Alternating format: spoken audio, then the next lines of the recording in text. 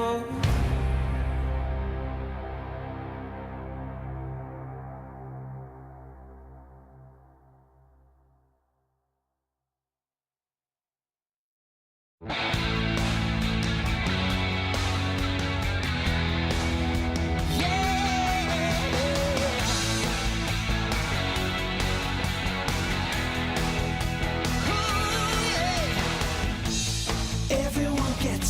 Chance in life, take it or leave it, to go to the edge and still survive. If you ride that laser beam, it's a light that brings your dream alive. I'm having a feel-good day, and it's all on the bright side. It's starting to go my way, from a crawl to a joyride. Though I don't know why, I could jump the fire and dance a wild ballet.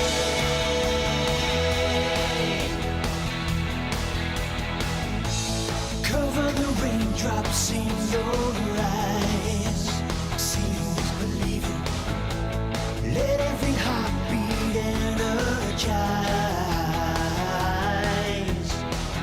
Never mind that thundercloud, there's a time to shout aloud and cry.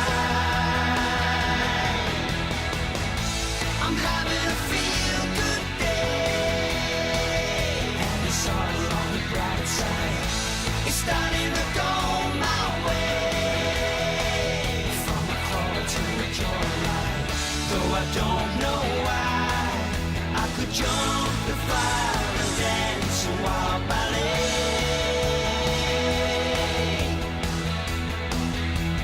Just enough, shake the blues off. Now we're changing, it's all on the bright side. Life is better when we're headed, rearranging, a crawl to a joyride. Just I'm having a feel-good day. It's starting to go my way, so go my way. I'm having a feel-good day.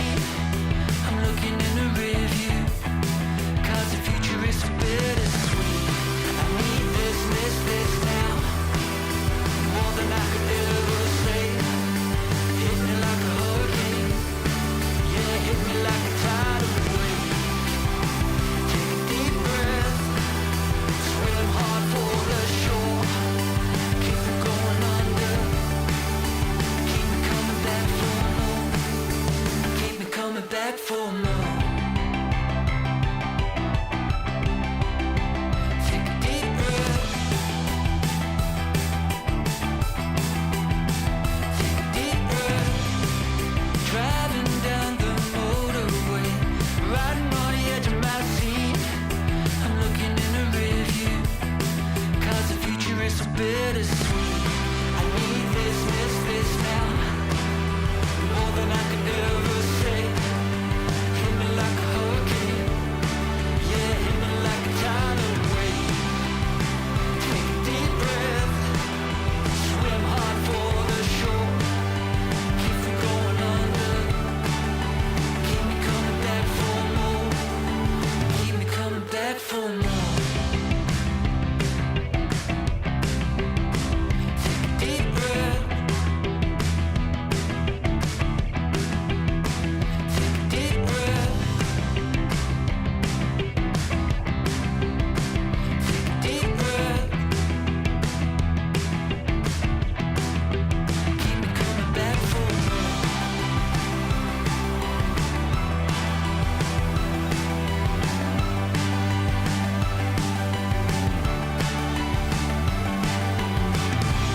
I need this now, more than I can ever say. Hit me like a hurricane, yeah, hit me like a tidal wave. Take a deep breath, swim hard for the shore. Keep from going under, keep me coming back for more. Keep me coming back for more. It's a late night, I think about your face and your bright eyes, and now you're not with me. It's a sad sight, I wish I was your light, I wish I was your light. I see silhouettes dancing in the dark. You took a chance on me, this heart has been arrested. You're my chest and feeling the dancing. I see silhouettes dancing in the dark. You took a chance on me, this heart has been arrested. You're my chest and feeling the dancing. You know I'd be loving you well. You know I'd be loving you well. Loving you well. You know I'd be loving you well. You know I'd be loving you well. Loving you well, loving you well. It's your t-shirt, the way you walk into a room makes my heart hurt. I never felt alone until this best curse. I wish I was your light, I wish I was your light. I see silhouettes dancing in the dark. You took a chance on me, this heart has been arrested. You're my chest and feeling the dancing. I see silhouettes dancing in the dark. You took a chance on me, this heart has been arrested. You're my chest and feeling the dancing. You know I'd be loving you well. You know I'd be loving you well. Loving you well. You know I'd be loving you well. You know I'd be loving you well. Loving you well, loving you well, loving you well. You know I'd be loving you well. You know I'd be loving you well. Loving you well, loving you well.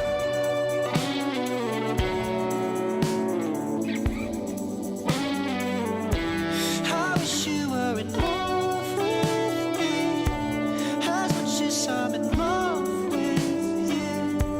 A silhouette inside to see. I'll wait for you, I'll be the fool. You know I'd be loving you well. You know I'd be loving you well. Loving you well. You know I'd be loving you well. You know I'd be loving you well. Loving you well, loving you well, loving you well. You know I'd be loving you well. You know I'd be loving you well. Loving you well, loving you well.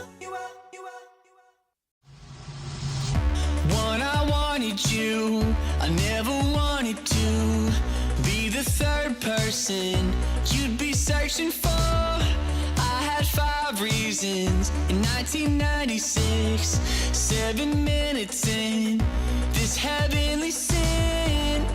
I'm picking you up, I made you a mixtape, I played you. I'm calling you up, meet me at Twin Pines Mall. The future's in. Back to the future, I'll never lose it. I'm at your door, door. Back to the future, I'll never lose it. I'm at your door. Ate my heart for lunch. We're just 90s kids, and there's 10 reasons that you hated this. I could count the ways that I love you so. Every petal from a bouquet of roses. I'm picking you up, I made you a mixtape, I played you. I'm calling you up, meet me at Twin Pines Mall. The future's in. Back to the future, I'll never lose it. I'm at your door, door. Back to the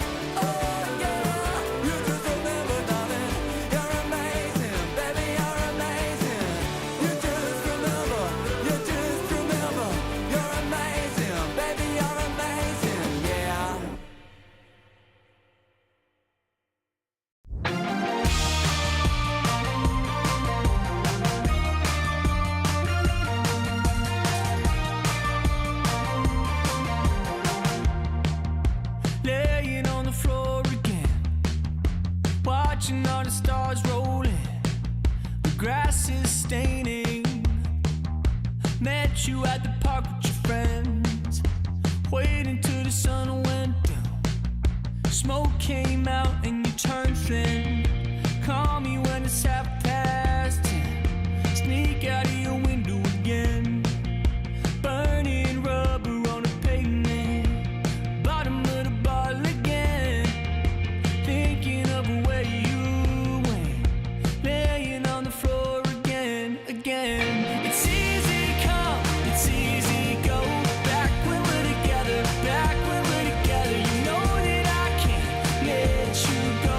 We should stay together, we should stay together. It's alright if you call me. It's the summer, we were 18. It's easy come, it's easy go. We should be together, never say never.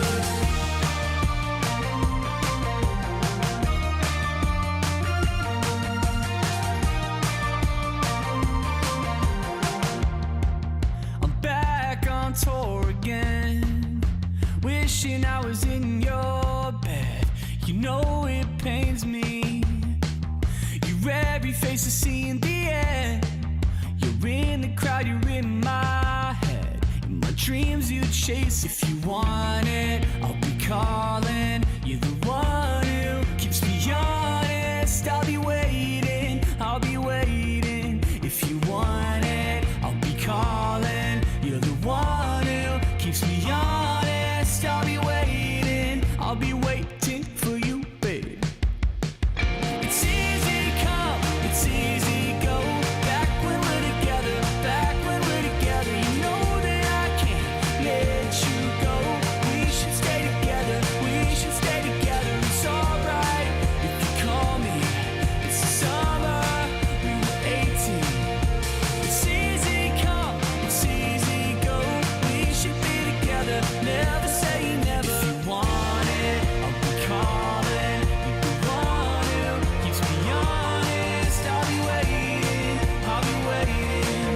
If you want me, I'll be waiting. You're the one that's still debating. If you want this, if you want this, yeah. Woo!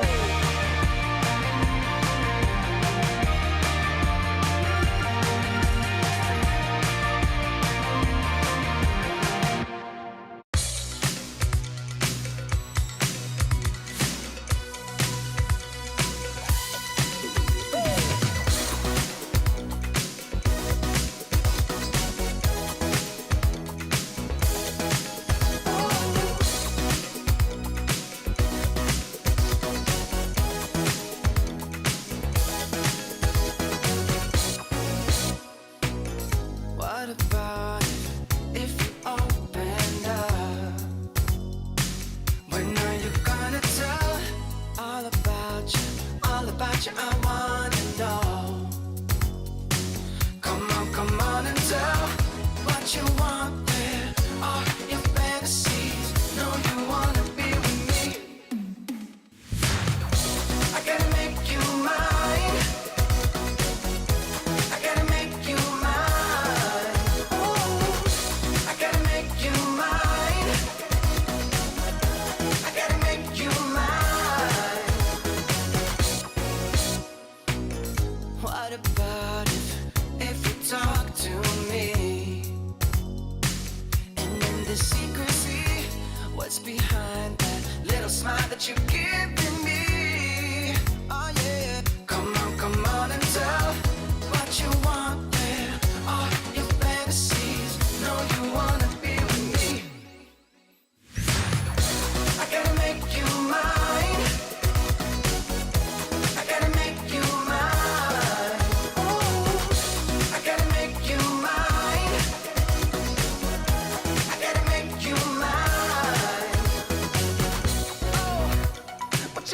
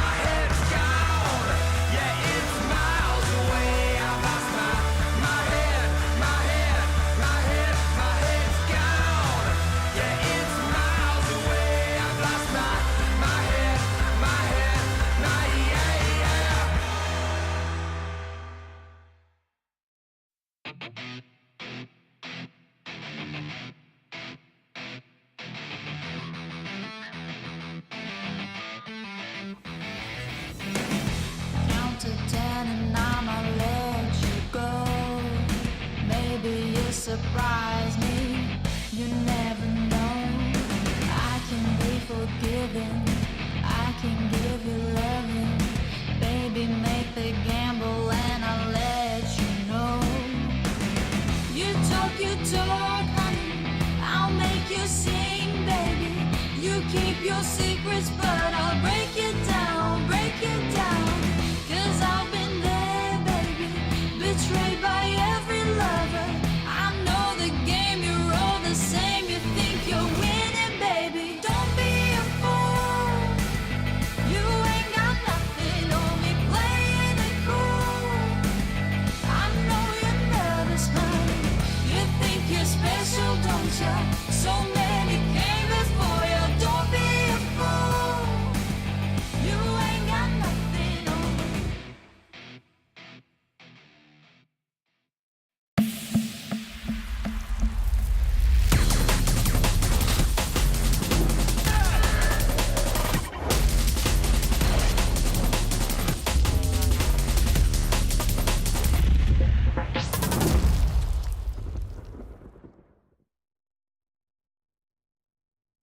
ESL One Raleigh is brought to you by DHL and 1xBet.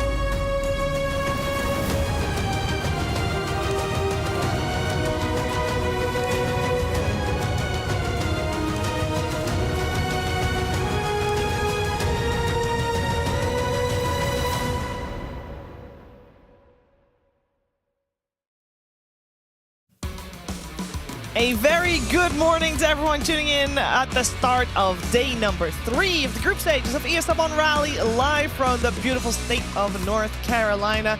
We are live today with the third day, and that means it is over under for the teams because we have got 4 teams that will be eliminated by the end of the day. We got 2 teams going to upper bracket. We got, per group that is, 4 teams going to upper bracket total, 4 teams going to the lower bracket total. But a lot will be decided today. There's still a lot possible for some of the teams anyway. To talk about all of that and more, I'm joined by my wonderful panelists. I got BSJ and Jenkins next to me. How are we doing this morning, Jenkins? I'm doing excellent. I like that we're on the final day, and we have a very close Group B. This is quite exciting. In Group A, of course, which we've been covering, there are unfortunately 2 teams that were eliminated, one of which is, of course, going to be our North American representation. But that means we get to choose who we're chanting USA for. USA is all about choice, Beaver.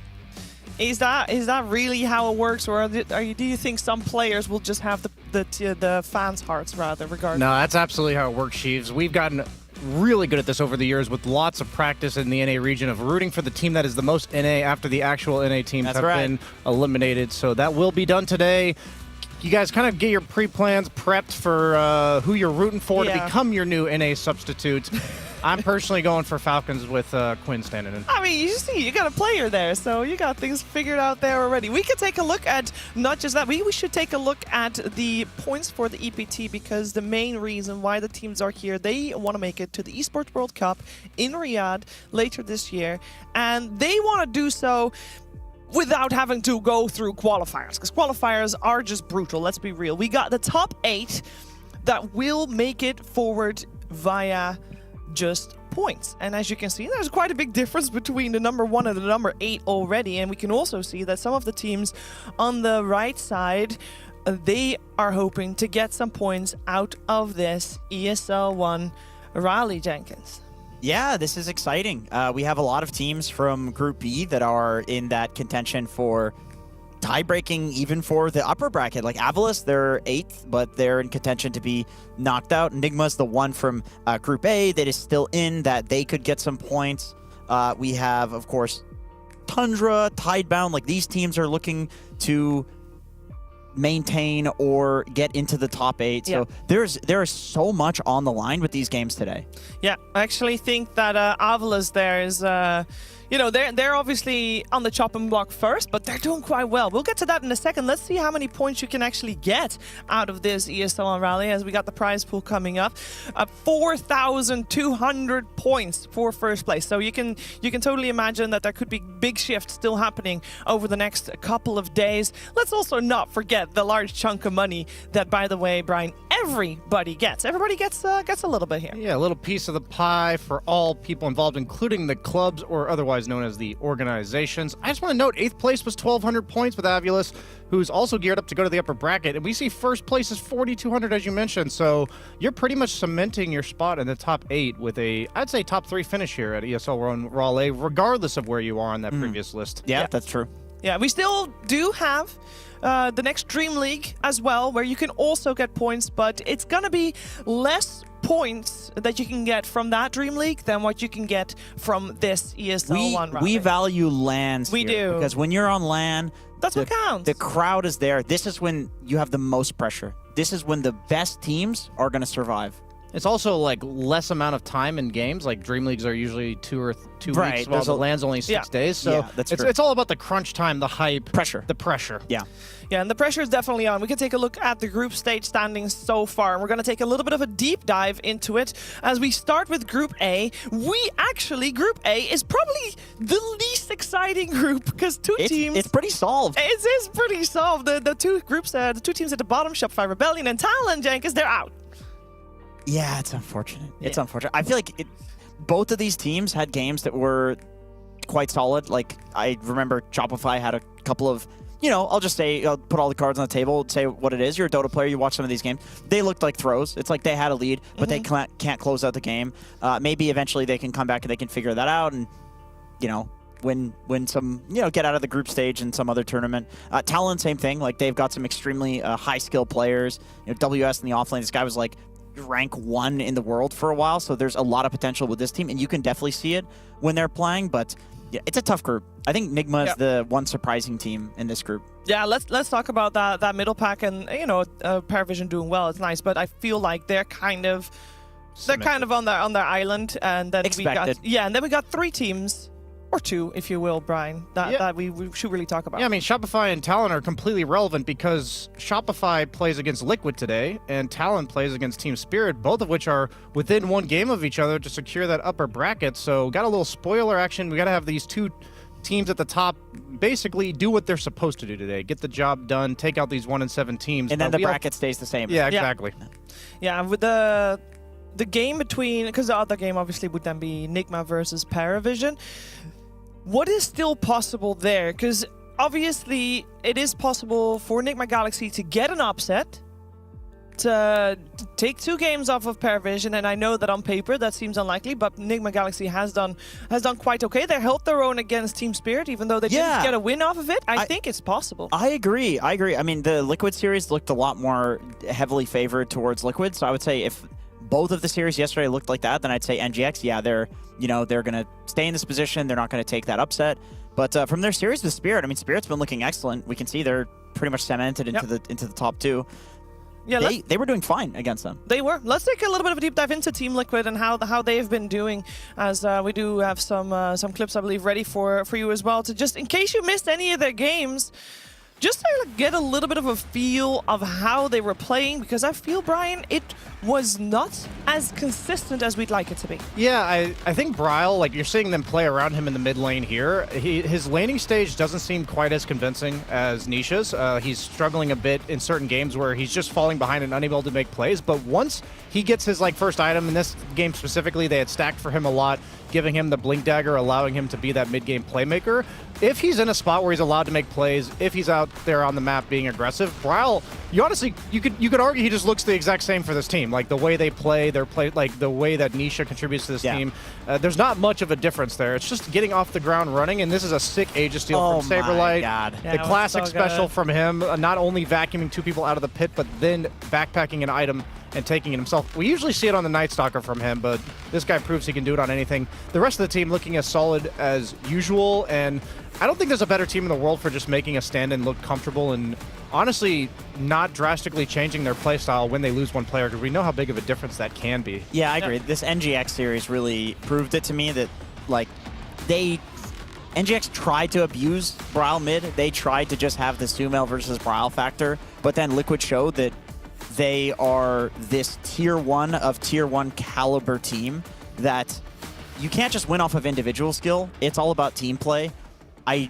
There might come a point where Liquid hits a ceiling because of this. Like, Nisha is a savant. Yeah. This guy's one of the greatest Dota players of all time. But if they keep playing around Braille, I think they look incredibly strong.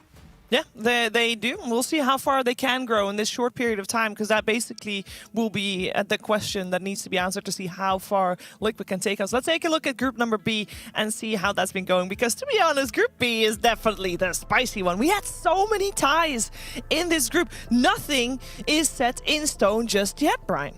Yeah, I mean, we're watching Heroic on the main stream today, who's in technically last place right now because of the fact that their series still matters. So that's pretty cool. Like, if they theoretically 2-0 against Tundra, that's going to put them at the very least at a tie with Tundra for 4th, 5th, perhaps depending on what happens with BetBoom team as well. But then, yeah, I mean, nobody's really... The most surprising has been Avulus for me.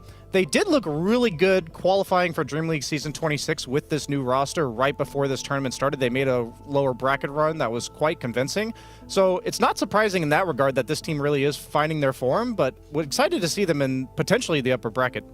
Yeah, I agree. These are succulent delights for us on the menu today. We get to see... I hope Tidebound can make it through. We want to have that China representation. We want to have that Wings Gaming potential out of these guys. 3 and 5, like this group, it looks based on the colors and everything, where everything's located, like it's not even. But look at the scores. Like, legitimately, 2nd place is up for grabs still too, right? Yeah.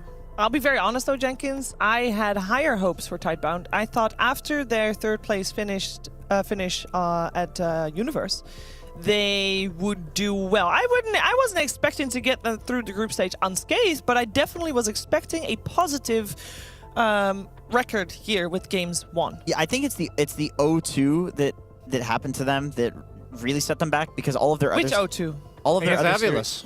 It was Avulus, and against all their other opponents, they tied. So it's like, this is always, since their inception, it seemed like the team that can take a game off of literally anyone. And if it's a good day, then they will win the whole series against anyone. But you know, you just never want to be that team that's like getting 2-0, 2-0. Like, there are clear teams that can take you out. But with Tidebound, they still look like that team that can win almost any series. Sure. The team that has won most series has been Falcons. You see them at the top of the group. Let's take a little bit of a deep dive into how they have been winning. This is another team with a stand-in the mid lane. Quinn has not been a handicap for the spot, though. No, he hasn't. And I wanted to show this. This is a very quick clip, but they find Pure as Pure is walking to the safe lane to place a ward and a sentry. So for some reason, BetBoom has just decided, like, this is something that Carry is supposed to do. And Pure does this, like, consistently on this patch. But the thing is, you can't watch replays. So Falcons has found some way to predict something that Pure is doing. They actually all tipped Katomi whenever they killed Pure, as in, like, yo, this is your job as the 5, you know? Nope. So not only are these guys doing innovative things, they're still somehow, like, scouting their opponents and doing a good job at preparation. They're having a lot of fun playing together. Like, Quinn is slotting in absolutely perfectly. I was talking to him the other day, and he was saying basically, like, he kind of likes playing when it's not for his team in a way, because there's just no pressure. Yeah. He just gets to vibe and play Dota. And I think for a player like Quinn, who is quite emotional going into games, this is a top contending team right now. Like, I don't think they're any weaker with Quinn compared to having Mallory. It's like he's playing with having obviously the benefits of playing a competitive game and the fun that you have playing a competitive game without the negatives of the stress and the need to perform. You know, it's like you get the best of both worlds with that one. Falcons, though, with a 6-2 record, not guaranteed just yet for the upper bracket, but they're definitely looking good to go there. Let's take a look at what is coming our way, as we do have a couple of series. Now, I say couple because we don't have a lot depending on possible tiebreakers. So here's what's coming your way on the Ember stream. We got ourselves Liquid taking on Shopify Rebellion, and then Group B after that with Tidebound versus Falcons. They got a tough opponent there on Tidebound. We can take a look at the Storm stream as well. 2 scheduled series, ending the day with Avalos versus BetBoom, and that's going to be exciting considering for BetBoom, they really need to start showing that they are still considered to be the top. This is the team that won the most recent LAN, after all. Avalos, though, they're definitely the dark horse that they are delivering, and then before that, it is Spirit versus Talon. And for our mainstream, as we look at our 1xBet predictions, we have got 2 series coming your way. We're going to end the day with Heroic versus Tundra, and I do think that Jenkins, you've got the underdog stories highlighted here. I think so. I think you can't count out Miracle and NGX. I think they can always win. I'm just memeing about Miracle, of course. But you can't count out this team. In the series that we watched yesterday, I think that there were a lot of sparks of hope. There was maybe a little bit of that classic Kuro stubbornness in the drafts, but he's the type of guy that he's played so many tournaments. This guy's a legend of Dota. He is absolutely capable of looking at those replays from yesterday, coming in today, and then resetting. Yeah, it has, well, we'll see how much they have reset for today. They are going to need to perform here against Paravision. Before we do anything else Dota related, though, we are going to check in to see what Sir Action Slacks is up to. Hello? Hello, everybody. Welcome, everybody, to our check-in. So good to hear you guys. How are you doing over there? I was listening we're to doing you. Great. Shiver, did you know that the Statue of Liberty was a gift? From France. That's correct. And do you know that you're a gift from the devil? You are Such the a random Antichrist. fact Welcome, to everybody, give. back to... Do one what? for BSJ as well. Do one. 4 years ago, BSJ was relevant. No, I love you, BSJ. I love you very much. Don't worry. Big Shilong Kwa fan here. You're good, buddy. You're good. Well, I don't know why I'm so talked today. I actually do love you, BSJ. I will say, Jenkins' outfit, you were born in the wrong century, bro. You actually fit your outfit so much. It's actually crazy. Like, I feel like history has made a mistake. You could they're definitely doing costumes. Be This is just what I wear. I don't know what. That's why it fits you so well. Oh, my goodness gracious. Brian, how much do you know about Abe Lincoln? I know the brief sentence you gave, and that he was a president and all that. Okay. And he wore a top hat with a beard. Yep. All right. Well, And he that's got good killed enough. and killed at a play. Got that That's the part. American education system right there. Hee-haw. All right, fantastic. He had 7 mistresses, 4 of which Ooh. were animals. Ooh. That was fine back then. You could do that. Wow. Jenkins Yeah. has been your personal hero. All right. Well, let me give you a rundown of what we're seeing back here today. Today, Talon is here. They are actually having a good time. They're smiling. They're ready to... I think they got some meme strats going. I see a lot of laughing, a lot of talking. And right next to them is Shopify, who are also seem to be having a good time. You know, they're a little bit more serious. You know, they know that the journey ahead will be one of much work to do. I will say, though, that some other teams here, Blitz is literally just laying in a star pattern on the ground in their booth. Isn't that his comfortable way of sitting? I guess his so. normal? I took a picture. I'm sure he would not like me to share this, but this is a picture. I don't know if you can see that of what's going on in the Liquid booth. And if you look really, what's going on there, Blitz? So yeah, I That's just want not to show this. PG-13. He's a little excited about this match. It's a dark pit over there. You can't see anything. We'll go ahead and filter that out in the edit for this stream. But any questions you guys have for me? Shiver, are you going to hold your hand up the entire time? Because you're going to have one hell of a... You're going to look like a Left 4 Dead 2 charger over there. Oh, if you keep that I'm up, already very much in pain, but I'm going to do my darndest. She's committed. You got to commit to the bit, Slacks. Hell yeah, I'm in pain every single day, Shiver, emotionally, as we get ready for a heck of an end of the group stage. But yes, it's a lot of fun over here. We're having very good interviews. I can't wait to share them with you. It will be a gift from me to you.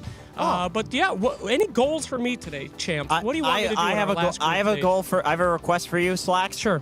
can you do a Southern accent for every interview and don't elaborate? Wow. Don't do a Southern accent starting now. Sure, absolutely. Now, boy, I've been down in the pony, doing a don't have no left. Can we also have someone hired in production to put translations underneath that? That'd be lovely. Yeah, subtitles. Okay, back to you guys. Thank you so much. Yeah, check it over. I've checked in and now I check out. Back to you. Emancipation. Proclamation to you, Abraham Lincoln. That's me. Yeah, that's. I thought you were gonna say something. No, he did say he knows one thing about Abe, and we already covered it. So. All right. Well, with that though, I mean, I think this is a good time to start talking about our first series of the day, as we are nearing the series between Nigma Galaxy and Paravision. Both of these teams. That's what's happening? He slept there. Why is everybody coming out from under their desk? Yeah, time to wake up. This is how committed they are. They literally sleep in the booth. That's the only way to make sure you get here on time, Sheaves. Okay. I have found a different way, since our hotel is not that far away from the venue. Distance. There's an underground passage straight to the venue. It's very easy. All right, so we got Nigma Galaxy versus Paravision coming your way, and I will say it is a little bit of a David versus Goliath matchup, and I want to remember that, but not focus on it, if that makes sense. Let's take a look at Nigma Galaxy first, as this is the team that's coming in as a challenger. I feel like already they have done better than expectations. I think the best we've seen from Nigma Galaxy in the past year has been when they were at Blast. They came top 4, which was already very good. That was with Ghost as well, if I recall correctly. I feel like this team is coming into their own, Brian. They have a different story than Tidebound, who Jenkins said could take games off of anybody. We saw them 4-0 against the teams in the bottom of the group and 0-4 against the teams in the top. Yeah. And it honestly feels predominantly strategical. Like they're doing like a little bit too much of one thing in a lot of their drafts. And I think the games where they've looked like they're set up for success, they look tier 1 in those games. But I feel like there's something missing strategically when they're drafting against the tier 1 teams. But I think that's exactly how you get out of that. That's how you join the ranks of these teams. So I think with that being said, the potential is clearly there, and every game this team's going to just keep going up and up. Just you learn so fast in that setting. I think so too. I mean, Sumail has played a different hero in every game, right? He's played the Tinker, he's played the Beastmasters, like he'll play off-laners mid, and this guy doesn't care. He does not care. You know who does care about everything, and who is always very caring, I would imagine, to his teammates as well. No, it's GH. Let's hear from him. Hello, everybody. I am here with GH. GH, I had so many questions about your picks, your heroes, your statistical analysis of how you've been doing. Honestly, looking deep into your eyes, I don't care about that anymore, all right? It's just good to see you, man. I mean, it's been a fun tournament so far as a viewer. How's it been as a player? How are you? How is life? Tell me everything. It has been good. We've had some our good days, our bad days so far. I'm excited to play, to see what's next. So overall, it's good. I would say it's good. Okay, good. Yeah, that is actually 100% accurate. 2 O's, all one day. 0 2s all the next day, but we won't live in the past here. As far as I'm concerned, that is an even slate. Am I right? So is that how you guys are feeling as a team? We're feeling good. We had a team talk yesterday. We tried to understand what went wrong and what to fix. So hopefully we can bring it into today and onto the future of the tournament. Okay, absolutely. Now, I got a chance to talk to Kuro a little earlier. That was a rare one. And he said you guys were working really, really hard getting into this tournament. I was wondering if you could elaborate on that. What has practicing been like? How's that team cohesion been coming together? I mean, I believe every team goes through the same thing, kind of. So we practice, we have our scrims, we have our solo plays, we have our pub games, we watch replays, we try to understand the strategy, we strategize together, and we live the game. So what he said is pretty accurate. It's like our second wives. Wow, you live the game, huh? Have you been playing any other games? Has it just been a Dota grind? Sometimes I go to the bathroom. Wow, that's super depressing. All right, fantastic. You got to have some fun, though, right? You got to especially you. Everyone looks up to you as this, beacon of pure positivity. You didn't just quit and run away like Grubby did. So how you still keeping that PMA and that mental, bud? I mean, to be completely honest, it takes a lot of effort because sometimes people just want to drag you down, especially when it's all negativity all around you. But I have a good support system in my family and my friends and everyone around me. So it helps staying motivated and having a positive outlook on life. Yeah, absolutely. Well, I'm positive you guys are going to have a fantastic day today. I'm super excited to see you. I'm one of the Nigma fans, baby. I ain't a hate watcher. I'm a lover. I'm a Nigma lover, baby. Thank you. Thank you, and I hope you are too, as we'll see more from Nigma. Oh, there's a lot of positivity going around that team. There's no doubt about it. Surround yourself with positive people. That is the best advice anybody can follow in any situation, any setting.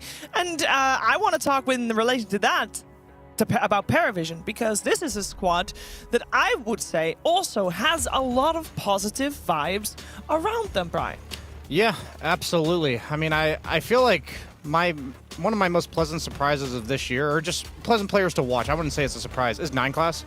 I feel like every patch he just whips out something different. He does his own thing, and I really didn't think you were going to go there, considering he's actually not the most positive player.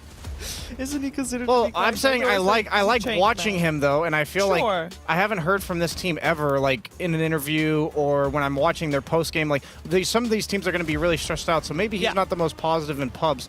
But I feel like this team as a whole is allowed to speak freely, and the way they talk about in their interviews after coming off of losses, or where they like do an interview where they lost game 1, win game 2, a lot of that in Dream League. They're always like, yeah, this is what we did between game 1 and game 2, and it's always like a very, yeah, we figured it out. You feel like their communication is very healthy. That's what I was going to say, and I think it shows with a player like 9class that's allowed to just kind of do his thing within the team, and they've figured out a good way to allow every player to have his own identity. Even Satanic, though, did say that he had to adjust his playstyle because he didn't really fit in initially when he got onto this team. So I think that requires a lot of humility mixed in with best players in the world. You're going to have some ego in there, right? And so they're able to compromise, figure out what's best for them while also sticking to their guns, you know? Yep, and one of the positive guys on Paravision is joining one of our positive guys in the talent. We got No One talking to Lyrical. Everybody, we are here with No One from Paravision. Sir, so good to see you yet again, and I gotta say, you guys have really been kicking some ass here. You guys feeling pretty good about your performance so far? Do you think it might even get a little better? I mean, yeah, we are happy with our performance, but it's just a group stage, so, I mean, we have another game. It's actually deciding we're 7-1, but we can still be lower bracket. It's kind of crazy, but it is what it is, yeah, but we're looking forward to. Shouldn't have lost that game, No One, all right? We strive for perfection here in Dota. Mediocrity, go play League. Marvel Rivals is open if you want to lose one game, No One. No, but that is pretty nuts. Is it kind of weighing you guys down? Are you a little nervous today, or are you feeling super, super confident going in? I don't think we ever feel like, honestly, in this team, because we have a really good vibes and environment of team. So, yeah, I would say we're pretty confident in that we can show some Dota. Yeah, I have noticed that, actually. A lot of the guys that come in here get pretty serious. You can see Nigma right now. They're about to face off against you. It's like a friggin' graveyard over there. But a lot of teams are pretty locked in. You guys are constantly smiling. You're constantly laughing. You're joking with each other. What makes that positive dynamic between you guys? Is that on purpose, or is that just you guys gel so well? I think it's both. It's on purpose, and we just like have a good vibes on team. I mean, I kind of like to be in this, I would say, like young team vibes, because like they're just like doing some foolish things, and it's really funny to be there. Do you picture yourself as the old man in the young team vibes? Are you the grouchy grandpa that's like, pay attention to damn kids? No, but it is, but it's kind of is. But I don't picture myself like this. Do they picture you as that? No, of course not. Okay. No. We're friends, basically. Oh, okay. Well, that is good to hear. All right, let's talk a little bit, since you are such a seasoned player, not calling you old, okay? Let's talk a little bit about roles in Dota right now. Mid-role specifically, were there big feels, big changes you think came out, especially after the bottle rune and all that stuff? Yeah, now mid is again, like, I don't know why, but it feels like mid is a beach roll one more time. It's like I'm a guy who needs to help from my like post 4 to farm for some reason. Post 3, post 1, maybe post 5 needs some level, and I'm gonna give it to him. And I'm like, yeah, guys, just take it all, you know. Like, I have no runes, I have no bottle refills. Yeah, just take it, guys. No, this is the age of like actual 1v1 Giga Chad, you know? No one's coming to help. It's time for you to go face to face. That's what it was supposed to be. You don't think it ended up like that? No, because people are coming to my lane non-stop. Yeah, I mean from both sides. I'm not like complaining about this. I'm just like I'm curious why I feel like I'm support most of the games. If I'm not like some killer old sniper mid lane. But you do very well in these games. I mean, you're making a lot of space. You're getting a lot of kills. You're doing very well. I mean, that's not what supports do. They need to be abused. Maybe not on your team, but supports are supposed to be in the dirt. You feel like you're in the dirt the whole time? You might need a new team, dude. These guys are supposed to lift you up. Is it the question or what? No, I'm just a life goal. You need some more confidence, mid one. I need you out there kicking butt, okay? I'm confident. Why are you saying I'm not? I'm just saying that this is like, I don't know, it feels like awkward to be mid laner right now because like you play 4 heroes, that's all what you can get, like maybe 5 or 6, but it's, and then you have roles like there's like 20 heroes like supports, you know, like imbus, not imbus, and mid is like, yeah, just pick it or you will lose the game, like you will lose mid lane, so you don't want this to happen. Okay, well, sir, thank you so much for the information. I hope one day we get a new patch where you get to go some crazy, I am the Giga Chad god that I have always been from the mid lane. All shall suffer beneath me. I hope to see that one day for you. But thank you so much for the information. Hope to see some great games today. We'll see more from Paravision coming up. Thank you. Thank you very much to Lyrical and Mid One. Slacks and Noah, thank you very much. As we are soon ready to get our draft started, I do feel like he's always very open about how he plays the mid lane. Do we agree with the fact that mid laners have to support the side lanes in the way that he's describing, or is this specific for Paravision? Because I mean, they do have maybe, you know, 9 class is a little bit of the greedier support. Yeah.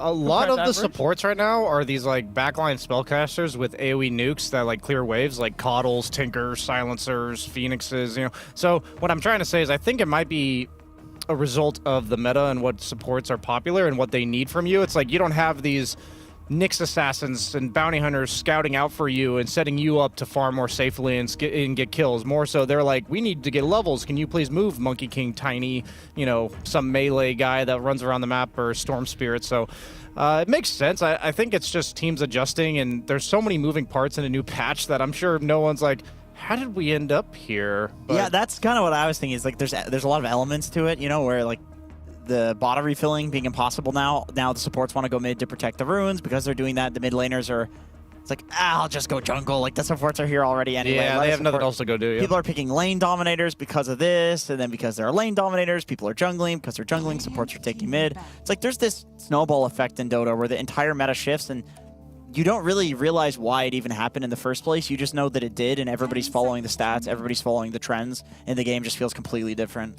This is interesting. So Paravision has first pick, and normally when you have first pick, you third ban the AM so that you can pick the Medusa. But they already have banned the AM, forcing Nigma Galaxy to ban the Medusa anyway. And now I'm wondering, because this is a team that does overthink things, I find, because Astini does do crazy stuff. So I find, like, what else could they have in mind? Like, why did they do that? Why did they do that this way? So we're going to see that they probably had 3 options in first pick that they were considering, and they thought, so this example, like a lot of teams have been elevating Ancient Apparition to a first round ban. We're seeing a lot of like Blade Mail Radiance type heroes even coming out in the mid lane from like a Kunkka. And what I'm trying to say is it's a bunch of it's like a big beefy guy that does AoE damage with Radiance and also effectively with the Blade Mail. So you're lacking like single target focus damage. There's just not very many heroes that are popular right now that offer that to you. So if you look at these like first round bans, it's like TA does that, AA does that, Beastmaster does this like single target focus damage. So I think even just looking at Tinker, I'm thinking this poses the threat of damage issues no matter what the other 4 heroes on his team are. Yeah. So I'm imagining by banning Anti-Mage there, they were thinking that they're either going to get AA themselves, and then they don't mind giving Tinker, or they're going to get, like, they looked at enough Nigma Galaxy drafts knowing, like, they're going to get one of these options, and they're very happy with it. Probably more happy with it than they are with Medusa, and that's something that we saw, like, Liquid yesterday was first overall pick, and they banned Medusa and took Tiny and then won with it because they were, like, one of the best Tiny teams. So I think Medusa is going to be this hero that we always have to consider in the draft, but teams might rather play something else. She's permaban territory. She's that one where it's like you're either playing a Medusa game or you're playing a game of your Dota. And I think for a lot of teams, they would rather just play their Dota, unless they have somebody who already is a Medusa specialist. Like Tundra, I think they're going to play Medusa regardless. You know, they like playing it on 4, they like playing it on 3. They'll take the hero. I love that Medusa now represents 2 bans in the first round because you now have to ban anti-mage, so there's like now 2 more open bans in the first round. Which means people get to play more their style. Yeah, which is, exactly. Yeah. Which is what we want to see, especially with the fact that people can't watch replays, pub replays. Very true. Let's see what we got being eliminated here. We got Paravision removing the IO that Nigma Galaxy has favored quite heavily in the games that we've seen so far from them. Is there anything else that we feel like Nigma Galaxy is... to be fair, I just think of Omar's Muerta, and I think maybe you should remove that. But they end up going for the Keeper of the Light that we saw them use earlier as well. They're respecting GH. Yeah. I think that's a good play. Make them uncomfortable. GH has played not too many heroes. He's not going to be uncomfortable. This is a TI winner. It's a TI winner, but he breathes Dota. He's not going to be uncomfortable. It's a very particular meta, you know? There's not... Tusk is still in, though, so, you know, they could just go for that one. Yeah. There's still Phoenix, Elder Titan, but they picked the Elder Titan before as a response to the Medusa. Yeah. No one will be playing support this game, as they did ban out Sniper. He mentioned in his interview that's the only hero he gets to play as a carry. From the mid lane. I loved it against Paravision. You just have to ban Sniper, even though it's not a particularly great Sniper patch. No one is just so good at it on mid. Yeah, they so play cheesy. around it really well, right? I also think that Satanic, he mentioned it himself, but it's clear after hearing it, it's clear how often he's adjusted his hero pick and pool to enable DM's kind of cheesy picks and no one's specialty heroes. Yeah. And even though Sniper's not exactly a specialty hero in regards to the mechanics of the hero, I do think his positioning and overall map presence, he's not an easy hero to maneuver from the mid lane, right? You're super vulnerable for a while. He's a hard hero. And He's you're one super of the hardest slow. in Dota. You're super slow, and like if you TP to the safe lane to like counter gank and it mounts to nothing, I feel like Sniper's like, what do I do now? Yeah. So it requires pretty much flawless like mid-game rotations, and that's why I think Snipers can be considered a specialty hero despite being relatively mechanically straightforward. I think so. I think at like a low level, Sniper is one of the easiest heroes in Dota, but then the higher MMR you get, the harder it is to play Sniper. Yeah, agreed. People know to just go on him. I mean, Satanic's even been playing Kunkka safe lane with the Sniper. Yep, to enable him to play more of a hard carry in the mid lane. To enable him. But that's not going to be the case in this game. They picked the PA. PA Jakiro, such an incredibly strong lane. Is this potentially just a Tinker mid then? Because Tinker 4 is like maybe, but... Yeah, I would think the 9-class Tinker maybe, but... He has played it. You're probably pretty happy with Tinker versus Monkey King, right? Like Monkey King purely right-click based mid laner, and you know, Monkey King's win rate in carry in the last like 3 or 4 tournaments has not been very good. A lot of teams pick it early, I think with this illusion of a flex, but not often do we see it end up getting put in the carry role because of how much more success it has mid. 9-class actually played 3 games of Tinker 4. It's his most played hero in this tournament. And you know what they picked with it? Wraith King offlane, right? There we go, my boy. Wraith King. My boy. Oh, my hat fell off. I mean, what? You just hear the in the mic. That's what a top hat falling off a man's head sounds like. Yep, that's the ASMR that we offer here. They heard that in the theater. Oh, God. Of 19... Different reasons, 18, I'd say. Wasn't it like 1700? I don't know, dude. I'm not American. Pretty sure this is 1800s. Let's see what's coming our way for Nigma Galaxy. They're taking quite a bit of time to think about this one. They will have to pick both their heroes here. Which one do you think they'll save for last? Do you think you want to keep that flex of the Monkey King alive until the very end? They get the Tusk still for GH. Yeah, probably the offlaner Possibly here. actually for Omar. Who would you rather have as a 4? Silencer or Tusk? I think it largely depends on Tusk, the laning partner. I think I'd definitely rather have the Tusk be moving around the map, but I also think depending on what heroes are in the lane, you might be willing to move more as the 5 position in the game, so it just depends. And I guess since it's PA, Silencer would probably feed in that lane, so yeah, probably Tusk. Yeah, and since they know the safe lane of Paravision, they should be getting their offlaner here. So they know they're up against Jakiro PA. Is there an offlaner that does decent against that duo? Maybe like Centaur, something like beefy that doesn't... Sand King? Okay. I don't know if I love that in regards to how he's going to do it. Could be a potential mid Sand King and like mid carry Monkey King. Yeah, the lane is not that great between the Sand King and the Tusk. I do think a Jakiro PA will like slowly but surely harass you down and then kill you.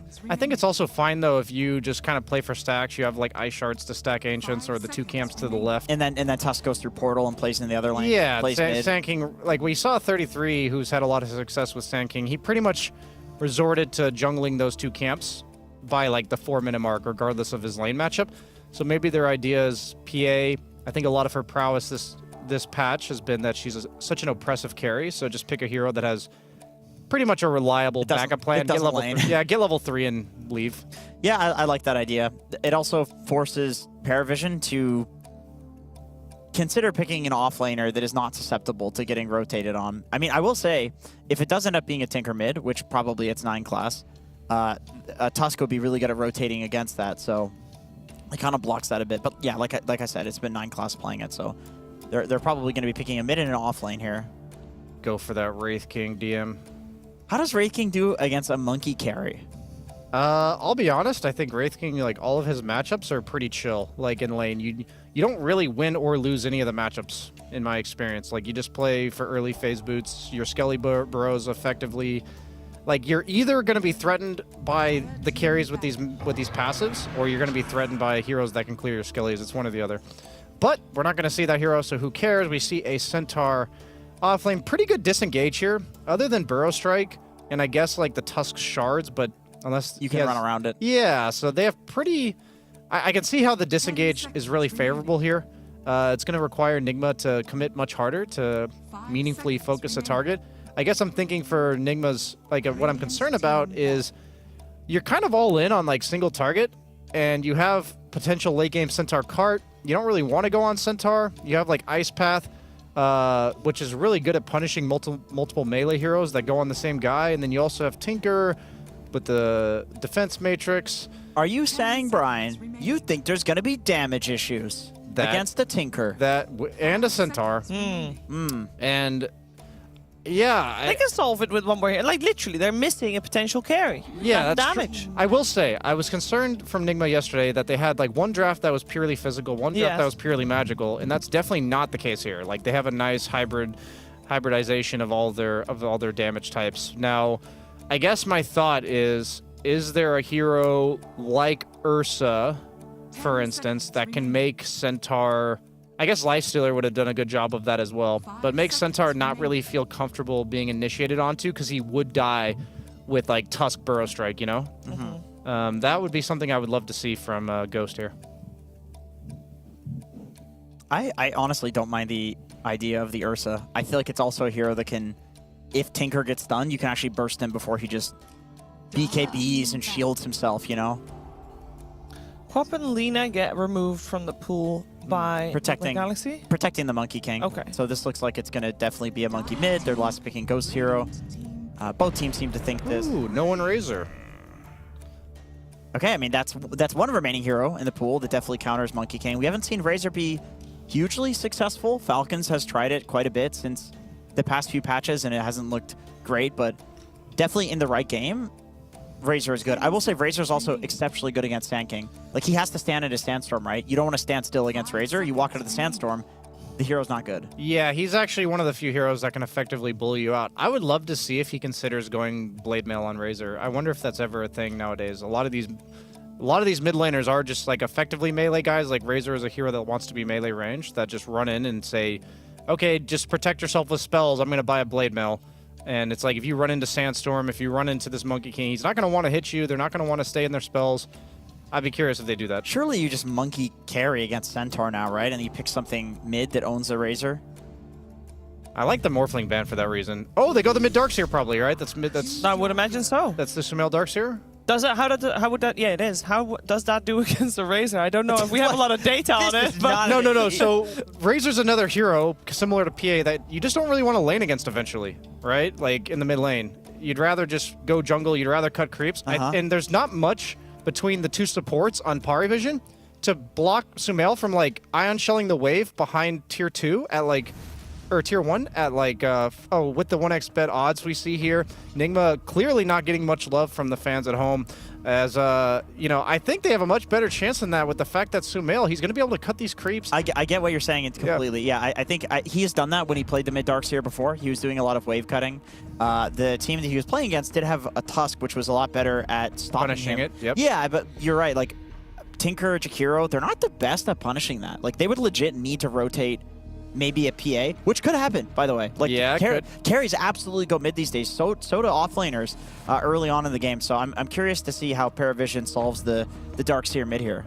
But do we feel that the Darkseer mid is a way for Nigma Galaxy to take this first game? I'm actually, like yesterday, I was not really feeling Nigma's drafts, but I like this one. I actually think they have a good shot at taking this game. Obviously, Paravision, better team on paper, but I really think Nigma strategically was lacking yesterday, and I don't see it this game. Yeah, the draft is much more like multi-dimensional. They have good team fight, good pickoff, good burst, good AoE. Yeah, good scaling as well. You know, Sand King scales with magic damage. They've got Monkey King carry, normal carry to scale with also magic damage, but physical damage as well, depending on what they think that they need. But yeah, I think it's unfortunate they're up against Paravision when they have the normal draft. Yeah, because I will say that the draft on the side of Paravision does look very normal and solid. You know, it's not. That is not the strange. I'm putting myself out there, Sheaves. I'm feeling Nigma for this game 1. Yeah, so am I. I thought that they would 2-0 at the start of the day, and I think that... sticking with it? I'm sticking with that. I think that Kuro's cooked something up that's going to be mighty tasty and delectable and succulent here, Shiver. Delectable and succulent here, he says. And is it gonna... Well, we're gonna find out. You know what? Let's stop talking and let's hear from our commentary team who will do all the talking when we watch Nigma Galaxy versus Paravision. It's Ricky and Zach. Thank you so much, Zever. Yes, it's going to be a great game here to kick things off. Nigma Galaxy versus Paravision. Another potentially genius draft we'll see here from Kuro, the mid lane Darkseer, and unconventional. But when we were talking about this, potentially a really good idea on how to handle it. Certainly not a matchup we see very often, but on paper it sounds good. Like, you don't want to lane versus the Razor all that much, just shoving lanes. The draft as a whole, actually not the craziest from either of these teams. Yeah. I think this one's actually conceptually very interesting. Nigma, you know, yesterday their drafts didn't quite pan out for them, but they did a creative approach, things that they believed in. Paravision's been doing the same, but something has, you know, been a little bit more successful. But it's both teams bringing creative drafts, and, you know, Darkseer versus Razor mid is the latest version of that. Yeah, I'm very excited to see how it's going to kind of pan out. I will say I kind of agree with the panel. I think Nigma's draft is pretty dang good, but you got to also admit this is very much the comfort zone for a lot of Paravision's players. And something that we were talking about a little bit is DM specifically. We've seen him on previous teams. He's perfectly fine being left completely alone in his lane, and we've seen him do it a lot on Centaur specifically. This was something they would draft on Entity. It was like a Monkey King support. He'd just leave the lane. You know, you'd be like, all right, DM, you got this. I'll go do other stuff around the map. And they've got the Tinker, which kind of works with that same type of idea. Like, he'll be in lane to start, and then we'll probably see the Tinker back off, start jungling, stacking, and taking advantage of this kind of big bully in this off lane. Now, I guess the big question is, can he get away with that in this matchup? I think so. I don't think 9 class will leave right away. I think you'll be in the lane together to start. You'll get a couple levels. And then, like you said, we're going to see 9 class play real greedy.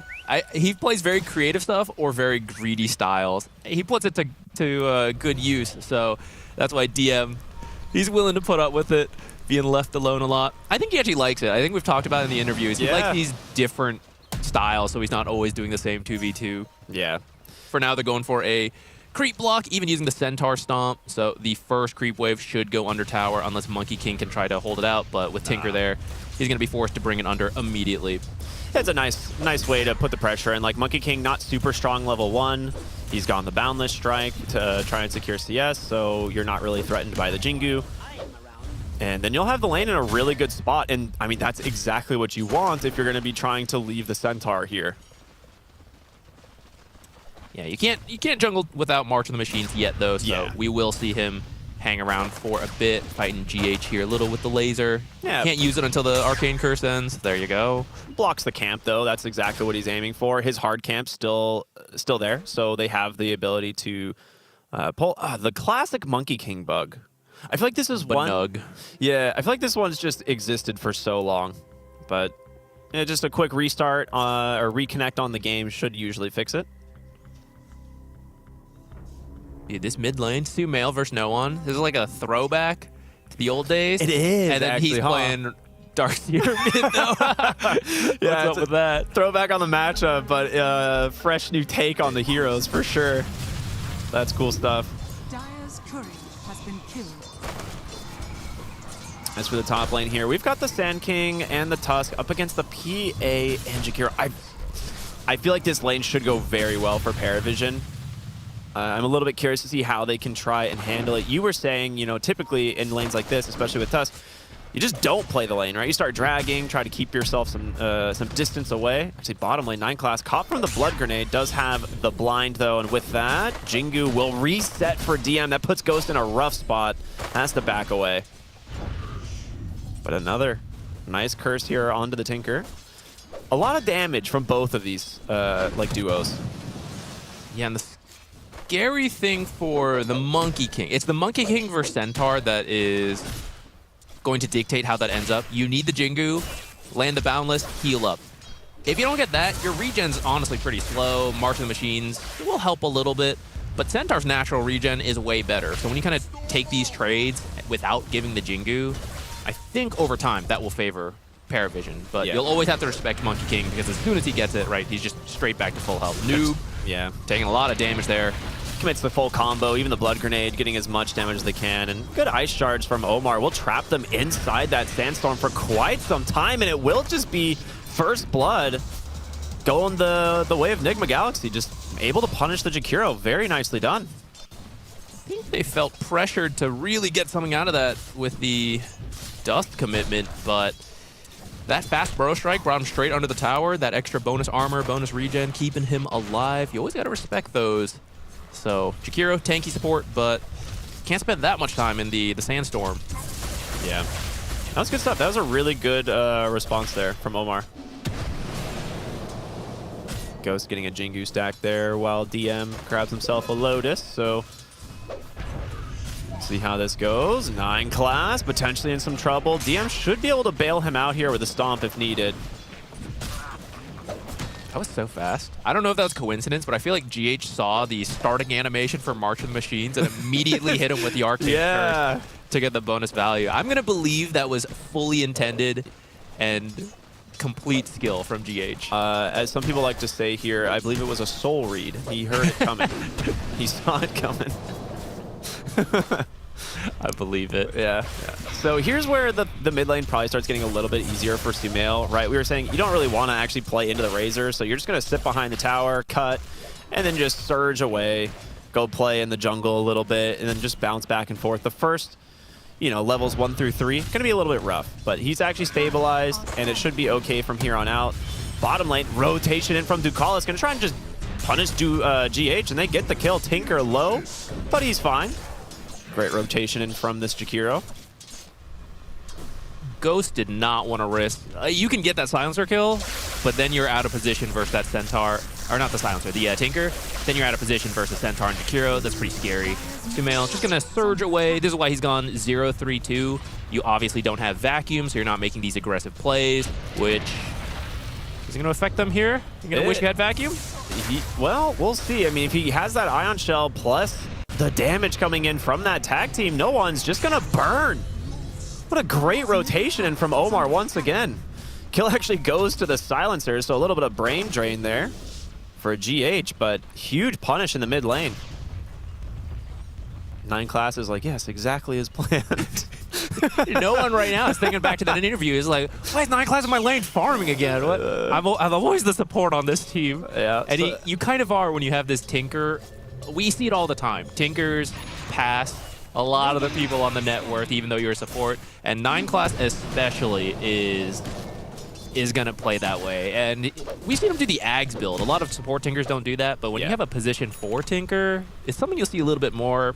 It's like Holy Lock at first. Yeah, that I you feel like kinda it's not decide. too bad versus this lineup. Another surge into the mid lane. 9 class still here. A lot of damage coming in from this March, and a turnaround there from the tag team. A quick punish from Paravision. Sumail's going to be just fine, but they'll think twice before doing that again.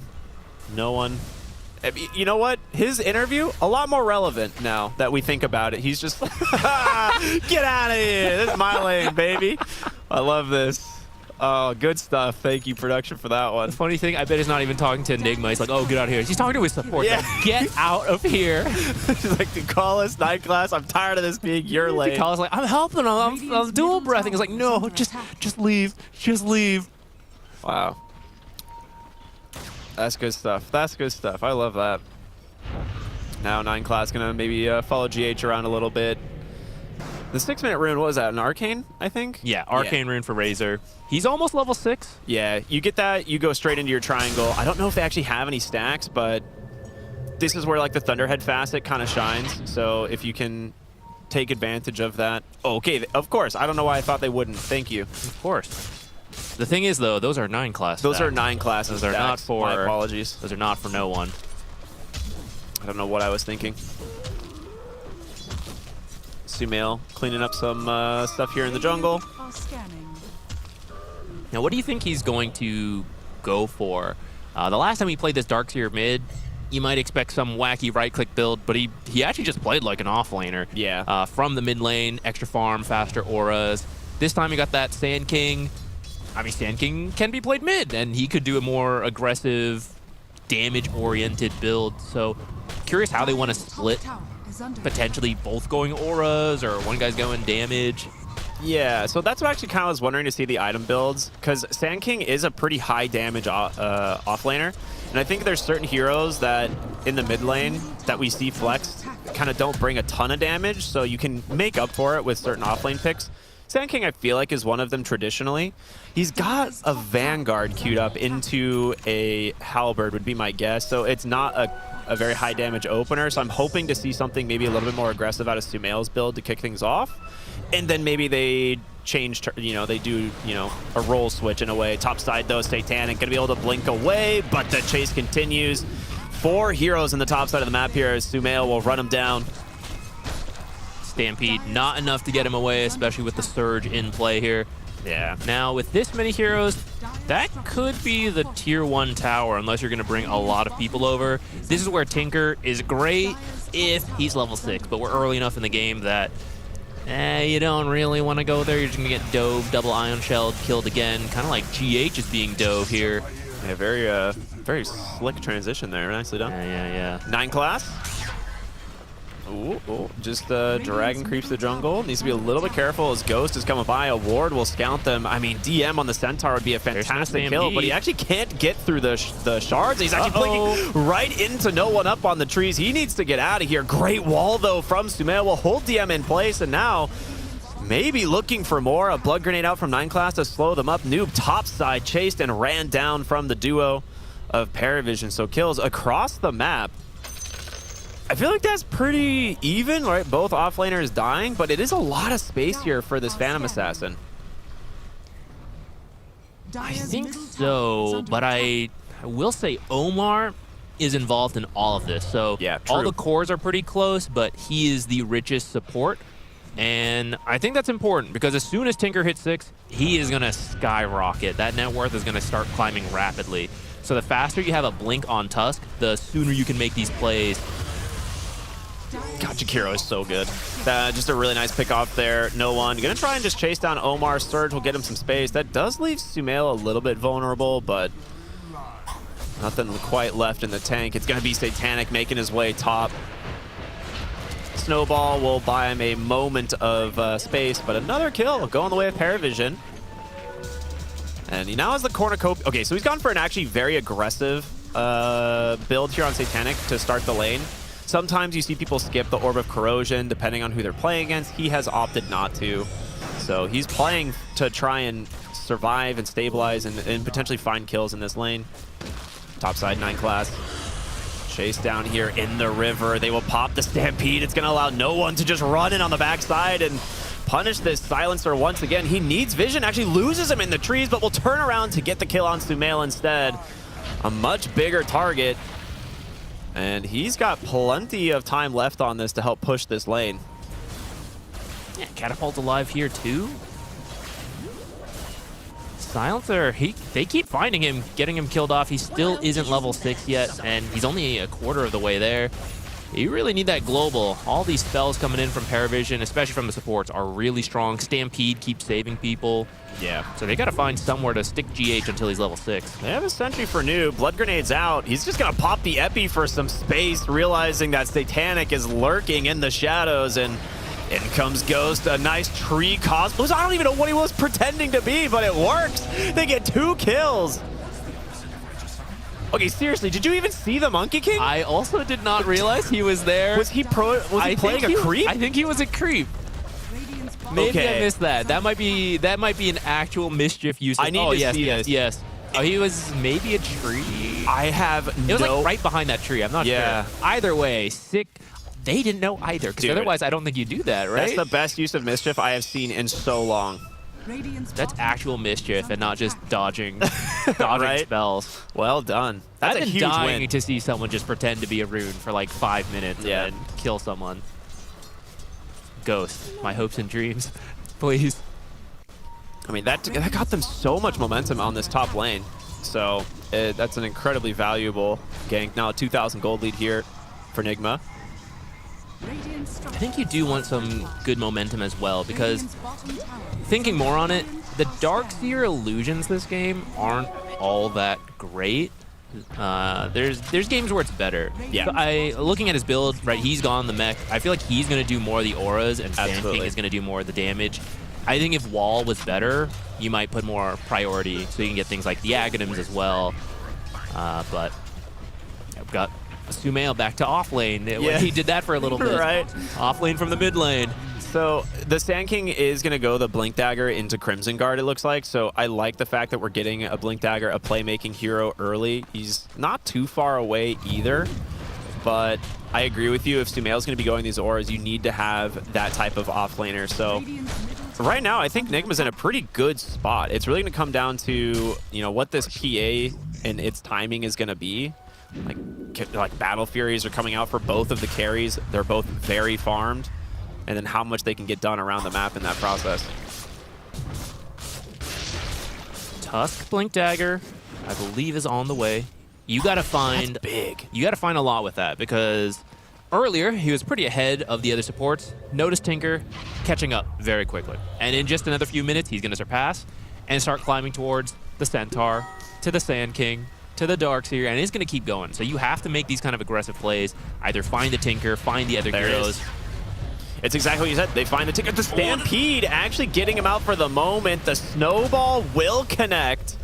This is a you're in really deep here. Ice Path misses though. Ice Path off the mark, but it's enough to zone them out. Noob just gonna go ahead and channel the ult. In comes DM. Global Silence. They've gotten on top of the Razor as well. So even though you're in deep, they managed to get 2 big kills. And they're gonna turn this into a tier 1 tower as well. Nigma Galaxy looking very good here in this game. They're bringing everybody. You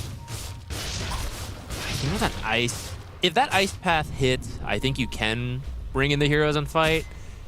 I think once you miss, you just full commit to the retreat, but I think they'd already started their teleports, felt pressured to get something done. So in the end, Nigma does get a successful, play there, gets the mid tower. Pretty good start with the blink. Greaves are done for Sumail. That's pretty fast. That's the benefit of having it as a mid laner instead of an off laner. And now Blink Dagger for the second. You have 2 Blink Initiators and Guardian Greaves on the side of Nigma Galaxy. These guys are going to be all over the map. And Omar, he's got 9 classes number. The most optimistic TP. As a Boundless Strike comes through as well. They'll probably give this one over. Oh, I was going to say to Ghost, but GH. Rain Drain. Or for the man. Now, this is a big pickoff as well, as we're just getting to that 15-minute mark. They're looking for this tower. I think they can get it. It might be a little slow, but this opens up Tormentor. Yeah, they're just going to back for it instead. They say that's a better objective.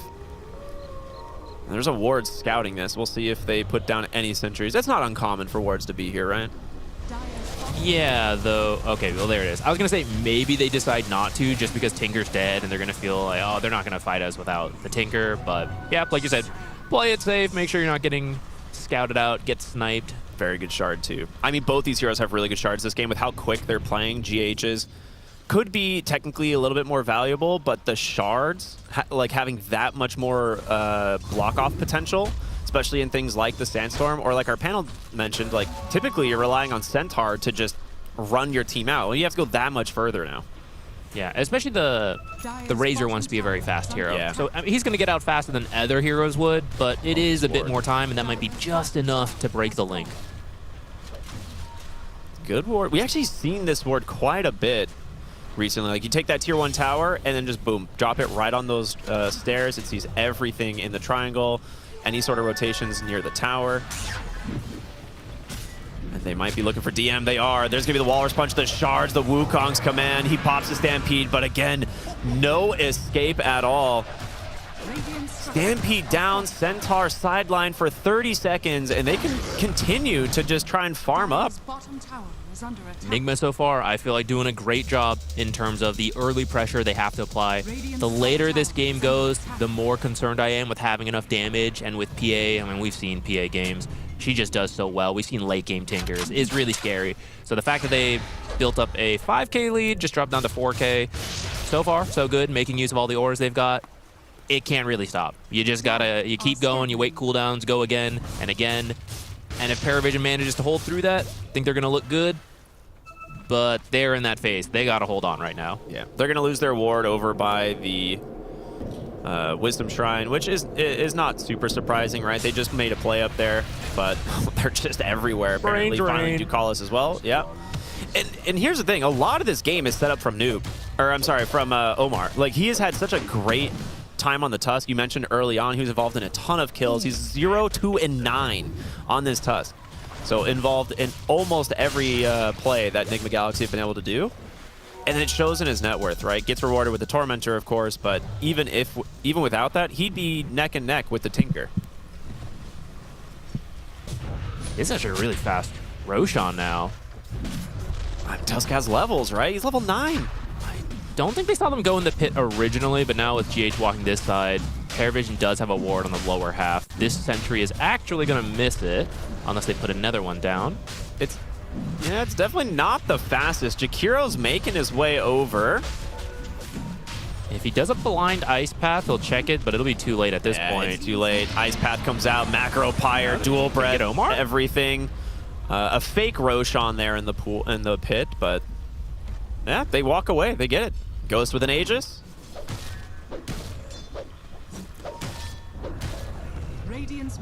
Is that the BKB done? Almost. He needs the Ogre Axe still, but it's just like 100 off. Yeah, they're looking very good so far. And this Aegis will give him quite a window to play aggressively on the Monkey King as well. So he has good backup already, right? With the Tusk, with the Global Silence, the Greaves, everything from the Darkseer. I would really like to see Nigma Galaxy stay on Paravision's side of the map, right? Yeah. And as we're looking at no one right there, I gotta say this Darkseer pick really worked out. I feel the impact of the Darkseer, how much he's doing around the map. Razor, you really picked that hero to win the lane and do well. He was doing okay, but ever since then, it's been a pretty quiet time, whereas the Darkseer is like, yeah, let's go. I got that Greaves, got more auras, just go, go, go. BKB's really quickly for both of the carries this game, realizing that they're going to need to get active. Kind of more of a response from Paravision, right? They're like, all right, they're going to keep running at us. We need to be able to fight. So BKB coming out soon, 9 class, getting found in the trees here. Great snowball to dive on in, and, well, you've lost your Tinker. Typically what we see, Tinker gets to defend towers, usually pretty easily, right? And that's kind of one of the benefits of the hero. You're not getting that opportunity this game. There's 2 Blink Initiators just running for you, and a Monkey King. Yeah, and the trees, even Surge, we could say. Yeah. So, yeah, the Tinker impact really has been feeling lacking this game. The fact that Tusk is above him, I know he got a free shard, but even then, you typically see Tinkers well above that. So, what was that, his, I think, third death. Okay. And that's pretty rough, right? You farm so efficiently, every hero hates dying, but it feels the worst on Tinker. That was true with core Tinker, and it's also true with support Tinker. This is a big rune, actually. An amplified damage here, you could catch Nigma off guard, even though they have all of these ores. Like Crimson Guard is done. But if they happen to get the opening on the right hero, which, well, they've got their hands onto the Darkseer, looking for GH on the backside, but a great epicenter does come through. They're healing through a lot of it, but yeah, they take down Female Noob, trying to hobble his way through this fight, but the chase continuing. Ghost Scepter buying some space, and a really nice Wukong's command. The Stampede is gonna make enough space for them to get out, but you've left the Razor here inside of this Wukong's. He's dead, but now in comes 9 class Ghost. Trapped here, does have this Aegis for 2 more minutes, but I don't know if Paravision want to chase. They will. Satanic just goes right on in. Omar with another nice blink into that Walrus punch, but a nice cleave instead. 9 class trying to keep him topped off, and Ghost, he has a BK, or no BKB. He can't do anything. It's going to be Paravision walking away with a huge win here. The amplified damage doing exactly what they need as they chase for more, potentially. No, they'll give it up. And that is the best thing you could have asked for on the side of Paravision. Darkseer built all the aura, so the fact that you're able to take him out at the very start of the fight, you lose all that extra value that would help you tank up. Oh, oh no. Sometimes that's how it be. Great plays from Paravision finding that fight. It's still an even game, right? But yeah, you know, you were hoping to get a little bit more done with that Aegis. I mean, that's the thing. Sometimes it really just comes down to taking the right fight. And when you get that amplified damage onto your PA, she has the BKB. I mean, everything goes Paravision's way there. Yeah, I'm very patient from Satanic, right? Waits out the abilities. Eventually decides to go back in, and it was kind of dicey. Like, do you commit on that Monkey King? And he's like, yeah, I can do it. I got the amplified. Just, you know, heal me 9 class. Actually support me. You know? Yeah. They're like, yeah, we'll support Satanic. No, you know, no one. You're on your own, buddy. Just get in there, buddy. And no one was the one going in first, dying, tanking everything. Yep. Smoked up here from Nigma. They're gonna try and bring the action back here. Like we said, it's all about finding the right fight. They're pinging no one. He has a BKB if he happens to see this, and he, I think, figures something is up. Jump here across into the Walrus Punch as well. Can he get the BKB off? He does. Into the Stampede. They're going to try and turn and punish this. There's the global silence. The Greaves is out. Satanic stuck here in the middle by himself. Big Ice Path and Macro Pyre on top of them. DM looking for the stop. Ghost forced a BKB to dodge this one out, but who chases who now? He's going to Boundless Strike to get away, but still slowed up quite a bit. Satanic caught from the curse, but wants to chase for more. Ice Path comes out. No one on the Razor. Turns on that old big vacuum into the Ice Shards. Traps 3, but no one's zoning out the back line. Can he do it? It's going to be close. No, Ghost gets away. Noob not going to be able to survive. It's a 2-for-2 trade right now as they continue to chase. Paravision feeling strong, but a nice 4-staff TP out from the Silencer. The scan will not find Sumail. So Radiant's middle tower is under attack. I'm kind of impressed Nigma managed to balance it out. I thought that Stampede did so much work because so much of the damage from Nigma comes from being in the Wukongs, being near the Epi, the Ion Shells, and they're just stampeding out of there. But Paravision chased a little bit far and got a little bit split up. It is still a 2-for-2 trade, so I think both teams going to feel okay about that. But you don't want to initiate on Stampede or on Centaur, but maybe you need to take him out because otherwise these Stampedes are doing so much in these fights for Paravision. Homie just finished up a Crimson Guard, so not the easiest hero to bring down. They don't really have the damage, like the burst damage there for the Centaur. The Wukong's command now heavily mitigated. And outside of like the Epicenter and the Ion Shell burns, I mean, it is a lot of health you have to get through to bring this Centaur down. So a tall order, right? He's got the pipe and Guardian, or the pipe and the Crimson Guard. He's not an easy target. So I like that DM is the one here on the front line pretty much always. And you've got this Tinker behind him. You got this Jakiro as well to just Ice Path you. And it looks like they're going to make the attempt once more here. There's the global, the Walrus Punch. This time DM gets vacuumed in as well. They will finally bring him down. Surely the barriers? How much can they get away with? Satanic is in. They get the kill, but no one wants the chase. He's not going to get the option, and now the chase back the other way. No one kiting out the Monkey King, but a boundless strike finishes him off, stuck inside the shards. 4 dead on Paravision. Nigma finally get it done. So this time we see the value of the global in these early fights, where Stampede's a great spell. Tinker with all his heals in the March, great spells. If you can cast them, the global comes out as they jump in. Paravision, they start walking in as that global hits, so they all get baited in. You get the vacuum on 2. Look at that damage from the Monkey King. It's when everyone gets brought to you and trapped in the vacuum, the ice shards, life becomes very easy for the Monkey King. Yeah, absolutely. All right. There is another Tormentor spawn now, so this one looks like Nigma Galaxy will make their way down here and get the second Tormentor as well. So we'll see who actually walks away with it. There's incredible shards this game. Obviously, GH would be very happy. And he does get it. All right. Where's he at? He's at 12 brain drain stacks already. So as long as you start surviving through these fights, you're really going to steal intelligence. Not the smartest heroes on the opponent team. You calling them dumb? I might be. They certainly don't have the brain Silencer has. I love the itemization that's coming in from Nigma as well. Ghost Scepter, super value here. Right, you're playing against like this Razor, this Phantom Assassin. Like these heroes need to be able to stay on top of you and do this kind of damage. So a couple Ghost Scepters coming out, right? Plus you have this Crimson Guard, these Guardian Greaves, like all these types of armor or physical damage items that can kind of mitigate what Paravision's bringing to the table. Yeah, 9 class. I thought maybe he'll do a greedier build. I think with the rough start he had, he's just trying to match the auras that Nigma has, so he's going for the Greaves, which will help versus the Silencer a lot. Because some of these fights that aren't going their way is because he's having to sit the whole time like, oh, hold on, guys, you know, I'll save you in a moment. The Greaves, you'll be able to remove that silence a lot faster. Still got to wait through the reverberating silence, but that's much shorter if you're dispelling right away.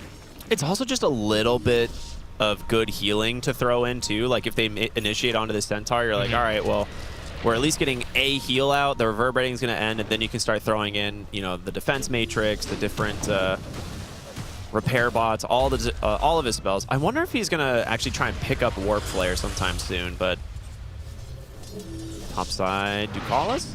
Nice wave cut into the TP. Yeah, they do not manage to find him.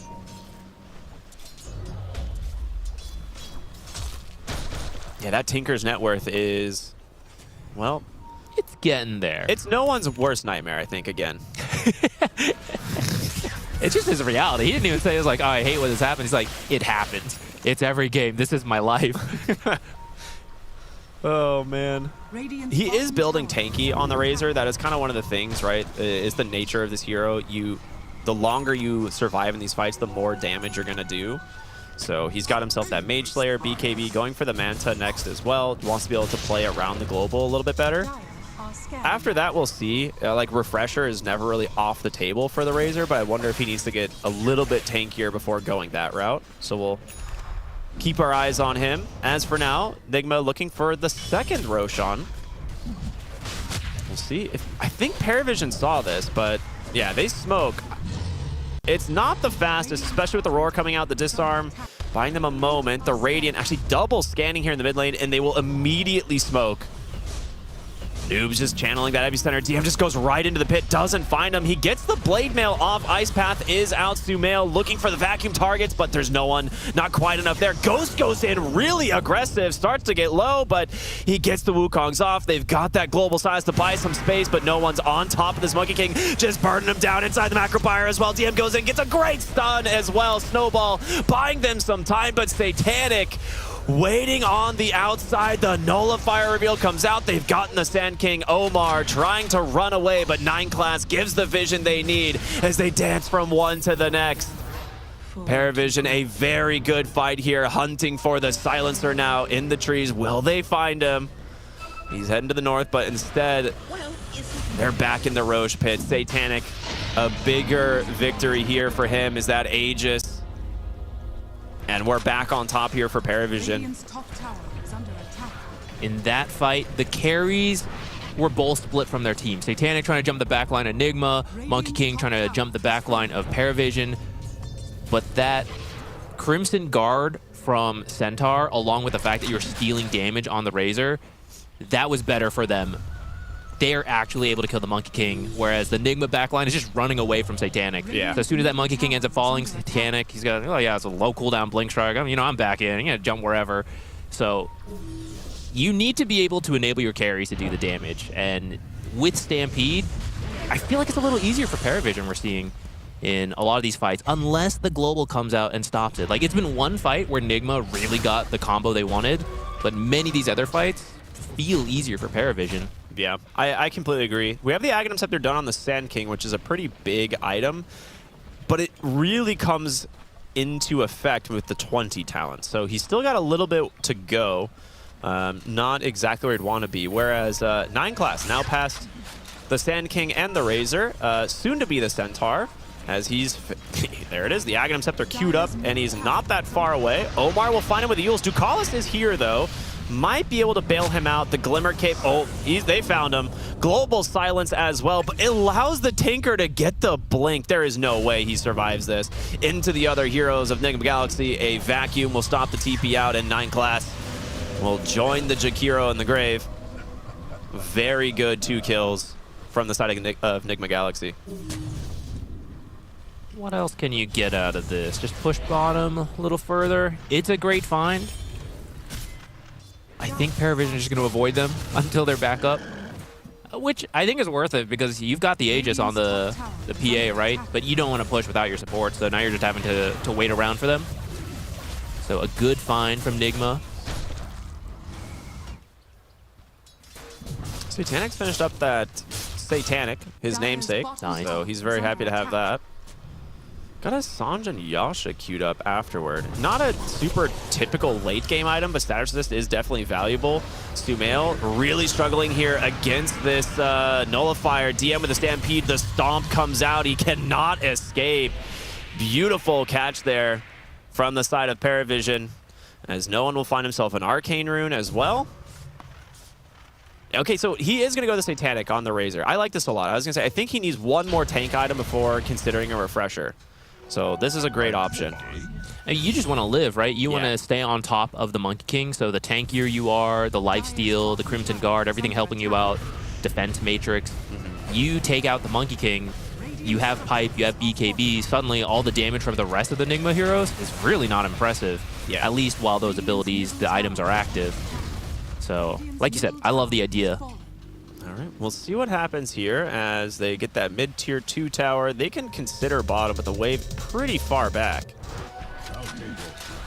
They've still got about a minute and 35 on this Aegis. Doesn't look like we're going to be seeing a high ground push with this. The Satanic looking to farm towards his next item. I don't think you have to. We've been saying it feels easier the later in the game you go for Paravision. So your team just can get more out of the map at all times, right? You have like the Tinker. That's the thing with the Tinker, 100%. So even if you're even now here at 30 minutes, if this were to go to like 45, your Tinker is going to make up any sort of net worth advantage, you know, if you were behind.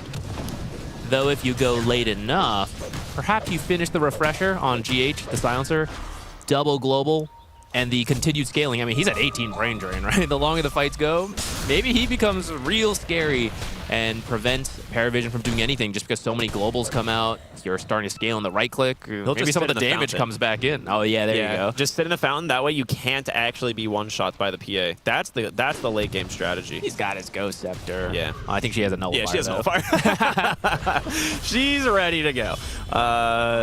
Yeah, continue to farm here. It seems like I don't think they have really any intention of forcing anything with this Aegis now. They could come through this Twin Gate. You know, we know that the next Tormentor will be up in just a little over a minute, right? I think they grabbed it at like 26-ish. Be nice for Paravision to start picking up. They might be content to just keep farming, though, get the 25 on Phantom Assassin. Certainly seems that way. She's finishing her MKB. It's going to finish actually before the Butterfly does. Yeah, he's actually way closer. Radiant's top tower is under I mean, it's one of those things that you definitely want to pick up some sort of like evasion pierce on the Monkey King, and now he's gonna kind of force the same thing out of the. Ooh, this is an aggressive take here. Omar, he will grab the Wisdom Shrine. Will he get out? Great global. Omar's safe. I mean, is globaling for that worth it? Are we gonna see Paravision try to get aggressive now? I think you try to force something. I don't think you're pushing high ground. So you can maybe take a tier 2. Yeah, right? That's something, right? They are. Or maybe you just slowly take moving bottom. Tormentor. You know, no global. It's a good objective still. Okay. Yeah, they're all coming down here. Tinker has the Ags now. Looking for the E-Blade. He's also surpassed no one. Yeah.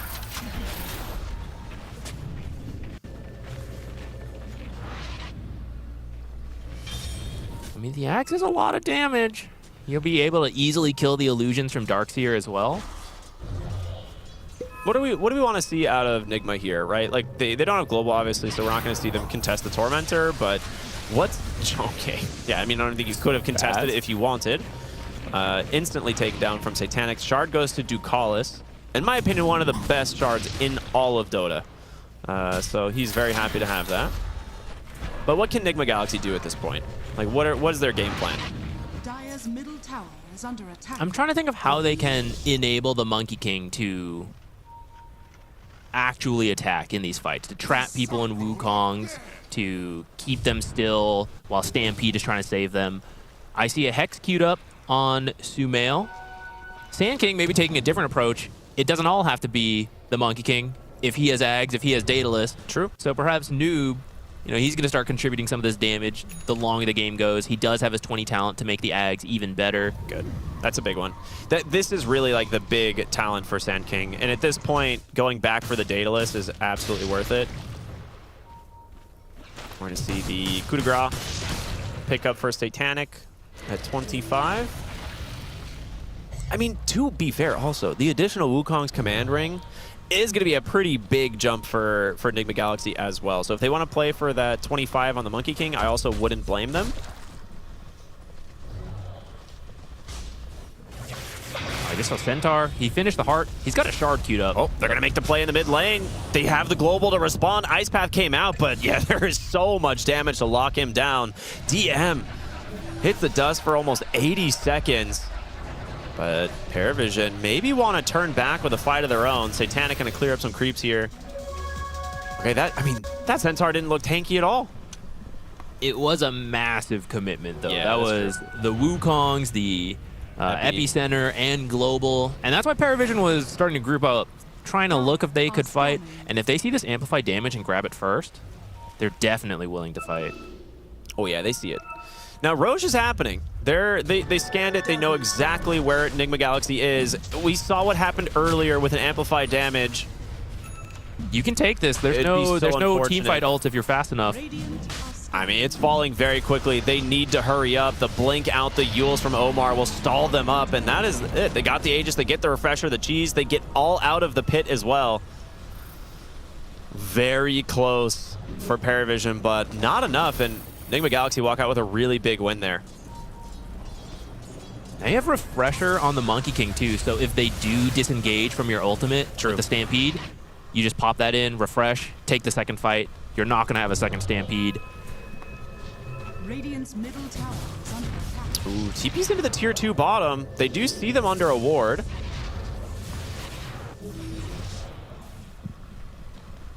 You don't have your Sand King, though. He actually TP'd mid, so you got to be a little bit careful. And there is a ward here from Paravision. They'll jump in. They get the blink, the Yules. Yeah, there's no one to help Ducalis. They've all left them. It doesn't even land on the ground. I mean, Jakira's not bad. The Ice Path has been very annoying for them. There's a lot of melee heroes who just have to walk in, so the persisting stun on the ground, the Macropyre, very annoying. They're going to smoke up, see if they can find another fight while he's dead, at least force a support buyback, start getting some economic damage in. These like staggering deaths from Paravision are massively costing them, right? At first with DM, they end up getting Roche off of it. Now they find the Jakiro, and they're just going to smoke up again, look for another pick. If they find it, you might be losing more than your mid tower. Do they want to place a ward here behind the tower? There's going to be a TB coming in from the Centaur. Now Noob just going to channel the ultimate. No one actually sees him. They get the stomp, the turnaround, but there's the vacuum, the global. They've pinned down Paravision next to the tower, and they cannot get out. The Ogre Seal will buy him a little bit of space. No one gets the Satanic off, trying to survive, but he's still dead anyway. There's going to be the Stampede, a buyback in a huge Ice Path and Macro Pyre, but a jump out from Ghost into the second Wukongs, and they get the Phantom Assassin. This is everything they wanted on Nigma Galaxy. It cost you a buyback, but 2 massive kills here against Paravision. I'm pretty surprised Paravision took that fight. I think just finding Noob channeling Epicenter behind the trees is plenty, and you just back out so that you don't die under that tower. They start that fight. Jakiro is still respawning. If you have all 5, maybe you can, but in the end, you lose 2 heroes. You might be forced to buy back on the PA because they're going to banner here. They even have the catapult. Okay, actually the lasering of the immune creeps that chains to the hero is kind of funny. March spam. I mean, this is why the banner is so important, right? Otherwise, it's impossible to push into Tinker and Jakiro, but they give it up. They're just sending it. Yeah, I guess without bottom. ultimates, they're too scared to push further. All right, there's a Basher now completed for Ghost, almost to the Abyssal Blade. I mean, that was the strength of the Aegis, right? We saw that there. It paid off. Now, whether or not they can continue this momentum, we'll see, right? Because they are getting to a couple really big timings. That's the refresher for your silencer, so you will have double global. Radiant's top tower is under attack. And Omar has still played an insanely good game here on the Tusk. Yeah, he's getting to a Lotus as well. So now you can drop that on your Monkey King when he's going in. You don't have to worry so much about the Link. Oh gosh, the Dire Scan on top of 4 heroes. Like, yeah, there might be someone over here. Wisdom Shrine for the Tusk. And there's your Abyssal Blade. All right. Can the Phantom Assassin do it at this point? Like, does she have the burst damage to actually carry this in the late game? Because I feel like that 25 on the Monkey King is pretty scary. It is scary, but I did see him get killed with the Aegis pretty quickly, right? And he even respawned. He almost died again. Like, Paravision actually, it was kind of close, but he did manage to Boundless Strike out. And then benefit of Wukong Faithful, the ult stays and still does more damage. So he does have the damage, but it's getting real tricky, right? We have so many team fights, so many stuns and saves in this game. It really comes down to who is finding who in these fights. Is the global coming out? Are the Stampede saves happening? I wonder if he's getting an Ags eventually, because that could be another way you save someone. Jump in, cart them, drag them out of the Wukongs.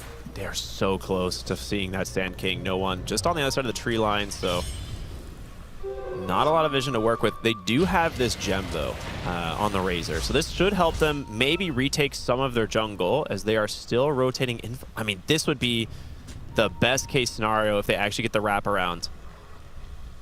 But you'd be playing into Nigma Galaxy's vision as well. They are set up ready to fight.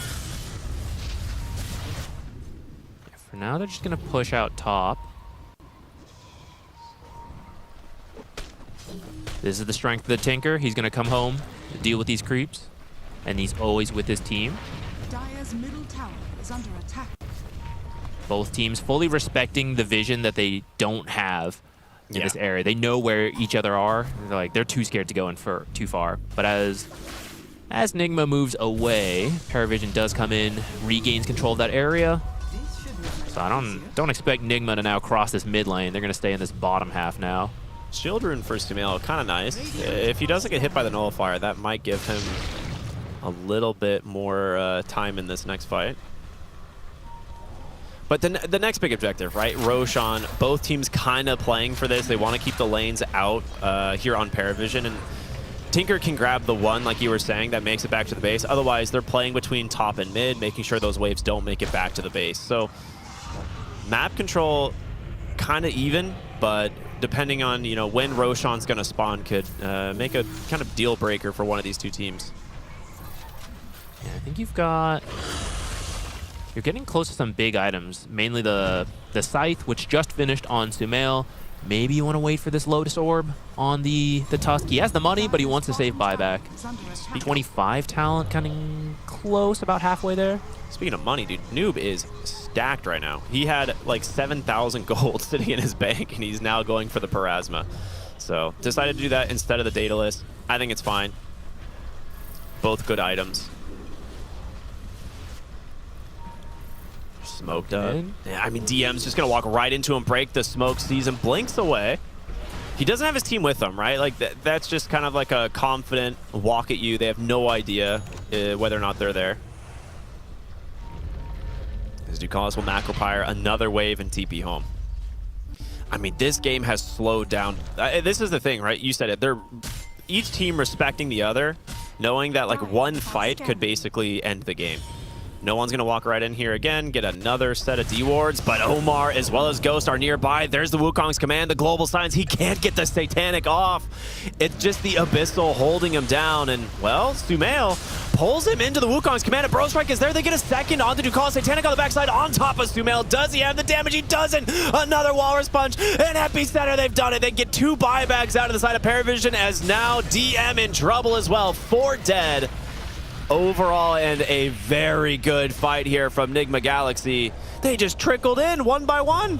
That was the patience rewarded from Nigma. We saw them positioning around their ward, just waiting for the information. I need to know where Paravision is. It's so important how we take this fight.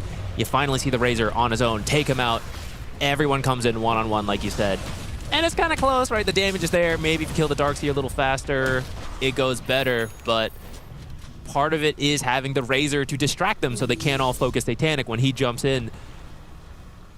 I think you could have maybe forced high ground, but looks like they want to play it safe. You really need every win you can get on Nigma to have a chance to get out of the I mean, playing for Aegis and another refresher for your Monkey King would be huge. They jump in, get on top of. There's a dieback. I mean, yeah, he's sitting real low. They do manage to get the Ice Path. The Macro Noob's going to turn around with the Stampede, the BKB, the Satanic. They've gotten their hands on the Monkey King, as he's going to hit the deck. GH now in the sights of No on Noob, trying to play inside this Sandstorm, but it's just not enough. They're going to get themselves 2 kills.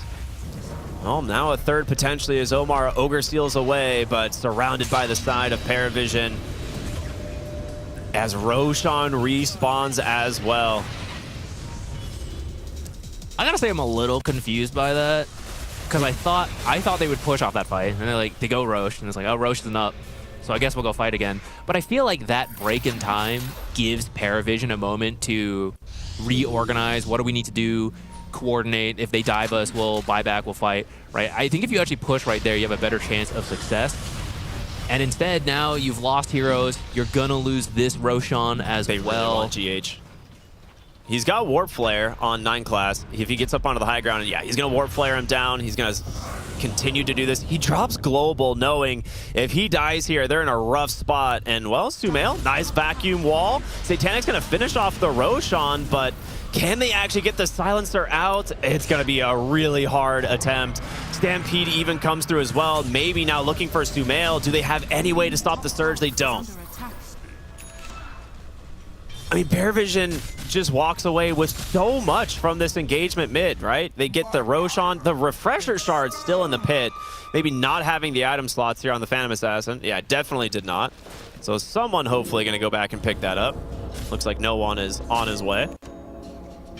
Either No One or DM. Both are pretty good this game. I mean, Razor Refresher hitting 25 as well. Like, this hero will do so much work if he doesn't die right away. That's true. I just like the idea of Stampede countering the Global and Wukongs going both ways. But you're right, maybe you don't even need to disengage if you've just got double BKB, double Satanic, just sit in there. I mean, we're back to dead even. Wasn't Nigma Galaxy up like almost 12, 13, 14,000? Back and forth game. I feel like this game has been neck and neck the whole time.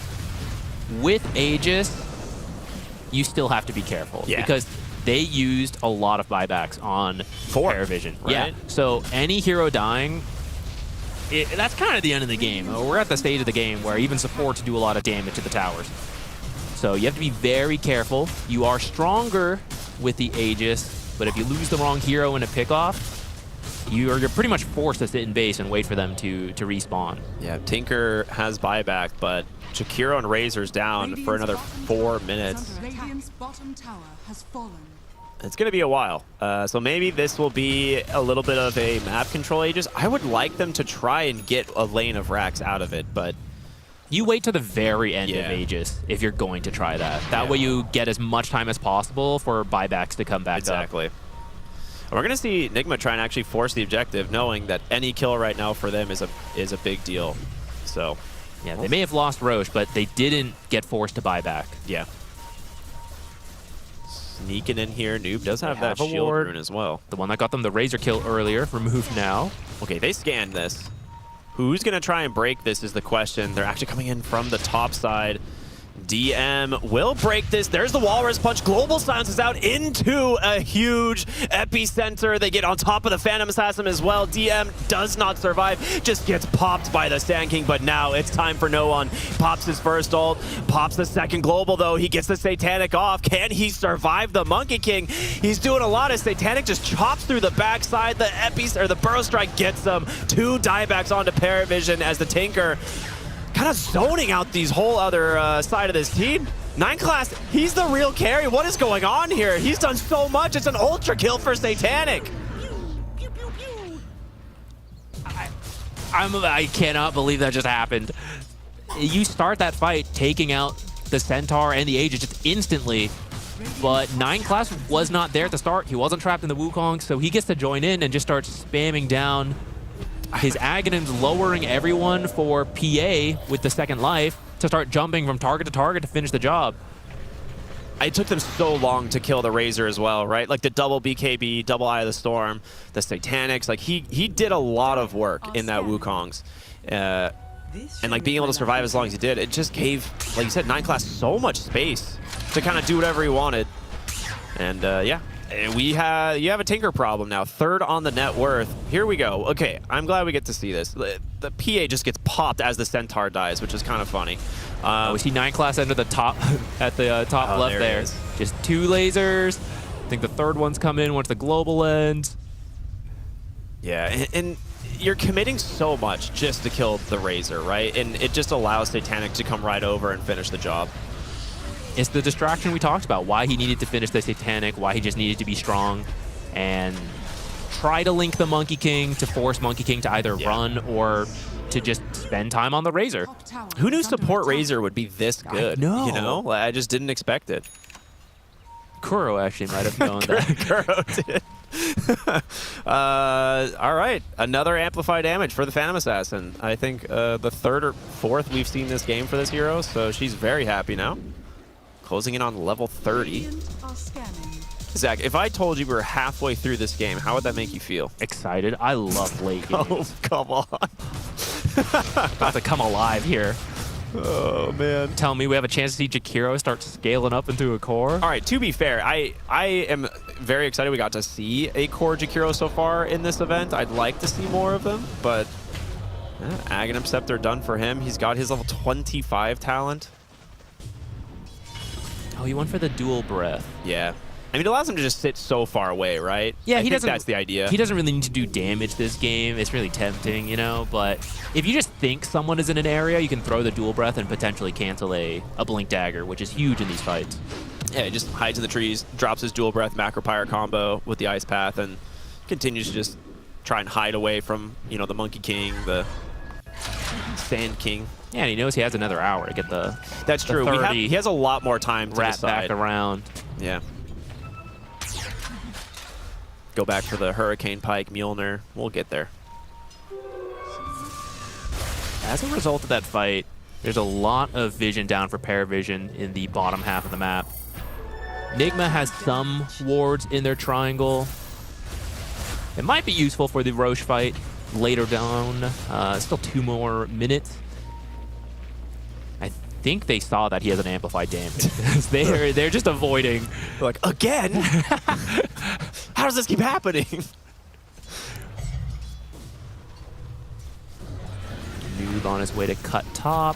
And that's usually more, you got to do it, but not going to be as impactful when there's a Tinker in this game. Yeah, they're actually going to drop the banner, so they're setting up here. They want to try and force Nigma Galaxy into a fight. 14,000 ahead, but we've seen before, that doesn't seem to really matter.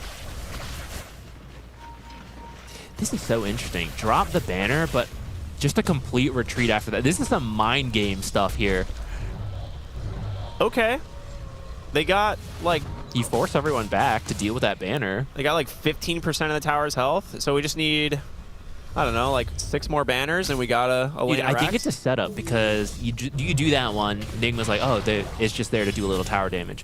Then the second banner, then the third banner, then the fourth banner. 50 minutes later, you actually bait the 6th banner, and then you fight around. You're right. You're right. The 2-hour turnaround. That's when it's like a fighting game when you like train your enemy into responding a specific way. Yeah. Paravision has learned, though. This is the move that Nigma has made twice before and found some pretty solid fights in this area. 9 class, what a quick blink from him. They know exactly what's up, and the wraparound is coming. DM, will he find it? He gets the stomp onto 2. They do manage to get the PKPs off, trying to get inside this fight. There's the Wukongs and Noob with the epicenter, doing a lot of work, but can they bail out the Razor with the Stampede? He doesn't get the refresher off, but he does have a buyback. He's coming into this fight once again, as DM just chasing down GH. The Tinker as well, toying with some of these heroes. It's super split here. Ghost stuck inside the Macropyre, has that refresher. Oh, he doesn't get the balance strike. He didn't toggle. He's dead with no buyback. And 9 class finds Omar once again. Will he chase onto the high ground? Is 9 class that greedy? He absolutely will. The Warp Flare looking for another. He gets 2 buybacks out of this and will just walk out of the base. Paravision, have they... Okay, this is insane positioning from 9 class, but it's working. Initiating Tinker. He's got a BKB, right? He can actually respond. They know there's no globals. There's going to be a huge vacuum into this epicenter, but do they have the damage to finish it off? Satanic going to try and keep himself alive. A Walrus Punch, it's not enough. Nigma crumbling on their own high ground, and Paravision have finally done it at 57 minutes. No lanes of barracks. Who cares? Go straight tier 4s and end the game. What a way to start the day. Absolute ridiculous performance from both of these teams, but Paravision's the ones to walk away here with the victory at 57 minutes. 33-34. What back and forth in these fights, man. So much came down to who you find, the exact spell casting. So many moments we saw where both teams are running in and out of the fight with like 100 health left, and whoever survives just enough to Satanic up or to buy back and rejoin the fight in time, get another shield off, defense matrix, more laser spams. This was a close one. This really came down to good vision, good wraparounds, who finds who. That's the exciting kind of Dota. Now, if you had to guess who the highest damage heroes on the side of Paravision are, do you want to... It's Tinker. It's definitely Tinker. Yeah, he's tied with Satanic at the top of the charts. It is a ridiculous performance from 9 classes Tinker. Once again, we're seeing why they favor this hero so early in their drafts, right? He's played it, I think they said 4 times so far in this event. They've had incredible success with it, and this is just another example of that, enabling it from the lane stage and giving Satanic just a little bit of time to catch back up to, you know, like Ghost and Nigma Galaxy's early pressure, which it was so close. They did so much work early on. I think their itemizations were really good. There was a couple of unfortunate things that happened, but honestly, it's a good showing from Nigma in this game, especially against a team like Paravision. Yeah, I know they lost, and that's not going to feel great, but I think it's a huge step up from what we saw yesterday. Yeah. And Paravision's been looking like the top team, at least of this group. So game 2, I'm sure we're going to end up with a very different draft, but it's going to be equally exciting, and I have high hopes that Nigma can win that one, because I fully believe they could have won this one. It really came down to just finding a couple fights. Both teams pushed to the limits, some small mistakes coming out here and there.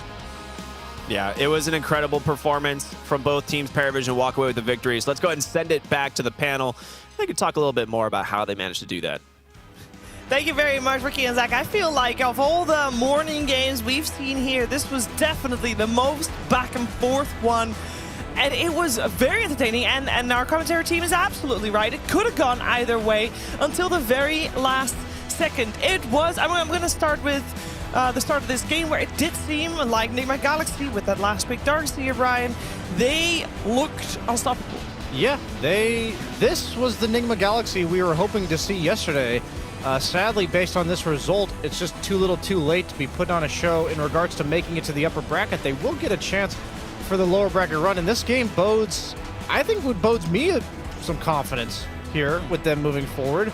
Obviously, I mean, I look like Paravision was just a slightly better team in the late, like hyper late game execution. But yeah, Nigma looked convincing for a while. Not like they just keeled over and died. They, like, it felt like Paravision was, you know, fighting their way up a hill for the entire game. But entertaining nonetheless. Would love more games like this, Shiver. Would love more games for this, indeed, Jenkins. It all came down to team fights. I think that the team fights were played exceptionally by both sides. I mean, special shout out to 9 Class in there from Paravision. I mean, this guy on Tinker, what a treat. I can see why they're picking it as a 4 position for him, because he basically played like he was a core once the late game hit. Like he was using the laser. Did he have an Aghanim Scepter in that game? He did. He had the Aghanim Scepter. Yeah, he was looking incredibly strong. Using the Warp Flare very nicely as well. That route can look incredible. That ability is really confusing. Sometimes people teleport like across my screen, and sometimes they don't move at all. Either way, they get rooted. I mean, those fights were so long and drawn out. It felt like eventually the PA was going to kill somebody, because Centaur and Razor probably combined had effectively like 12,000 health, because Razor had Satanic Refresher, Centaur had Double-Edged Shard where he has 8,000 HP. And meanwhile, Tinker and PA are just going ham. Yeah, the longer the fight goes, the better for Paravision. That's how it felt. I wanted to still highlight the synergy we saw from the vacuums into the Burrow Strikes from the Sand King and the Darkseer together, because that was really awesome. But we should take a look at our 1xBet head-to-head here, as we chose. I mean, we chose the mid laners, guys. We got to. In our head-to-head, we chose Sumail versus no one. Brian, would you like to do the joke? Yeah, I can't believe Sumail doesn't deserve to be compared to anyone. Because he's just so good. But this was a great Darkseer pick. I mean, the game went for 57 minutes, right? So obviously this is working out for NGX. 31k damage on a Darkseer. This is incredible. I mean, this hero doesn't deal damage.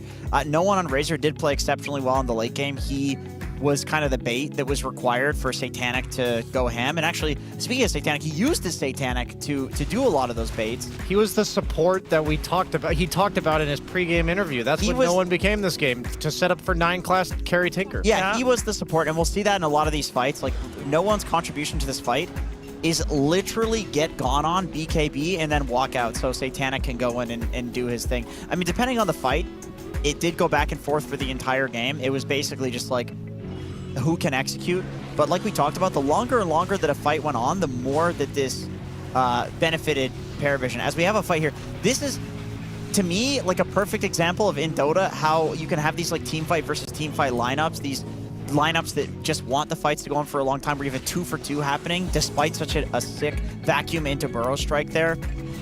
And then in this fight, the Monkey King Wukong's command was doing quite a lot. It was literally like, can you vacuum and stun people in the Wukongs?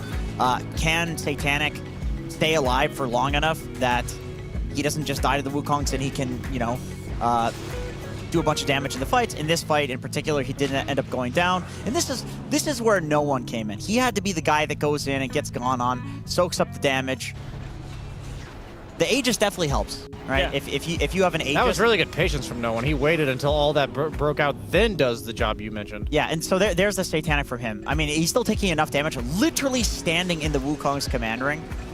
But eventually they do kill the Monkey King. His ring stays because he has the facet. Oh, but this was where Satanic and 9 Class went mad like crazy. Yeah, exactly. In a good way for them. It's like, it's funny because Monkey King can play pretty long fights with the Wukong's command. Like, this is a long duration ability. So they had to kite a lot. That was a 14-second Wukong's refreshed into another 14-second Wukong's. They lived through it. And they lasted just long enough. Yeah, that's insane. We had a very long game number 1. Let's see how Slacks is dealing with that. Absolutely. Flax? I am dealing very well with it. Thank you so much. Hello, welcome. Guys, I have a very special thing for you, okay? I snuck into Paravision's booth here, and I have touched all their private property to show you their avoid lists. Now, I've opened up every single one of them, okay? There's a lot to look over because these guys are very positive. They're having a good time, and I wondered how many people do they avoid to have a good time, or are they just naturally happy? So we went through every single one of them. Now, only one person actually invested in the avoid list. That was right here. We're not going to show that because I don't speak that language, so I don't know if he wrote a bunch of messed up stuff for the descriptions. But he does have, for every single one of his 39 people he avoided, he did write a description. That one's empty. But the big story, I'd like to come over here, is 9 class. Look at that. That is 2 out of 35. Wow. This man doesn't avoid anybody. Now, how could that possibly be possible? Now, you will see a lot of these avoided ones are the question mark. It is the question mark profile picture, a mainstay. If there's 2 people you want to put on your avoid list, it's anime profile picture and question mark, and their name is 1 syllable. You can see that from number 1. This guy, muted, avoided. Simon, avoided. Noob, avoided. All question marks, okay? So, these guys are naturally not that toxic. No one has got the out of 50, which is what I invested in immediately when they let me do that. But 2 out of 35. Sheber, how many people do you have avoided right now? How many avoids do you get that like for free? You get 30 in the basic. If you then I got 30. Dota plus shards, you get 50. Okay, no, I have not bought extra, but I got 30. Okay. It's because I fluctuate so much in MMR that, you know, by the time I'm banning and someone else disappears from the list, that person is no longer in my bracket anyway. I see. Now, Sheber, I do have one more thing I forgot to mention. Okay. 3 people on this team have all avoided Simon Dota. What do you think his story is? Oh, no. Dota now, he is that must be number 8, number 1 on these lists. It's very interesting to me. BSJ, can you imagine a pro player like 9 class having 2 avoids in his entire career? Isn't that fascinating to you, BSJ? That's just him showing that he's capable of playing in any situation with anyone. That's not true. It's because he's avoided by everybody else, so he doesn't need to avoid anyone. He might be the guy saying, avoid me, you know, because I don't want to spend an avoid slot on you. Well, I have something I would like to reveal. He actually did have it maxed out, and I just unavoided everybody for fun. God. So, no, that is it was a talking point. Sorry about that 9 class, but hey, enjoy your pubs after the event, my friend. That's some good content. Thank you very much for this lovely check-in, Slacks. That's, yeah, it feels like maybe a little bit invasive, but I'm sure the players don't mind. We're going to get ready for game number 2 of Nigma Galaxy versus Paravision, so join us again after a break.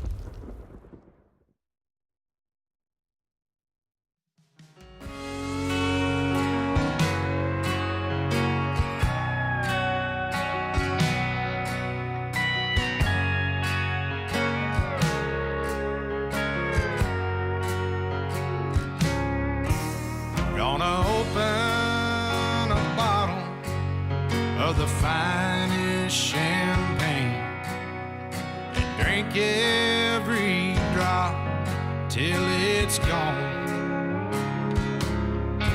Think I'll float down a river, might even write me a song. Gonna do some living before I'm gone.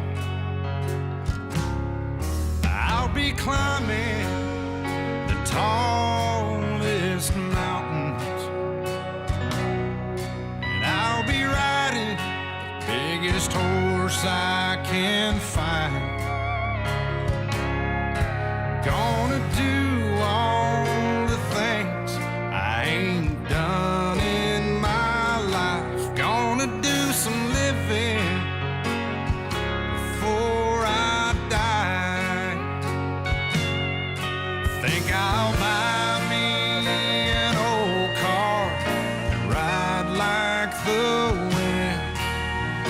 driving, I ain't looking back. Think I'll head for the sunset and see where I get. And thank the good Lord it ain't over yet.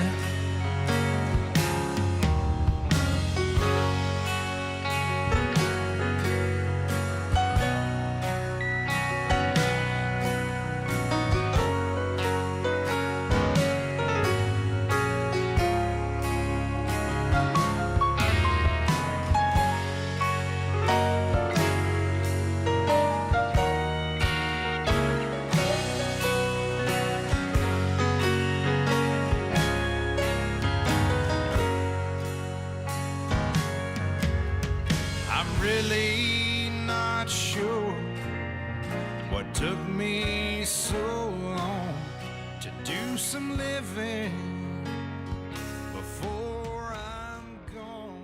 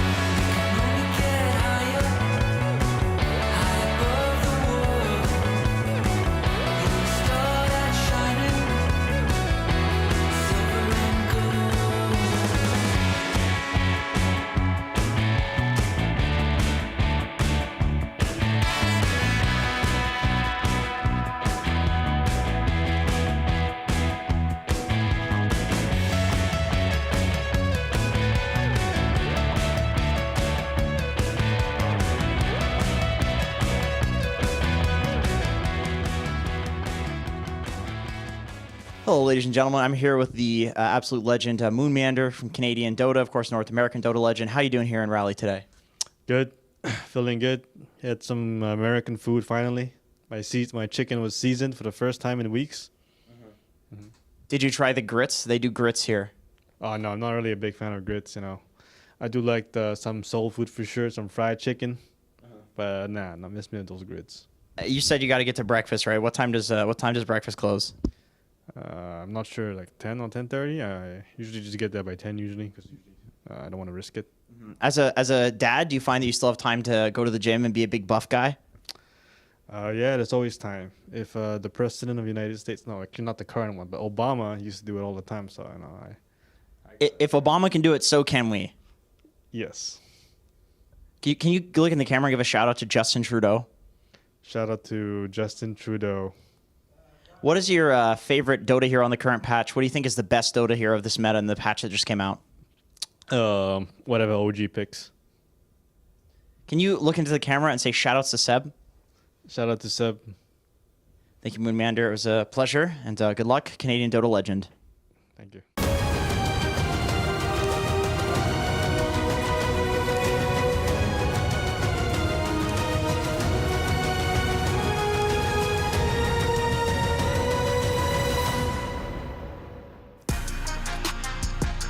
We are getting ready for game number 2 between Team Nigma Galaxy and Paravision. And if game 1 was anything to go off of, we got ourselves a nice Nice action-packed game 2 coming our way. Game 1 did go the way of Paravision, which a lot of people were expecting, but I don't think people were expecting it to be as close as it was, as I'm sure that both teams will have had some good talks, some conclusions drawn from that first game, and we'll see where they take it from here. Actually, wow, this is one of the few times we are gonna see a Templar Assassin in action, because they had to ban out the Tinker because Nightclass was too good on that.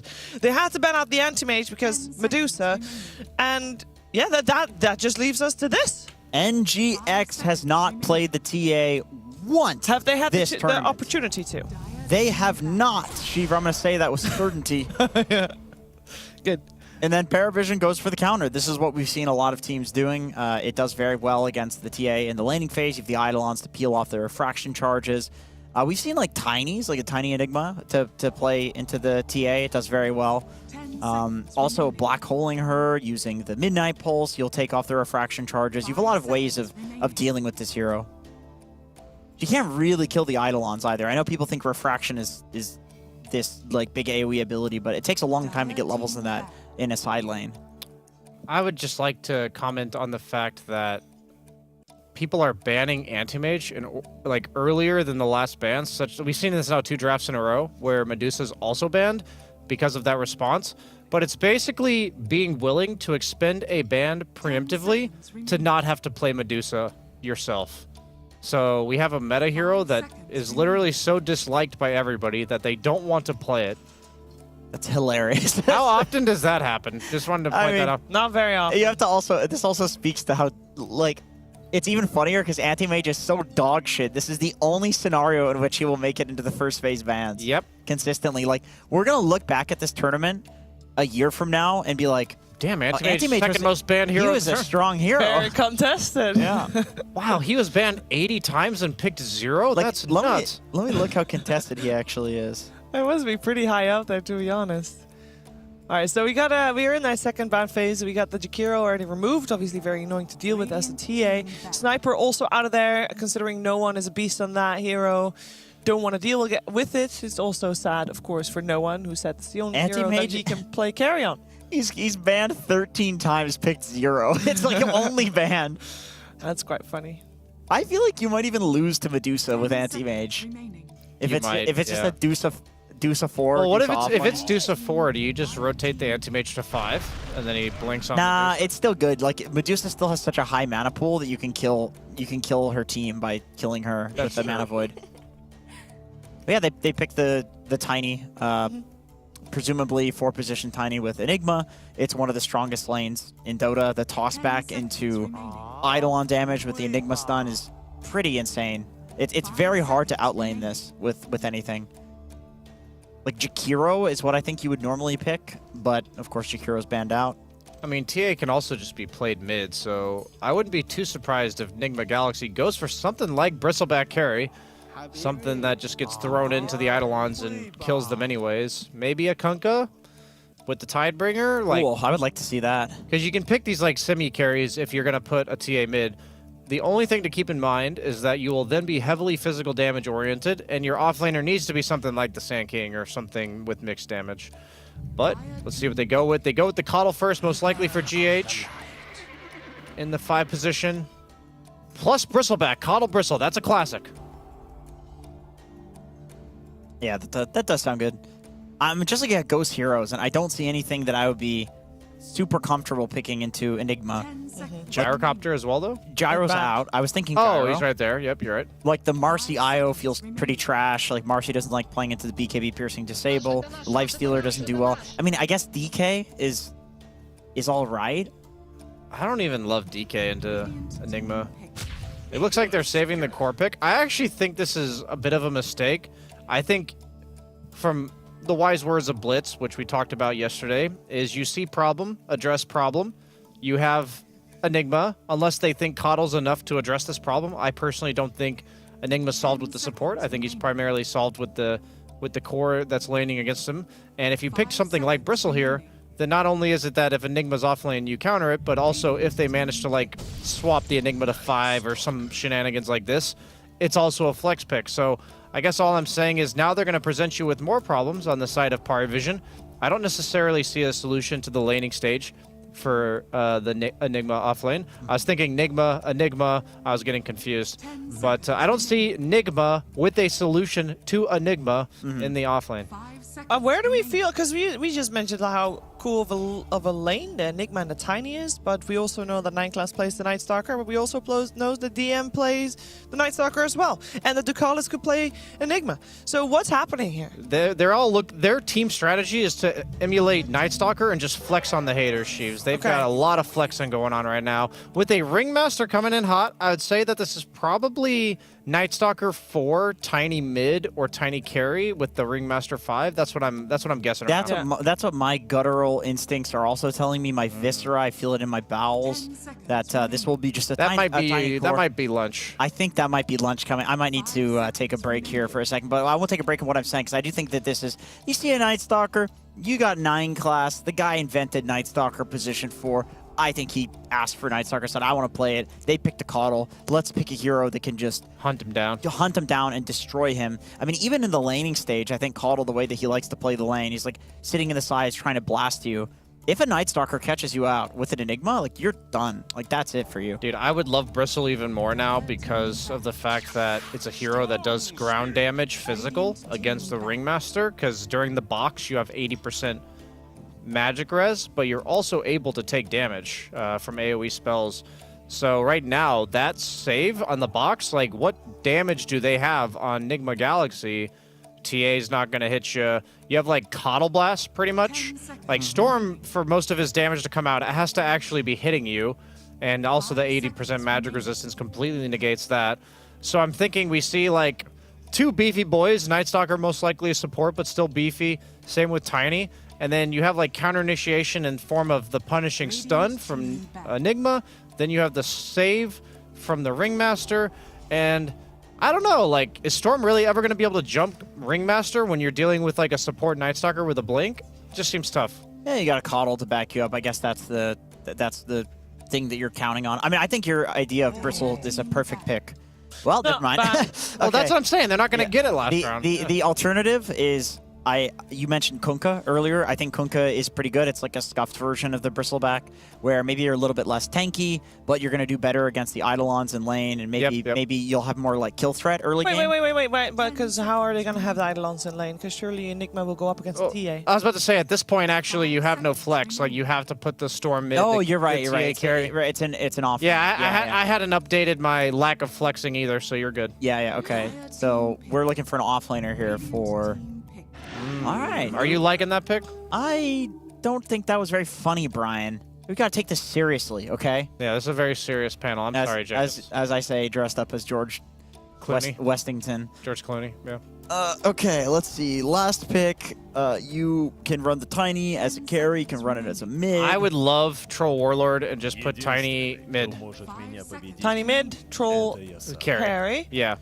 Does Troll do okay against the Lycan? No, whoa, what's happening here? What is this? And is this a Satanic Meatball? Who's playing Meatball? It's a Satanic Meatball. This is the second time that he'll have done it in the tournament. Cool.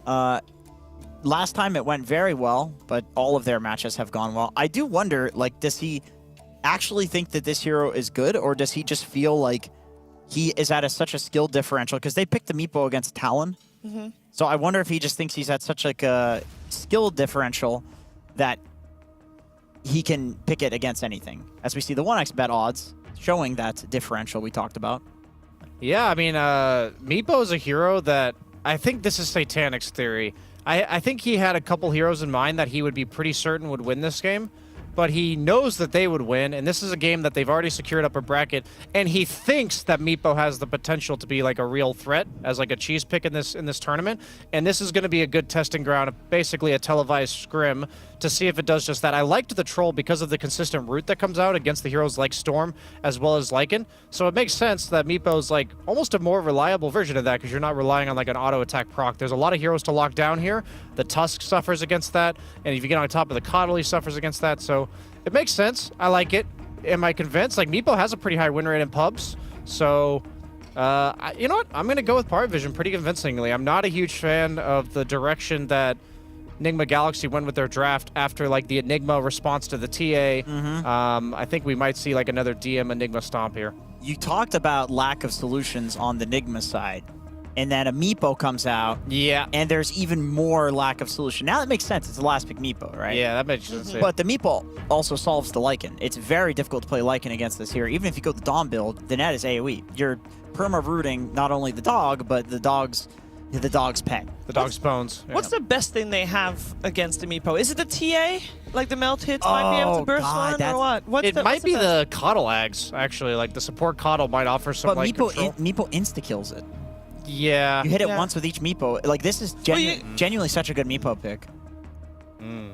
Like, do they have anything else? Like, is I actually don't know. like, what maybe Stormags later? Like, yeah, Coddle I Ags mean, they plus do Storm. have the Coddle Storm. Stormags is good. I think the Stormags with the bounce attack, overload bounce attack, like, this is good against Meepo, but you're talking like a 25 level timing. And right? the problem with AoE at that time in the game is by then Meepo has his own Ags and then he's not really countered by AoE anymore. So I honestly think this is a pretty rough situation for Nigma strategically. Let's see if they can prove us wrong and find a solution against the Meepo, or if Paravision will take this one 2-0. We're heading over to Ricky and Zach.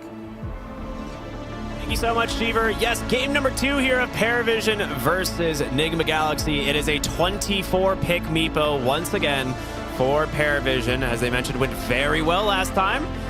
And I gotta say, this might be one of the best Meepo games I have seen in a while, countering all 3 cores of Nigma Galaxy. If Satanic has a good start, I am fearful for their chances here in game number 2. Yeah, I think I agree with the panel. Nigma's draft, it just seems a little bit answered by Paravision's, but if they do it, I believe it is going to be Sumail and GH absolutely popping off with the Storm Coddle combo. Classics for both those players. If they can get the ball rolling really quick and just be all over the map, I can see a window where Nigma wins early. Yeah, well, I mean, we'll definitely have to see how that goes. A little bit of all-chat fun here at the beginning. Noob going the Alpha Wolves on Lycan, which I think is the first time that we've really seen anyone choose this facet. A lot of people are kind of leaning more towards Pack Leader, going the Helm of the Dominator into Overlord. But the Alpha Wolves, routinely in the past, one of the most hated facets of all time, just as like support players have to, you know, try to itemize specifically to deal survive with that bullshit. Say it as it is. It is rough. It is terrible from a supporter perspective. It got nerfed though, so it's a little bit easier to handle. Top lane though, we're looking at a potential tri lane here, looking for GH on the Coddle, as they're just gonna try and chase him down underneath the tower. The blood grenade is out, and first blood into the hands of Ducalis. I mean, what can Ghost do but watch on this Templar Assassin? That's a very fast first blood, and they will TP bottom now on this Ringmaster. I actually love that so much. You're making use of the Night Stalker, Strength of the Nighttime, the Eidolon power in the early game, get a souvenir onto the Ringmaster, and you're giving solo XP to Meepo at the start. And you just want this hero to pop off, get the levels early, get the farm speed going. That's actually such a brilliant play. I love that so much. Howl level 1, actually kind of cool since you have Night Stalker, right? So it is nighttime, right? So you're actually getting a lot more value out of the Howl. Paired on with the tag team of the Tusk. A little bit of harassment damage, but yeah, I agree with you. A really cool use of the Night Stalker in this early game here. And now the lane's in a really good spot for this Enigma, right? He can just continue to farm. We've seen this as a counter quite a few times to heroes like the Templar Assassin for a multitude of reasons. But we've seen DM actually play Enigma quite a bit for Paravision, even in previous tournaments, previous patches. Like, this is just a hero he's very comfortable on. I think part of it is that if you go through the offlaners that are good at being left alone frequently, Enigma is up there. And 9 class is the type of player that's what's going to happen to you. So you might as well pick a hero that is good at dealing with that situation. And you can kind of see this is where you want to be as Enigma. You're free to balance the lane here. Though it's actually a little tougher than usual versus a TA with the side blades, Coddle blasting the wave. They can shove it all the way into you in a way that might get the lane to reset. But like you said, DM very good at Enigma. Looks like he is balancing the lane there, actually. I think they did try to shove it into him. Yeah, he's like I said, he's got so many games on this hero recently. He's going to be perfectly fine, I imagine. But the Meepo off to a little bit of a slow start at the moment. It is one of those things that this hero ramps incredibly fast. You get your Dragon Lance. You look for like a Blink Dagger and Aghanim Scepter. And at this point, or at that point, once you have those items, this Meepo will be all over the map. He's going to get his second clone here shortly. And because of the positioning of Nigma Galaxy's safe lane, I would not be surprised if we see him send the clone through the Twin Gate and look to gank the safe lane of Nigma Galaxy as the Meepo. It's something that a lot of really high-end Meepo players or high-tier, high-skilled Meepo players will do, especially if they have the lane in a good spot. So we'll keep our eyes on that, see if they actually manage to make that rotation. Instead, you know, just get an aggressive bottom. The net's coming out constantly, but there's somewhat tanky here in this bottom lane. Yeah, I wouldn't expect the kills to happen here too much, though I say, oh, Creep tanking it for them.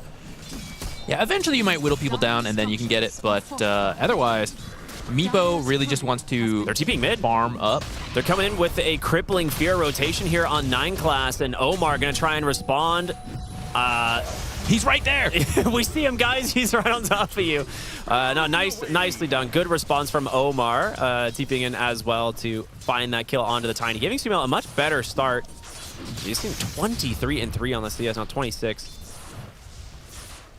4-minute water rune. 9 class thought maybe he could contest this, but Omar stuck around. That's just 2 kills now. Sumail level 5. That's huge. Telling you, he's gonna pop off on his OG hero, bronze tier in Dota Plus. Hasn't been playing it much lately, apparently. I mean, I don't think I've ever seen Sumail play Storm Spirit. I don't know about you. That might be the first time. He has been playing a whole bunch of new heroes lately. Yeah, bringing out some wild new stuff. No, I thought Ringmaster took he must have changed at the last second to Sideshow Secrets. Yeah. This got played some games last night, and panel and casters were not a fan. They like the Carney Classics a lot more. Strongman Tonic, really good. I think I generally agree. I'm trying to look at this to see. Okay, wait. You can kill the wolves with a weighted pie, can't you? Yeah, actually, maybe that is the funny thing. You could just like one-shot one of the Alpha Wolves with a weighted pie. I mean, it's not the best way to use it, but if you're about to die, I feel like maybe that's an option for sure.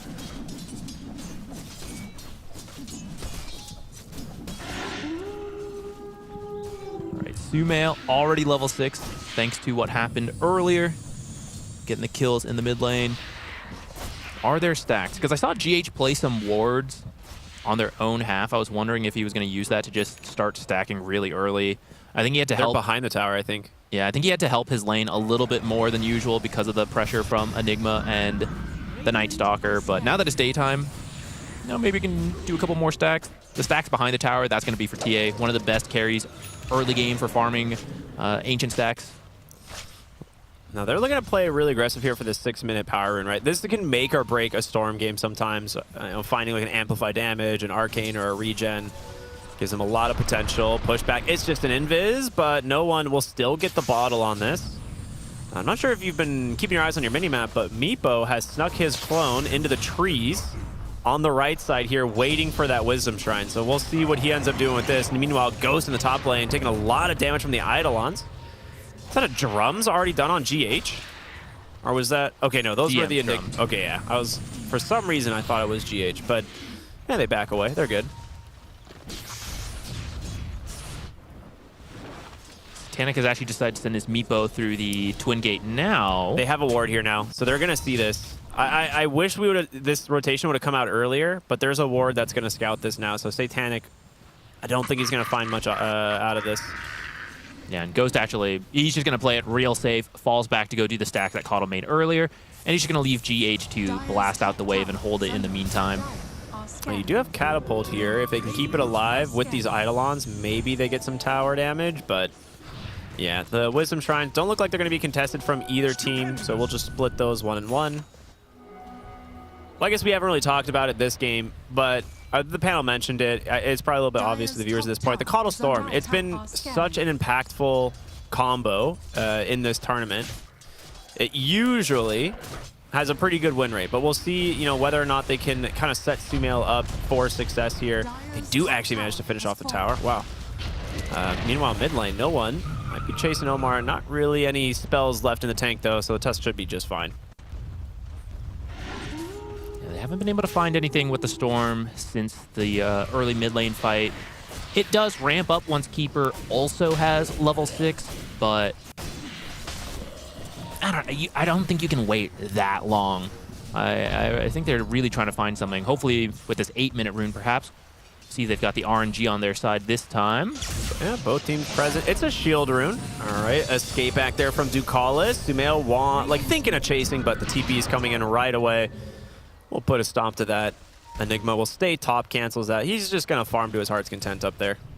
You know who else is farming to their heart's content? I'm going to guess maybe Satanic. Yeah, Satanic. Top net worth. Last hit and denies. He's got 28 denies, man. It's a lot.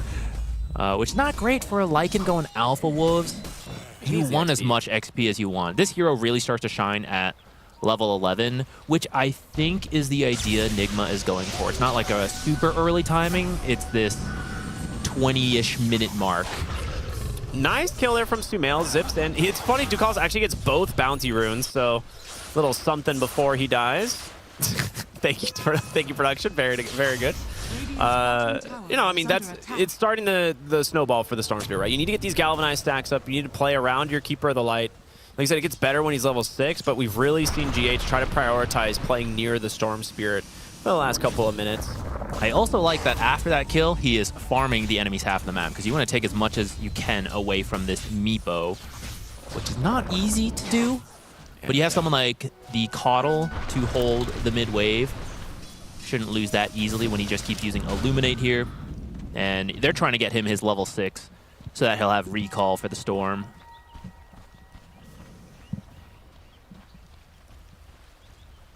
What's no one doing? He's doing okay. Not as fast as the Storm, since he doesn't have the Keeper, but it's not really being slowed down too much. I feel like this blink timing will be perfectly fine. All right, that's actually a decently timed Midas for the Lycan. Right, whenever we see the Alpha Wolves Lycan, the build is pretty much rush the Midas, zip into the mid lane, gonna get dodged for the moment thanks to the Avalanche, but toss back into the Fear. Omar not getting much out of this, ends up taking a ton of damage himself. DM's now coming. Satanic, he's got an amplify damage. Who's he gonna aim for? He really wants to use this black hole. Instead, they will just throw an Avalanche here, take down the Tusk Sumail. Too far away for them to make the play. Do you stick around for the mid tower, or I mean, it's hard to say, right? You brought a lot of heroes here. You got a catapult coming. Black hole. Can they fight you? I don't think they can. I mean, what's the cancel to black hole? Tusk, snowball. That's it, right? Unless you like zip over him with the vortex. Yeah, which I don't know if you quite have enough mana. Like you could do it, and then I think you're stuck there. Avalanche tossed back here from no one. They have found the Keeper of the Light. That is a big kill. The D push onto the tower, I mean, he's the only hero that can reliably do this. So yeah, that mid-tier 1 tower, Paravision, gonna get the objective they're looking for in 9 class now that it is nighttime. He's gonna take advantage of this bonus night vision. He is rushing Nullifier. That is a very bold first item.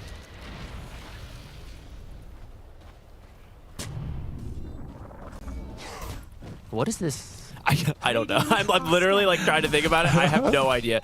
It's 9 class, dude. I don't question his ideas. He just comes up with something. Is it like a preemptive counter to the Force Staffs and Ghost Scepters and Glimmers that you know are going to come out as the Night Stalker runs at you? Yeah. He's like, yeah, I mean, if they can't Force Staff away, maybe it's good enough. Like, Storm Spirit doesn't want to have to get like a BKB that early or something. I'm not going to think too much into it for now. I'm trying to use my small brain so much right now, but... Classic NA. Oh, I don't know. We'll see it. He'll show me later. Yeah, I mean, right now, 9 class might be biting off more than they can chew, but pops the Dark Ascension. He's going to get the haste on no one. The Avalanche toss and the roots in from the Meepo into the Wheel of Wonder. They take down Sumail, now looking for Omar in 9 class. Flying through the skies, hunting for more, trying to give that vision to no one. He's got that haste running. And if they find GH, they will toss in the Night Stalker. The slow is more than enough as well. Ghost behind the tower. I don't think they want to make that much of Unicycle! That's the first time we've really seen it do anything. Did it do anything? He landed in Impalement Arts. Are you blind? Are you watching the match? Wait, are you watching the game? Famous words from Aposhka. that moment right there is going to lead to the downfall of Nigma this game. That unicycle drive-by right there. It's all about the mental damage, right? Seeing this clown ride by you on a unicycle and hit you with a dagger. You're like, oh shit, I'm losing to unicycle? Look at this right here. Watch TA, watch the emotional damage right there. Refraction's down, it's over. Dude, this, all right, I mean, even if the other facet is better, you gotta give credit to the fact that this one's much funnier. And I think there's an aspect of Dota where funny is pretty good. Okay, real talk though, reasons he might have taken this. Weighted Pie, insta-kills, and Alpha Wolf. Crystal Ball maybe reveals the meld on TA. And so even if you're not there with Dust, you could reveal that. And in an Invisible Wolf perhaps, no one, save for a moment. I mean, this escape act is doing so much work. I also want to say no one's reaction times have been really solid. The last several zip initiations that he's gone for have been countered, and there's just the toss back into the black hole. Omar tries to come in to save him, but it's just going to turn into a bonus kill here for Paravision. Well, they give it to Satanic's Meepo. He's got his defusal on his way to his disperser. And on the other side of the map, we're going to be seeing these heroes make a play here for the Wisdom Shrine. Noob we'll end up just popping the old unicycle. Okay. Delivery service. Okay, yeah, that's the good tip. You know, sometimes you just are at the risk of the unicycle. There's not much. Come on, production. Unicycle. You can't do this to us. Come on. All right. No, I want to replay every unicycle. Yeah, that's fair. Top lane, or bottom lane rather. Nice crippling fear out from 9 class, keeping Sumail back for the moment, but I mean, these Alpha Wolves, we're starting to see the idea behind him, giving Sumail a little bit of vision and someone to play around. As, well, he's thinking about coming through that twin gate.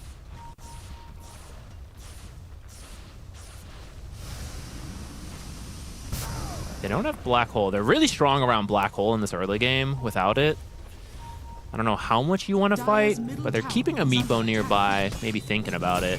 Yeah, I mean, you've got Dark Ascension too. I mean, if you can actually find the heroes with Dark Ascension and then go in with like your tiny Avatos, like he's got his Blink Dagger, right? So that's a big part of it. And then your Meepo comes in. Unfortunately for them, it is going to be switching to daytime, so they are going to move through the twin gate here, but Satanic tries to get out on his Meepo, actually can't do it. Avalanche toss, in comes the other Meepos, the Wheel of Wonder as well into the Fear. It's a beautiful combination here from Paravision to get on top of the Templar Assassin. 9 class given all the vision that they need. 3 dead, and what a response, and so quickly. Like 9 class made, he dies to the Alpha Wall. I'm like trying to talk up 9 class and he just ticks down there, but he did what he needed to do. Dealing with that bullshit. I know. It is a rough time for support players against Alpha Wolves. Not only do they win the fight, but they get the Tormentor. That was what they were aiming for. Like you said, no one's reaction times have been really fast. So they're trying to go through that twin gate, get over to the Tormentor, and the Alpha Wolves are watching it. That's why Nigma thought they're going to be split up. We can try to find a fight. But you find the Meepo, who's able to instantly bring over the other Meepos, and then the Avalanche combo. And unfortunately, the heroes that hadn't made it through the Twin Gate were all the AoE combo heroes besides the Enigma. And so they're able to just chain stun while everyone comes back over and take an easy fight from there. And like you said, get the Tormentor after that. Who did that go to? Ringmaster.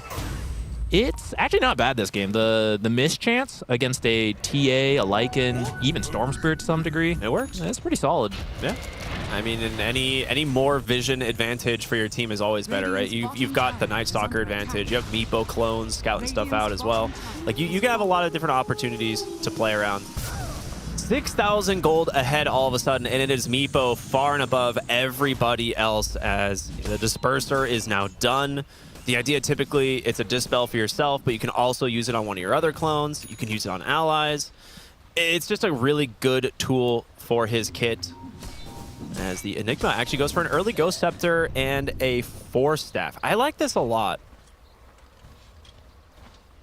I mean, a lot of it is going to be keeping teammates alive from the zip in and the Alpha Wolves. A lot of people underestimate the amount of mana used by Storm Spirit to start a zip. There's like an upfront cost to it. So even a Force Staff, Sure, he can follow you, but it uses more and more mana. So the more Force Staffs, the more Glimmers, Ghost Scepters, you waste Storm Spirit's time, and it forces him to zip more and more. And even with a Keeper of the Light giving so much mana, there's still a limit to that at some point in any given fight. Absolutely. So I like the idea. I mean, so far the team fights have been going quite well for them. A 7K lead. I mean, this is where Meepo just thrives. He's farming all over the map. Well, almost farming a hero, but GH managed to get away. They actually see them under a ward, and they are ready to cut them off under the back of this smoke. 9 class will pop the ult, gets the silence onto both of them. Ducalis, they try to force staff him away, but the fear will send him right back in. Sumail will zip on out of this one, but he doesn't have the range, and finally Satanic gets his original target of the Keeper of the Light. That being said, they actually kill no one on the other side of the map. I think in the triangle, I'm not really sure, but I mean, you take those, that's a big kill for Ghost. Still, I think losing the Storm might be a little bit more painful, especially because that means there's going to be another unicycle charge potentially. Ah, I see. But in particular, the Meepo. You want Meepo to accelerate as much as possible. So, well, I mean, I guess the same is true for TA. But you got 2 kills, right? Mathematically. I think Ghost is super reliant. Okay, so here's the replay. Thank you, production. Yeah, he just walked right up onto a trap. TA and Tusk. Like, these are just too much damage. You're not getting away from this one. So he just stands and accepts support. Tiny. I mean, what can you do? Yeah. I'm so glad to. I'm ready to just basically follow this bit for eternity at this point. Like, no one is just a support player. That was such a mid-player answer. I'm not top priority for my team. I'm support. I'm garbage now. I'm dirt. Can you, like, every time you die, it's like, it's all right, I'm support. It's fine. It's no big deal. Though in his case, it's particularly true. 9 class is such a greedy position for a player. The Roche attempt being stalled out here. We'll see if they can actually finish this off. They've got some good vision here from the traps, the smoke. Out from both teams. No one, if he finds a great target to open this one up, it'd be a little bit too scary. They're going to head up onto the high ground. There is a ward that will scout them out, but it's nighttime now. 9 class has no Dark Ascension, but does at least have the bonus vision, and a Ghost Scepter will buy him a little bit of time here against these Alpha Wolves. It's a bait, right? Surely. All right, he'll be able to get away. Good Force Staff. So, I mean, this stops the Roche. It heads all the way to top, right? And now the positioning favors Paravision massively, as they also find themselves a regen rune to denying that to the Storm. Can Nigma even contest this in time, or is it too late? I think it's too hard. Once Enigma is in position, it's too scary. You still don't have answers to it. They're coming in. Try. Good use of the crystal ball. The Alpha Wolves are here. They just get cleaned up once again here from the Tiny. Even a Spotlight is out. Dark Ascension from 9 class just to say, like, I dare you guys try and contest this. They see everything that they're doing. The Ice Shards. Again, maybe just a stalling tactic is Satanic. He's going to TP out on one, but they find themselves the Lycan. And it's going to be another kill for the side of Paravision. Omar, caught from the slow of the tree toss, has a crippling fear here on 9 class. Another toss. It's just too much. He cannot escape. The vision advantage from Paravision is too much. No one's even got GH on the Coddle, looking for the toss back here onto the Night Stalker. They've done it. 3 dead as, you know, Meepo casually farming once again all over the map. Yeah, I know you don't want to give the first Roche to Meepo, but I'm really not sure how you approach that I don't think you fight can in any way. And then the fact that Lycan gets caught, and you're like, I try to help him, then the Tusk gets caught, and then the Coddle gets caught. Now that's just, you know, snowball 1 by 1, can't get away, which, to be fair, is the strength of the Night Stalker, giving such vision, being so fast.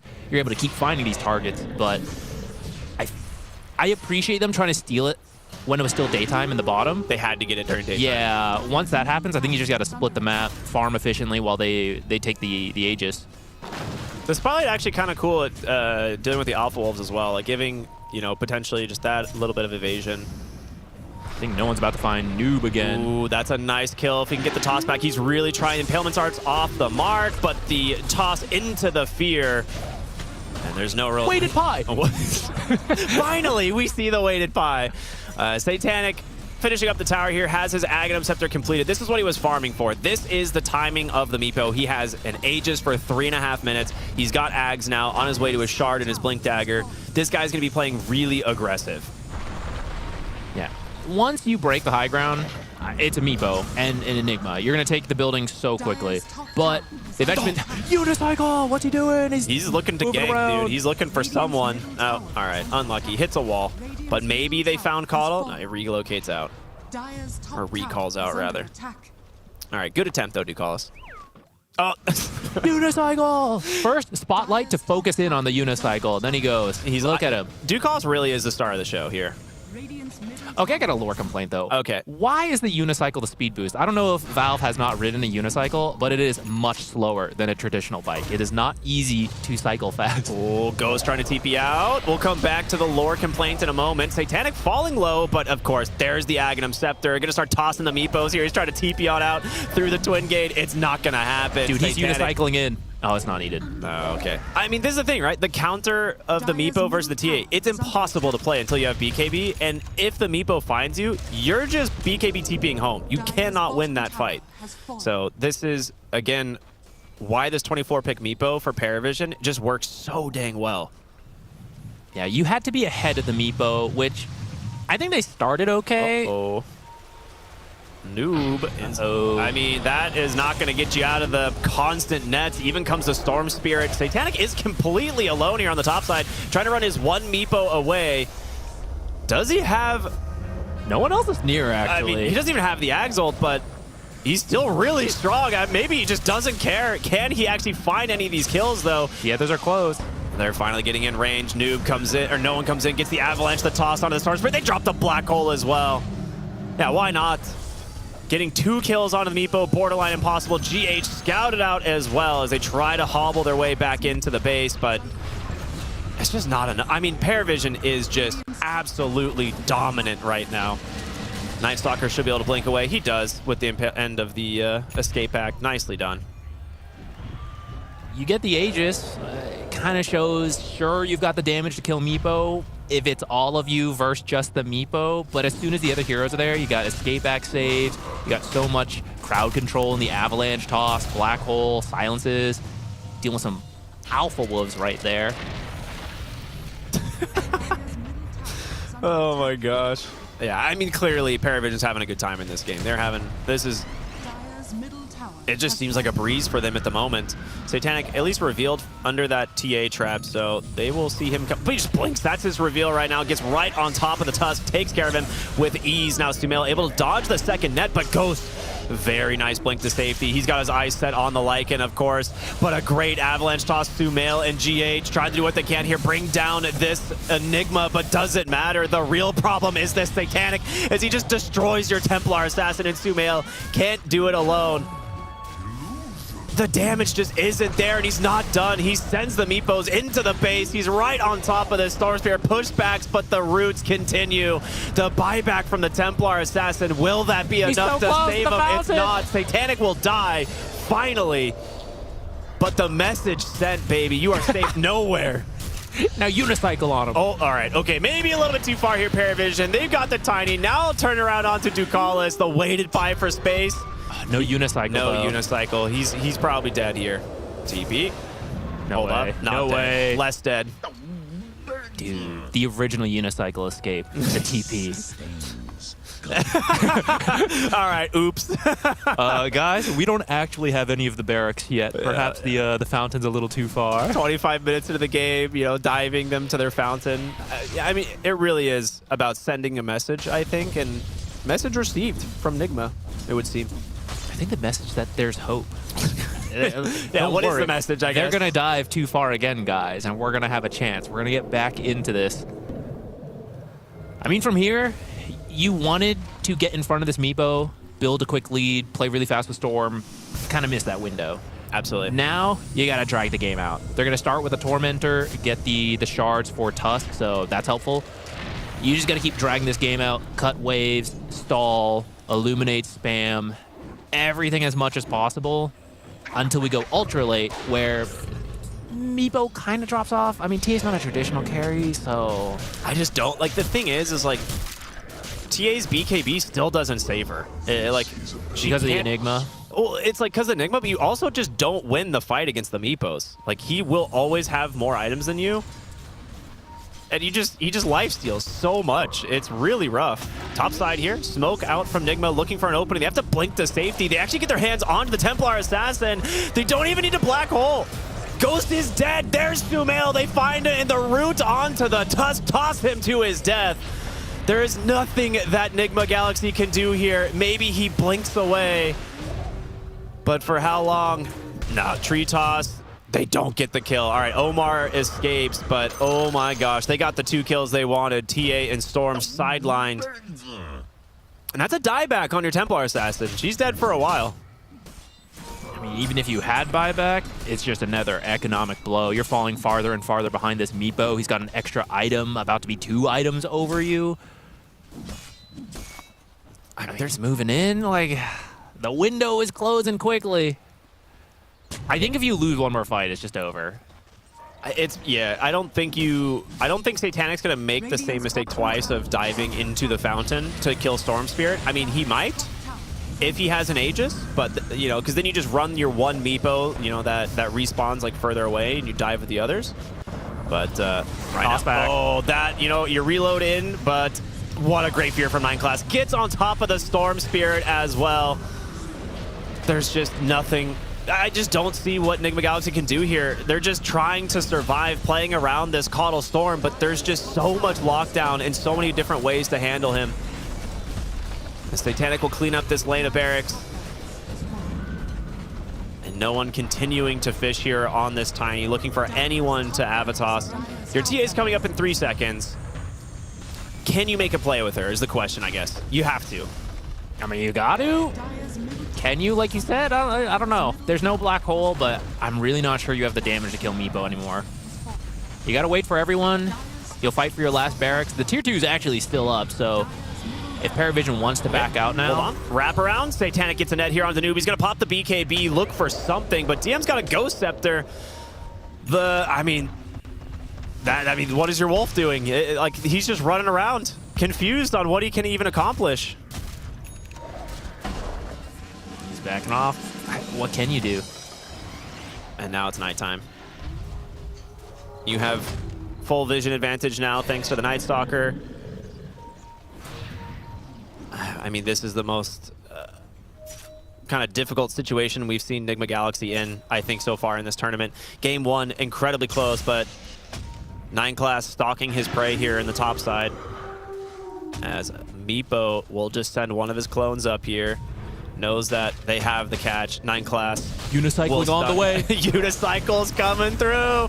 Do call it. He doesn't even get a chance to offer any assistance. It's just Satanic. These heroes are just food for the Meepo at this point. He has almost 10,000 gold in front of the Templar Assassin. Omar smoked. I mean, maybe he's just trying to get a deep ward or cut a lane. I'm guessing he's trying to cut a lane. You have to. You'd have to just cut creeps. You got to drag this out like 30 more minutes. And then the game just gets crazy, and you just hope. Oh, that was close. I thought maybe you'd recall people in, like, try to take that fight. Oh, they're still looking for anyone else down here. No, Satanic actually looking for a lane of barracks, and he gets it. Next Roche is up. It is scouted by... Oh, no, that's an Eidolon. I thought it was an Alpha Wolf. All right, they know. They're going to head back, get the next Roche. This way, you can go into the fountain again, but not be punished for it. Yeah, I think that's the main thing. Keep the main Meepo on the objectives while you feed the rest into the fountain, again, to continue sending that message. I honestly feel like that should be the game plan from Paravision. As you unicycle directly in. The drive-by once again. All right, Aegis. Obviously a big objective. Nigma Galaxy cannot afford to just give this up for free. So they're going to smoke up, head their way over. The Alpha Wolves looking to do some work. The Dark Ascension, we saw them try to make this attempt earlier. The Will-O-Wisp is there, instantly cleaned up from the Meepo. The Storm zips to his death. The Black Hole committed. They've got him. He's going to buy back into this game. He's going to have a BKB, but Omar buys himself some time here with the Snowball. Ghost going to put in a lot of damage here, but he's got to run. The Wheel of Wonders zoning them out. In comes Sumail. Satanic's going to pop that ultimate, try and keep himself alive. The BKB bailing Sumail out again, but they've got their target. Once again, it's Ghost on the Templar Assassin, and the Crippling Fear is up, holding the Storm in place. He needs to run. He's going to get a little bit of space, but Omar with the blink out. Nigma Galaxy, just a full retreat, but how many times can they do this? Ducalis toying with Noob here on the other side as Satanic will jump on over with his Meepo, join the fight, take down this Lycan once again. I mean, this is 5 dead. You get a buyback out of the Storm Spirit, but yeah, I mean, Ducalis coming out with the all chat here. They felt very confident, clearly, just from the draft. I think Paravision was completely in their comfort zone. They have a very flexible draft. They're willing to play weird stuff. If you get too caught up in that, they'll actually play completely meta things. You know, Night Stalker for Ringmaster, getting more popular. Actually getting a win for the Sideshow Secrets instead of the Carney Classics. And then the Meepo surprise at the end, right? You think like, oh, it's a normal draft. And they're like, Meepo. No one else picking Meepo, but they see exactly what they want. They're willing to do this kind of stuff, which is really fun from a team.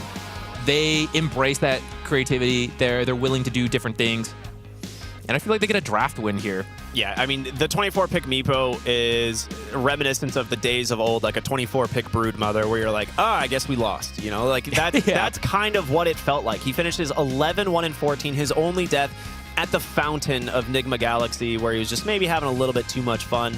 But you could see it in Paravision's faces this whole game. They were chilling, they were vibing, having a great time.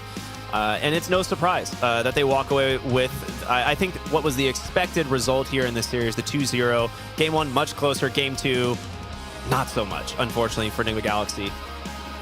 In Game 1, I think Nigma did a great job of disrupting what Paravision need to do, get the Tinker going, all of that. Game 2, you have to have a very fast start on Storm and Coddle, and it was Paravision that actually did a great job preventing that. All the power runes in the early game stolen away from that Storm Spirit. They get a couple successful rotation kills, but really not many. Not what you want from a Storm and a Coddle. Yeah, absolutely. A beautiful first series to kick off the day. But there's so much more Dota still to come. Let's send it back to our panel.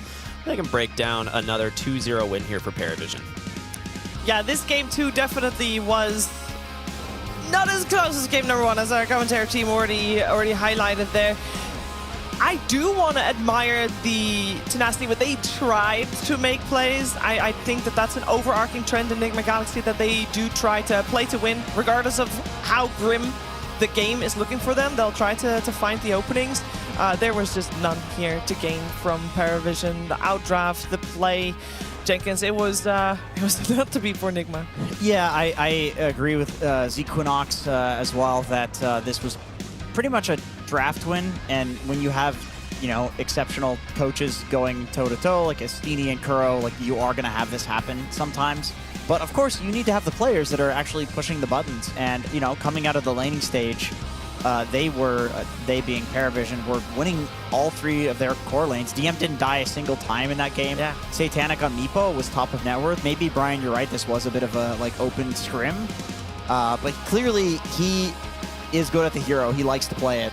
Well, you're also not like scrimming things that you don't believe in. Like, you're trying it because you also think it has potential, and it's a good, there's no better testing ground than like an official match. Yeah. I guess for me, I talked about it during the draft, and I'll say it again. That was a first pick overall, or second pick overall, first pick for the side of Paravision, the Enigma.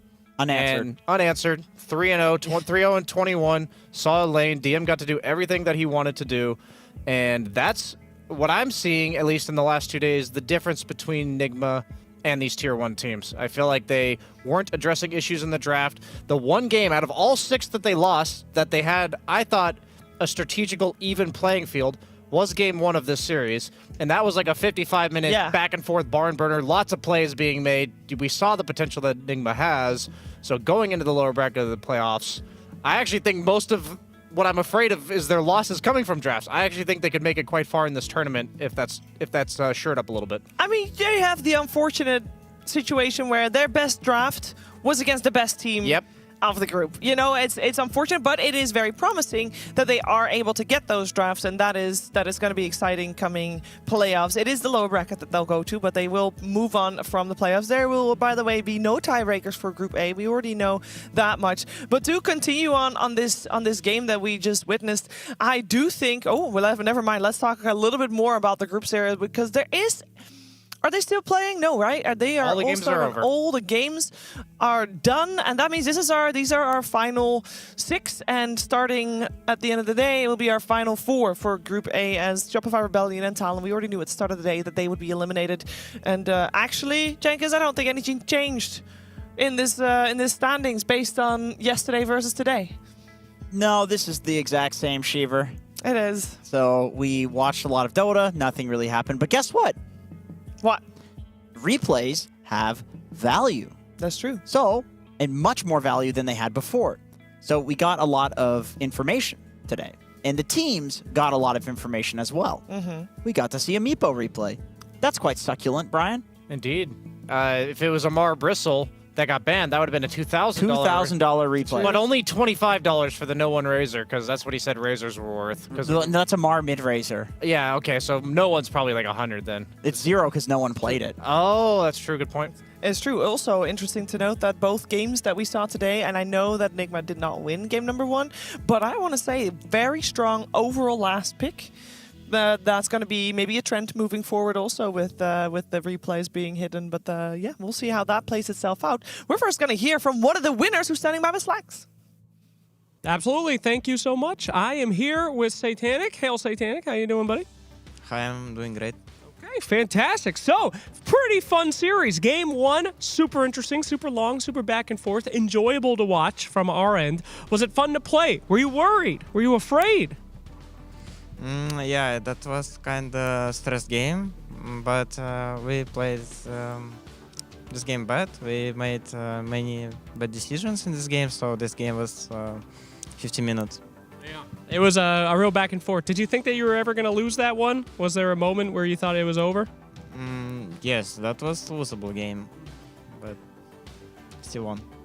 In your opinion, who got you out of that funk in game 1? Who was the MVP of your team? Best player? I'm not saying it. You can say yourself. You can say you were the best of game 1. We allow that here. I mean, Tinker made much impact in this game, but he stole all farm as well. So you don't want him to get too much confidence, huh? I mean, you don't want to reinforce that behavior because that farm belongs to you. What? That's your farm, right? So he should not be taking that. You don't want to make him feel good about that? Of course, I'm kidding. Okay. Let's talk about game 2. I want to talk a little bit about the draft, not the Meepo yet, but I do want to talk about the Enigma. Do you think they did a good enough job with their heroes to stop Enigma? We did good heroes. I think if we would ban Monkey, it would be a little bit easier to choose mid. That's the only thing on first map. Second map, I think, was super easy. I don't know, I had a lot of carries on 24, which I can solo in this game. Yes. Sorry, as I meant. Now, I do want to talk to you about the mid, though. Like, mid, you guys seem to have a lot of focus against the Storm Spirit, right? Was that going in, or did that just naturally happen? Was that something that you guys talked a lot about? It was like, we got to shut this down?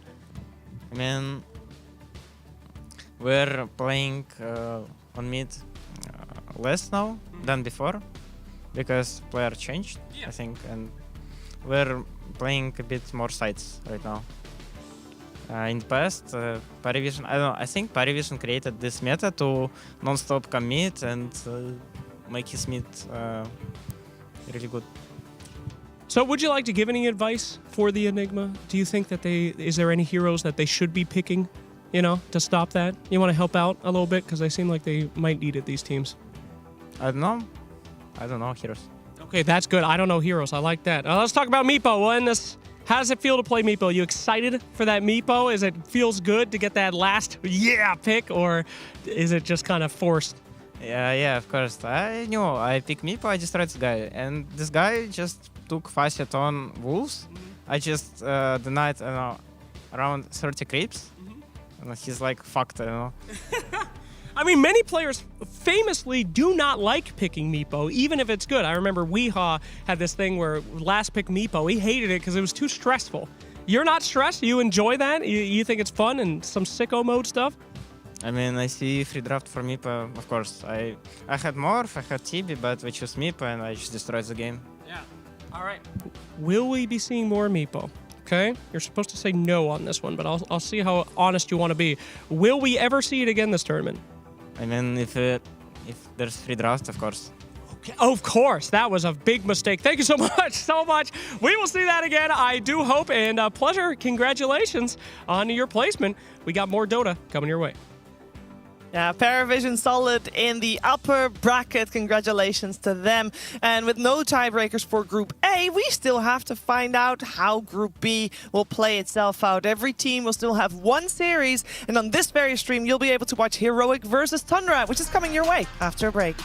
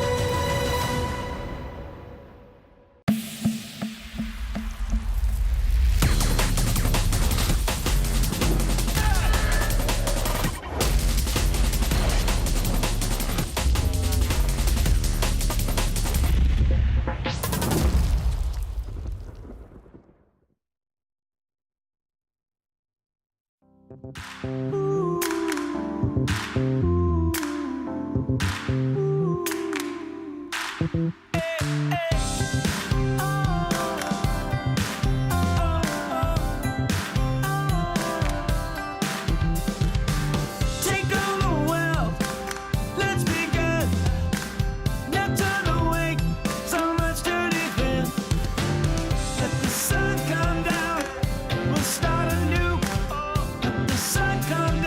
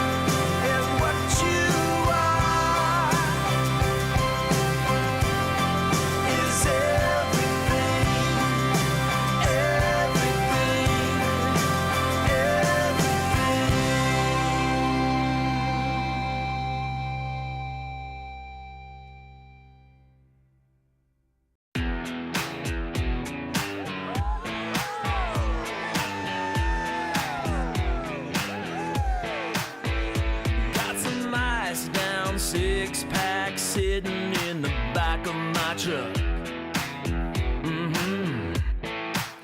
Gonna be a good time, hell yeah, things are starting to look up. Alright. Once we get started, yeah, we're never gonna stop. Break out the good times, let's take it to the top. Yeah, we're gonna throw it down, kick it up, you know we don't need a reason. Don't need a reason. Getting loud, getting wild, every night we're rolling like it's the weekend. There is no sleeping. If you wanna find a good time, well, it ain't that hard. Just look for us, cause the party's always right where we are. Oh yeah. It's a full-blown night. Sumail was on the team, famous for Storm. You're just giving him like the hints though. Welcome everybody to the Great North American Dota Quiz. I've got Shopify Rebellion, I've got a bona fide NA legend, Bulba, and I've also got Yopaj.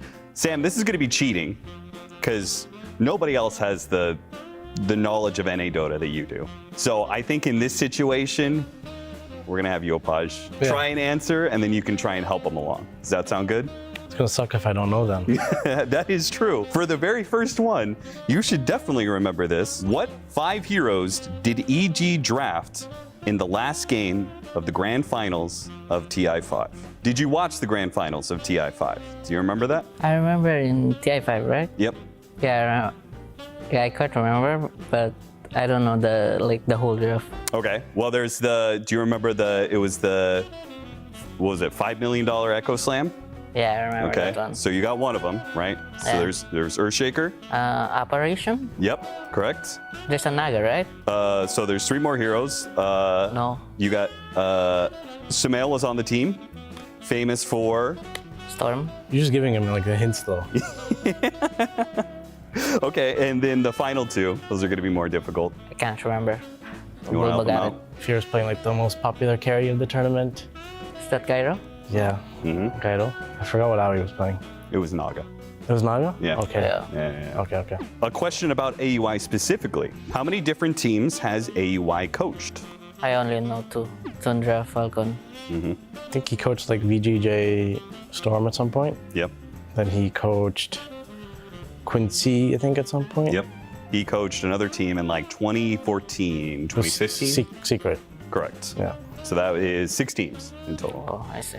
Pretty good. All right, next question. Who was the first NA player to win a Dota 2 major that is not TI, one of the official Valve majors? I had no idea. Do you don't remember? It was OG. OG? Yeah. Do you remember who was on that team? Guy. He used to play Shaker. He loved playing Shaker that tournament, Bat Rider. He's like coach of Tundra now. Coach of Thunder now? Yeah. Moonminder? Yeah. Yep. Moonminder. Oh, I see. In what year did Fear play his first competitive Dota tournament? Dota, not Dota 2. I think it was like 2006. Correct. 2006, he was on Complexity. All right, and the final question. Name 10 U.S. states. Washington? Okay. Is Alaska including? Yeah. North Carolina? Yep, good job. Los Angeles? Is it? No? City? It's city, right?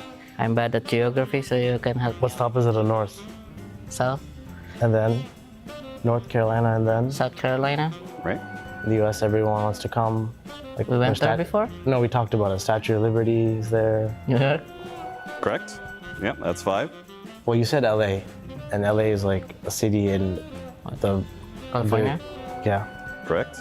Okay, what about the state, like, well, everyone jokes, like, they're just known for their guns and, like... Wear cowboy hats. Cowboy hats. Texas, yeah. Yeah, there you go. Yes. Hawaii is not state, right? Hawaii counts. Yeah. Hawaii is the state. Like Florida, Wyoming, Idaho. Damn, pulled out the Idaho. Sorry, guys, I'm bad at geography, so, but... You did, you did pretty good. You got did 7. good. That was good. All right, that was it. It's more than most Americans. That's true. As I was about to say. So, like, people that are doubting, people are doubting, he could probably pass the citizenship test faster than most Americans. Great job. You guys did an excellent job in the Great North American Quiz. We'll see you guys next time. Goodbye. ESL One Raleigh is brought to you by DHL and 1xBet.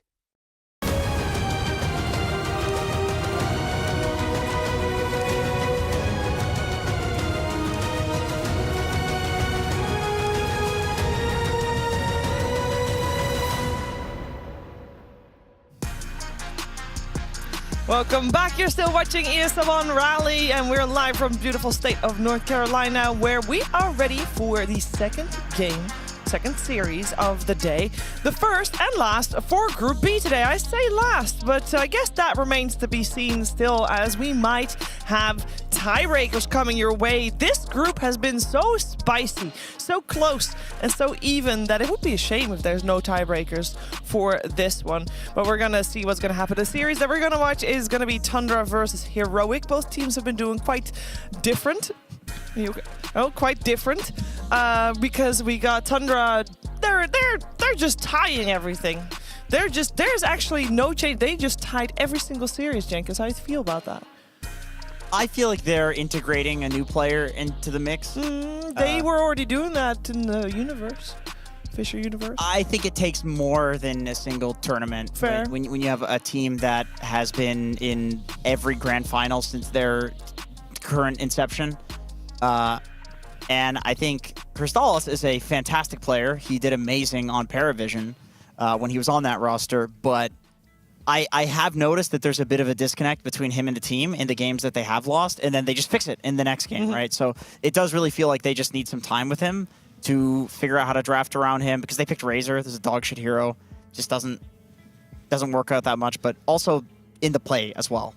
Yeah, we're gonna see this. It is Heroic that is 2-6, so they are a little bit in a dangerous part. Group B doesn't have any team set in stone anywhere, so it's still a bit scary for Heroic. When going into this series, Brian, what's something that we should look for? I feel like this meta has been characterized once again, maybe a different slew of heroes, but by heroes that are difficult to kill. And I was looking at Heroic's picks throughout the course of this tournament. They are so far 2-6, and the only hero that they've had success with, as we pull up the graphic for Heroic stats for this tournament, is the Ancient Apparition, a hero very well known for taking down these tanky heroes. And they are so well known for this hero, actually, that in the last 4 matches that they lost yesterday, the enemy team first round banned the Ancient Apparition, and it was clear in the case of Heroic struggling to get kills in those games. Between the 4 games yesterday, they averaged only 9.5 kills, total of 38 kills across 4 games. That is not very much. And then when we're looking at the way Tundra has been winning, because Tundra, much more even win rate across the board, but they have a few heroes that really stand out for them. It is the Bezium Kunkka, going for like this tanky AoE magic build where you have like the Blade Mail that reflects all the damage to people plus the Radiance, and 33 on the Sand King, who's obviously also a AoE magic guy, where it's oftentimes like Sand King going for like a pipe and or Crimson. So it's this idea that I think Heroic's going to struggle with the current meta if they don't get that Ancient Apparition. They have this problem of being able to focus down these heroes that kill you over time while also being beefy. So my question today is, first off, is Tundra going to give them AA? Probably not. But if that is the case, has Heroic overnight figured out what is maybe a better secondary option to be able to take down these tanky bruisers? All right, well, let's focus our attention first then on Tundra. This is definitely the team that people had decent expectations from, regardless of adjusting to a player. This is a team that, even with Crystallis, you're expecting them to do well. And I think more so than anything, you're expecting them to adjust mid-series, mid-game, which is all that is super important, considering we talked about the lack of replays, and therefore the chance to pull out unusual stuff, Jenkins. Yeah, this theoretically should be one of the scariest teams in Dota when it comes to what they can pull out, because, I mean, they've played Soxa position for Medusa. Like Brian mentioned, BCM's playing the mid Kunkka. This is a completely new hero in the meta. Kunkka hasn't really existed for a very long time. Whitemon on his signature Ringmaster. He actually told us in Dream League he was losing with it, but he just enjoyed playing and he was just forcing it, essentially. And now he looks like the absolute best Ringmaster on the entire planet. So, yeah, I mean, I'm excited to see what they pull out today. I think it is a little bit hard being one of these we come up with crazy shit teams. Yeah, no pressure. While also integrating a brand new player into the mix, especially a player like Crystallis, who his skill set is more, I'm not picking crazy heroes. If a hero gets picked, you know exactly who's going to play it. I'm just going to play it so damn well that you can't beat it, even with counters. So I'm curious to see how Moon figures out how to integrate this guy into the team properly. And I'm also curious to hear how Saxa's feeling right now.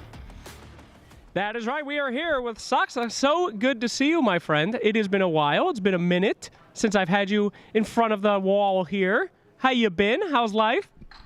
Pretty good. Didn't get shot yet in America, so it's going good. That's great. We definitely wish we could edit that one out, but don't worry. All right. Threw away this interview. No problem. Sir, a pleasure to have you. We'll see if I can fix that for you later. No, but we should. I want to talk to you about the other teams. Now, we've always talked about Tundra. Tundra's, in every single tournament. You guys never stop. It's never enough for you guys. You just continuously come in and take all the prize pool, which is fine. No one's upset about that. What do you think about these teams at this event, though? Is there any team that you think is not living up to their expectation? Is there any team that's going above and beyond? You know these guys better than anybody. So what do you think? Avalus, I guess, is going above everybody's expectations. I think they've been doing well. Kind of unexpected. I think we are doing kind of poorly compared to at least the shape we thought we were in. I don't know. Other than that, Nigma is like through the groups, so it's nice. That one is great.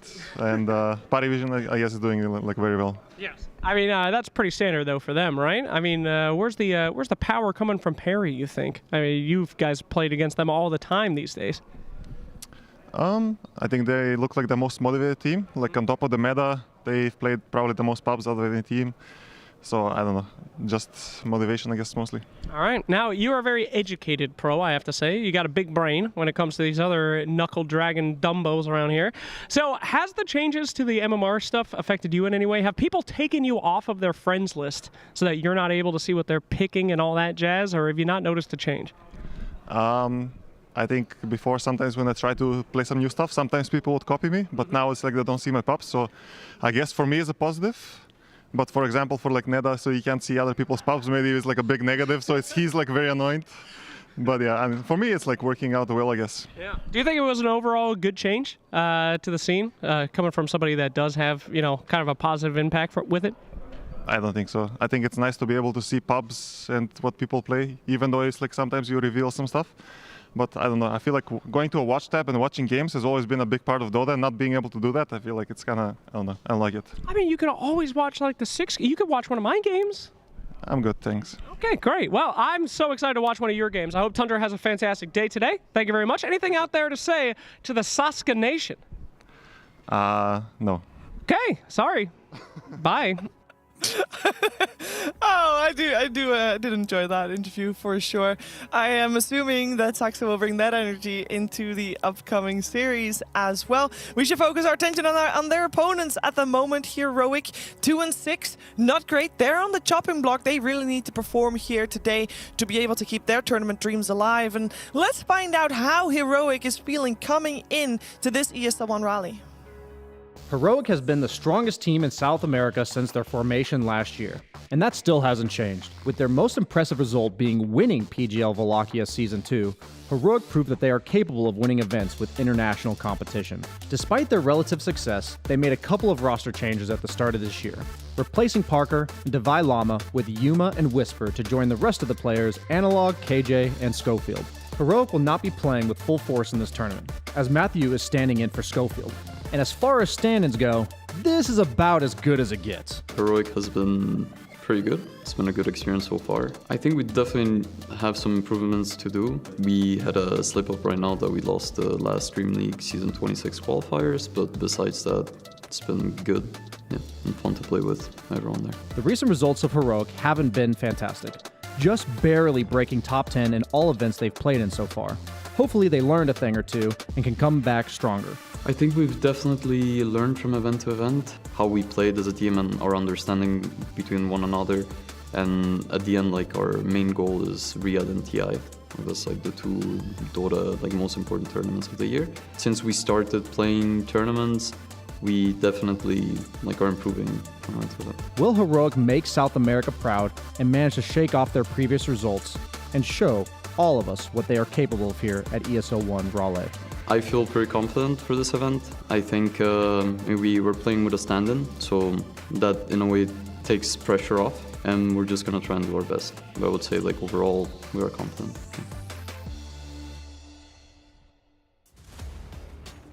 They are playing with the stand-in, but as you have seen, it's Matthew. And to be honest, they have already played the Dream League qualifiers with Matthew as well. And on top of that, it's Matthew, Brian. I think they're not unhappy with this one. Yeah, the only thing I'm unhappy about for Matthew's sake is that the likes of Ricky and Bounty Hunter heroes not being too meta. I feel like he missed it by just a couple months. He really did. I mean, I'm seeing that he's playing most of the ranged guys, like a lot of all the other 4 positions. And while Matthew's a great player regardless, definitely not the favorable play style for him as a 4. I have a very important point to make that has nothing to do with that one. Hold your hats, guys. May I? You may. This is a North American team. No! Yuma is from Nicaragua. That is in North America. Wait. He's also from Belgium and Germany, so we claim him as a European. Thank you. That's 2-1.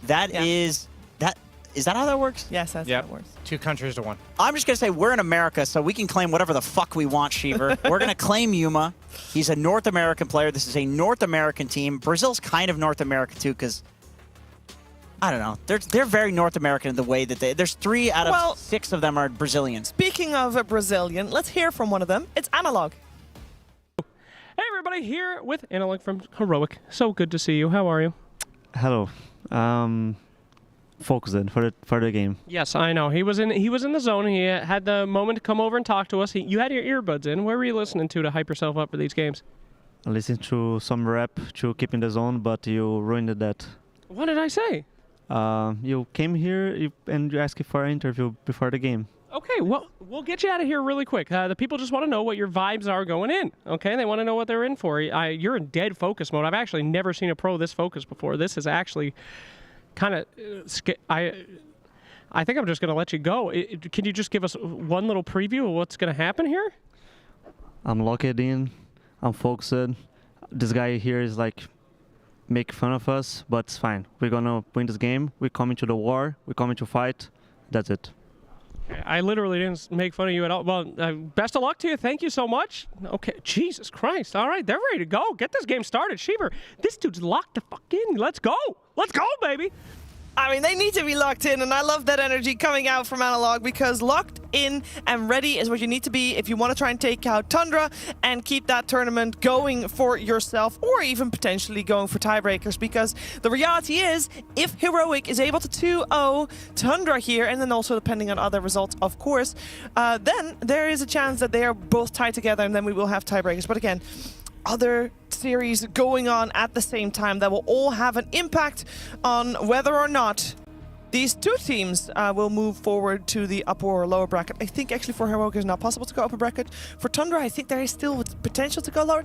We'll all save that for next time. I want to talk about what to expect from these 2 teams and what we can see, as it might not be the best patch for Matthew, hero-wise. I do feel like we have some solid data from Heroic and how they've done so far, Jenkins, as they were able to 1-1 at least 2 of the teams with Avalus and Tidebound. How do you feel like Heroic is playing? I feel like the games that they're losing are not horribly devastating by any means, and like you said, beating Avalus, who players are saying this is a surprising, shocking turn of events, that this is a really good team. And Tidebound also, this team has tied a bunch, right? They've tied bound a bunch. This is a strong team from the previous tournaments as well. So the teams that they have beaten are tier 1, exceptional teams. So I do feel like there's always that little element of you have a stand-in and you have to push a little bit harder in order to hit that cap, hit the peak of your team's ability. But both sides kind of have this, because Crystallis is a new player as well. So I feel like I'm just speaking in the same way that I was speaking about Tundra. Both teams, there's going to be a little bit of chaos in there because they're integrating new players. Yeah, I think the majority of this meta, not to be a harsh critic of the meta, but there is a lot of unkillable heroes in the meta right now. We're seeing the Medusas, the Centaur off lanes. We're even seeing Sumail play something like Darkseer mid.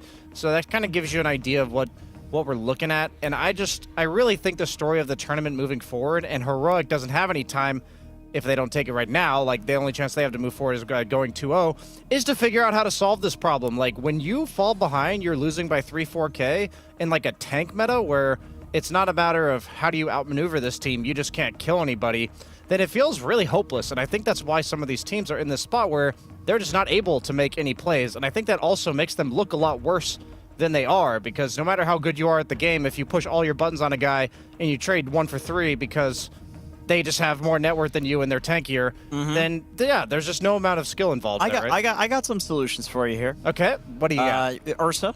This is a good one. That is a good one. Yuma has won with Ursa. Okay. This is one of their wins. It's a hero that solves that. That's not AA. And I think Tiny is actually a pretty good hero too in the 4 position. We talked about this not really for like isolating targets. Yeah, exactly. You isolate a target, and then all of this tankiness and auras doesn't really matter because they're halfway across the map. And teams have been very successful. All 4 of Nigma's wins are with Tiny. Yeah, I mean, we've also seen that like a lot of Tiny Enigma off lane, and you can have it where the toss into some ability that doesn't normally reliably hit people. Do you know what I mean? Like Black Hole, a lot of the Enigmas aren't even going Blink Dagger, they're just being the aura guy themselves. So having this hero that enables the aura guys to then become teamfight stunners, that would work as well. So I like that. I like that suggestion. Yeah, we are ready to head into the draft. Is there any kind of focus that we would like to see the teams go for? Like, for example, we got Tundra sitting on overall last pick, and we've seen that be pretty instrumental in the previous 2 games we've seen here on this very stream. Is there any player in particular that you'd like to see set up for success most on the side of Tundra? I think it's 33. I'm almost shocked to look at his hero pick so far this tournament and not see Enigma, as we've been seeing Paravision have so much success with it. And 33 Enigma is a classic, as he's pretty much he has a very small hero pool so far this event, only 4 heroes. And we saw a lot of success that Tundra had on the BZM Kunkka. So it's curious to see that Heroic has actually stolen it for themselves, because as of now, they have not played it yet. Yeah, in the opening as well. Like, overall first pick, Medusa is still in the team. Come on, what happened to Medusa? Medusa's definitely coming out here. It's an analog specialty, the Kunkka. This is like a lot of respect from Heroic towards Tundra that they are going to pick this. And the Medusa does not come out. Wow. Like, this is one of those drafts where both teams have... Gentleman's agreement. They've thought a lot about this. And maybe there was some handshaking going on behind the scenes. We'll see. No, so I think that since Tundra has the opening pick out of the second round, that they're thinking that since Doom is good versus... Medusa is good versus Doom, that I wouldn't even put it past them to just go Medusa Doom out of the second round, and it puts the onus on Heroic to have to ban it. Do you know what I'm saying? So I actually wouldn't doubt that Tundra's just now going to pick Medusa coming out here.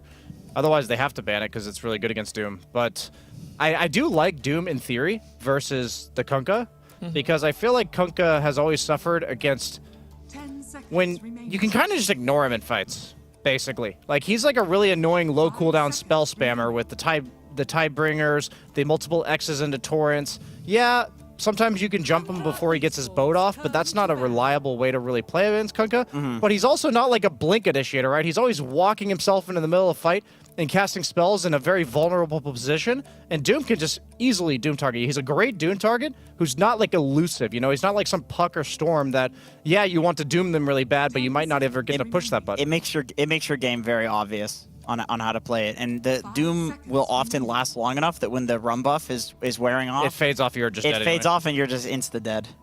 True. Good point. I think the last time I checked, Doom had a 100% win rate in the tournament. Let me look at his. I wonder with how many games that is. Maybe like, it can't be that many. He has a 100% win rate over 1 game. Wow. That's insane. That's wow. indisputable. Whoa. Oh, you know what? Maybe it was Fissure Universe that I was looking at. It just seems like teams are picking it in scenarios where they're setting up for like a perfect Doom game. Yeah, you know? It actually had a pretty high win rate. I think it had like 84% win rate there. And that's not in 1 game, because it's not possible to have an 84% win rate in 1 game. I appreciate it. You're welcome. Also, that is something that I'm pulling out of memory because it could be completely wrong. So take it with a grain of salt. Let's see, if Tundra is planning on picking the Medusa, they could ban out the Anti-Mage. They do not ban out the Anti-Mage, they ban out Meepo. Yeah, Yuma's definitely a Meepo specialist. I guess maybe they've been versing it in scrims themselves. One thing that's annoying about Doom is when you are dealing with a hero that's multiple copies of itself. And Meepo, I'm sure, quite annoying there. Okay, I got a question for you guys. I got a really wild question. If you have double pick, is it worth it now to just anti-mage Medusa? No. Is this on the side of heroic? Is this too insane? Yes. Because if you pick Medusa on heroic, Tundra can just anti-mage. Okay, I also think that Dusa as a hero, while broken, clearly, because teams are forcing themselves to ban pick it every single game, has weaknesses, and she lacks significantly in the department of single target damage. So if I'm looking at like a Medusa Kunkka lineup, how do you ever like kill a guy? You know what I mean? Yeah. Like they're just damage issues. That already creates damage issues, exactly. And Jakiro, always a high damage support. They've already picked it a bunch of times on the side of heroic. Obviously, twice that is. They haven't exactly had like a ton of success with it, but they are 2 and 6, so it's not like it's Jakiro as a hero. Yeah. Being specifically the problem. Jakiro.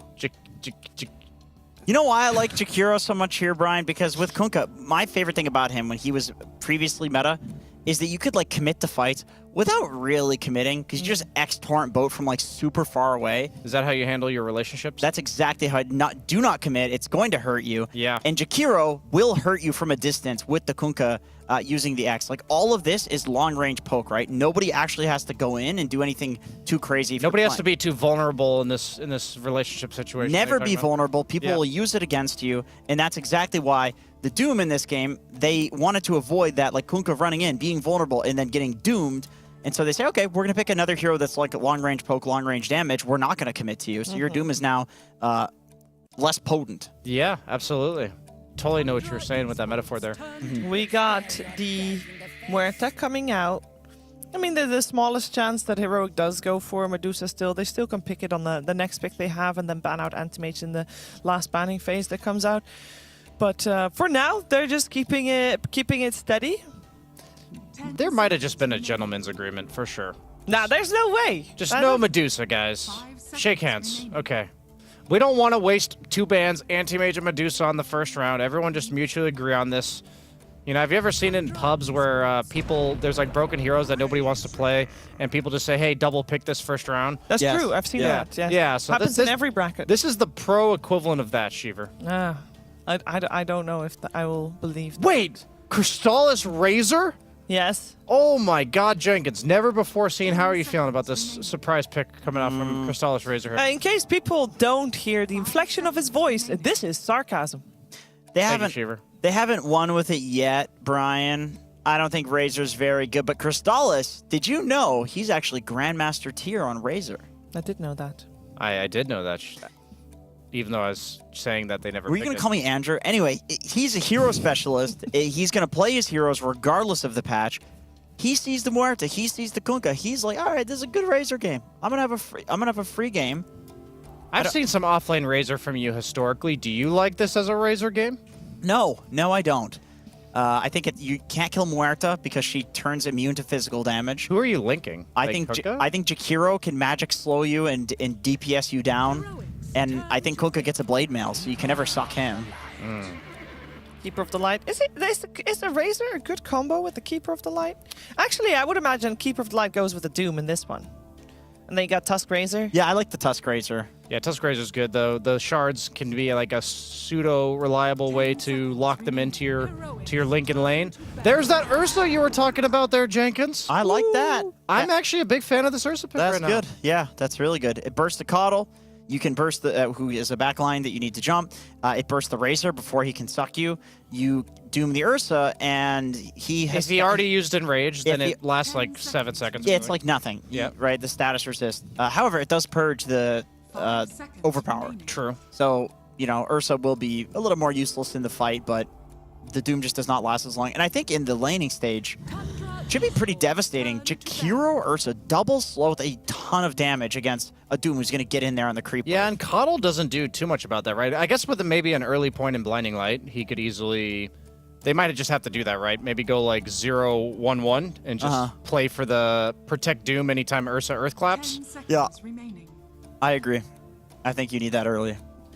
So maybe this is a lane where they actually are able to deter aggression pretty well, but the difference between Doom and a lot of the other offlaners that 33 has been going for is that this hero doesn't really retreat to the jungle. So by picking like this highly punishing carry potentially, if 33 has a tough lane, there's not gonna be there may be stacks, like Soxa's almost certainly gonna stack a bunch on the Coddle, but they're not gonna be reliable for 33 to farm unless maybe Soxa like helps him blast them down, and then gives them the last hits. But when we're looking at BZM, he's now picking into what is likely a Kunkka mid. We're seeing the OD ban already. That's a nice one against pretty much any melee hero, and the Astral also kind of cock blocks the X. It's not a good Invoker game. Oh, boo. Is that what you're thinking? Yes, BZM Invoker? I can see her getting really excited. Well, BZM Invoker, I think the Invoker that was universal was suddenly good against Kunkka because you had like really high base damage, and you also had pretty decent regen. But now the X-Sword Invoker really struggles in the early damage and regen department, so I think the matchup is now once again heavily Kunkka favored. Wait. Relax. Oh, I'm chill. Whoa. This could very easily be a Coddle mid. This is the most devastating hero versus the Kunkka mid. Why is that? You get a Spirit Vessel, you dumpster him in lane, Kunkka can't hit you with Tidebringer. Because you're so far back. Because you're so far back. I think the timings of a Coddle going to the side lanes, Kunkka can't rotate at the same time. Yeah, I can't countermatch that. Yeah. You can't countermatch that. It's mostly long-range Vessel buyer who never commits to fights. So you think they're going to like last pick a 4 position? Maybe. I guess for me, I think their Coddle recall is what's really making him seem OP. So maybe they might just go for like a Pango as like a standard combo, like a Pango Ember. I'm actually wondering why they're not afraid of something like an Ember. They're banning out OD as opposed to Ember. Ember does sound good. But I guess OD's also pretty good against Ursa. That's maybe why they went for that. Wait. Hey, what about a Huskar coming out here, Brian? For Tundra. Oh wait, they don't have absolute aspect. You can't do that. Tundra has absolute last pick. Oh, they do. Yeah, they do. Well, there's one more ban first that Heroic has to go for. I would ban the Coddle combos. I just feel like you gotta. There's the Coddle combo you mentioned. I feel like you got a Kunkka mid first pick. You want to really devastate this. Could also be Razor mid. Yeah, so they could just put Kunkka on the offlane though. Why don't you put something new entirely on the mid lane? Oh, you want to see Whisper Kunkka, huh? Okay. Why not? I would not put the Kunkka against Razor personally. I would pick something like Centaur that just kind of helps disengage his team from the Doom, from the Link. Oh, we forgot Beastmaster still in the pool. Okay. Little BKB piercing action, single target lockdown, and helps with the burst problem that they've been having in a lot of their games. They have a lot of AoE teamfight with the Muerta, the Jakiro, and the Kunkka. They have single target physical damage, a little bit of mixed damage coming out from the Beastmaster if he goes for the Ags. And for Heroic, it's been Analog playing this. Oh, so it might actually be a Beastmaster mid. Yeah, it could be. Kunkka offline, yeah. Mm-hmm. Let's take a look at what Tundra is going to do with this information. A lot of options for them. A lot of options. They could cheese. They could run one of these 2 heroes that they have already mid. Pick something entirely different. But they do have to now play around the fact that it could be either a Kunkka or a Beastmaster mid. So is there something that devastates both of them equally? I would like the Pango, to be honest. I just think a Coddle combo that I'm thinking of. Something like that. Low cooldown, spammable. I mean, you can always go for the Storm if you want. Oh, it's banned, never mind. Yeah, I mean, out of all the Coddle combos left, I feel like Pango's the only one. But Bristleback! I love that pick, actually. Big fan of that. Is that a BZM Bristle? Nice. I love that pick. Bristle. The only hero on the side of Heroic that actually threatens this Bristle is Ursa, and he's not going to be doing that until like minute 15 plus. Like, all these other heroes hate Bristle, to be honest. So I really like this pick. I was leaning towards Heroic in the first 9 picks, and I am now putting my entire mortgage on Tundra Esports with those odds. Yeah, 1xBet is not thinking that Heroic is going to win this one, but I can understand that BZM on the Bristleback. I feel like this has been something that's like kind of sliding under the radar for a long time for Tundra. A lot of people were talking about Big D. A lot of people were talking about 33, this and that. BZM has secretly been slipping out this last pick Bristleback quite a few times actually, and every time he does extremely well on it. He cuts the wave. He gets super farmed. I think he goes for the green facet sometimes. Nah, he's almost exclusively red. He goes the red facet. Yeah, because you're going like an early Ags. Maybe you're playing to be that core Bristle with like an SNY, and I think it was really early on in Dream League when Bristle got changed. But yeah, everybody goes back to everybody went back to the red facet, even in the offlane a lot of the time. But yeah, I mean, he's done really well on it. Like, and he seems to know the matchups. Whenever he picks it, he completely dominates the laning stage. Well, it is a pretty tough situation for Heroic, you guys are saying here, because Heroic is 2-6, and they need to win every game if they want to stay out, at least one, if they want to stay in. So losing this first game would eliminate them. if Yuma pops off on this Ursa, he could absolutely be the bane of this Bristleback last pick, and I don't think there's too much to stop him if that becomes the case where Ursa has Aegis, and the only way they can really deal with him is the one Doom. So that's what I'm leaning for Heroic's window and timing here. Well, let's see what's going to happen. It's time for that game one. Tundra and Heroic brought to you by Cap and SVG. One of the most dominant teams up against a team that has its back against the wall. 2-6. They need to win out in this series, and they need somebody else to take some L's in order to have a chance at a three-way tiebreaker. And even then, there would be only one slot to stave off elimination. No doubt about Heroic. Their journey to be able to make it into playoffs is looking rather bleak. Avery. That said, Tundra on the other side are not doing too hot right now compared to their usual standards. That is true. An even record for them is nothing to boast about. If they somehow drop this series 0-2, which probability-wise maybe not too likely, but not impossible by any means. We've seen Heroic have some crazy upsets. South American teams definitely capable of taking down these European teams in clutch scenarios. We've seen it time and time again. They're in a pretty bad spot themselves. So this is kind of a must-win series for both teams if you want to get out of that tiebreaker situation if you're Heroic, if you want to stay in the tournament at all and not have a swift departure. Yeah, the fact that going down to the last series, Tundra is even in the conversation of a team that could be eliminated, not even make it into playoffs, is rather strange because they've been so consistent throughout the year. Even through the roster changes that they've gone through, it just seems like their base, well, it's frankly the combination of Whitemon, Soxa, and 33 just seems too good. Yeah, and since we're in North America, I can make a North American sports reference. Of course. I mean, that's like when the Lakers are going to go out in the first round of the playoffs. Like, there's going to be a lot of people that lose their mind, right? Yes. I'm not sure why you said it that way. No, you know, it's inevitable. Some things are trying inevitable. to put ill omens out there, Avery? No, nothing. Just, certain deals shouldn't have been made. This is a really nice Bristleback pick, I think. This is an old school mid Kunkka counter. In the days where all the ancient camps were around mid and mid Kunkka became very popular because you could stack the ancients with the torrent infinitely, Bristol became a really nice counter because not only do you free farm the lane, you are really obnoxious in the team fight. You're too tanky for Kunkka's damage. You can go and steal his camps. That's why it became popular. And the goo is really annoying for Kunkka. He doesn't build Dispel almost ever, right? Outside of BKB, and you don't want to have to use BKB to get rid of goo. Yeah. So it's just a really tough matchup for the Kunkka. I expect BZM to be highest net worth in this game, maybe highest damage if he gets his way. And I think what Brian said was absolutely correct. The only thing that stops this man is the Ursa. So Heroic really need this Ursa Warrior to have a good start. They need Yuma to pop off, and they need the Bear to get some Aegises.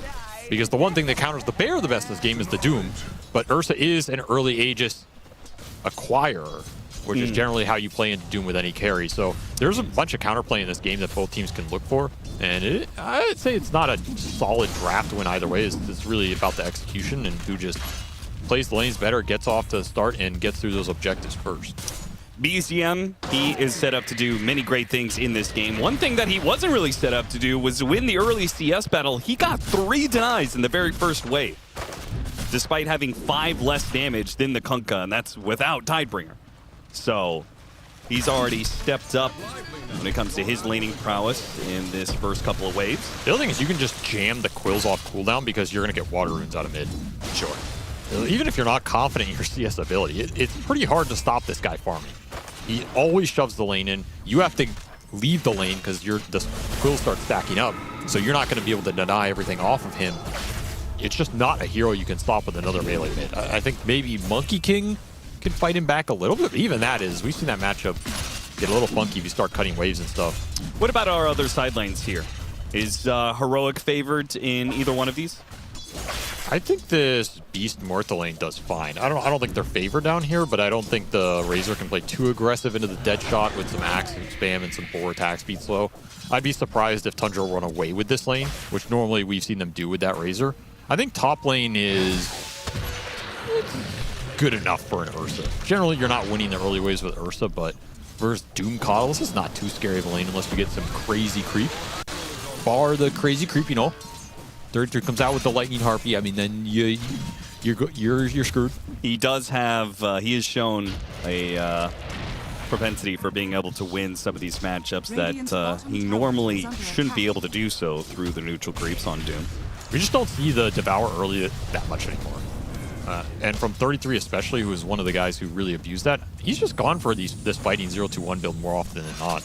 Can't blame him. It's more reliable. You don't have to gamble on the creep. You're not losing too much extra gold if you're winning the lane harder anyway. And versus these carries like Ursa that don't want to have to invest in a lot of regen, this is a carry hero that wants to have an early boots, wants to have early stats, wants to get the phase boots up as fast as possible and the Battle Fury as fast as possible. Every time you burn out this Ursa's regen, you feel pretty good about delaying that timing.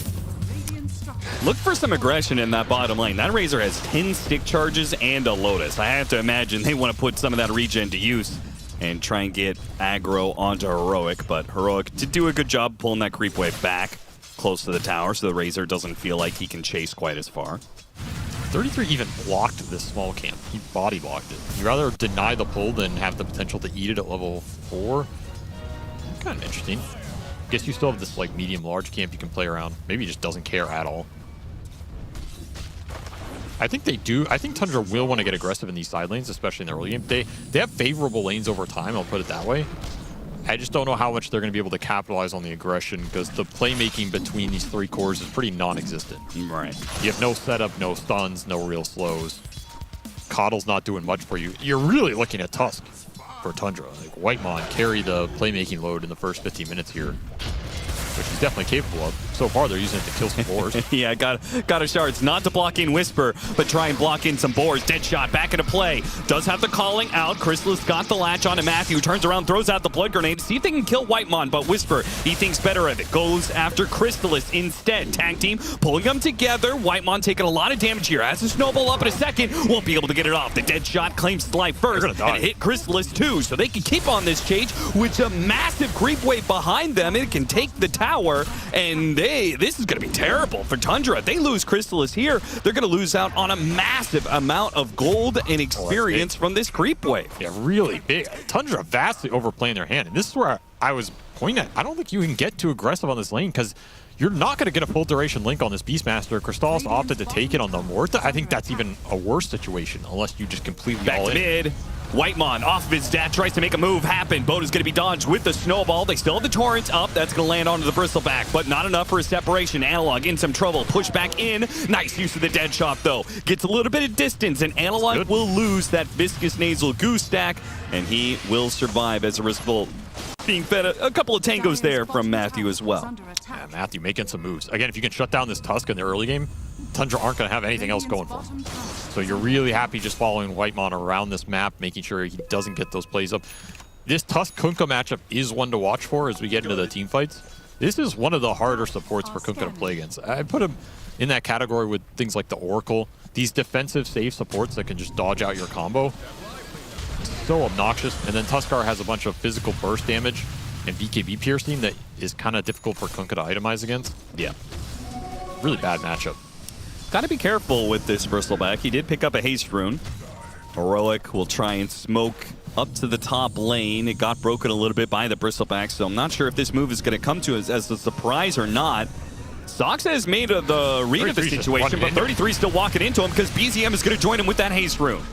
The calling goes out, keeping the Doom inside of that silence. It's annoying. The Torrent hits him as well with a dead shot back into play. Yuma can build up that damage. Still, though, what about the bristleback? Threatened a little bit by the claws, but he's keeping the goose stacks on Yuma. Tag team trying to give him a little bit of helping hand there with some extra movement speed, but still, Whitemon, he disengages as his core disengages. Bristleback feeling like he can't keep going for it.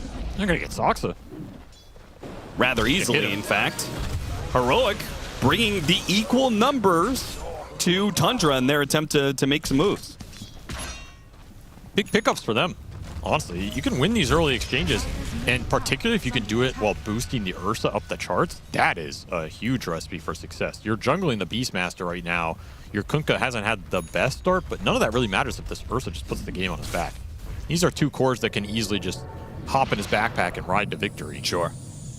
All that really Kunkka has to do is set him up for the single target, disables on a hero so the Ursa can go to work. 100%. Same goes with the Beastmaster and that lockdown with the ultimate, and they're going to find it on BCM here. Nice use of the Drinking Buddies and the Snowball after, and it's on the board too. They're not going far. They've been blocked out by the shards. Just beautiful combination of spells there from Whitemon. He's just always in the right place at the right time. And Heroic really need to think about this Tuskar. They have the vision for him. They're going to push him back into that Sentry. They do have an Ice Path on 2. Nice Torrent as well to follow it up. And it looks like the Ursa is not going to tick out to the Doom. Just survive here. Need more damage. And now he gets off his wand. That's big. That's big for Heroic. Every time you can put this Doom on cooldown, you're really happy making an aggressive move of your own, smoking either into Tundra's Triangle or trying to collapse onto Crystallis and open up this bottom tower for the Beastmaster. That would be really nice if you can make that move happen. Wait for the next Primal Aurora boat. Have to start thinking about the stack clearing as well. And they are thinking about it, but this is a Bristle Coddle lineup. If anything, Tundra don't care what happens if they just out-economy you. And this is a lineup that can absolutely do that. So if you're Heroic, your options are to either invade contest stacks or take down tier 1s and just shove all the waves in. Create a lot of map pressure innately. Yeah, how do you push into this high ground against Coddle Bristle to interrupt the stacks? I feel like you have to go for the latter option you were talking about. Yeah, I think it's way better to just push in lanes or make a Smoke Ink onto the Razor, who's the susceptible hero on the map right now. Sure. Because going into this Bristle in his triangle, I don't think you have the damage to just go on BZM and have it work out for you. Whereas this Razor, this is the time to slow Crystallis down, especially with the Roar back up. I think this play could have hit right now if you'd brought the supports. Instead, they're just lingering around a part of the map where nothing good is going to happen for you. Heroic did a very good job of responding to Tundra's moves, but when it comes to setting their own tempo, perhaps not quite coming up with the right solutions. I don't like the supports lingering around mid like this. I think this is just the one lane where you're not going to find the opportunity because, again, it's the Bristle sitting here. It's an easy tower for the Tusk to TP into and bail the Bristle out if you really commit, or to just linger there himself. I think this support play had to either go into top or bottom, into the Doom or the Razor here. And every minute that doesn't happen, Tundra are happy because they're just farming up. They are indeed. And as a result, they actually do have a slight net worth lead, despite, what seemed like Heroic winning a lot of the early game rotations. So that's the Doombringer. Inflationary gold, That is true.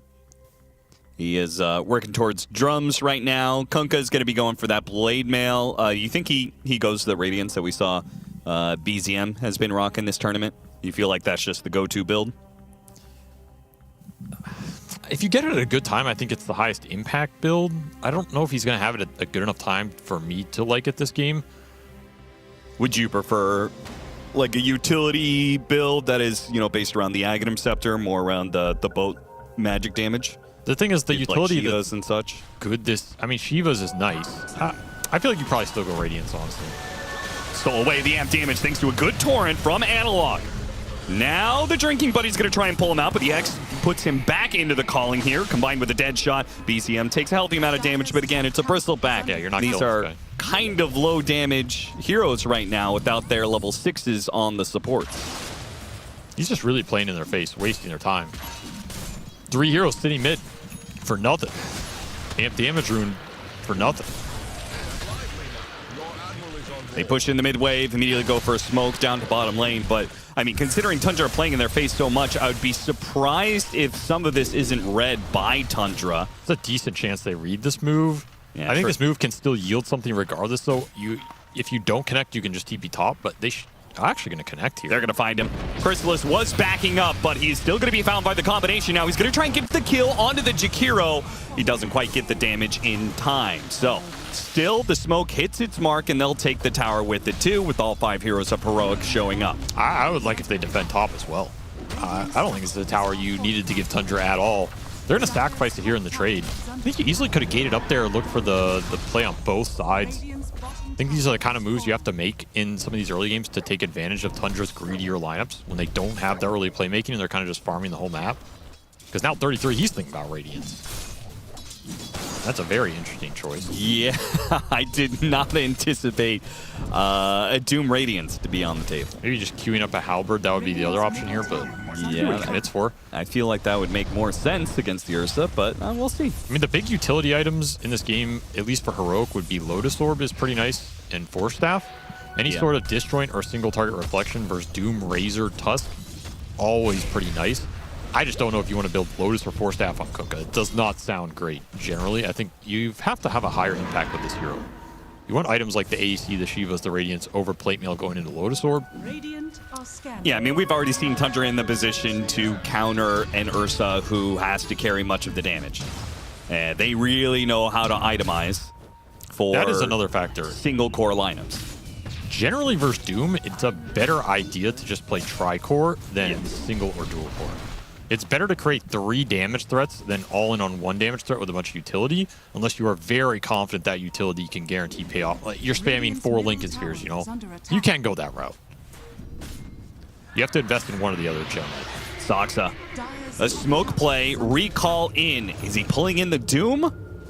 And can they actually catch Whisper when he is so close to his tier 2? He pulls in BZM, and BZM just tries to kill some of the creeps. Whisper got most of it. Yeah, they only lost 1 creep, it looked like. The thing is, every minute that passes, Tundra are pulling ahead. They're just farming a little bit more. Matthew might get caught here. It's going to be a tough kill, though, between the calling and his ultimate being up and them being just mass amounts of physical damage.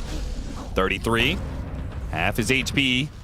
But he does have phase, boots, and drums, so very movement speed heavy build. Extra evasion does help in these early fights. BZM going to start wailing into some towers. This is pretty aggressive before the Bristle Ags. Definitely a fight Heroic can take. And they're thinking about... Yeah, the vision on KJ, but he goes back through the gate. Got a ward down and got away. Both teams, they want to contest the Tormentor. I wonder how much of hitting this tier 1 is Tundra trying to set up for that Tormentor in a minute and a half. Look at them. They're playing gate games right now, trying to fake the other side out. Heroic, we're channeling the gate, but not going through it. If I'm Heroic, I almost want to start beating on this top tier 1. Force someone from Tundra to TP up here or show and get out, and then open up the Tormentor play for myself. Yeah, I mean, they don't have a tier 1 tower to TP to, so if they are up at this part of the map, it'll be hard for Tundra to get to the gate or the Tormentor in time.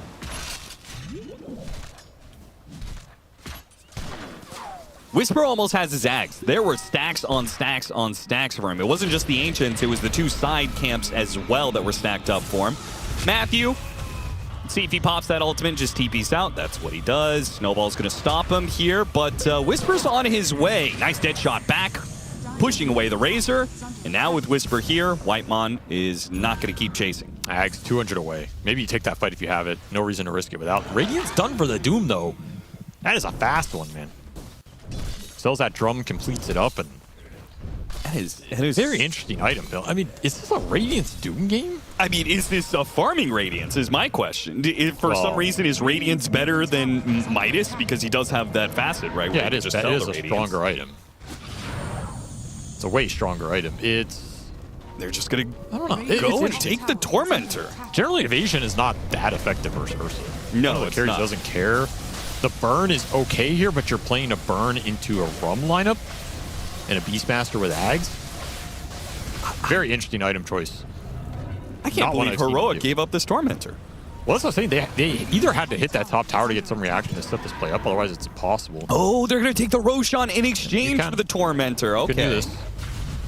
Or you get thrown out of the pit. Yeah, that's embarrassing. Slow things just a tiny little bit, but the important part is saw that. Nobody saw that. The Ursa is still inside the pit. He was just testing it. Yeah. And even if Tundra did come over to contest this Roshan, Whisper is in the mid lane. He's pushing that out, and he has his Aghanims complete. So they probably feel really good about their team fight if there was a contest, which there isn't. Tundra are just farming 5 different points of the map right now, or 4 different. Heroic completely fine with this trade. Earlier you get these Roshans done, the faster the second, third are going to spawn, which those are your big win conditions in this game. Getting second and third Aegis for the Ursa plus the goodies. You have a chance to take over the map during those intervals. Doom is going to be a lot less effective.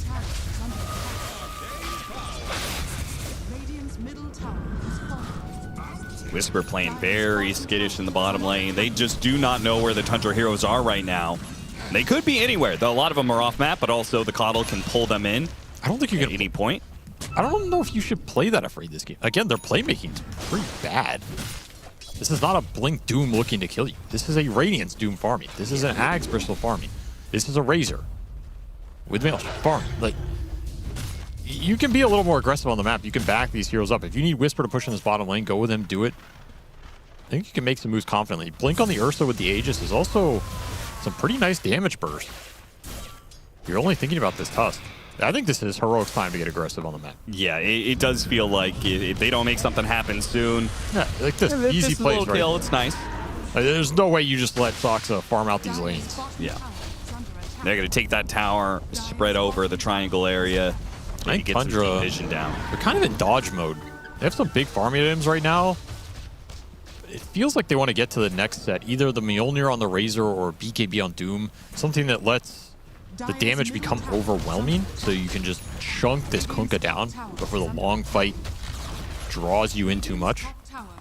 That's the feeling I get right now.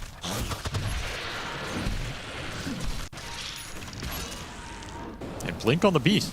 I like that as well. Not too passive, nothing greedy. Trying to catch Whisper. He's dead. Got the Doom on him. He is dead. Unlucky for him. But he will get his Blink very fast now because he gets to go back to Fountain. That's the optimist. One way to think about it, sure. I mean, I think the Courier would fly out to him faster than his 42-second death But now the Courier gets to rest. Sure, yeah. Gotta think about the long haul here. It's a marathon, not a sprint. What is? This game. Okay. It's looking like a marathon. We got 8 kills in 18 minutes, so. I'll tell you, casting with you is definitely a marathon. Ag's coming out for the Coddle first. What do you think about that? I'll tell you what I think about it. Badass right there. That's badass. That's badass. That's a badass item build. I don't even care if it's good or bad. That's just badass. I mean, anything that dissuades the Ursa.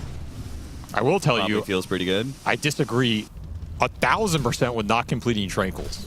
That seems illegal to me. For 175 gold, you're getting the extra move speed plus the heal. That's not like that is slowing down your Ags that much that you can't afford it. Look, I know the economy's in a little bit of like turmoil right now, but come on, man. That has to be worth it. Everyone's trying to save nickel and dime. Also, it would free up an item slot, which is it's not irrelevant. Oh. Whisper tries to strike back. Now Drinking Buddy's going to try and pull them out of the boat once again. The snowball saves, and it's on the board, so they're not going far. Now there's the Rod Fate Toast, and they're going to go for the quick kill on a Whitemon if they can. It's delayed a little bit, though, by the barriers. Beautiful Ice Path catches Doom. Not able to finish him off. They have to turn back to Chris, who is tearing apart the back line. He is just destroying them with his Mjolnir and his ult going off. He just ripped through 3 or 4 heroes. Yuma is lucky to be alive, frankly. No stuns available there from Tundra. That DPS, he got so many procs off the shield. 5,000 damage done by this Razor. That is disgusting. It is. And I go back to the interaction that Heroic have to think about in this game is the Tusk saves. You cannot just commit all of your ults on the first guy you go on. Yeah. And watch this boat sail over everybody and do nothing. I think they blew way too much of their load in the first go. You have to bait this out a bit more and look for the second initiation, which they hit. But imagine you have boat here. Imagine you have a little bit more up your sleeve. Man, those Razor procs. He almost got Matthew as well. Just sick positioning from Crystallis. Cleans house. First Aegis, negative net worth gain. Not a good sign if you're a Heroic fan. No, not at all. It feels like Heroic, we were talking about how they needed to, kind of make something happen. And I think they got that same thought in their head. And forcing something behind the tier 2, that's, and committing as much as they did, as you said, against the Drinking Buddy snowball save. Yeah, someone has to check this Tusk. Either with an Ice Path, calling, a Deadshot. You do have tools in this lineup to check Whitemon in terms of him coming in and just getting an easy save. He does not have Blink. He has to walk in to do it. It's not guaranteed here. They just let him do whatever he wants, and he's going to punish you every time. I would not bank on this man being out of position. And if they're able to take team fights right now, what's it going to look like, you know, just even 5 minutes from now when, I mean, 33 is getting his BKB now. The Aghanim Scepter is going to be done very soon for Soxa. The Tundra went greedy. There's no doubt about it. They did not get punished. And yeah, they didn't get punished at all. Yeah, his BKBs are going to be strong. You're going to have to switch your team fight focus into, we're going to roar jump somebody with Ursta and burst them down. And again, make sure somebody silences this Tusk on the save attempt. And that's kind of what your team fight's going to get pushed into, because you're not going to have a lot of routes to get an opening. Yeah. Will-O-Wisp is just going to add some more control. That's the big thing this lineup's lacking, is control. So the more stuns, soft disables that they get, Blink on the Tusk, Ags on the Coddle, extra Yules here, a Hex later on, those things are just going to ramp the teamfight capability for Tundra through the roof, because they are not going to lack damage and they're not going to lack frontline capability. Gonna take the Shrine of Wisdom. Both shrines go to Tundra. Radiant's middle tower is under attack. Just feels like all the little things, Tundra is doing it right. And growing their advantage. You can go back for more utility items now that Soxa is done with his Aghanim Scepter. You know, the typical 4 staffs, Ghost Scepters, Glimmer Capes.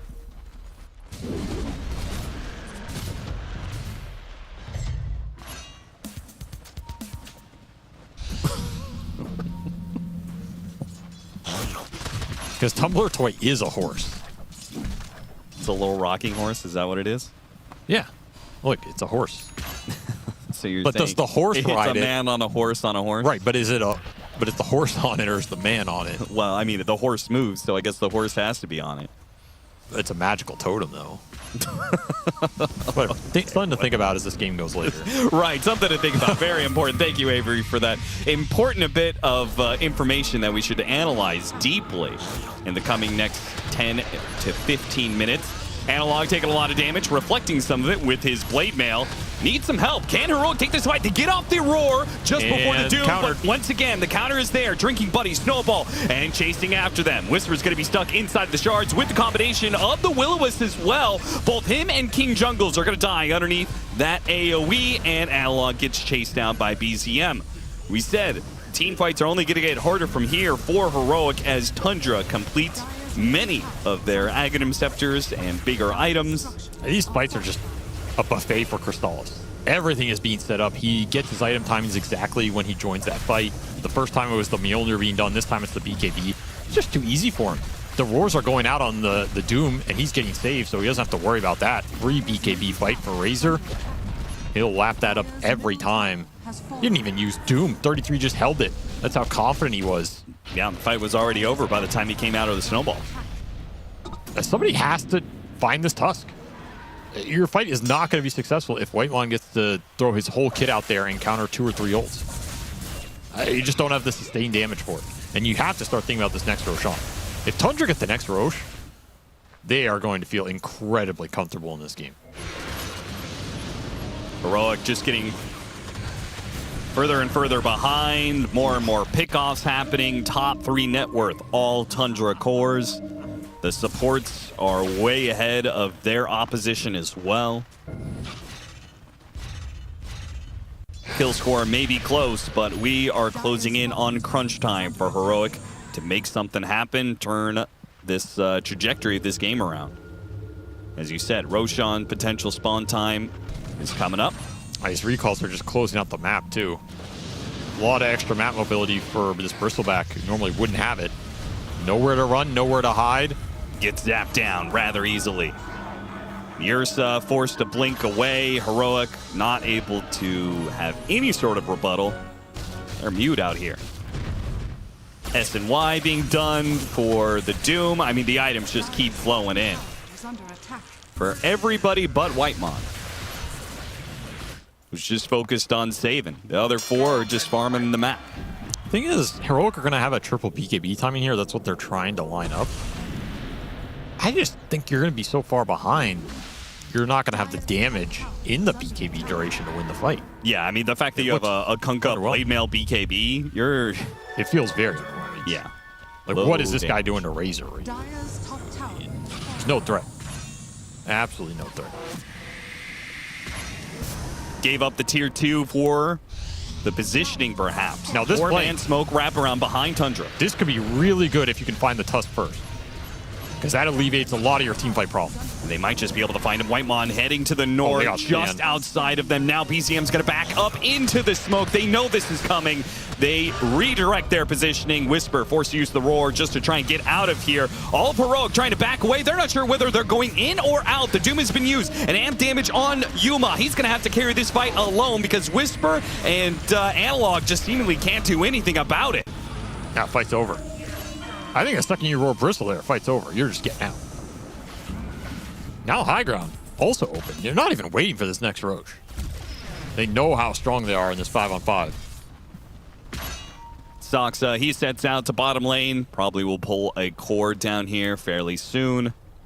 And this is the scary part. You can play the 4-1. Let the Coddle recall somebody if the kill opportunity presents itself. And it's going to. 4 more seconds. Still has not completed the Tranquils. That is very suspicious.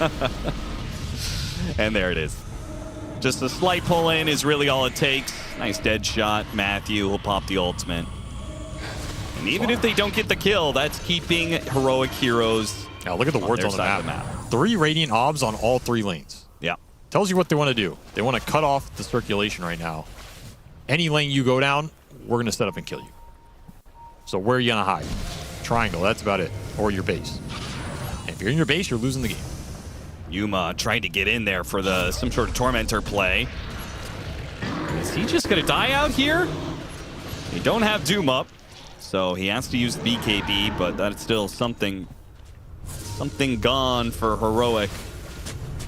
A resource not to be used for another 60 seconds. A Blink Dagger now for the Doom. Who else has got fresh items? Lincoln's coming in soon for the Razor, so he already feels like he's kind of unstoppable, but if he blocks out the roar from the Beastmaster. Lotus on the Bristle is also going to make this roar a lot more difficult to use. Yeah. And we talked about how good the single target block, whether it's the Lotus or the Lincolns, would be for Heroic, but it's Tundra who have the gold to buy such items. I think you have to contest this, don't you? You certainly do not give up Roshan with an Ursa lineup like this, but Heroic finding that the positioning of Tundra trumps them time and time again. There's just no openings whatsoever for them to get in there. 33 is just going to throw out the Doom. Yeah, he's just solo killing people. He didn't need to do that, but he just felt like it. I mean, that's 2 supports for 1 BKB on a Doom. Why not? Easy mode right now for him. It's like a turbo game. It's kind of looking like it with the way his net worth just keeps going up and up and up with his Radiance Doom build. This looks pretty cool. Farm really fast, a lot of extra damage in the fight. Whisper, whoa, blinks away. That's not just a coddle, it never is. He was recalling in BZM. Fortunately for him, does not get caught. Yeah, still doesn't have the Tranquil Boots, still a little sus, but we won't harp on it too much. I don't know. You better get in that interview, post-game interview. I mean, he literally has empty. He's been running around with empty slots too, and like smoking his backpack. I don't know. I would get flamed for that. I'm just saying. I guess you can't flame him though. No, you can't. You can't flame Sox. What are you gonna do? It's like 2 feet taller. Just throw you out the window. Really don't want to have to use some of those spells, but they have to. Roar on cooldown, a tier 2 on just the sliver of HP. The map continues to get smaller and smaller as the heroes, anybody who stretches too far away, anybody who strays too far away from the base promptly gets punished. 26,000 net worth lead for Tundra with 3 minutes left to go on the second Aegis. I like he went Locket though. I do think people underrate the amount of healing this hero does. They really underrate it because you don't see it that well in the fights, or you don't feel it in the game. You land 2 or 3 blasts in a fight, they buff the heal percentage to 70%. That's what, 1,200 heal on everybody? You're buffing that up with Locket? Yeah, that's a lot. It is a lot of heal. This is a sustain hero, which means you can go for push strats, you can go for objectives a lot easier. Your cores don't have to invest in as much regen. Adds up, man. Also, frankly, the heal is a lot more effective when the enemy team just lacks damage. Oh, right? 100%. They lack damage, even just an extra 200 HP makes the puts game some feel hero impossible. impossible to kill. Heroic definitely are lacking damage at this point in the game. Their damage was extremely dependent on the Ursa snowball, where the support's finding a lot in the early game. Tundra shut it down, and now they're cruising, man. Not with the Tranquils, but they're cruising. Another tower down, tier 3s, tier 2s, all falling, and seemingly no answer from Heroic coming. This guy is completely alone, by the way. He is. Doom is on the other side of the map, going on the Beastmaster, so they know he doesn't have a certain nice amount of wave. help here. 2 minutes left on the Aegis. BZM just trying to force it here. Heroic trying to get the kill without expending too much. And King Jungle's stuck at the guards will finally die. Yuma takes away the Aegis. Now pulling in Whitemon as best they can. 33's back into play here thanks to the recall, but he doesn't have the Doom. Used that earlier on Whisper. Pulls him away from Yuma just in the nick of time. Heroic reset around the fountain, but they will lose their middle lane of barracks and perhaps a second lane at bottom. You know, the most disgusting thing here is even if you somehow drop some of these cores, if they have buyback, you can just recall them back in. Yeah. If you really want to end this game right here, 31k lead, 31 minutes, why not all in? This is an efficient team, and they will play to maximize their time available. This prep for the next game. True. They do have a second game. Heroic, they will have nothing to gain from that second game. Losing out on this game 1 kills their hopes. That's Make an elimination. ESL One playoffs. An elimination fight down 32k. Somehow they're going to find a way to win it, Austin. That will be amazing to watch. Incredible. I'm going to close my eyes. You tell me how it goes. No, that's okay. You should open them. I think you're going to want to see what happens. I don't think I do. It's just a straight massacre out here. Whisper. They got make the Tusk. jump on Whitemon. They got him. In to kill the Tusk, and by God, they got him. They're going to absolutely get demolished in the fight, but by God, they got the Tusk. He was instantly recalled. He's already back in your base. They got him, though, and that sends a message. That says, yeah, you eliminated us, but we got your buyback. What do you think about that? And your Coddle never bought Tranquil Boost. What do you think about that? I think it seems like your support duo is just 2 noobs. I think they feel pretty damn good about their opening game against Heroic, as that puts them at a score of 5-4. If they can close the series out with a 2-0, they may just have a shot at getting into the upper bracket. But if not, they'll at least be secured for playoffs, which they kind of already done by not going 0-2. I mean, I think Tundra's a stronger team than their record shows right now. And maybe still gelling with Crystallis, figuring out their drafts for this event, figuring out what they want to do with the hero pools and all of that. A swift exit for Heroic. It's still just not clicking on this team. If you go back to Velaki and some of the other tournaments they played in, it just looks like similar problems, right? A lack of aggressiveness, a lack of synergy in the team fights, a lack of direction with the lineups in terms of what is the focal point, what are we playing around, what are we building towards, and you need these elements to beat the really good teams when it matters. I feel like it's just been too inconsistent for them. They need to figure it out. They need to figure out a way to unlock the potential of their players, because I think everybody agrees this roster is really good on paper, and I think they've been performing far below where they're capable of so far. BZM 5-0-8. The mid bristleback comes through in the clutch for her Tundra and secures themselves a spot out of the elimination and somewhere in the playoffs of ESL One. Yeah, and with that also, Heroic eliminated. It is very sad, but this game, we already said it was going to be very difficult for them to take this one from the get-go, especially with that last pick bristleback coming out from BZM. I mean, we saw, again, a overall last pick make the difference in a game, Jenkins. Yeah, that was another wonderful treat from our boy BZM. 5-0-8. Not exactly the Invoker that we're hoping for, where we want to see some flashy stuff going on, but yeah, when he gets the last pick and he has the pressure on his shoulders, he will absolutely do what is needed, which in this game, honestly, I feel like what was needed was just to give Crystallis, or Crystallis, depending on who you are and what you think his name is supposed to be called, you just give him some space, he's going to carry you. We can see why this guy is known for his specialty heroes in this game. I think there was like one particular fight where he has the god tier positioning. Heroic is all running away. They're on the escape, and he's just like, nah, I'm here. I'm right in the middle of all of you. I'm going to take you out. And he did a ton of damage with like a max range Razor Q. Got a full suck off as well. Yeah.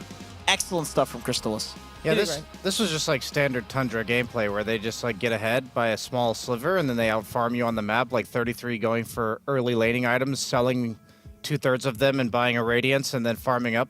So yeah, this is just standard stuff coming out from them. Tundra doing their thing. I feel like Heroic tried to address the problems they were having yesterday with like the Ursa pick and the Beastmaster later on, but it felt like there were just too many targets to kill, and I really loved that BZM pick. Like that was just such a good vision of the weaknesses in Heroic's draft and being able to exploit their timings and playing around the Caudal Bristle all game.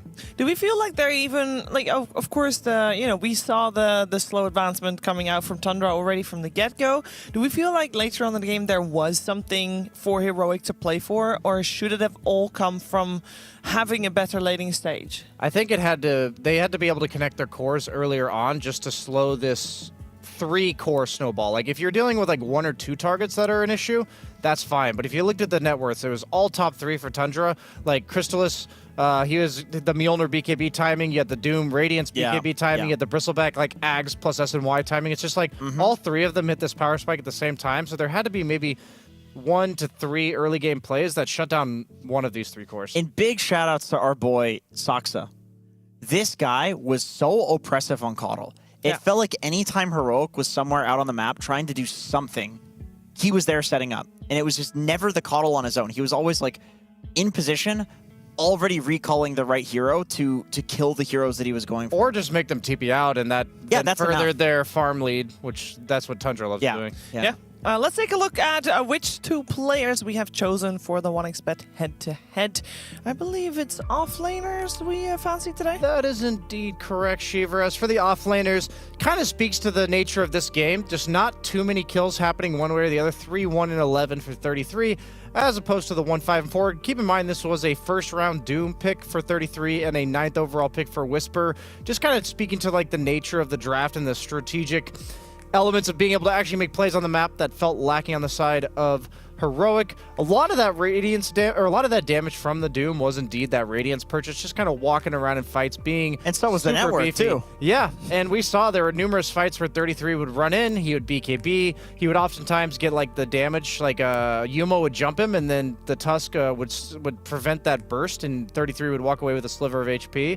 So just kind of showing how much you can do by just existing in the fights, and if you have 3 guys doing that, whichever one gets initiated onto, the other 2 are just going to clean up. Yeah, they definitely will. Let's see what Slax is up to. I'm very curious, considering it has been a mix of things over the past few days, and surely he's running out of inspiration. What's it going to be this time, Slax? You effing wish, Shiver. Okay, we are got inspiration and shades here. Now I am going to be here with a wonderful interviewee, but before we get there, I want to give us our team report. Okay, Heroic, as you would expect, not looking too excited, not looking too happy. Tundra, as you would expect, emotionless at all times. Remember when they won TI and they didn't do anything? Same deal, absolutely emotionless. They got up all at the same time, like pod people. They all stood up at the same time, walked down a single file line. It was terrifying. So rather than talk about them, because that's pretty, anyone would guess that his team that lost would be sad. I brought here Jacob, as they like to call him over here at ESL, Jacob Big Dick. All right, now this is our boy here. This is our main admin, tournament what's your title? Tournament manager. Tournament manager here. What do you do here, Jacob? Depends on the day. I do a lot of things, Lex. I build chairs sometimes. Yep. I schedule tournaments sometimes. I tell players they shouldn't cheat sometimes. Now, this man's been working for ESL for 18 years, okay? And he's making sure that these guys don't cheat, all right? That's a big thing that he does. He makes sure, how do you guys ensure the validity of the match that we just saw? Well, all of the devices the players use are checked before the event. We deliver special tournament managers, special tournament SSDs that are prepared by our IT staff and are only able to be installed upon by our staff.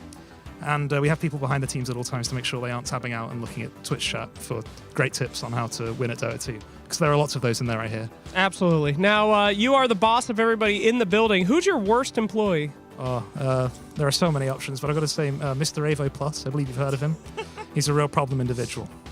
He is absolutely a menace to this entire organization for sure. How long have you been with ESL for real, though? You said 18 years. So yeah. Why would I doubt you? You're a very truthful man who has never lied in his life. Absolutely. That is true.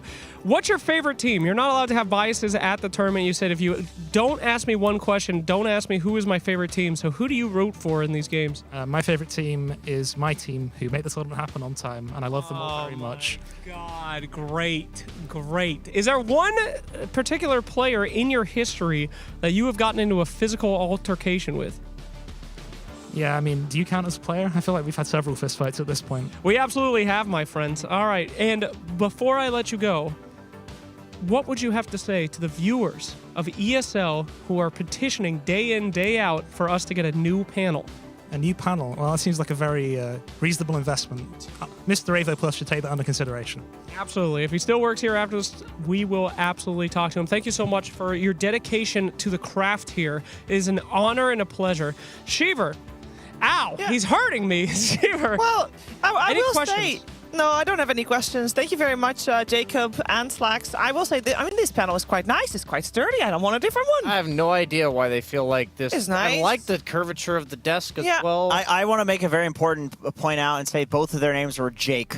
Yes, this is true. That was a Jake interviewing Jake. Jake, and also both are short for Jacob for both of them. So, yeah, very insightful, very informative, as we are going to be taking a quick break. And when we'll be back, we'll have Heroic and Tundra, game number 2.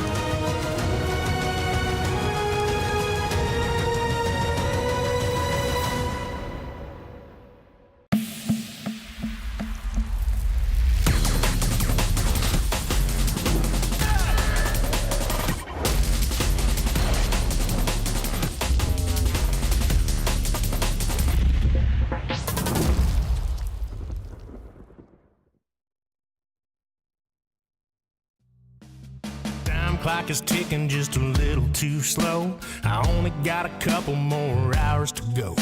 There's happy hour down at a bar I know. It's already started, I don't wanna miss the party. I've had about enough of this shift. There's something going on I don't wanna miss. All my friends are out having a round. I'm sitting here and they're painting the town. I know the drinks are pouring 2 for 1. Wanna join them, getting all that fun. When you see them, tell the boss man this. I'm clocking out, I've had enough of this shift. Paycheck's coming up a little too light. You work 100 hours and it just ain't right. Bills need paying and the money's tight. But wouldn't a cold beer make a beautiful sight? I've had about enough of this shift.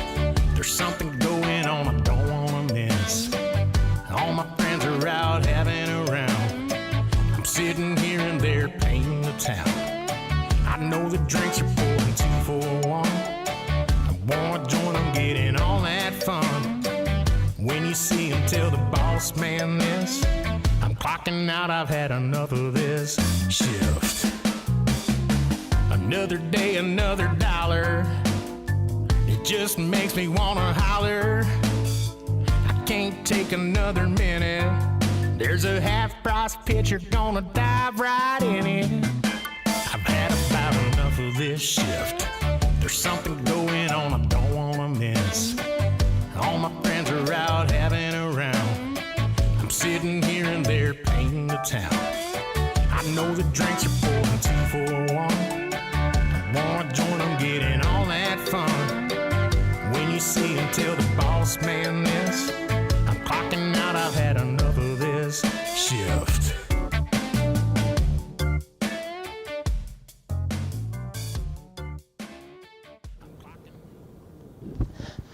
Good morning, Analog. How you doing today?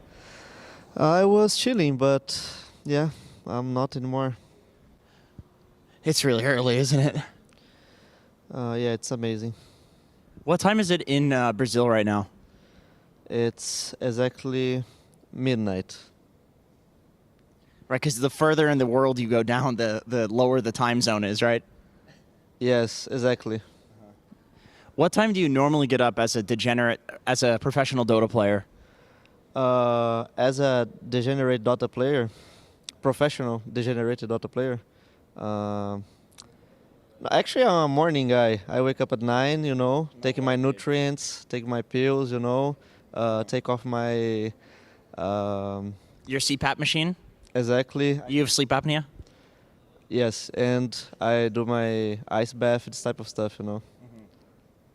Where did you learn to do an ice bath? Is there any podcast that you were looking at in particular that you learned that from? Joe Rogan. Yes. Anyways, ladies and gentlemen, this has been the interview with Analog. Thank you. I appreciate it. I'll let you get back to sleep here. And we're going to take a look at the rest of Team Heroic. Yo, guys, where's Parker at? He's been left behind a couple tournaments ago.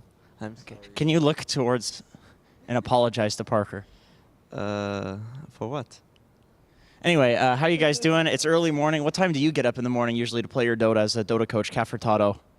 Depends on when we play the tournament. Since we're playing later here, we get up a bit later. But then they give us media day really early in the first day, so we got fucked. Yeah, me too. Good morning, KJ. How you doing? Why is Nature's Prophet still good? Yes, very good. He's a hero that is free, like America. He has all the freedom in the world to do what he wants. What's your favorite thing about America? Fast food. Favorite fast food joint? We're going to have to bleep it, but you can say it anyway. No, I like Five Guys. We don't have that in South America. So it has, it's better. I like freedom out of here. Highways, big cars, guns, but no guns. These sort of guns, right? No. Can you flex? Actual guns. Can you flex? I'm weak right now. Jenkins passed me. Anyway, I'm gonna bother you over here. What's your favorite thing about you're an honorary North American? What? You are a North American. I'm Central American. Central American. Yes. I mean, you would know, but he's American, so geography is a bit hard. It is. I'm Canadian. Oh, we'll be. It's okay. We both don't. American. It's okay. We're just the guys above and below America. Nobody cares about us. Do you feel like that? That is true. Yes. This is very much. Nobody knows where Nicaragua is. I actually know where Nicaragua is. You guys do great cigars. That's true. We sell the tobacco to Cuba. Yeah, the best cigars are not Cuban. They're Nicaraguan right now, actually. True. That is very true. Shout out to Nicaragua. What's your favorite cigar brand? I do not know. I don't smoke cigars. It's bad for health. Caffertato just asked me if we're joining America. Are you guys going to join America? If they invited you to be the 51st state, would you join as a Nicaraguan? I wouldn't join, no. You and me both, brother. This has been an interview with Team Heroic. Thank you so much, ladies and gentlemen, and we'll send it back to wherever the panel. I don't know.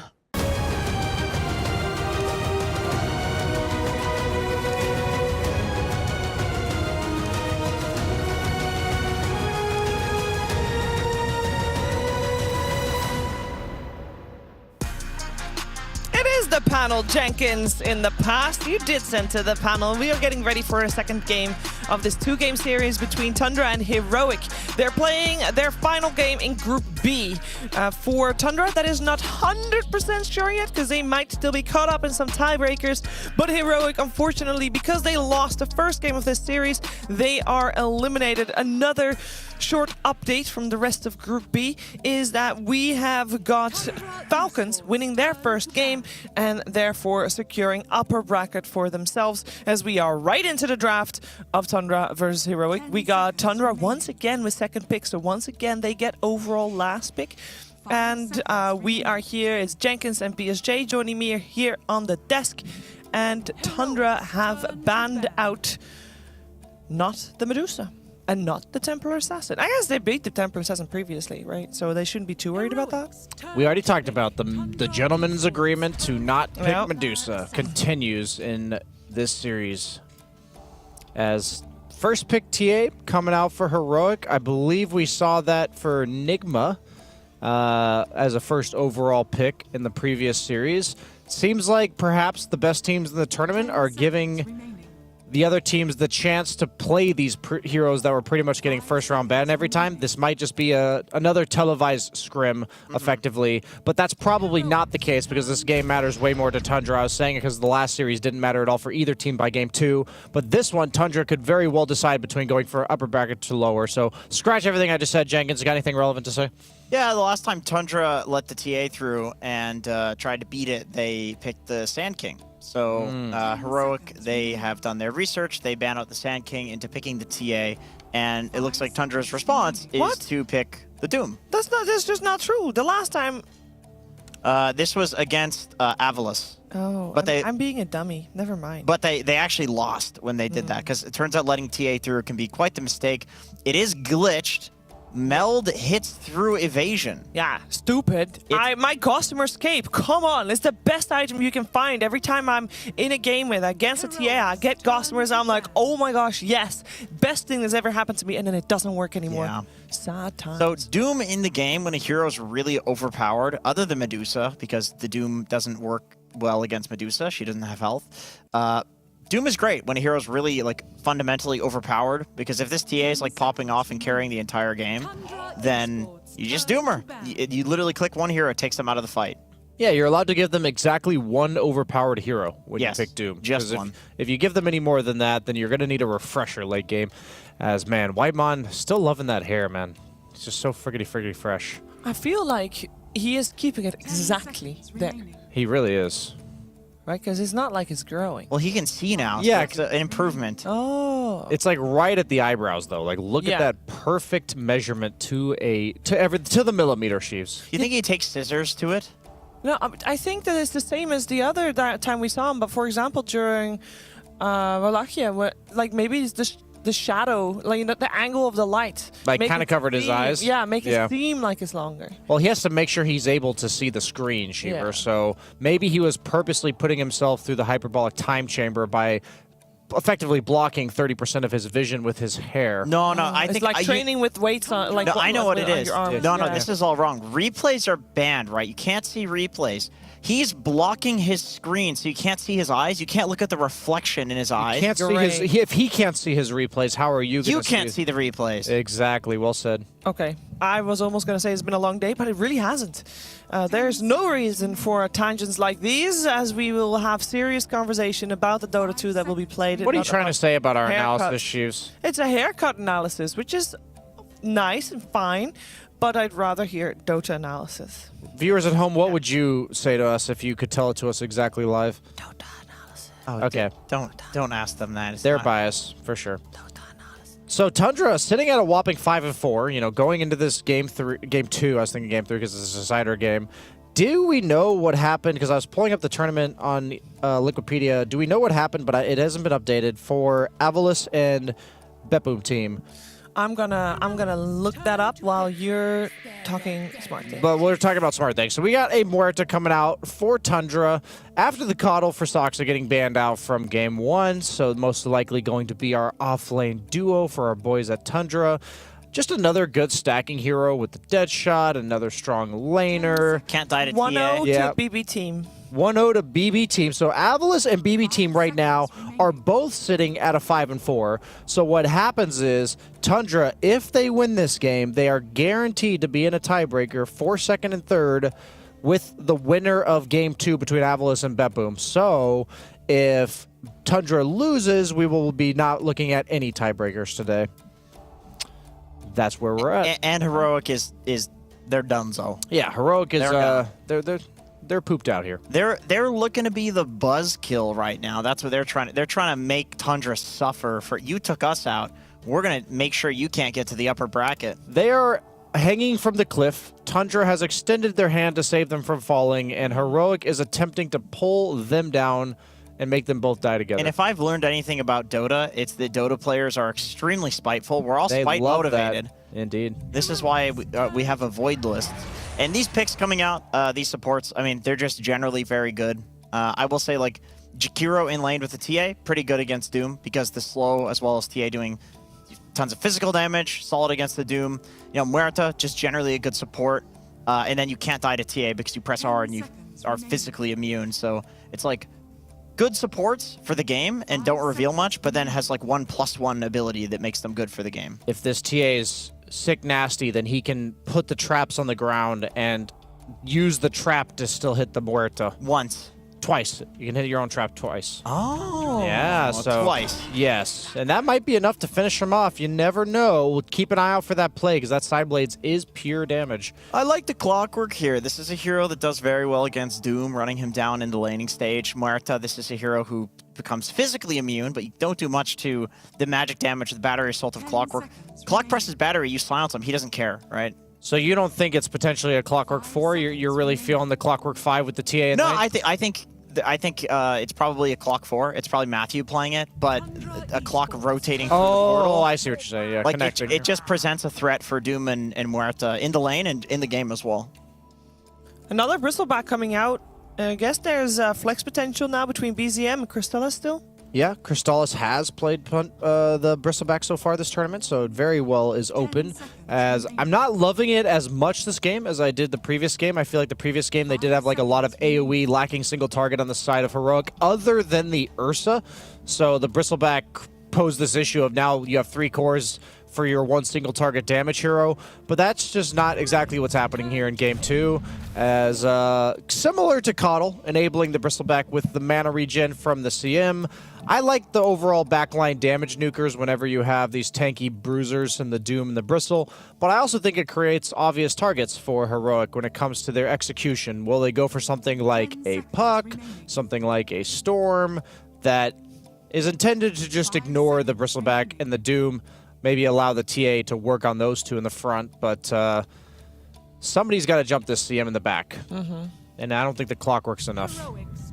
How about a Slardar? That's somebody who can jumper. I don't love Slardar in lane versus Crystal Maiden, simply because Crystal Maiden has a root that prevents you from attacking, as well as a movement speed slow that prevents you, or reduces your attack speed. And Slardar as an offlaner is pretty much purely attack speed based. Right-click people, yeah. But he could very well be a mid lane Slardar if it's against the Bristleback. So if that's what they're going for, then maybe getting that early blink. If you have some hero other than TA that will throw some damage in to follow you up in the mid game, I think I like this pick a lot. But we're just going to see how they look to connect this.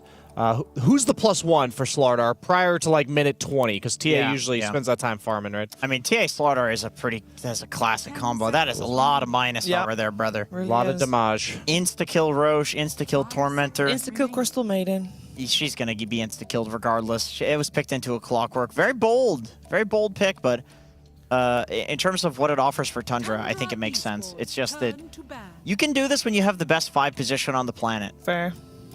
When it's Whitemon. I was thinking Ringmaster for him for more save, but he doubles down on the aggression and goes for the CM, which I can respect. I think you needed a support that actually represents a lot of threat. Like Ringmaster is more of a utility save, and when you have like Bristleback Doom, you're just more looking at a lot more HP and a lot less damage. So having a support that really threatens you and almost forces you to run through these heroes, as like Ringmaster, yeah, you want to go on the Ringmaster because he's going to save your cores, but that's not exactly how Bristleback Doom work. You know, they don't really care about being what is that ability even called? Sword box? What is Escape Act. Escape Act. Yeah, so they don't really care that much about those type of spells. No, they don't. They have so much raw HP. Yeah. They kind of want to be slow. Like any amount of damage, you're slowly whittling them down anyway. Yeah. Usually it's the heroes that like once they come out of the box, they'll be able to jump away. You know, they have some sort of mobility or item that they'd press that would keep them alive. But Bristle and Doom, they're just running around. They're still in, yeah. Yeah. They're like, oh, thanks for that. I'm just going to run to the edge of the box towards the enemy team to go back in. As I actually wonder if Bristleback Quills would proc while he's being damaged in the box. That's something that I just thought about. Doesn't matter at all for this game because there's no Ringmaster, but we'll have to just check that out, see if there's heroes that are able to cast spells during, like, passive spells, you know, while they're in that box. But looking at, looks like a last pick overall for Analog is what Tundra's at least expecting based on that Kunkka ban and the Magnus ban. But I'm kind of feeling like this might be a Slardar mid. Yeah, I kind of feel it too. I mean, I feel like these days it's more often played as a mid than it is as an offlaner anyway. And I don't think Slardar with the clockwork is all that sick. I mean, maybe it's too much focus on like the melee plus melee combo, you know? And I know people will run that. They'll run range, melee. It doesn't really matter that much. But into Bristle CM sounds quite devastating, the two melees. Yeah, you're also both kind of heroes that are meant to enable the other guy to hit them. Once you trap them in the cogs, you hit them with the Slithering Crush, and you bash them a couple times. Like, both heroes are relatively low damage early levels. Oh, they're going Dusa. That's a Dusa. Yeah. Yeah. We all knew that one after the anti-mage ban. So what's the pick here for Tundra? We talked about this Bristleback being potential flex. We see the Slardar is almost certainly going mid. In theory, it could be a carry Slardar mid TA, but that's probably not how it's going to go. Why did they let it through for the entire both drafts? They had a gentleman's agreement, and Tundra has officially been betrayed by Heroic. Yeah. That is the narrative that I will be spinning here.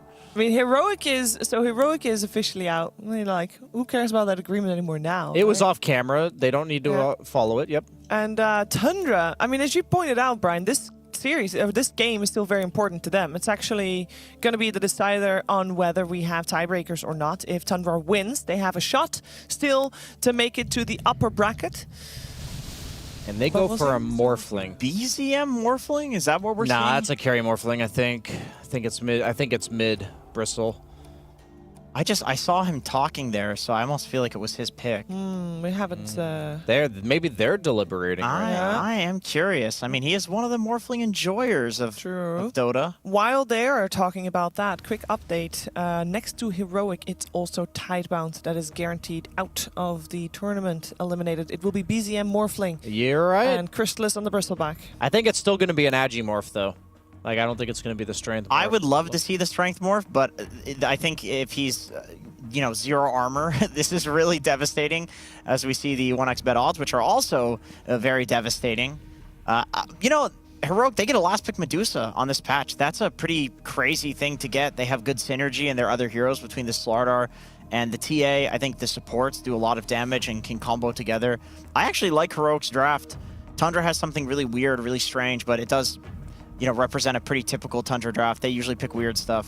Yeah, something about this game just tells me we're going to see, like, unless Analog gets off to a beast mode of a start, I just feel like we're going to see a lot of no plays happening again from Heroic, because they pretty much purely rely on the catalyst of Analog being able to play around Whisper, because Whisper's Medusa. He's going to go the Meteor Hammer to force you to defend buildings. Then he's going to go Atos to force you to, or at least not allow you to run away from him so easily. But where's Analog going to be? How are they going to... They need to bring all three cores, because the Medusa sets up Analog, Analog sets up Yuma, and I'm just thinking Tundra loves that, where you have to dedicate that much to kill somebody, and then they're just going to be farming the rest of the map, most of the time not even fighting you.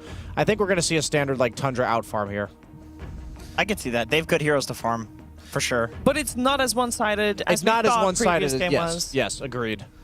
That is a silver lining for, I guess, Avalis at this point, who is there still, you go. Yeah, who is still or Bedbum team, or Bedbum team, indeed, depending on how that series goes. There's still a lot of chances for the teams that are still in to go to the upper bracket to join Falcons there. But we'll see how this game will play itself out. Let's head over to Cap and SPG for Heroics and Tundra, game number 2.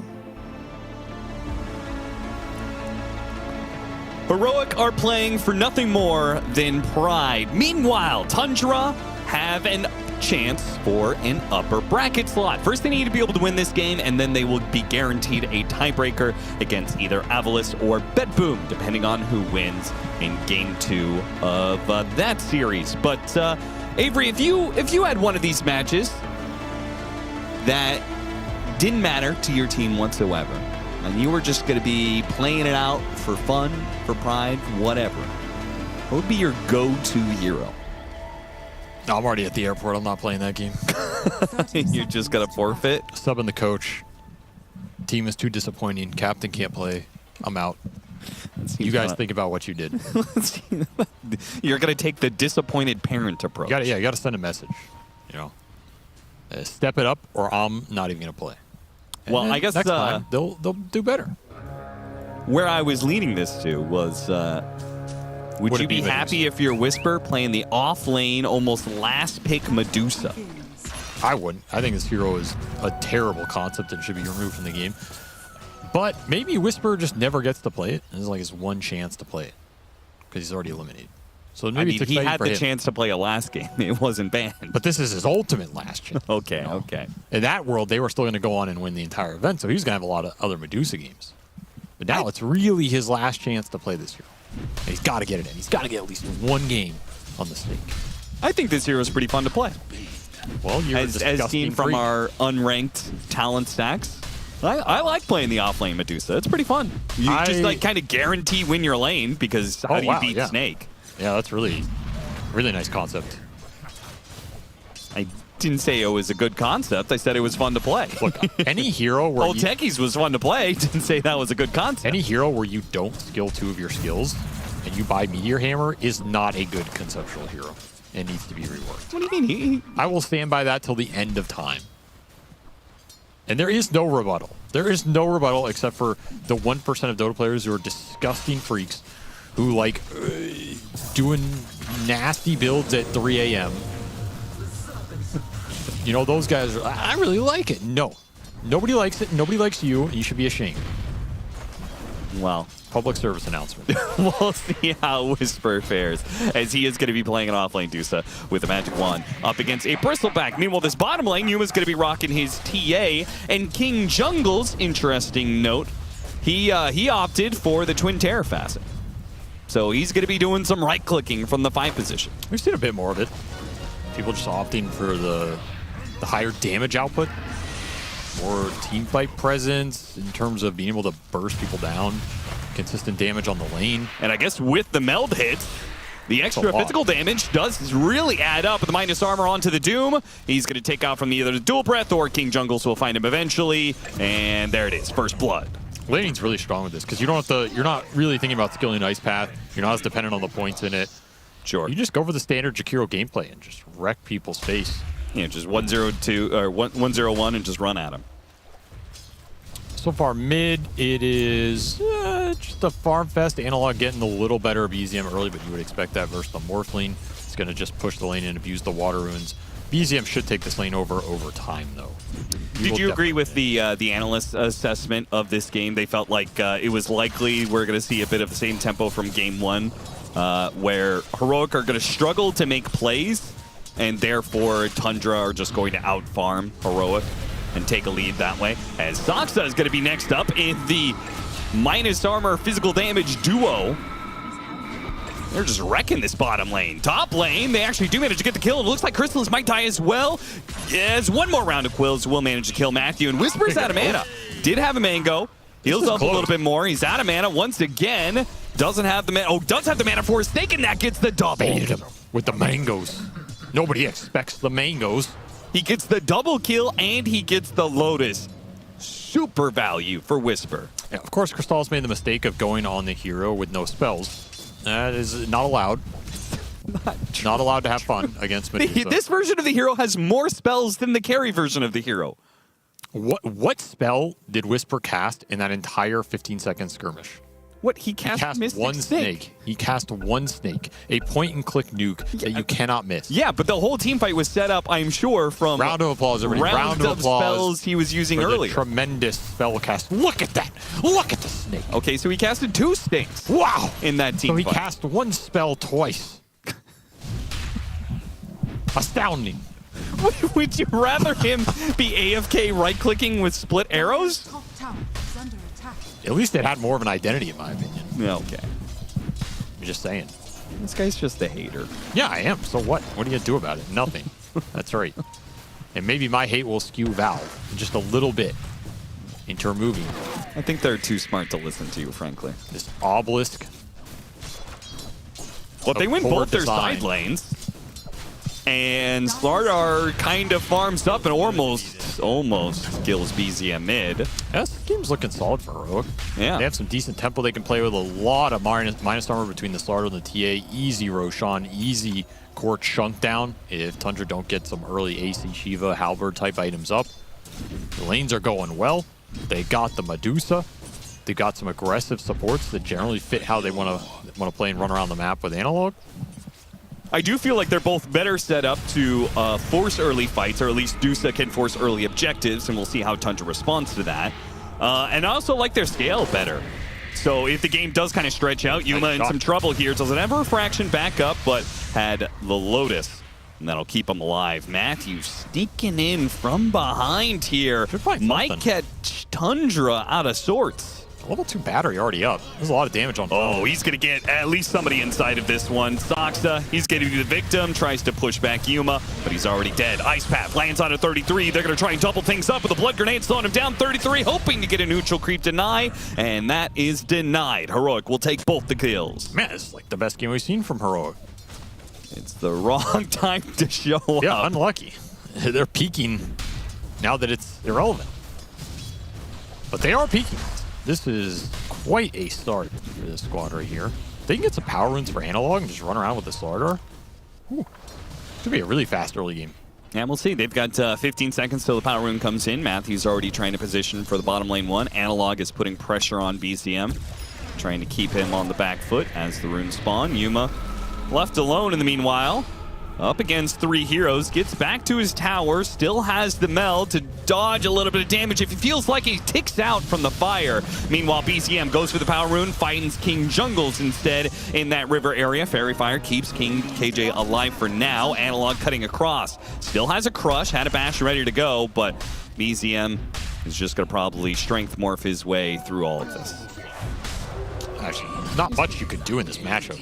It's just consistent damage versus consistent regen.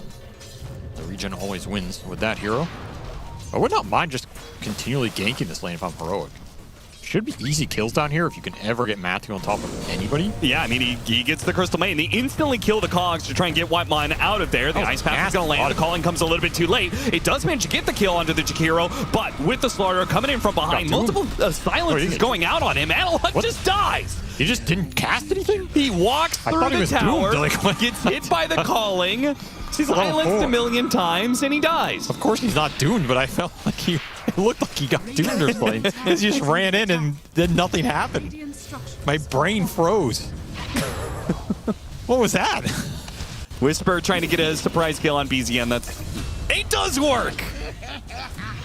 I thought surely that wasn't gonna work, but somehow, some way, Whisper with 2 spells kills the enemy mid lane. There's only 2. Let's not get too excited here.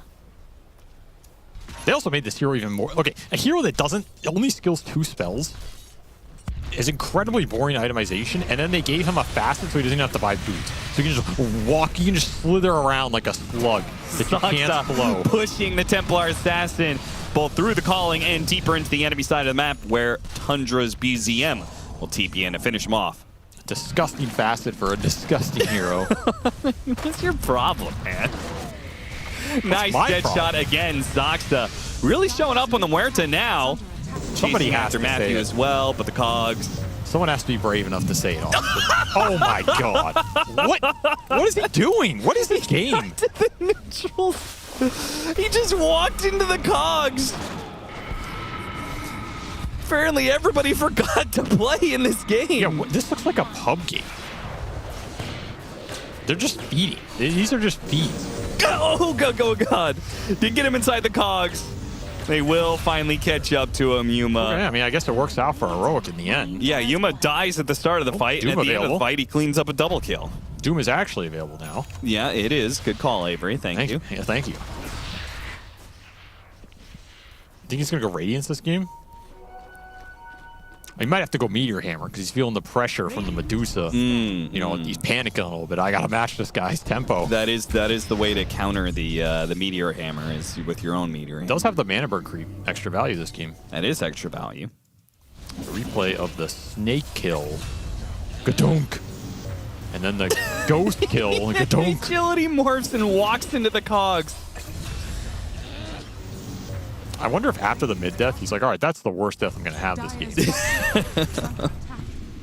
Hold my beer. The worst death I'll have this tournament, brother. It's not even the worst death you'll have this game. That still might not be the worst death you'll have this game. Let's not rule it out.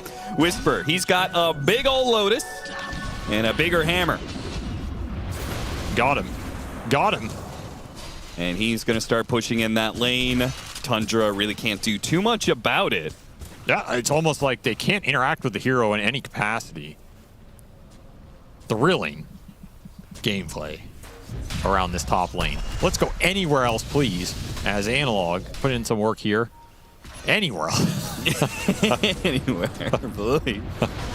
He's going to start the tower siege. Now, this, a lot of viewers might not know what's happening here. This is going to be a 5-minute process of continually using an item on a tower like while remaining invincible because no one can interact with you. And eventually he will chip this tower down 120 damage at a time until the enemy concedes this entire area because this hero is not touchable for the first 50 minutes of a game, apparently.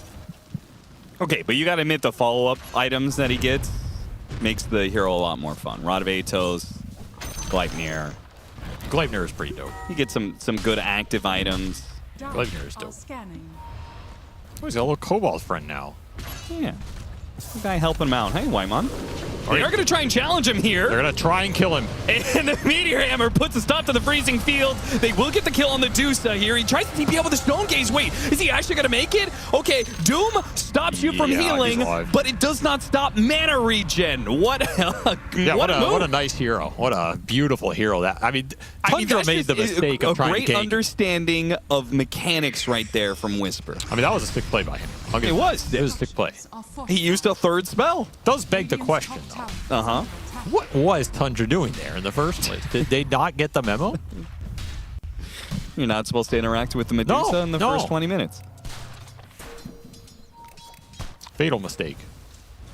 It's also a really bad hero to do. Yes. Really bad. Really bad. Really bad. He just pops all of his mana sustain.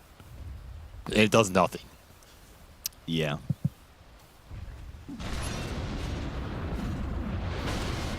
Also looks like the tower is going to fall in the 2 minutes that I said it would fall. Felt like 10 watching that exciting gameplay. DCM getting forced off the camps.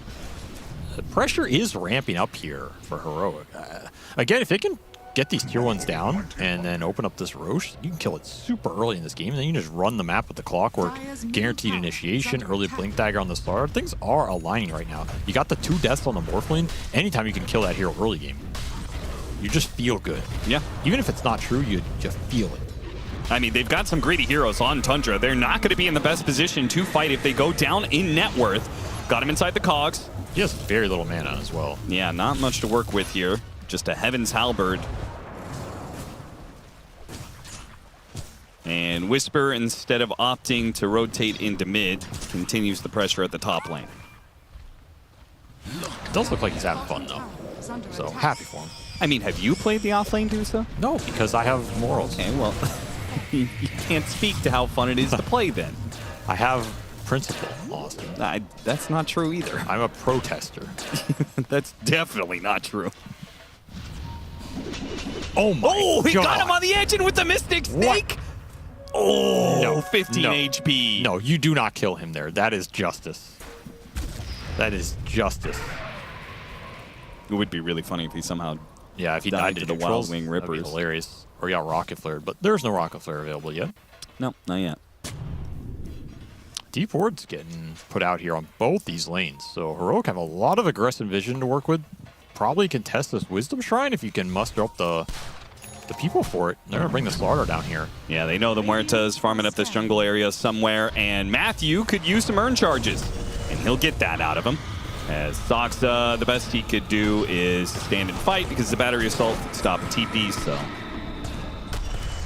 he goes down. A little bit more experience for Matthew, and very importantly, some urn charges. 33, he's going for it. Analog chasing after him. They want to fight up here. He's going to blink into it, try and stop 33. Immediately gets doomed, but he's already kind of disengaged himself. He's gone. That is going to be another wasted doom from Tundra. Meanwhile, in the mid lane, Whisper makes his move. Rod of Atos into the Gorgon's Grass, into the Meteor Hammer, and Crystal is taking so much damage, stuck inside the Macro Pyre. Tries to go for the kill onto Matthew, not quite able to. The Mystic Snake will finish him off. 4 spells from the Dusa, gets 1 kill on the Bristleback. Now chasing after more. Soxa, he's up next. Another Rod of Atos, a Gorgon's Grass coming in soon. And Soxa is going to be the second victim of this push as 5 heroes of Heroic show up to finish him off. Man, Whisper doing so much work in this game so far. That's a hammer that not only lands on the Bristle, it lands on the tower. He is clearing objectives and heroes at the same time. Costs him absolutely nothing here. Still got a Lotus Wand in the back pocket if he needs it. And that Gleipnir coming out soon, Austin. He has 4 spells skilled. This is where the gameplay starts. He has dealt the most building damage. He's dealt the most damage. He's Even the highest trying level. to hype up this hero is just wrong. It feels wrong to me. Just stay in your lane. Just keep being the hater. You can let me hype up the Dusa, all right? I have never hated on anything in my entire Dota career. I'm objective. I feel like there's one word to describe you. It is hater. Taking the Tormentor. KJ is the one to get the shard out of that. Now, Heroic, you are in control of this game. You're up 5,000 net worth. You've taken some early objectives. You know Tundra is on the back foot with 3 cores that all want to farm up right now. This is a test of how well they can take over the map. Because in game 1, we felt like they weren't aggressive enough at the time we wanted them to be. They have a second opportunity in this game too. Not that it will save their life here at ESL One, that's already gone and discarded, but it will drag Tundra down into the lower bracket if they manage to win this game. Would be very satisfying here. True.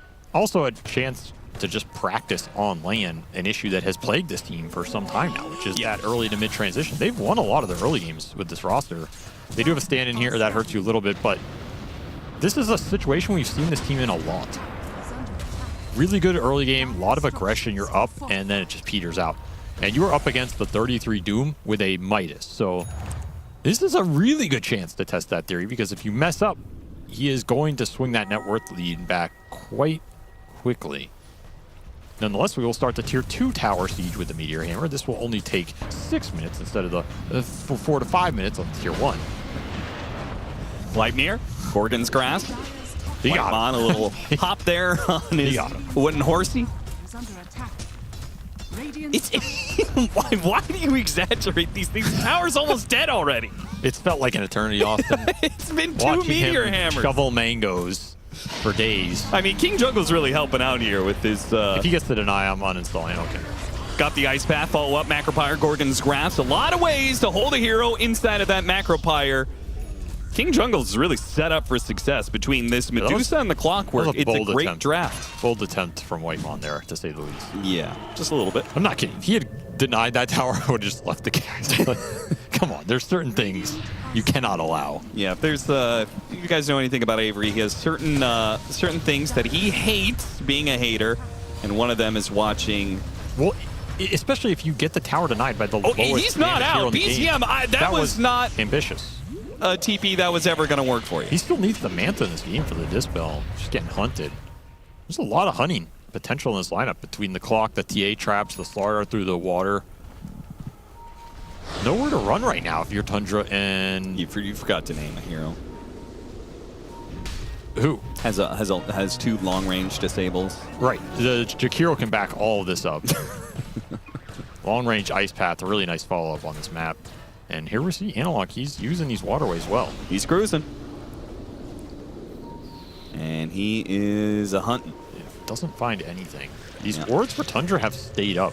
They're not the greatest wards, but they're really good for these positions where you're behind. You don't want to get your ops dewarded. You just want something on the map so you can read these plays. Sure. And Whitemon, once again, will boldly try and hold a tower against the Medusa. This time with a little bit of help. Saksa tries to go for the kill on the Jakiro, fails on that one. Meanwhile, 33 comes in through the side with the help of BCM. They take out the Clockwork. Now, they chase after the Medusa. Do you want to interact with this hero yet? 5 on 3? They're going to try. Stone Gaze goes out, and Tundra call that a win. They got a kill, and they got an ult out of him. I still have an Aegis here on the TA as well. That's a lot of HP to get through. Again, Tundra are happy if they can just get some kills, slow down the objective pace, return to farming. You have a Morphling Doom with the Midas. A lot of catch-up potential in this lineup. You can just slow the game down. Another lane ward to Whitemon. Posting that ward, though, will get him killed as he is spotted by Heroic a little bit too close there. Remember, the Aegis is still up, so this Templar Assassin kill, it's not a pick-off, not yet anyway. Whisper gonna try and cover him here. Analog 2, stun goes out onto BZM. Already half health from a lot of them. Minus armor blinks away from the Gleitner there. 33 under assault from Yuma. One meld hit. Analog chases him down. The Gorgon grass. And look at BZM. Where is he going to go to? When he waveforms down to the low ground, that's going to be Analog right there ready for him. Now he does manage to turn into the Templar Assassin, get off a refraction. Chrysalis right in the middle of all of Heroic, just like his Razor from before. But this time around, Heroic are far too strong for him. They're up by 5k, and they're going to build that 5k. Nice dead shot back into play. Analog going to be taken out by Whitemon. Hits him with the freezing. Now the follow-up there with the field. The snake is bouncing around, though. Yuma, he's trying to just get out as BZM rejoins the fight. He goes after the Templar Assassin, fails to find that kill. Instead, it's going to be Whisper. Big Snake, he got all three of the heroes, gets a huge amount of mana. Now they're turning around with the Meteor Hammer with one shot from Yuma. Not enough to finish off Whitemon. Somehow that physical damage is enough. And the Medusa out of mana again here. Stick charges, not in time. Still on cooldown. Thank Yuma, God. who came back in to help out the Medusa, is going to pay for that as he gets run down with 33 back into play. A double kill for BZM. Justice for Dusa haters everywhere. The beast has been slain. It only took 2 minutes of constant skirmishing for him to run out of mana. Honestly, I think he ran out of mana more than they dealt damage to him. Yeah, that is probably true. Very successful fight for Tundra, though, off the back of BCM stealing the TA refraction plus the meld hits. That was so much of the damage he was doing in that fight. And Heroic pumped so much damage into the Morphling, but never finished him off. That is the bait of that hero. Now we're going to see that net worth just swing all the way back. Can't afford to lose the fights like that. Ooh, Analog, quick fingers there. He said he was coming to this series locked in. Shows a little bit of that there with quick reactions. I also just think Tundra's supports got way more done in that sequence. Of course, they killed both supports at the start of everything, which kind of led into that, but yeah. Like, Matthew hooked in, hit the Jakiro, ran in, and just died off of like 300 HP. It was just a freebie. No impact from the clock there really at all. The Jakiro didn't have a great amount to follow up in terms of multiple ice paths. Just felt a little off there, and your cores get kited out. The shard on Whisper, something to think about for Tundra. Chrysalis, he's going to be the one in charge of trying to keep the Medusa at bay. While Tundra, the rest of them, three-man smoke through the gate to the other side of the map, try and find something, but they didn't find what they were looking for. Instead, they run into most of Heroic. Four-man up here, they go after the Clockwork, who's going to get doomed up. Whitemon, he'll die underneath the tower, and Soxa likely to join him. No, he TP's out successfully. No stuns coming out from Heroic. So support for support, but that was also a smoke and a doom used by Tundra. BZM going for the tower. Will get it. Can he get out? He doesn't have Manta. He has a waveform up. And he turns into the Sloradar to sprint himself away. And I think with that, with the Manta, I think he's likely to get him. In fact, Crystal's going to join in with this much minus armor. Analog's going to be in some trouble. Yuma's going to join in. A Melt Strike hits BZM, but he shrugs that off rather easily and chases after the Templar Assassin. He needs help. He needs Whisper. Whisper is in the neighborhood. Three heroes surround Yuma, but apparently they have no detection. Finally, the dust goes into the inventory. They spot Yuma, try and bring him down. 33 taking a lot of damage, but he survives through the final hit. No, the snake, it doesn't finish him off either. Now the Medusa in some trouble, surrounded by three heroes, not able to do any damage herself. A Stone Gaze goes out, will manage to separate from the rest of Tundra, but somehow Tundra are turning this game around entirely. Getting baited by this Morphling, man. Underestimating the amount of damage he's doing with these stolen spells. First it's the TA, now it's the Sloradar. BZM putting in some work, putting the team on his back. This Bristleback just seems to be a menace. As Heroic don't really have a way to kill these heroes. I thought the Templar Assassin coming into these fights, I'm expecting this meld to be doing so much more damage to Tundra than it is, but these cores just seem to shrug it off. A plate mail on the Doom, a Heaven's Halberd, plus a Lotus Orb on Chrysalis, and a Morphling who is Morphling. Yeah, Tundra has itemized for the physical damage a lot this game. It's pretty straightforward. I mean, that's all you're worried about. And they have gone to the first set of items that gives them the survivability. Solar Crest on Whitemon's been doing some work in these fights. Ghost Scepter on Soxa with the Morta ulti basically means you have, what, 10 plus seconds of physical immunity in these fights. Yeah. Really annoying target to go on. There's just not great targets for Heroic to jump. Spots him with the Rocket Flare. Three heroes in an awkward position. Heroic not close enough to punish. You need to kind of jump with the cores together now. You're not far ahead. In fact, you are behind in this game. And Butterfly for the Morphling, that is a massive pickup. That's no answer for it in this game. Shivas now for the Doom as well. These are way more impactful items than what Heroic has gotten in the last 5 minutes. And so much of Heroic's net worth is on this Medusa, which, to be serious for a moment, yes, this hero's quite strong, but one of her weaknesses is she doesn't output that much damage, especially burst damage is her weakness. Yes. So if you just become tanky enough that you ignore her in the fight and kill everybody else, she's just sitting there and kind of watching it happen. She needs to get to the later damage items or a Hex where she can start the fight on her terms before she can control that kind of engagement. Whisper's not there yet. Yeah, there is definitely a massive valley for this offlane Medusa in the mid game. And we have reached that point. And Tundra are in a position to take second Roshan away from Heroic, perhaps. That'd be massive. You could put an Aegis on this Morphling. He could just go ballistic. Another smoke up from Tundra, running into the supports here. Matthew and KJ trying to get away from this bristleback, stall things out a little bit until the cores can be here. Jump in from 33, goes after Yuma, but he's able to blink away with a refraction up, and 33 just says, okay, screw it, I'm gonna kill the Jakiro. He will tick out there, but this is a bad area for Tundra to be fighting here. Puts himself into a corner as best he can. The final melt, oh, what? It missed? Did it hit a barrier? Either way, it's not enough damage, and somehow Tundra, despite being in this corner, look at BCM just going to work, turns into the Slardart, perma bashes Medusa. What the hell was that? That was disgusting. With this butterfly attack speed, you're just a monster. There's no escape. he just worked him, man. I mean, BZM is doing... Dude, that death summary... It's just 5 bashes of the deep perma chains. Yeah. That is a spell steal right there. That Doom got 4-staff solar by Whitemon. The solar tanked that entire meld? Yeah, I think so. I mean, Whitemon God. Once again, this guy's positioning continues to impress. I thought the Doom is done for sure. Instead, Heroic get baited into a bad fight. This Morphling goes ham, and now he's starting to get out of control. You do not have good answers to the Morphling in this game. You're all physical damage. And that's why this hero got last picked. He is a physical damage mitigator.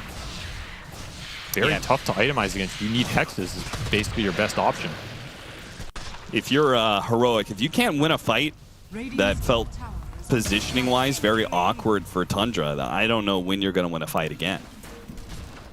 Now you have Diffuse on the Morphling too. If he gets the Slardar Bash and can just lay into that Medusa, he's going to disappear that much faster now. Do have MKB for the Templar Assassin, so maybe there's a way that the Slardar can jump the Morphling when he's morphed too far into Agi and they can burst him down, but it is calling for a lot of luck here. But getting inside the Roshan pit would be perhaps an opportunity made in heaven here for Heroic. They're going to jump Stoxer real quick, but he already got off his ultimate, so he's not going to die quick. Has to catch him with the hook shot. He still isn't dead. Meanwhile, Roshan's going to get burned down, so Tundra had taken the Aegis, and now they swarm outside the pit to take the fight.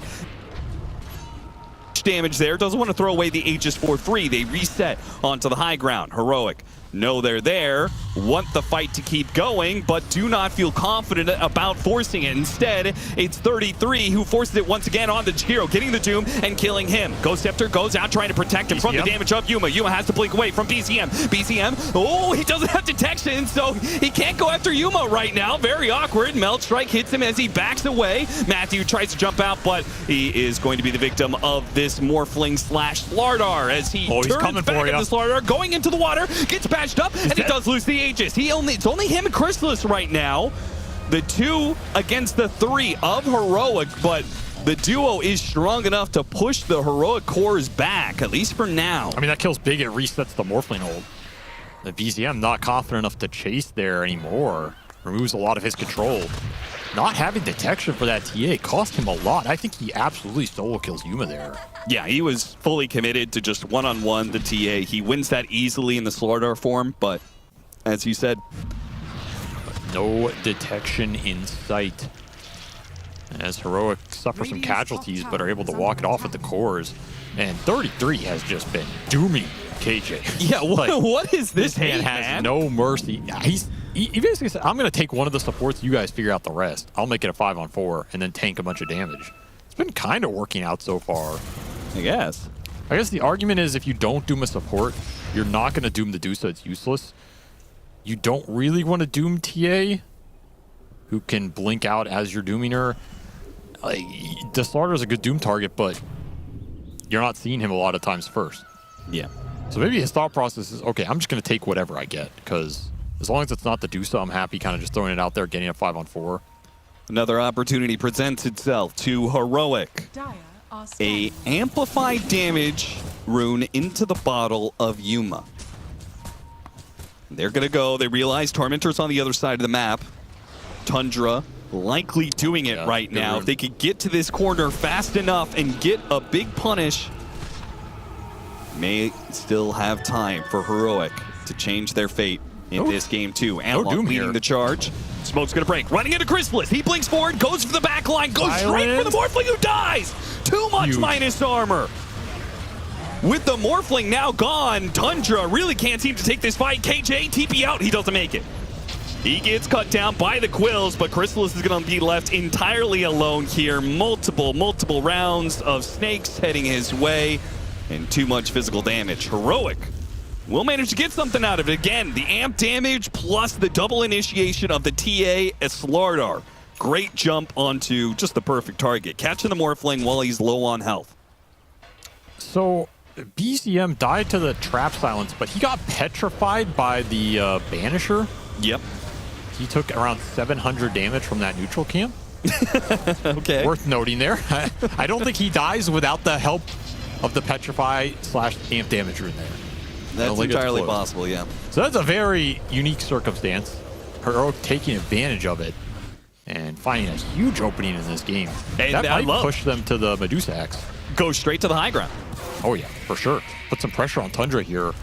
See if they can get a buyback out of any of these heroes from Tundra. They will not. A Doom used on the bottom side of the map here. Now, 33. He'll be able to take this kill, but he was likely to die for it. As he BKBs, picks up the gem, TP's out. Wow.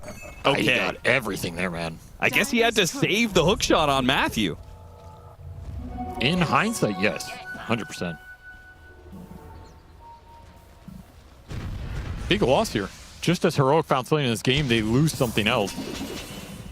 Gotta bank on this Hex to turn this around. If you can land a clutch Hex on this Morphling when he goes in, just burst him down. Extra trap silence as well. No Dispel on this Morphling outside of that Manta. No BKB available for BZM yet. Yeah. He's very susceptible. It also means the survivability on this hero is off the charts because you have the level 20 talent. If you get the Mystic Snake bounces, it's big. He's going to get the extra regen as well. He got rooted right away. Now he's Gleipnir as well. BZM tries to chase after him. The Stone Gaze, he's going to be locked inside that ice path. Okay. Smoke ruined for Tundra. Don't really get much out of it. I don't even know if they're killing the Dusa there, to be honest. There's nobody for BZM to spell steal off of. Yeah, he really needs the Slardar to be alive. The guy, yeah. A little awkward, honestly, when they just run into Whisper on his own. AC coming in for Chrysalis is also going to be a massive item in this game. Every big armor item that Tundra pick up makes it harder and harder for Heroic to output the DPS. And the Hex is done. So this is Heroic's time to strike back in this game. They have a lot more threat on the Morphling. They can commit into a fight with their BKBs on a Hex target and feel confident about that. Still looking for the BKB on Yuma. That's kind of the one missing component here. If you can get that before the next Roche, you have a very solid chance to contest Tundra in a team fight, get that next Roche on in 3 to 5 minutes, and then try and go high ground with it. That's probably your best sequence. Yeah.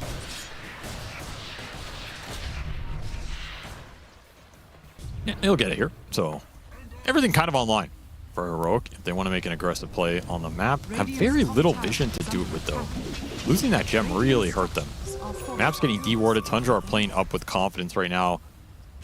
Losing all their TA traps, yeah. Yeah, it's another big deal. You just don't have traps to really smoke to either. Divine Raper, you might need it this game. Yeah, those silences pretty crucial in the matchup against that Morphling. You can ever catch him, force him to use the Manta against the TA trap silence, and they get some sort of follow-up, disable Ice Path, and immediate damage, try and burst him down. It's going to be close. they do manage to get him. Saksa did what he could with the dead shot, but Tundra just completely underestimating the burst damage that Heroic had, pushing into the high ground, just crazy. Was BZM that confident with that illusion bait? I think the second he gets stunned there, he's just dead. There's no save in this lineup. They're just going to BKB, hex your Morphling, burst him down. You're not that tanky. You're tanky, but you're not that tanky. That was a wild play if that was just, they're going to go on the illusion and I'm going to get some tower damage. Yeah, that was pretty insane. Oh, Awkward stuff. They've got 40 seconds to work with here on Heroic. Now, not enough to really get inside the enemy base or anything, but they can get some map control back in time for Roshan coming back up. So. You're going to need BKB on Morphling in this game. Too much control for you now. And Tundra are a little reliant on his DPS. AC on the Bristleback helps pick up a little bit of the slack. It's very dependent on who you jump and who you catch.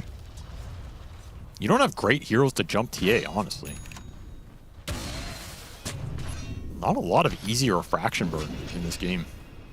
Now you have another hero that is going to be exceptionally tanky. The Aghanim Scepter done on the Slardar means that he blinks in, he crushes, he's just sitting inside of the water puddle, and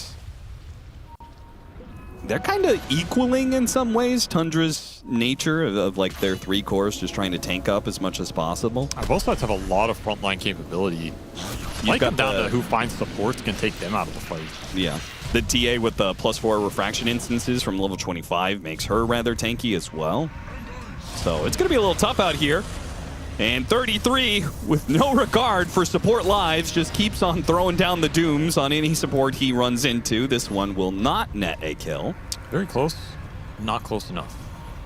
2 ticks away. So that's an opening for Heroic. They apparently feel like it's enough an opening. Tundra, they surge outside of their base, run headlong into Whisper. Whisper's not afraid of that fight. If anything, Tundra's lucky to be alive, lucky that Analog wasn't closer to punish them. Time for BZM to get his BKB. That is what this is about right now. And just praying it's not an early Roshan here. You can get this BKB done before the Rosh spawn. And being on a TA trap, they are setting up for him. BCM pops the ninja gear, smokes away, and just out of sight of Analog between the smoke and the night vision. Yeah, that's a perfect TP right there. He is dead if he does almost anything else. Though he may not know it. Could have gotten greedy for that BKB as well. You're pretty tempted to go for some extra camps there. Sure.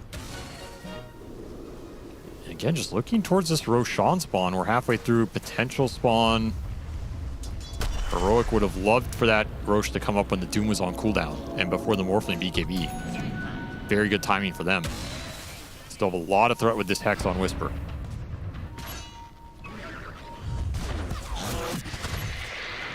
Saksa trying to deal with the mid wave while the rest of Tundra smoke up and circle around, getting some mid vision down on the other side of the river. Want to find the backline. It's there for BZM. They hit their item timings and they are set up for Rosh. Really like to find anybody other than this Medusa and just jump them all in them. Doom is coming up. You will have it for this fight. Whisper, you could see he's trying to force. He is way far ahead of the rest of his team. I think Tundra will slowly force this Rosh if they really feel there's no other way to get the fight. I don't think they're happy about doing it. It's possible, though. If Crystallis is confident enough about him tanking the initial jump, I think that play is very reasonable. Good read of the situation. Heroic realizing they need to cut not just the mid wave, but the top wave as well. So they deal with that, trying to relieve some of the pressure on these side lanes. Yeah, both mids being cut right now. There's no base pressure other than this wave top. And that's currently being rocket flared, so unlikely to be too big of a threat. Yeah, this is nothing to go home about. We're in a good old standoff. Yeah, so when does the Roshan standoff break? Whatever team decides to hit base first. But they can hit base, really, because backdoor protection is kind of up on both sides. Yeah, Tundra could have hit it with that wave going in bottom. They missed their chance. So now they're really stuck in a standoff. A true standoff. And Roshan's going to go to the other side, which is kind of awkward for, well, I would say for Tundra, but they already lost their vision, I guess. This ward sentry combination, Whisper was able to deal with that earlier. Chrysalis is finally going to try and force things. Goes to the other side of the river. He's immediately met by a few round of spells. He does manage to take out the vision, though. Honestly, I think 33 is a little lucky. He didn't doom that Slardar illusion. That is not an illusion rune you expect. Roche is going to go to the other side. Heroic racing. Oh, managed to get an amp damage into Analog's bottle. That's massive.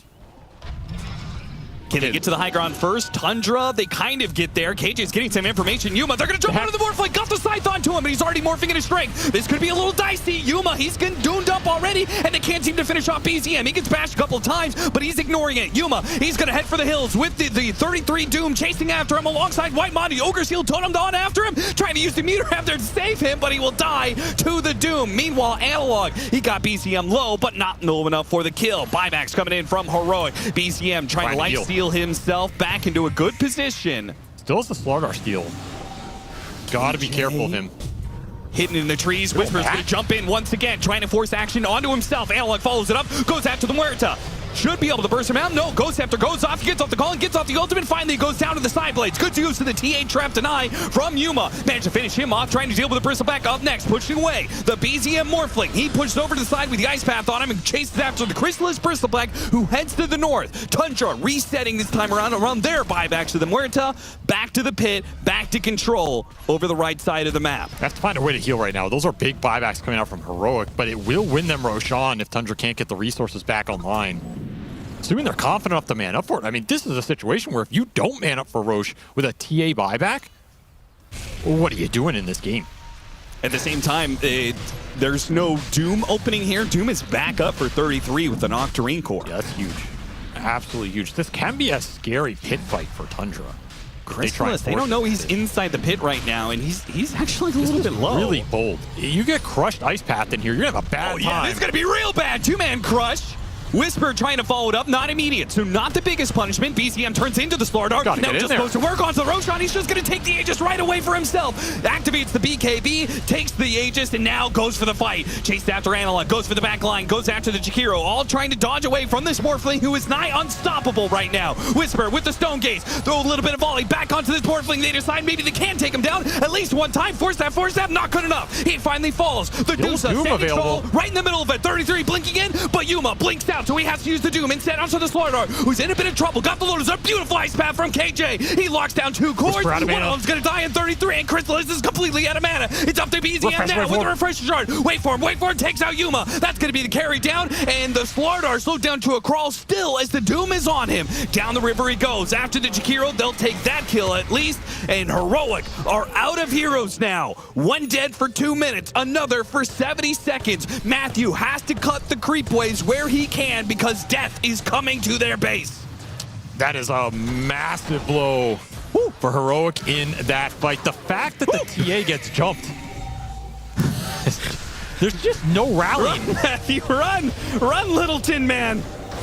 I mean, run away. Dead shot will harry him out his retreat. I mean, he's buying time. It's honestly not the worst. No, wait, did he just find the smallest little juke path outside of their vision? Down he goes, out of sight. Tundra have lost him. He showed on the base. Did Ninja Gear.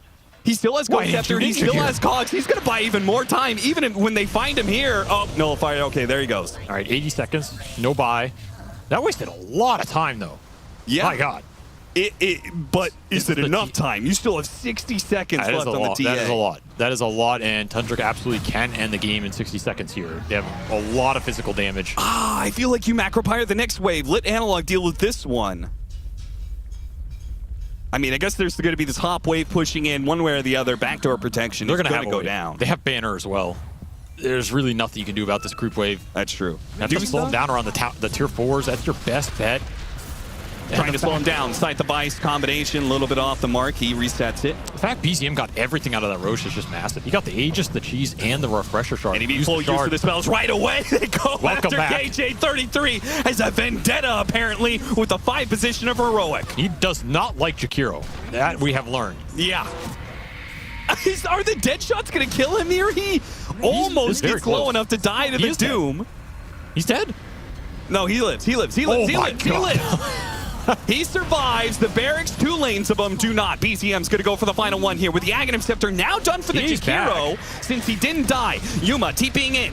Goes for Chrysalis. Bristleback, is that going to be their first target? They have to use the Glyph. BCM's just doing too much damage. 2-man crush coming out from Analog. Immediately reset from the Lotus Orbs. They have to get in there soon, otherwise their buildings are just going to fall. They're going to be dealing with Megas. It's already gone.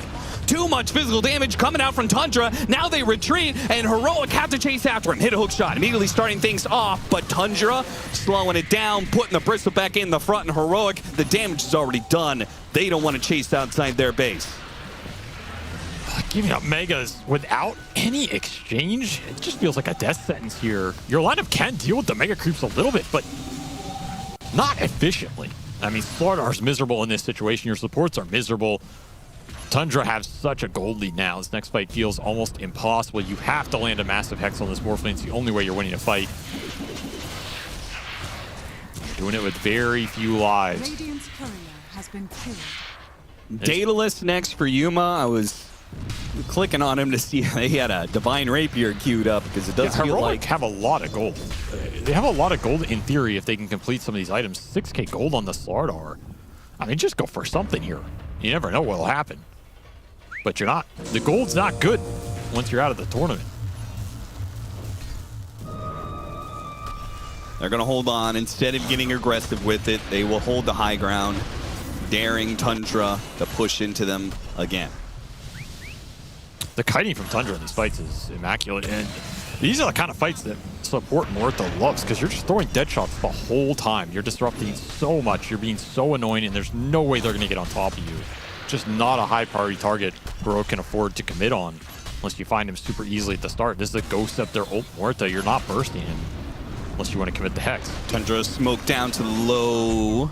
They don't really want to jump Whisper here. They want the Templar Assassin. Yeah, they've got the scan. They are going to see Yuma in a second here. Can Yuma blink out of this initiation? He tries, but not fast enough. 33, and hit him with a small stun. Immediate disengage, though, with Zoom on him. He's just going to reset back to the fountain here. Dead shots pushing some of Heroic back. The Macropyre. That's a Shield Rune Morphling. A lot of HP to get through. Yeah, and he's just going to go to work on the buildings. They fall so fast. Heroic, they can keep their heroes alive, but they cannot keep the buildings alive, it seems. As Whisper's trying to slow him down as best he can. Yuma, he is rid of the Doom. He comes back into play, throwing around some shots at Chrysalis. On the side, though, 33 is herring the supports as best as possible. Got hit by a hook shot. Meanwhile, the jump into the Morphling, he immediately got psyched up. Stonegaze goes out, tries to get it from him, and he does manage to wait for him, away to the side. Locked down by the Gorgon's Grass. Only a couple heroes, though. Chrysalis, he is still strong. Half HP, looking okay. The tier 4s are gone. Crush after crush, but Analog, too much damage. Even with the puddles, it's not good enough. Whisper almost out of mana. BCM trying to finish him off immediately on the side, but they do manage to get the deuce up. Meaning a buyback coming out. Inside the fountain, BCM goes. He is going to try and take every single Heroic. Force them out of this tournament. Inside of the fountain if need be, but the Ancient dies before he can get the Rampage. Heroic will be forced out of the tournament in style by Tundra, who claimed the 2-0. In style, I mean, I don't know if BCM feeds in that fountain, but we'll never find out because the game just ends too fast. What a Morphling performance. From dying in two of the most embarrassing ways he's probably ever died in his life to just putting that game on his back. There was a reason they last picked that hero, and we saw why. Heroic do not have good options to deal with him. Very few disables, very few silences. You have a couple things you can play around, but the fact they lost tempo in that mid game cost them so much on this Medusa trek towards the Aegises and the high ground. And once you run out of steam with that hero, the map is not really your friend. You can scale into a Mjolnir sometimes, you can scale into a Hex. That's really all you're offering. Great game from Whisper. It just did not put them over the edge to close that one out. And I mean, Tundra's team fighting is just ridiculous sometimes. The way these guys go in and out, the way they play around each other, the itemization. 33's Doom. Don't need to say anything about that. And man, these dead shots. If you go late game against this Muerta Ags, it is really tough. The amount of disruption that this spell causes is absurd. It's got to skew your win rate considerably at the point that you get there. Also, triple Ogre Steel Totem. We didn't really get to talk about it a lot in the fight, but this is another massive kiting mechanism that Tundra were abusing. And we see triple Monocle for Heroic. They're just trying to catch anything, get the spells off, use the extra cast range. They just could not stick on targets this season. No, they really couldn't. Get kited way too much by Tundra. I mean, this has to be one of the scares. We always talk about how team spirit, kings of the late game, yada, yada, but I do feel like Tundra is in that conversation as well. Sure. A team that you just do not want to go late game against. No. Itemization is too good. The team fight that they bring, the way they play around each other, the impact of the supports, right? The supports tend to have a rather large impact on Tundra. Soxa and Whitemon, two of the best support duo to be able to do it, and they bring their own impact into the late game. Tough position for Heroic in the first place. I mean, obviously, morale was probably not the best. They were already eliminated before the start of this game, but they put up a good fight against Tundra in this game to prove that they deserve to be here in Raleigh, but they do not deserve to be in the playoffs, sadly. They will be eliminated in the group stage. Tundra, though, they do manage to get their dub, and what that means is that they are guaranteed a tiebreaker, Avery, for the upper bracket between the lower bracket. But who will they be facing? That question is for our panel. I can tell you right away that they will be facing Bedboom in a best of 3, for which one of these two teams will be upper bracket and which one will be lower bracket. We're going to break down this game first, though. Heroic Tundra is the first 2-0 Tundra was able to get. I will say the start of the game, as we can see from PCS face, it was looking pretty rough, Brian. I'm going to give some credit to this man because I'm the type of Morphling player that doesn't have those deaths in the early game because I play too safe. You know, I don't trust my own limit testing and my ability to basically force the opponent to commit onto me when I'm at some threshold of health thinking I'm not going to die. But that's why you see the same player who died like that in the early game in some clowny looking way because he thought he could push it to mid tower at 200 HP, but it had to be like 250. Instead, he's like jumping into the middle of 4 heroes and half the time not even dying, except for that time. That's the bad half. But ones like this play exactly is what I'm thinking of, where he knows that they're not going to be allowed to commit onto him here. Look how much damage that the Heroic side is just trying to pump into him, and a lot of this was the instrumental success for the comeback on the side of Tundra. I do think Heroic had this game. They could have taken it, had some sloppy mess-ups, but this is just the demonstration of the better team. That's why the better teams will win these games that they're not supposed to win, and I don't think Tundra was supposed to win this one. Yeah, I mean, I agree with everything you said. I think Morphling in general is like a feels hero, where if you wake up in the morning and you just, you know, we're missing like 2 hours of sleep or something. Yeah. And you're a good Morphling player normally, you're playing entirely on instinct, right? You're going to die at least like 2 or 3 times in a game like that. What's funny, Brian? Is it funny that what's funny? Dude, I don't know why you're making fun of Morphling like that. It's just too funny, sorry. Yeah, it's a bit uncalled for, really. I will say, though, this was a sign for Tundra. They let the TA through. They let the Medusa through. And to be honest, they shouldn't have won that game. I do think that next time around, I mean, we joked about gentleman's agreement in this game with regards to the Medusa. I don't think that was the case, but I do think that Tundra should not let it through against team of higher caliber. Yeah, that just made the game, I'd say, more difficult than it had to be. And I really did. They gave them TA and Medusa. At the beginning of the draft, I almost can't believe I still picked Tundra because I was like, you're allowed to give them 1 OP hero when you pick Doom because you can Doom that one. Yeah. But they gave him 2, and we saw what happened there. Whisper had some sick plays early game. And one of them's not doomable, too. Yeah, that's like, true. you don't want to doom the Medusa. She doesn't have health. Who cares? Yeah. No, I will say that it's cool for Tundra to have this as a 2-0. They did already face Bedboom, of course, earlier in the group stages, and they did tie. They tied everything, so that only makes sense. And it's good that tie will be broken. I do want to talk a little bit more about Heroic, because getting eliminated here obviously sucks big time for them. It sucks a little bit more if you take into consideration that they did not qualify for the upcoming Dream League, and that means that their total amount of points that they can get out of the EPT is capped, and they already are not in the top 8. So they guaranteed will have to go through qualifiers for the Esports World Cup in Riyadh. So it's a bit painful. Do we feel here, though, Brian, that we've seen glimmers of hope for them? Yeah, I mean, absolutely. I think whenever teams do what they did in the early game, I think they did that a lot of times this tournament, and they just weren't able to close it out. I think that's part of, like, maybe a stand-in factor, like meshing with a new player. I'm not, like, trying to blame Matthew or something. I'm just saying that, like, there's clearly some missing pieces to bring in the whole game plan together, and that's something that I think you can fix with time. I agree. I mean, I think Schofield and Matthew are completely different players. They Schofield is 1 in a million. Like, Matthew's an extremely good position 4, but nobody in the world does what Schofield does, which is he's insane in the head. So whether it's a permanent situation and they're integrating Matthew, that might take time, whether Schofield's coming back and they just get better. My question is, how can they keep their mentality strong for the upcoming qualifiers? And hopefully this doesn't dissuade them from being the team that they are, because I feel like they're going to win the qualifiers if they just play normal heroic, right? We'll see them at these tournaments.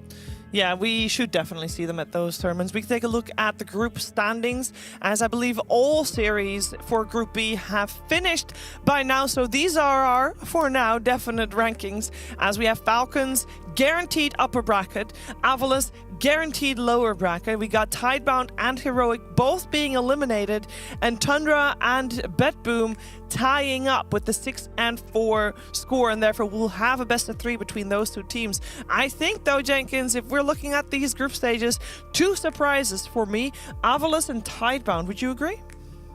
Yeah, I would agree, especially with Avalos. This is a new roster.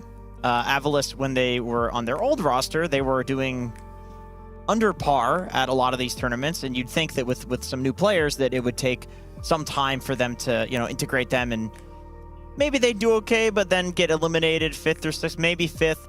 I think they're pretty happy to make it through, and I'm excited to see how they progress going forward, because this is experience that matters a lot more to them than it does to a lot of these other teams who have played a ton of LANs. Like, Avalos is actually going to be playing in front of a crowd. Yeah, that's pretty hype. And I'd just like to say for this upcoming best of 3 that Betboom team was 1 and 3 to start this group stage. Yeah. And now they finished 6 and 4. Quite the rampage coming back, climbing up the ranks. So both these teams, Tundra getting their first 2-0 of the group stage. They had gone 1-1 in literally every other series. And Betboom team, having been 5-1 in their last 6 games, both have a lot of momentum going into the playoffs. It's effectively just another upper bracket game for both these teams, and the winner gets to stay there. No, it should be a very good one, because I do feel, as you say, that Betboom has had quite the trajectory to go upwards, and here maybe with Tundra also taking this 2-0, we'll have them both at similar points, and potentially we'll get a 3rd game to this series, as they did tie already earlier this week. Before we close the book here for the series we just witnessed with Tundra and Heroic, though, we're gonna hear some words from the winners. Absolutely. Here with BZM. BZM, I gotta say, I was playing on a meme interview, but watching you guys win that game, not a lot of excitement. You guys weren't, celebrating, high-fiving, smiling. It was kind of like almost a somber moment winning that series. What's up with that? How are you guys feeling? I mean, we're feeling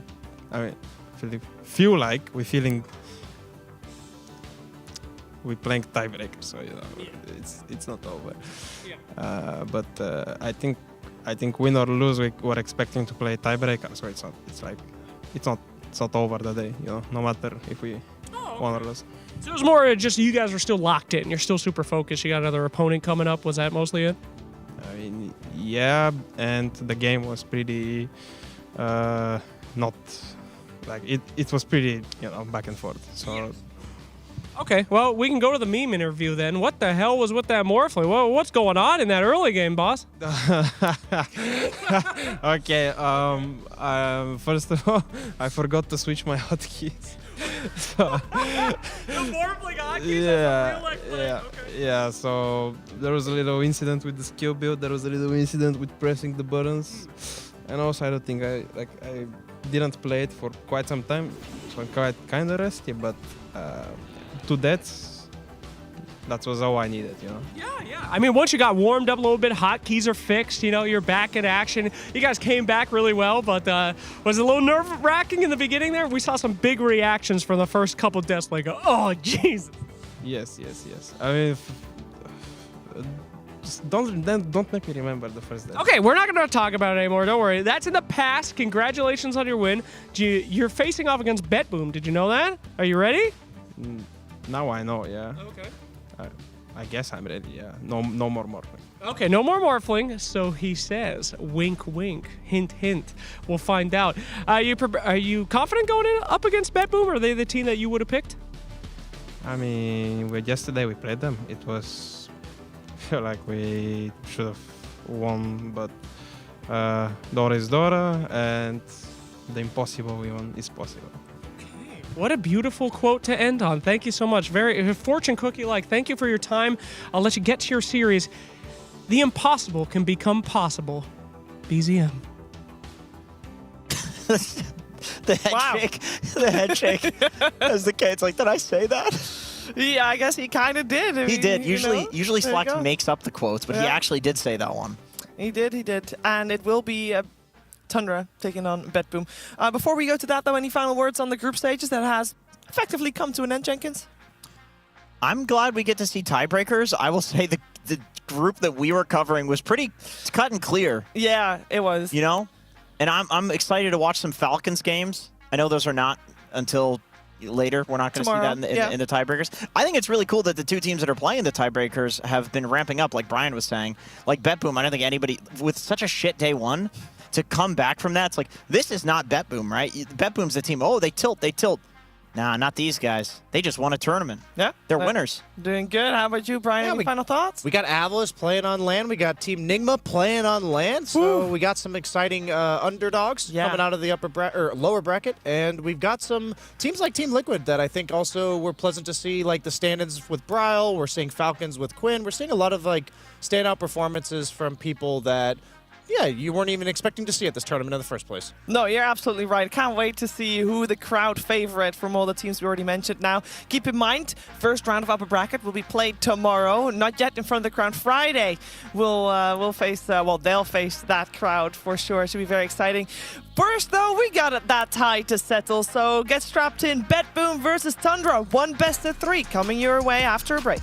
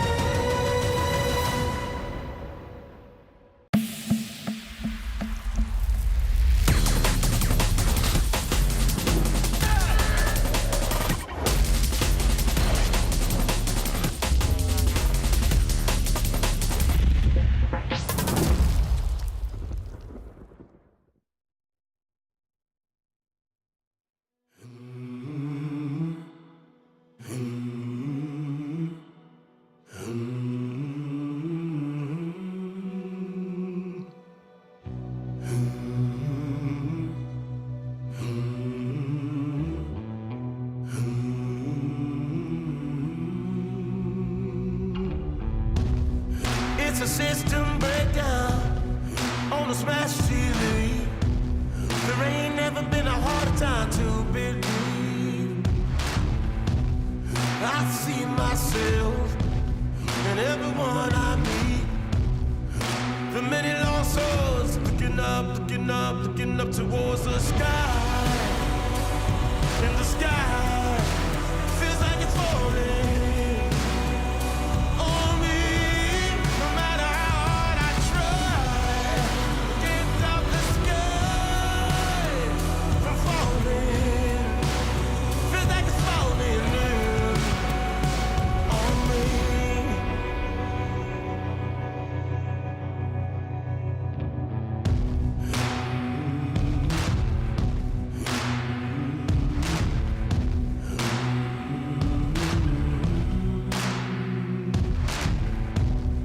It's a peaceful protest, televised at home. Time to take your seat, enjoy the show. And out of nowhere, with my head held high, I'm down in the gutter, looking up towards the sky. And out of nowhere, with my head held high.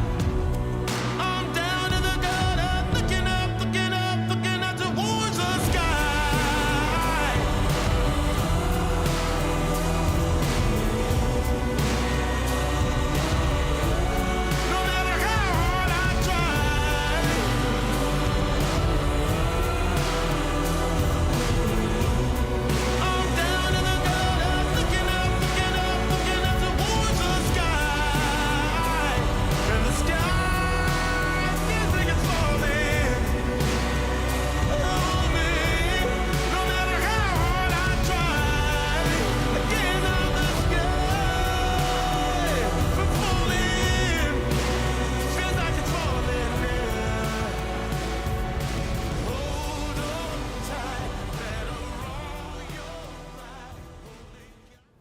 Hello. How's it going, Miro? Good. How do you feel having just won the previous major tournament, Fissure Universe, was it? Yeah. You guys finally did it. You broke through, you won. What changed for Team Bet Boom? I think we're working hard. And every day we're becoming like more and more team, like to have good synergy, I think.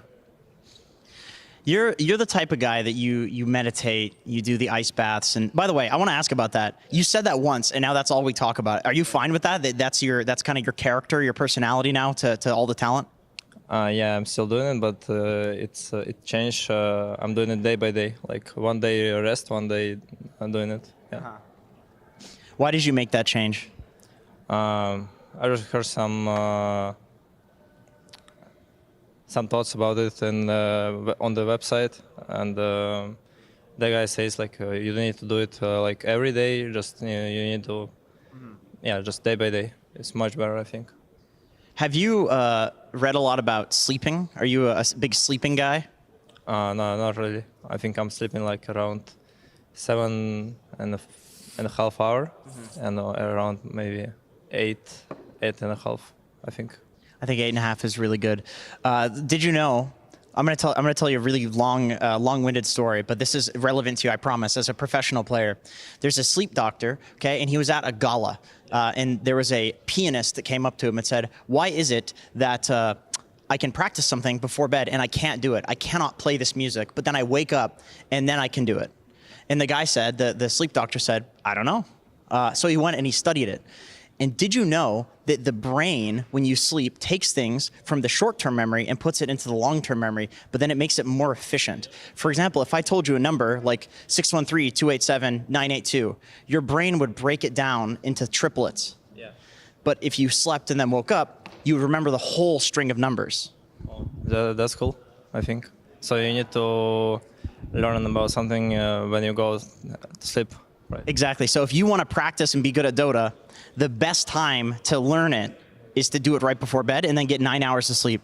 Yeah, but mostly I'm just waking up and watching some replays in the morning. It's I think it's much more good for me. Like I just feel myself more comfortable.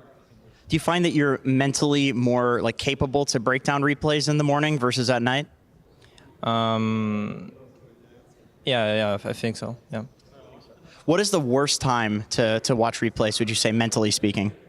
Sometimes I'm just watching a lot of replays and my head like is just burns out, and I just stop it for 1 or 2 days. But I think yeah, before the bed it's not that good.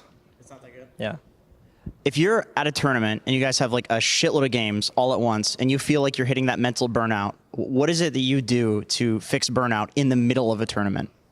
I think we're just going to the gym and maybe some walking on the streets.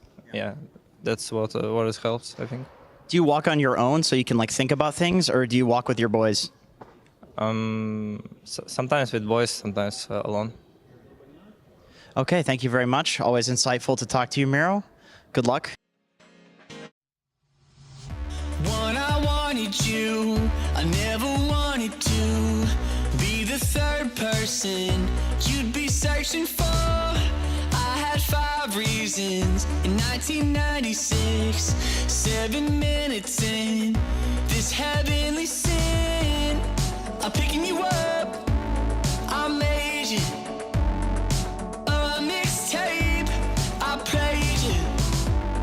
I'm calling you up, meet me at Twin Pines Mall. The future's in. Back to the future, I'll never lose it. I'm at your door. Back to the future, I'll never lose it. I'm at your door. Ate my heart for lunch. We're just 90s kids, and there's 10 reasons that you hated this. I could count the ways that I love you so. Every petal from a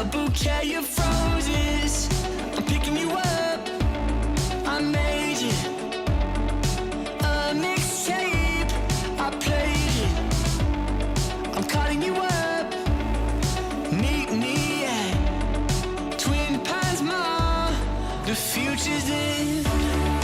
Back to the future. I'll never lose it. I'm at your door. Back to the future. I'll never lose it. I'm at your door. In a memory so sensory, I still smell your Camry. Whoa, I'm at your door. Back to the future. I'll never lose it. I'm at your door.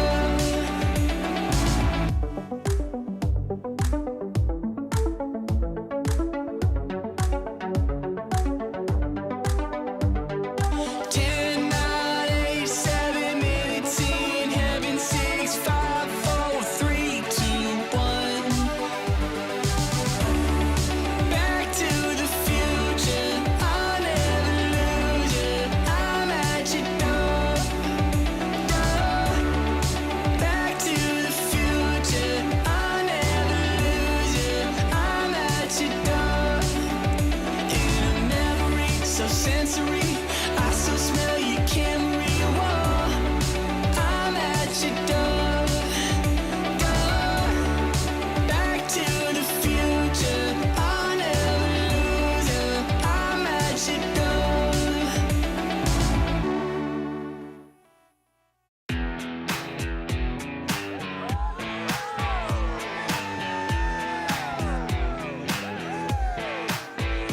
Got some ice down, 6-pack sitting in the back of my truck. Gonna be a good time, hell yeah, things are starting to ESL One Raleigh is brought to you by DHL and 1xBet.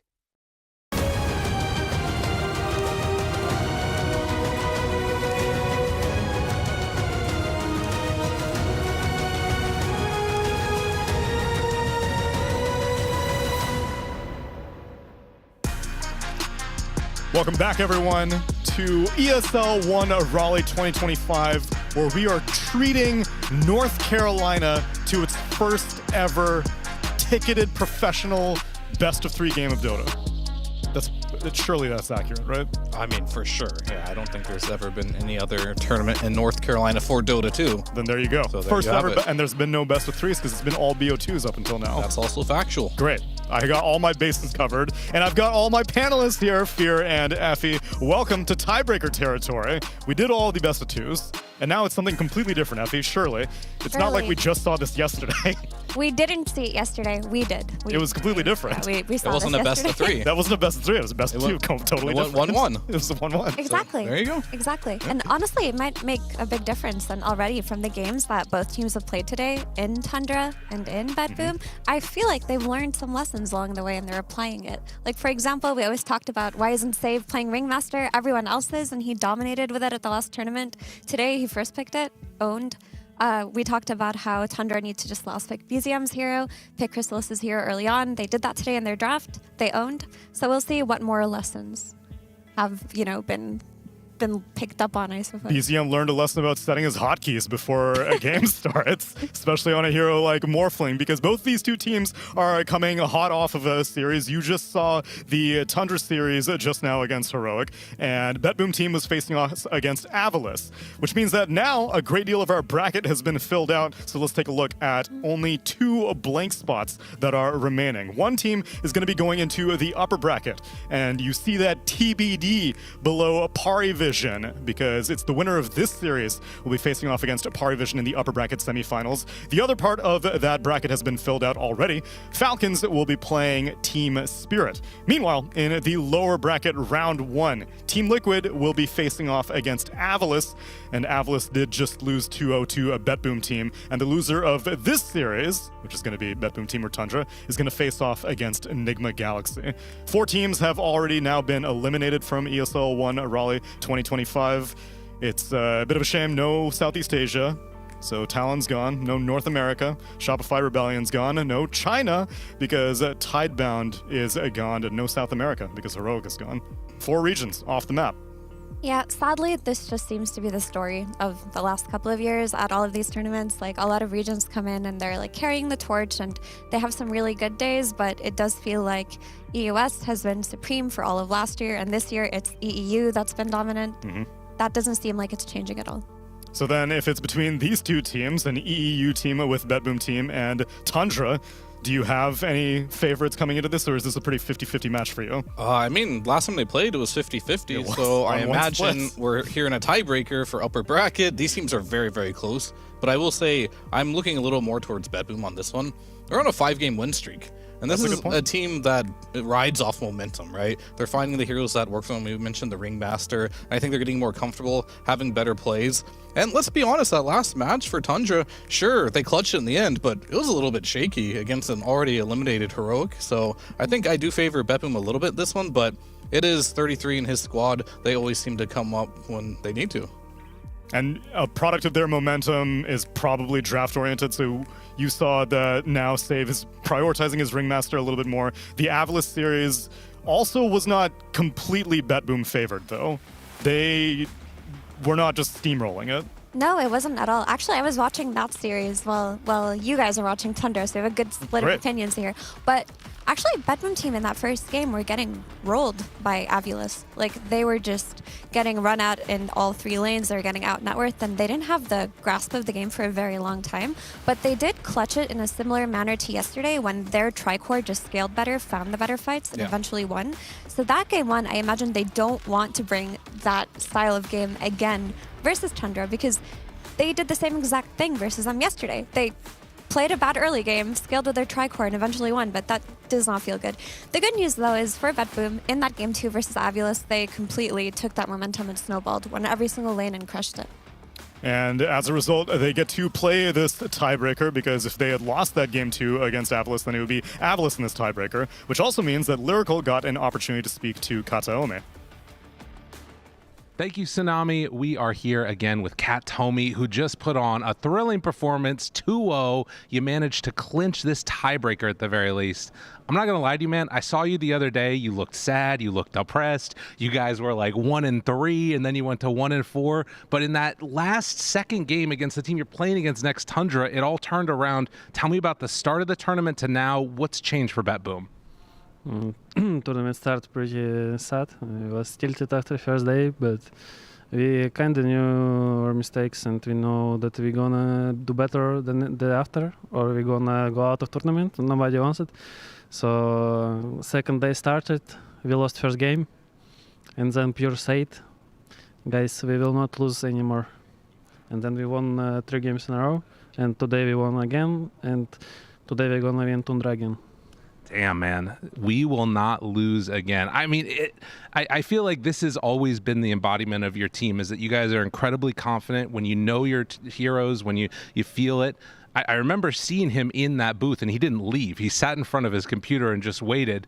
What was sort of the mindset in terms of, was it all just focusing on your play? There wasn't any really focus as much on what they were doing, or was it just mostly your team? I mean, second day when we lost first game? Yeah. I mean, we lost this game. It was like very sad game, I remember. My team, everyone was still sitting on the tables, on the chairs, and I first one who stand up, and I like start cheering them up because we have 3 games still to play. So I start cheering them up, and then we just reset. And actually, this game was pretty good. We just throw it like pretty badly. That's why everyone was tilted. But then we just fast checked replay where we throw and where when we should play properly, mistakes that we did. So, and then Pure said this phrase like, we're not gonna lose again. And for now it's working. Yes. For now, it's working. We'll see if they can keep it up. A very motivated BetBoom looking to take down Tundra. They say they want to do it in 2. Let's see if it happens. Back to you. This is a time-limited buff, though, because otherwise, like, every single captain would just say it at the beginning of a tournament, guys, we're not going to lose anymore. But you got to strategically choose your moment, because it only lasts for maybe, like... Who said that? 8 games? Well, why wouldn't everyone just say it at the beginning, then? Or you think Pure just now discovered his power? Pure was like, wait, if I just tell these guys not to lose anymore. How superstitious are you? It can go pretty deep, I guess. It can. I mean, I think in general, like, it resonated with him, though. Like, he mentioned it twice. Yeah. So Pure must have said something, probably more than we're not losing anymore, No, right? I think that's all it came down to. I think there's probably a little more than that. And it motivated the players to, like, get back in form, and I think that's all it really takes. We all knew they had what it took to get here, right? And they just had to start performing in some games, and they finally did that. Maybe the motivation from Pure saying what he said is what gave him that little bit of extra fire. Yeah, and I think that's like pretty natural, right? If you just won the last tournament and you were just the best team in that area of time, for all of a sudden for you to be losing so horribly on that first day, for someone to say, guys, let's stop sucking, we're good, like, it makes sense. As opposed to, like, maybe the bottom of the group team saying, I'm not losing anymore, and then they continue to lose, there's going to be a bit of a difference. You're like, come on, there's some delusion involved here. But maybe it's just the inverse Seb, because Seb makes like a long speech. That's what he's very famous for, to motivate teams.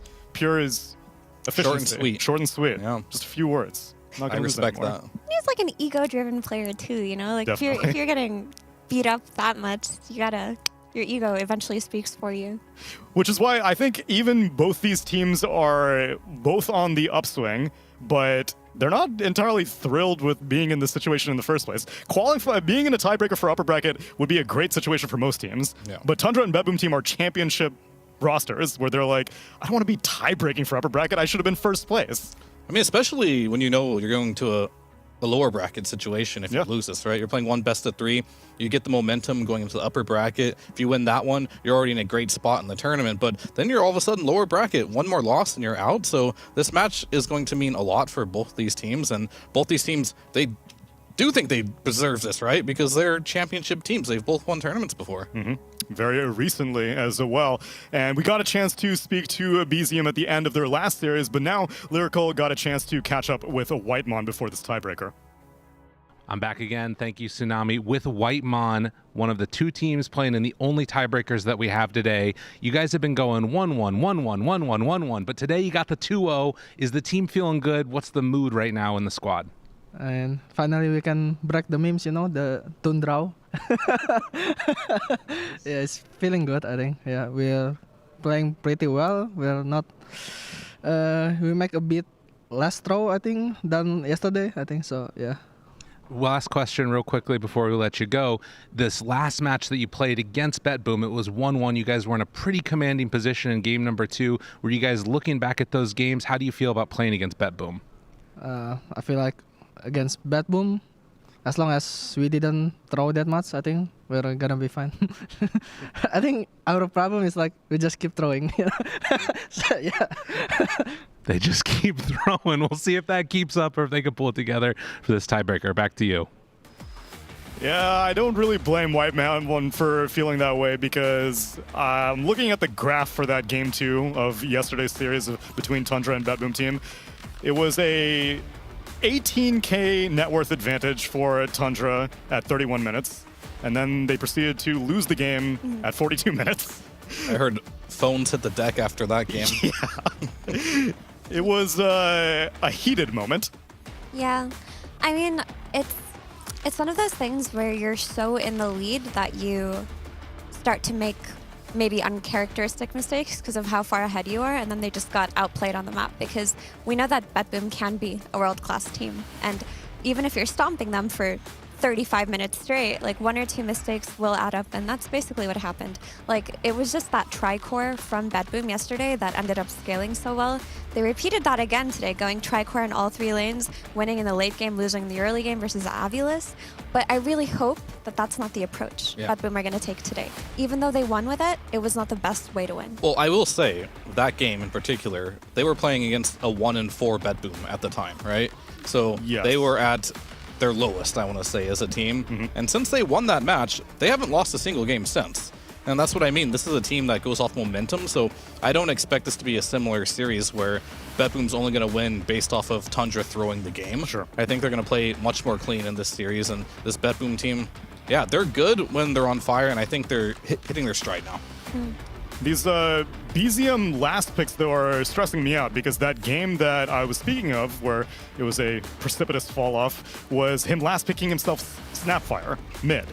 and that one didn't work out. In today's series, his last picks have been working out. He got the last pick Bristleback, that worked, and he got the last pick Morphling, which looked like it wasn't going to work, and then it did work. But it's making me nervous. They're never like last picks where I'm like, hell yeah, he's got this game in the bag. I don't think you should be nervous. I think that if you're able to last pick such a cheesy thing out of your mid laner when you already have a cheese player from your offlane, that gives you a big draft advantage. And that's something like other teams have to be worried about. Like, they don't know what's coming out here. So I do like that. And even the Snapfire that you mentioned worked until it didn't, right? Like, that game is something that they could watch and see as an overall win if they ironed out some mistakes. Yeah. So we're afraid his hero pool might be too big, potentially. But, I mean, I think in general, like, that's what we wanted from him, right? Like, this is a team. You've got 33. You've got Crystallis. These guys love picking early. So a lot of this team's success is going to come down to, can they get the best hero for the game on the last pick? And it's going to be BZM. His hero pool is absolutely massive. Whether it's, quote-unquote, the best hero for the game, potentially, that's debatable, right? But it should be good enough and have some merit to it. Like the last game we saw in the Morphling versus Slaughter, your high armor versus a TA. Eventually it worked out. Sure, there was a little bit of a rocky road, but he still has the right idea of like what archetype of hero he needs for that last pick. Yeah, they're not in that situation in this game, though, because they're not going to have overall last. That'll be a BetBoom thing. And honestly, BetBoom are a team I like when they have overall last pick, too, because they also have a wide hero pool in their mid laner in GPK, and they also have an incredibly wide hero pool in their carry in Pure. So you have 2 last pick core players you can build around. And I wonder what approach they're going to take.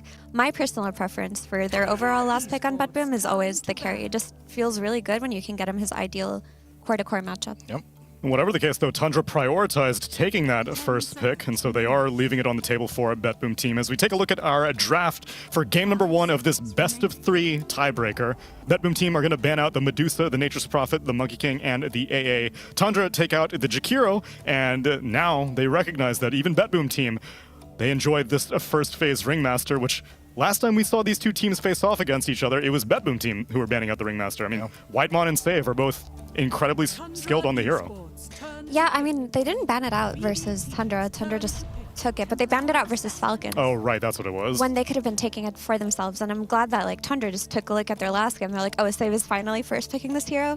We don't want any of that. Yeah. TA will be picked here. I was curious on if they're going to trade Doom for TA. They did that in the last series, but I felt like that didn't go the way they wanted it to. Even though they did win that game, Heroic did have a commanding lead. And they're going to go with Nigma straight away. And we talked about Crystallis. Can he play this TA? Absolutely. He had a great game on it, so this is definitely a flex between BZM and Crystallis here. And then this Enigma, it just has to be offlane, right? There's no other role that this team plays it on. 10 seconds remaining. Not this tournament. Yeah, they used to flex their Enigma when they had Toronto Tokyo as their 5. Yeah. But I don't think they do that with Katami 5, so this is like pretty much only offlane Enigma. So I'm expecting a Gyro ban to come in next here. By far the best hero versus Enigma. You just can't lane whatsoever. So if it's an offlaner, I feel like against every other hero, you have some play options. Maybe they'll go for the Bristleback or heroes like that. But yeah, Gyro's the only hero that really shuts it down super hard in the laning stage. Yeah, I wouldn't mind seeing that Gyro at all, but I would like for it to come out later. Just have that flex open for as long as possible. Because I think that when Tundra reveal BZM's hand a bit early, they tend to lose. That is true. A Naga ban? What's up with that? The hero got picked once in this entire tournament and lost. It's good versus TA. I don't know. That's all I can give you for now. Like, they must have a plan going on here where Naga is not addressed. It seems like potentially they might want that Doom, right? And if you have like Doom, TA, and a couple other cores that you can't deal with Naga, that could be a big issue. And maybe they've scrimmed recently and they've lost to a pure Naga. We talked about he has a big hero pool. Yeah. I think this is also just, they don't want the disengage because BetBoom do run like Naga 5 on Katami. And maybe like they just don't want the ability for them to song into the black hole setup. Like that's something they've probably scrimmed against them. And that's true. They just want to make it less easy to enable their Enigma. So then if we're talking about disengage and counter initiation, is Silencer going to be a priority for either of these teams? I mean, Silencer historically loves playing against Enigma, but I think it's a little bit more complicated than that because a lot of Enigmas are just playing on summons these days and not really their black hole. And then in that situation, Silencer kind of sucks. Like, he isn't great. I mentioned the Bristol and the Gyro. They go for the route of banning the Bristol and stealing the Gyrocopter. So now your options. I mean, TA can play versus Nigma, by the way. This is a fine lane matchup with the side blades. We probably just need a couple extra points in side blades instead of meld. See if Crystals wants to do it. But they're definitely trying to protect this Enigma pick as much as they possibly can. Yeah, I mean, if they really wanted to change their TA away from the safe lane, I guess they could go for like Razor plus Crystal Maiden and just like try to kill the Eidolons with ranged nukes like that. But like you said, TA is going to do fine on this lane. Yeah, and I agree with you as well. Like, Silencer, in theory, stops Black Hole, but this hero does nothing to the Eidolons. And Enigma is one of... I'm not going to say one of... It is the most punishing offlaner if you allow it to have a free game. You just can't get a single CS. It takes your tower. Now, all of a sudden, you can't even lane whatsoever because there's a Black Hole threat. So you have to deal with the lane in some capacity if this is going to be first pick. We've seen... There's been other heroes. I'm going to mention this because it used to be an old classic. It was the Kunkka carry. This has been ran by Satanic already this tournament, so that is also another hero that really can deal with the Eidolons because they're not a ton. But I think TA, yet again, it could be fine, but if you step out of place, also could potentially die, depending on what support they're going to run with this Enigma.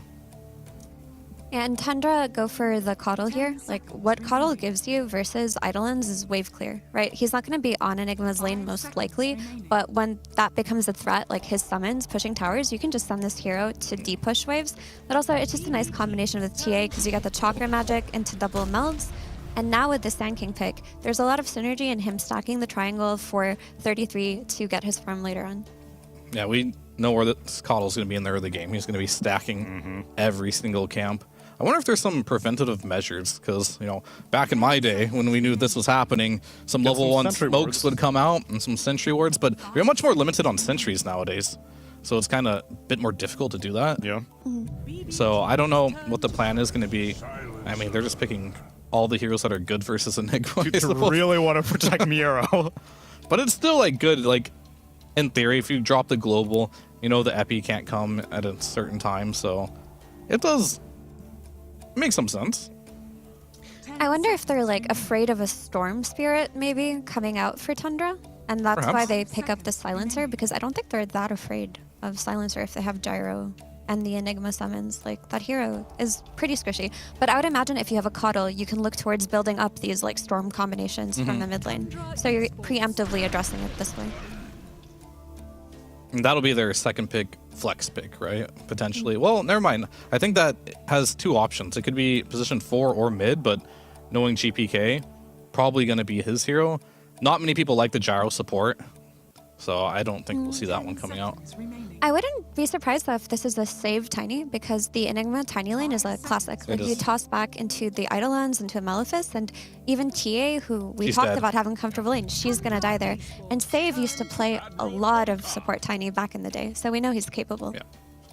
And it looks like we're going old school Fear. They get the Kunkka. Well, that's going to go mid, because, yeah, I mean, this thing is good versus Enigma on lane. However, we've seen BZM respond to Tiny mid with this Kunkka twice already, and absolutely demolished it both times. They don't get to decide where this Tiny's going, though. They don't. They're not going to get a last pick. But Kunkka's also just one of those heroes right now where BZM just looks comfortable on. No matter what he plays against, he'll probably do fine. You know, ban out the OD, maybe ban out a Huskar if you're really afraid Monkey King is already banned. It's probably fine. Okay. For sure. And he's been doing this like Radiance Blade Mail AC build on Kunkka where he just scales as a core, and it's been looking very solid.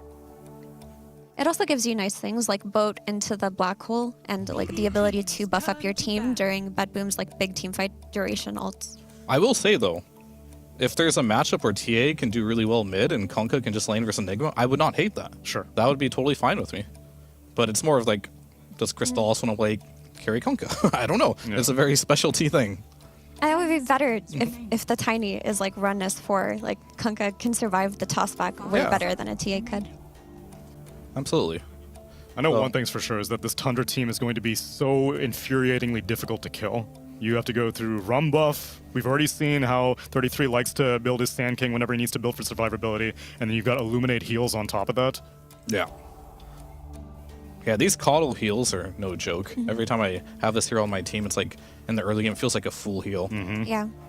Vessels are really nice versus Coddle teams. But who buys it? Yeah, no one so far. Yeah.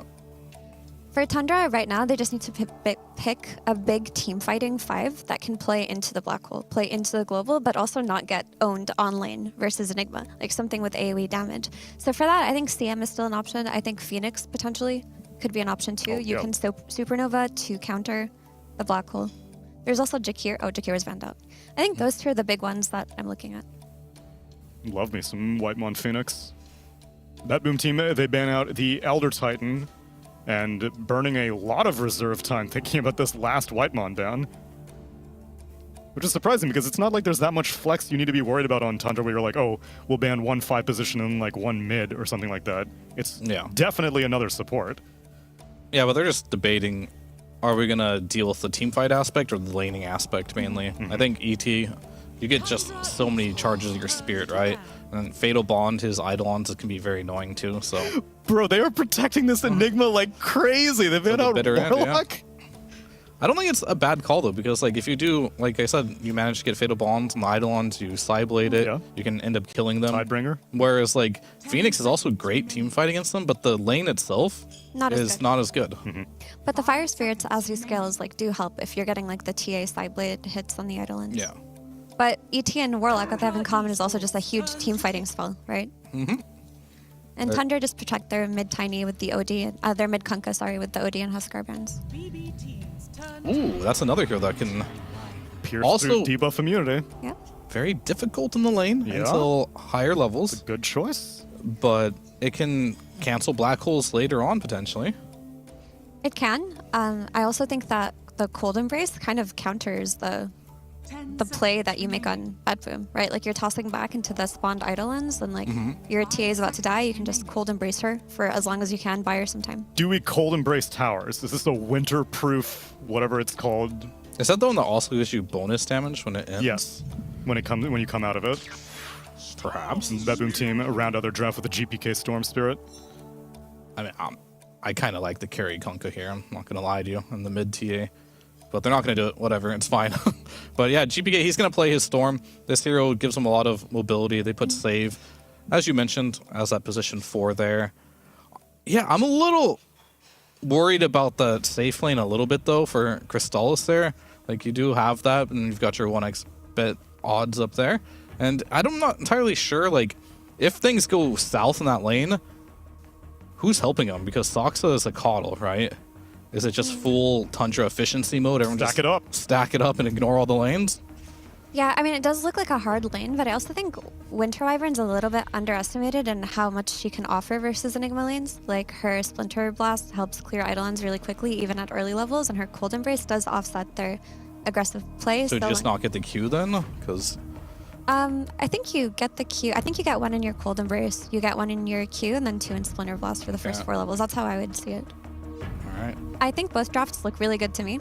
It's just going to be a matter of, will Tundra be able to hit their like early timings on Sand King where they can blink and take a fight and win off of that, or are they going to lose to like the Black Hole and the Global? Like, these are really big team fighting spells coming out of Bad Boom. If Bad Boom were dedicating these many picks and bans to protecting the first pick Enigma, or rather first phase Enigma, then it does seem like they're relying a lot of their game strategy on black holes and teamfight. It's just one of those heroes where it works or it doesn't, and when it doesn't work, it looks real bad. When it looks good, it looks real good. So if you are first picking the hero, you do have to put your whole draft behind it and make sure it does work. But they still got a lot of good heroes in the draft. They got the Storm on GBK, they got the Gyro carry, who's really strong in this patch too. I feel like overall, their draft just makes a lot of sense. But on the other side too, for Tundra, their draft also looks incredibly good. It's just a little potentially more shaky in the early game because Coddle Sand King's not a lane-winning lane. It's not going to happen. This other lane might be a little more difficult top, so we'll have to see how the lanes go. It's a lane that'll stack things up though, and I'm on Facet Watch right now. Sunsfan and Cinderin, tell me what this Winter Wyvern chose. Whitemon chose Recursive Facet, which allows for his ultimate to be cast multiple times if you kill the unit or something around there, Cinderin. Wow. That's off memory, of course. It feels like it goes off constantly, Cinderin. Yeah, There's a southern accent again for some reason. Yeah, so recursive, if a hero dies under curse, it gets transferred to a secondary hero in the AoE for half the duration, and then if that hero gets killed, it gets transferred to a tertiary hero for half that duration. So technically speaking, you can kill the entire enemy team with one Winter's Curse. That's right. If you are a wizard and if the enemy team is really bad. So probably not going to happen unless GPK tilts, of course, Shannon. Then we can... Oh, we're going to start this? I figured I should be the first one to Thank say you. it, just so, you know, it's going to... Can't be you every Well, time. we should So. again mention the very important aspect of this best of 3 is that it's a tiebreaker, Cinder, and winner of this series will go to the upper bracket. So it's a fight for that said upper bracket. Loser to the lower bracket, so they're still alive, but they get one less life. That's how it works, in case you're brand new to esports. In a way, you could argue this is upper bracket round 0, right? Because Yeah. the team that wins stays in upper, and the team that True. loses drops down. So that's right. It is as important as round 1, in a way. So yeah, what do you think of the lineups here? We see GPK on his very standard Storm Spirit, BZM playing the Kunkka mid. That will be the matchup here. But yeah, anything... I mean, the first thing that comes to mind for me when looking at these lineups is I feel like Soxa on Keeper Light has been disgustingly good. Yeah. And I don't know if it's ban-worthy necessarily, but it feels like this recall facet is just insanely strong, especially if you get the shard via the Tormentor. It's just constant global pressure. It doesn't matter what heroes you have. The Caudal Sand King lane is one, I think, Tundra. I want to say this is maybe the 3rd game this tournament that they run this exact lane duo, and it's been looking really, really good for them. So without a doubt, they should be feeling comfortable. It's a tough lane matchup, though. I think Gyro Silencer is definitely within the meta picks right now. This is one of the tougher situations you'll find yourself in. Double ranged heroes with taunts of harass and mega high range, so Sand King can't really reliably avoid taking damage and just chill. If you go Sandstorm, they're obviously going to have sentries ready for you. You can see Katomi's just holding on to 2 of them from the beginning and using his 3rd one to block the big camp. So they're very well prepared down there. I think overall I maybe favor BetBoom's draft slightly more. I think this is a very difficult Winter Wyvern game. It's one of my personal favorite heroes, and I would say Storm Spirit is one of the tougher heroes you can face. Obviously, Infinite Reach does a ton of magic damage, so Cold Embrace isn't the best help against him. But it's not only that, it's the fact that if you get caught by literally anything, they can just global. Yeah. And you're just cooked, So, and it's very hard to Tell me, why was this picked then? I think they were trying to look for a 5 that could help TA in the lane against Enigma in particular, and have also a way of canceling Black Hole. I don't know if Warlock was available. I think that would have been a more, I want to say, more stable choice in a way. But yeah, that's pretty much it. Honestly, I don't see. There's no like clear curse target here. It's not you're playing against 2 enemy melee cores that are always going to be stacked, or some sort of really hard-hitting hero. Gyro is actually one of the worst carries to have Winter's Curse against, because he doesn't do massive single target damage, but rather spread damage. And if you curse someone next to him, the flat cannon is still hitting your team. So. What about the side gunner? I feel like that should hit allies, right? Should work that way. Think it does. That's actually a good question. I wouldn't think it does, but maybe. All right, that's your job to pay attention to it. Of course, we're going to forget about this. Extremely hard to know. We're going to forget about this conversation in just a moment. Yeah. Soxa will be first blooded by Kataomi on the silencer. We cast him earlier this tournament. He was level 6 at about 16 minutes or so. That was a rough one. Definitely off to a better start this time. I think it's impossible Extra for this gold not to be way better already. Yeah. Well, that game, he had a terrible laning stage. They lost both wisdoms. Anything's possible, Sonny. If you put your mind to it, you can accomplish anything. I mean, yeah, if he were to go AFK now, he would roughly be as strong as 8 minutes in the other game. So he can take a little bit of a break to be back on par. But yeah, great start here for BetBoom down in the bot lane, unsurprisingly. And the big issue here is look at 33's net worth. He is getting nothing. So they really need these stacks. Oh boy. That Cold Embrace allows the surround tactics onto Crystallis. Miro not able to get the full body block off, though. You saw how fast his refraction was dissipated by just having all these Eidolons there. Very annoying to deal with. I think on paper, BetBoom just have 2 lanes that should be, at this level of play, borderline unlosable. I think the Enigma Tiny cannot lose this lane, and I think the Gyro Silencer can't lose bot either. So BZM is currently slightly ahead of GPK, but I want to call that lane roughly a draw. They actually have the exact same CS right now, as the 4-minute water will be going GPK's way to help him out. So yeah, as far as I'm concerned, this early game for BetBoom is shaping up quite nicely. And my hero to watch in this game now for Tundra is how does 33 dig his way out of this hole? They've got 1 triple stack over here of the big camp, so he's going to farm that now, and that should get him level 4, along with the Ogre Bruisers. But even with this stack farmed up from him, both him and Soxa will get some gold, but their current combined net worth is 500 lower than just Gyro himself. Yeah. 19 denies on Pure to 33's 11 last hits, of which half are in the jungle. I mean, to be fair, we do not. It's not just these stacks, but I'm sure there'll end up being bigger stacks for him to take once he gets higher levels of Sandstorm. Yeah. I mean, we've seen him catapult in farm and levels in the past. This one's a bit difficult, though. He actually needs to Sandstorm twice to farm this camp. This is, I mean, it's the best play he has, but this isn't like, hell yeah, this is amazing, I'm back kind of territory. It's like, okay, I'm staying alive. Oh, his Sandstorm is actually oh, he could reach. Oh, okay. This yeah, is a little awkward. not A little great. awkward. It's okay. Yeah. As the drum's already been picked up by Miero. I assume 33 will want to go for it. So one of the games we cast of his Sand King, he went Crimson Pipe. I think he might want to do that exact build this game rather than a Blink. He has X Mark to set up kills. And Whitemon gonna get ganked here. Kataomi shows up. Avatos, he will Cold Embrace to delay the inevitable. Only question is who claims the kill.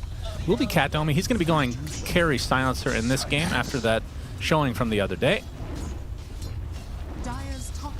But yeah, definitely a hero. Once you get that level 6, the presence, especially with that facet. Have you ever seen the other one before where you can't be silenced? I think I saw it the day it came out, and that's the only time I've seen anyone pick it. I mean, reverberating silence is one of the best facets in the entire game, I would say. It is absurdly strong. Very annoying to deal with, especially if you have a Dispel. I read an interesting idea of changing the other facet. I think this was a suggestion I saw on Reddit where rather than just you being unsilenceable, the suggestion was something like during global silence, your teammates cannot be silenced. Oh, I see. Or something like that. That's pretty strong. And that could be interesting, like a way of thinking about it, a different angle to the hero to offer some sort of protection for teammates against silence. But yeah, everything about so would this it be a global Dispel, or is it something you have to do before you get silenced? I mean, you tell me. It's just an idea. I didn't come up with it. Basic Dispel that's global sounds pretty good just in and of itself, right? Well, if it's only Dispel against silence, then it would be amazing against Orchid, obviously. Yeah. And specific heroes, but could maybe be an interesting nuance to the hero. I wouldn't mind it. I mean, if you just read this facet on paper, it's absurdly strong, right? Feels like a band-aid to an issue that Silencer has had for ever in Dota, it feels like, where you just get one Dispel and he's irrelevant. And I'm sure there's been discussions of, okay, how do we make global silence stick? Like, do you make the Ags make it pierce BKB, or rather make it undispellable, excuse me, or do you do something with the shard that, you know, there's obviously ways of doing it, but yeah, this hero is definitely one of the heroes that overall suffered the most in the last couple of years from just the power creep and the amount of itemization that people go for. Yeah. It's just so easy to come by Dispels, and Reverberating Silence has made the hero relevant. I think if this facet doesn't exist, Silencer would be unpicked this tournament. That's like, right. You know why? What You know makes it. why we know that's true is because before the facet he was unpickable. For how long? Many, many years. Yeah, and he was still randomly getting nerfed because someone at Valve doesn't like playing against Silencer. Well, he is quite the nuisance in pubs, so. He has that also is got a definitely big true. upgrade, right? I think getting back his old last word was quite the big help. I love when they redesign heroes several times over, and then after 10 years, they finally admit, let's just go back to the original formula. I thought that might have been what they were going to go with for Dazzle, but I'm happy that, I don't know how many reworks, let's say 5 times a charm, even though we're not seeing Nothro Protection in this tournament so much because it just got nerfed, but conceptually a very cool ability. Here's what they should do, Shannon. They should make Nothro Projection the Ags, and then you should give him Weave as his ult. Here we go again. Yeah. God help us. Most boring. You like the most boring things in Dota. That's untrue. I like that Oracle has a double-edged sword. That's untrue. I think Necrophos is really fun to play. I do like Necrophos. Do you actually? Oh, Yeah, I thought you were going to be like, yeah. No. He's cool because you can buy a shard that lets you blink, basically. Yeah. It's pretty nice. Disjoint. So 2K lead here for BetBoom. It's actually basically 3. It was 3 5 Oh. seconds ago, so it's a pretty massive advantage. The win expectancy for the game currently is actually 3-1, which is kind of crazy 8 minutes in this patch. Like, Dota Plus generally doesn't favor one team this hard this early. I'm assuming it really likes Enigma for late game for games I wonder like this, how much that has to do with Sand King not getting off to the best of starts. As well, X from BZM will keep him safe. But a lot of these times, like I feel like most of the games we see 33 play Sand King, he gets off to an incredible start. He gets a super fast Bloodstone or whatever the case may be. This will obviously help him get back into the game a bit, but... Yeah, I'm surprised to see he's going Dagger, actually. I really thought this was going to be Pipe Crimson against Storm and Gyro. That item combination is pretty powerful, but maybe their read is, well, if we don't get Blink on Sand King, we can't make moves early enough. Got the X-Boat coming for the Eurocopter. He's going to brush it off easily. And that's the end of the fight. Yep. Very interesting gank. Yeah, maybe a little bit of miscommunication there. We saw the last series for Tundra not exactly in the same page at all times, but they made it work. And, I mean, obviously they do have a new carry on the team, so there's going to be some growing pains, you would think. But feels like Chrysalis has played quite well. Yeah, he played TA yesterday as well and looked completely comfortable on that hero. Yeah, there was any doubt. Looks to be getting picked off here. Well, Cold Embrace team -1 is not coming to the rescue. And that is another stack for Kataomi. Level 4 right now at 9.5 minutes. Thought he'd be leveling a little bit faster, if I'm being honest. Did they not get both? Did they not get one of their wisdoms? You tell me. They did. So despite getting a wisdom on Tiny, they're both level 4. Yeah, it's pretty weird. Soxa, he's going to get picked off. And that's another stack as BZM under his tier 2 should survive. But they lose the mid tower and the top tower pre-10. Yeah, so Bet Boom. Map is very open for them right now. Absolutely. Looks like they're grouping up to potentially go for bottom as well, but Kataomi basically out of mana at this point. Although GPK, Arcane Rune available for him. Ooh, that's a good one. Global Silence obviously not available just yet. But there's the blink for 33. We'll see if they try to defend this. Have a little blink reveal action potentially. Soxa going to keep the creeps a bit at bay, but this tower looks to be dead and doesn't look like Tundra are able to really truly defend. So another tower goes the way of Bet Boom. But now we have a smoke from Tundra and they want to use this blink dagger immediately. BZM. Blade Mail online. Kataomi. Good item against Gyro. Good item against Storm. What's that?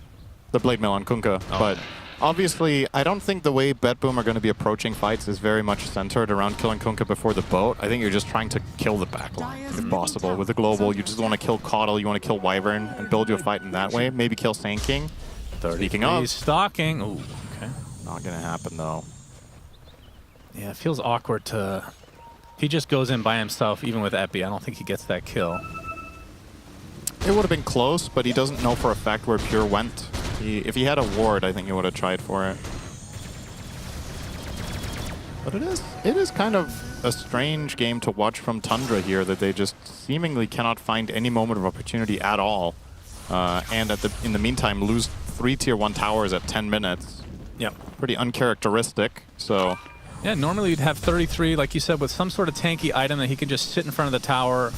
Yeah. Very hard to get through, but this Blink Dagger means he's not going to be farming that fast. And if you buy Blink kills. and don't fight, then it's just a dead item, right? Yeah. Like, this is just not going to be worth it down the stretch if he doesn't find anything with it. GPK. Please hit me, please!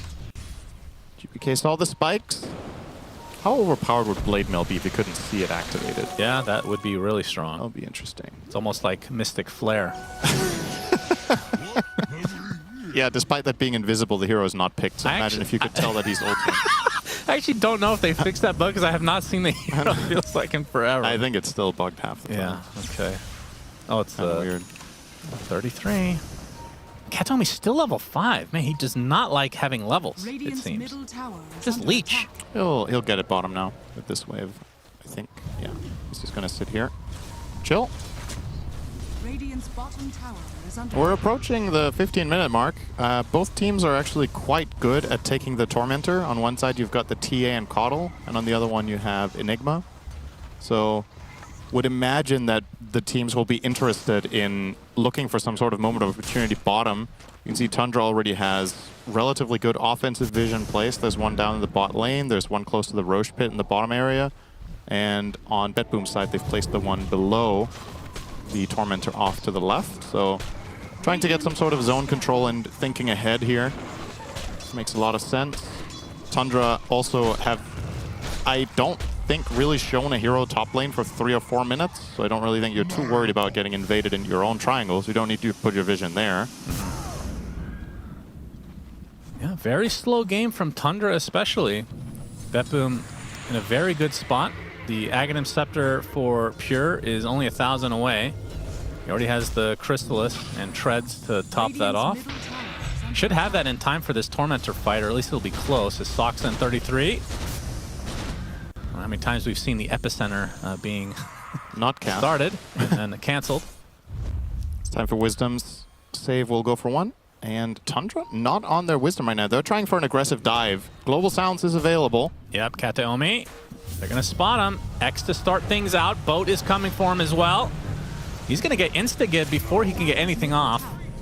Not sure now if he Pure even on the wanted left. to. Burrow Strike is going to apply it. TP coming in, though. Actually surrounded by Tundra members. Save gets a nice double avalanche. More TPs coming. There's a zip in from GPK, but the Winter's Curse into the Torrent. Not the best.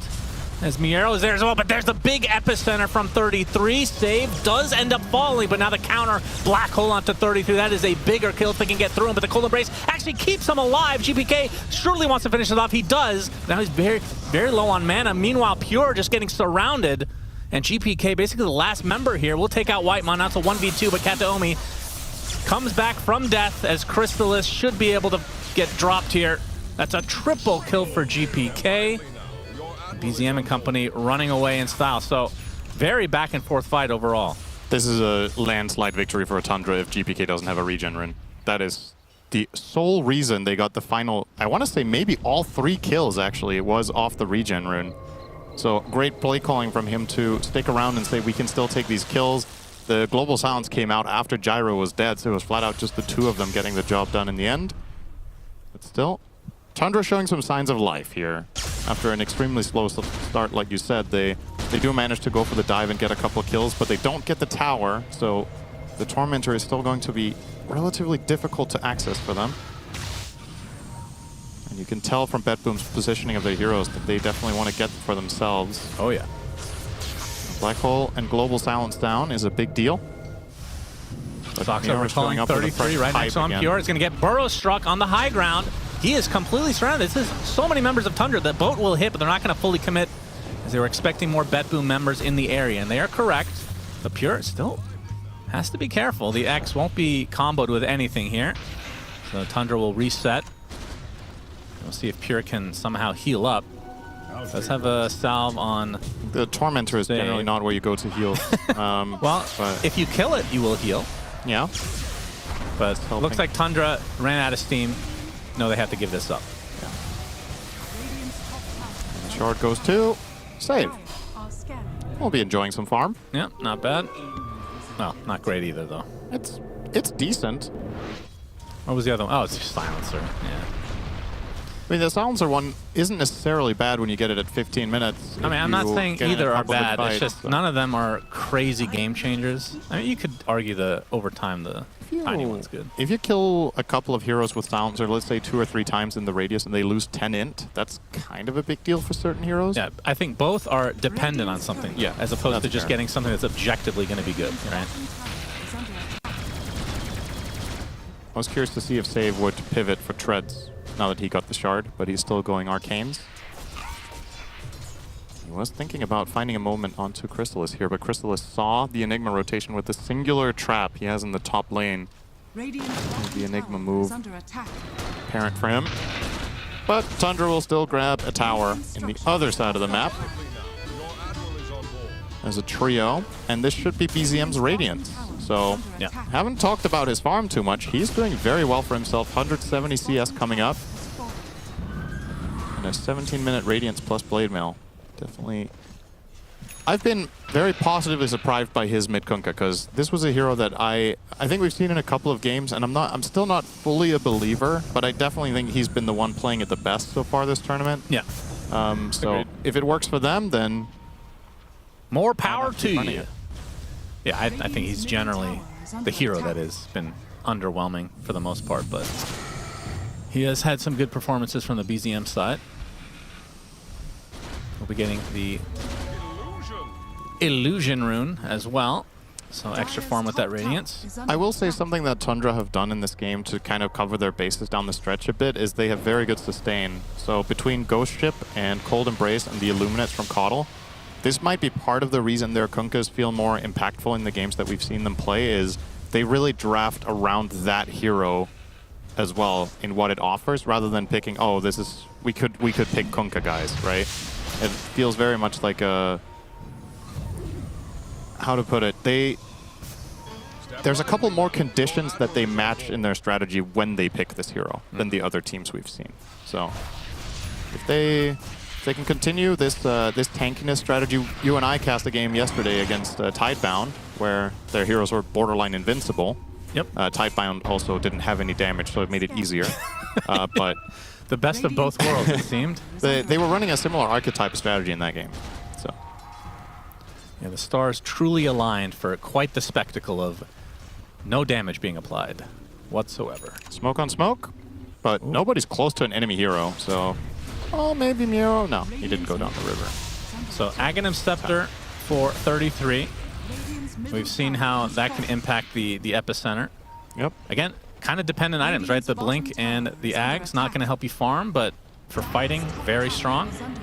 So Tundra are looking for the fight. Kataomi might just be walking into it potentially.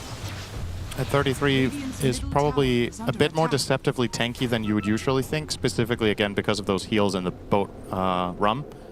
So without having an item such as Pipe or Crimson, he can still get in there as long as they are in range of helping with the other heroes, but that's where Global Silence can be a game changer. If the Sand King gets isolated and they pop Global, he instantly dies. Like it does feel like a really good pipe game. It does, right? Yeah, a little bit surprised he didn't opt for that earlier, or maybe he's not even going for it at all. I don't think he'll go after a third item, but maybe. Deso's now there for Crystallis. As Roche making his way back to his second home.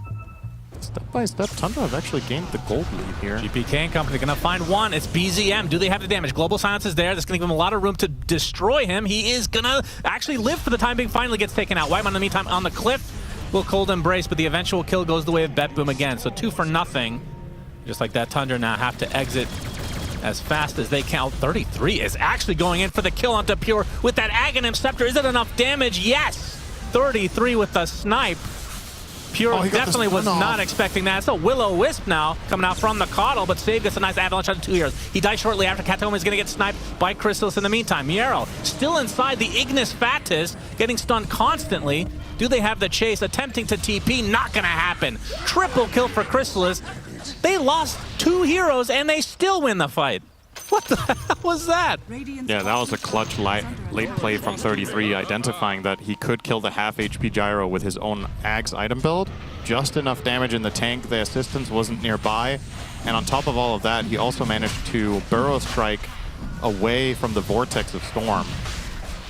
So yes, he does die in the very, very end, but man, talk about doing work as the offlane Sand King in that situation. It's going to give them the grand reward of Roshan here as well.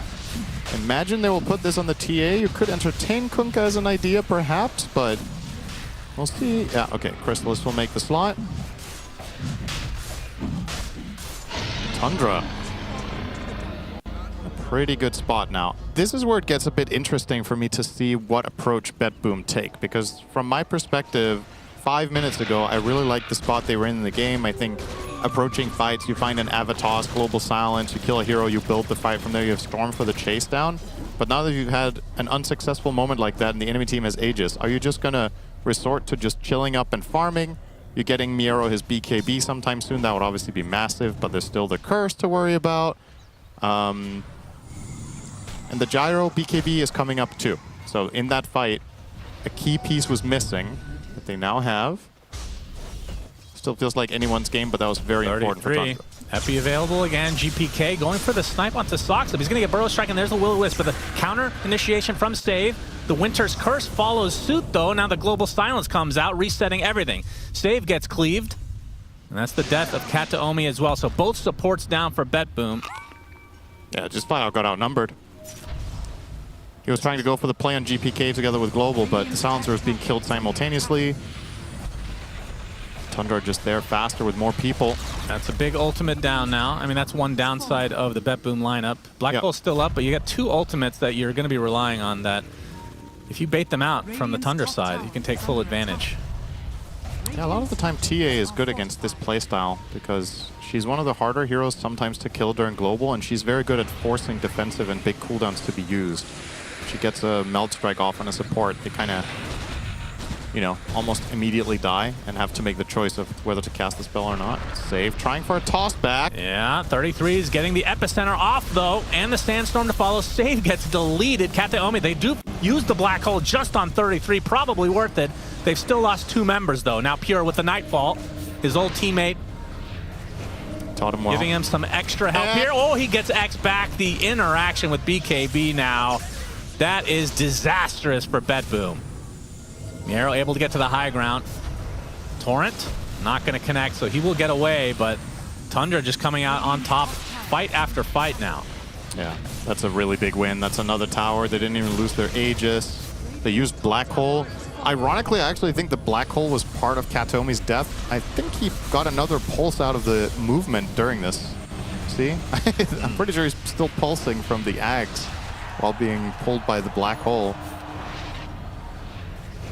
Yeah, that is now an 8,000 gold lead with Aegis still in hand. No Black Hole. Global Silence available in 5, but in, I want to say, uncharacteristic fashion for BetBoom here, Pure has not been able to convert on a good laning stage on Gyro. Yeah, how many games have we seen this guy just completely take over when he has those first 10 minutes, but not this one? You know, I was talking him up quite a bit earlier, Cinderin, in our last cast. I mean, you know, at his peak, he's the 2nd best carry in the world. I feel like this tournament, he's been underperforming, though, consistently. The games we've cast, at least, he has not been particularly effective for whatever reason. It's hard to be in top form all the time. Yeah. What matters is whether you can be in top form when it matters the most. I think it's because I subjected him to eat some American gas station snacks. Oh, that's right. He wasn't happy about it. Miero doesn't eat that stuff, so he was just watching. I mean, it's a known fact that morale plays a really big role in video games. And I being ruined in the same room as you for 5 minutes can probably plague the following week, honestly. Yeah, and it was 15 minutes, so it's 3 times as bad. Yeah. I know. He might Rough be good stuff. for Dream League 26. Yeah, we'll see. We'll see. BKB now there for Miero. So Winter's Curse, the only thing that can cancel. I don't. They can cover it with global. So yeah, that's fair. If you were to Pure, find it. he's gonna get X back into many a stun. Global Silence is used, and that's just for the getaway. Pure will live. Give him a BKB charge. That's a big cooldown down again. GPK will show himself in the bottom river. Get the shield runes, so virtually unkillable right now. You know what item we haven't been seeing just generally is Lincolns. Yeah. I just bring that up because, you know. It's not too good. Yeah, why is it? I feel like I don't remember anything being changed anytime recently. Well, to me, one of the big game changers is the fact that you can target spells in BKB, right? Like, that was... Yeah, that's true. You used to be able to have this guaranteed blocker with BKB plus Lincolns of only being targeted by BKB piercing spells such as... That was the counter to, if you were playing Enigma against Rubik, you would go BKB and Lincolns, so that he can spell steal, but that's going to break your Lincolns, so he doesn't get Black Hole. But nowadays, if you buy those items on Enigma, you blink Black Hole someone, Rubik's going to Fate Bolt you, and then he's going to steal your ult. Right. So, I think that is honestly the absolute biggest thing that happened to this item, that it has still been picked up since that change, but I think it's a lot more situational now, and a small sample of heroes will grab it. It's... I don't think it's in the core build of any hero at all in Dota. No. There's like nobody that always wants Lincolns. It used to be Morphling, but don't really even see that anymore. So it might need a buff of some kind. I wouldn't mind. I think it's a cool item. Tormentor. Tundra sporting a 10k lead now, and now it's 12. 33 will get a free shard on top of everything. He's going to be shown, though, as Save goes in with the Avalanche on top of the Midnight Pulse. Gets a big Burrow strike to the other side as Sox actually makes his way over, but that's just to watch his teammate die and feed himself. So 2 kills for BetBoom. You can tell Who's the dominant one in the relationship between 33 and Soxa based on that move alone? Dude, that was some Romeo and Juliet shit right there. There's absolutely no point in porting in for Soxa. I'm not sure how he was imagining he could save him. Maybe if I recall myself in, give him mana, he gets a second Burrow Strike and can somehow get out, but it was certain death for you.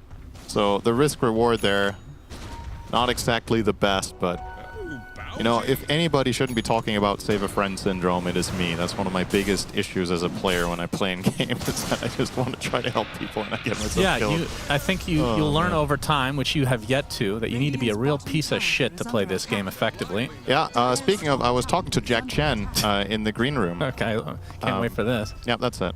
Oh, okay. Yeah, that's an important one, as Avalanche from Save is going to find one into the nice black hole. Crystallis is dead. Big kill for BetBoom. That's massive. It looks like the rest of Tundra will be able to get away here. But this game, I mean, Tundra were in the driver's seat, and BetBoom now taking a little bit more control, but that's half the lead gone with the 2 net kills. worth deficit, has been cut in half. And you can tell that Whitemon is frustrated because he wants to go for these counterplays, but they just black hole and put global on top of it, and you can't really do anything about it. He's buying a Lotus next, which will effectively only have him deal with the reverberating silence, but that's still about like 2 seconds. So you probably kill someone in black hole anyway? I don't know. 2 seconds is a long time. Yeah, it's hard to counter. In the late game when heroes such as Gyro get a lot of damage unlocked through the Aghanim's plus crit. So Pure almost done with a butterfly now. Yep. Doesn't want to deal with TA right-clicking. What do you think of BZM going hard? Oh, yeah, this is a pub build right here. I don't like this. Man, we never see hard, it feels like. I think it does fit into the I think thing it's really where- cool.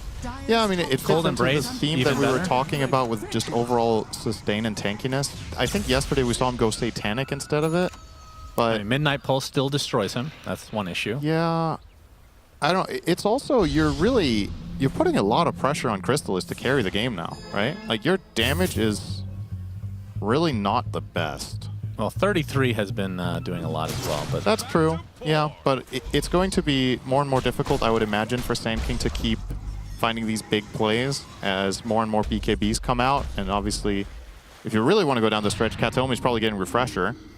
Yeah. And that's when Sand King's impact on the game is going to be very difficult to find. So, well, Kataomi is very far away.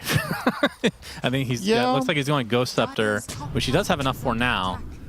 So this will is the game the type last of long game that enough? could get there, though. Oh, yeah. It really does feel like nobody's even close to winning here. Anytime we cast a game, there's always the potential for those 60-minute games, Cinder. Yeah, when other people cast them, there's no potential. That is correct. Interesting. There's a correlation here. Roshan. Crystallis now with the data list, so he is really packing a punch. Roach, in the meantime, picked up by Pure. Yeah.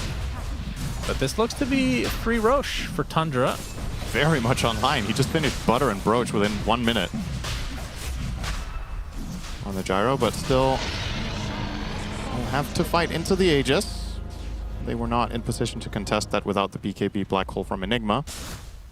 But that is online now. And we did see in the previous play how easy it was for them to kill the TA with that combo. But now with Aegis, you obviously have to do it twice, and that complicates things quite a bit. They don't have the easiest way of just poking down her first life without committing big spells. Toss back into Gyro is probably your best bet.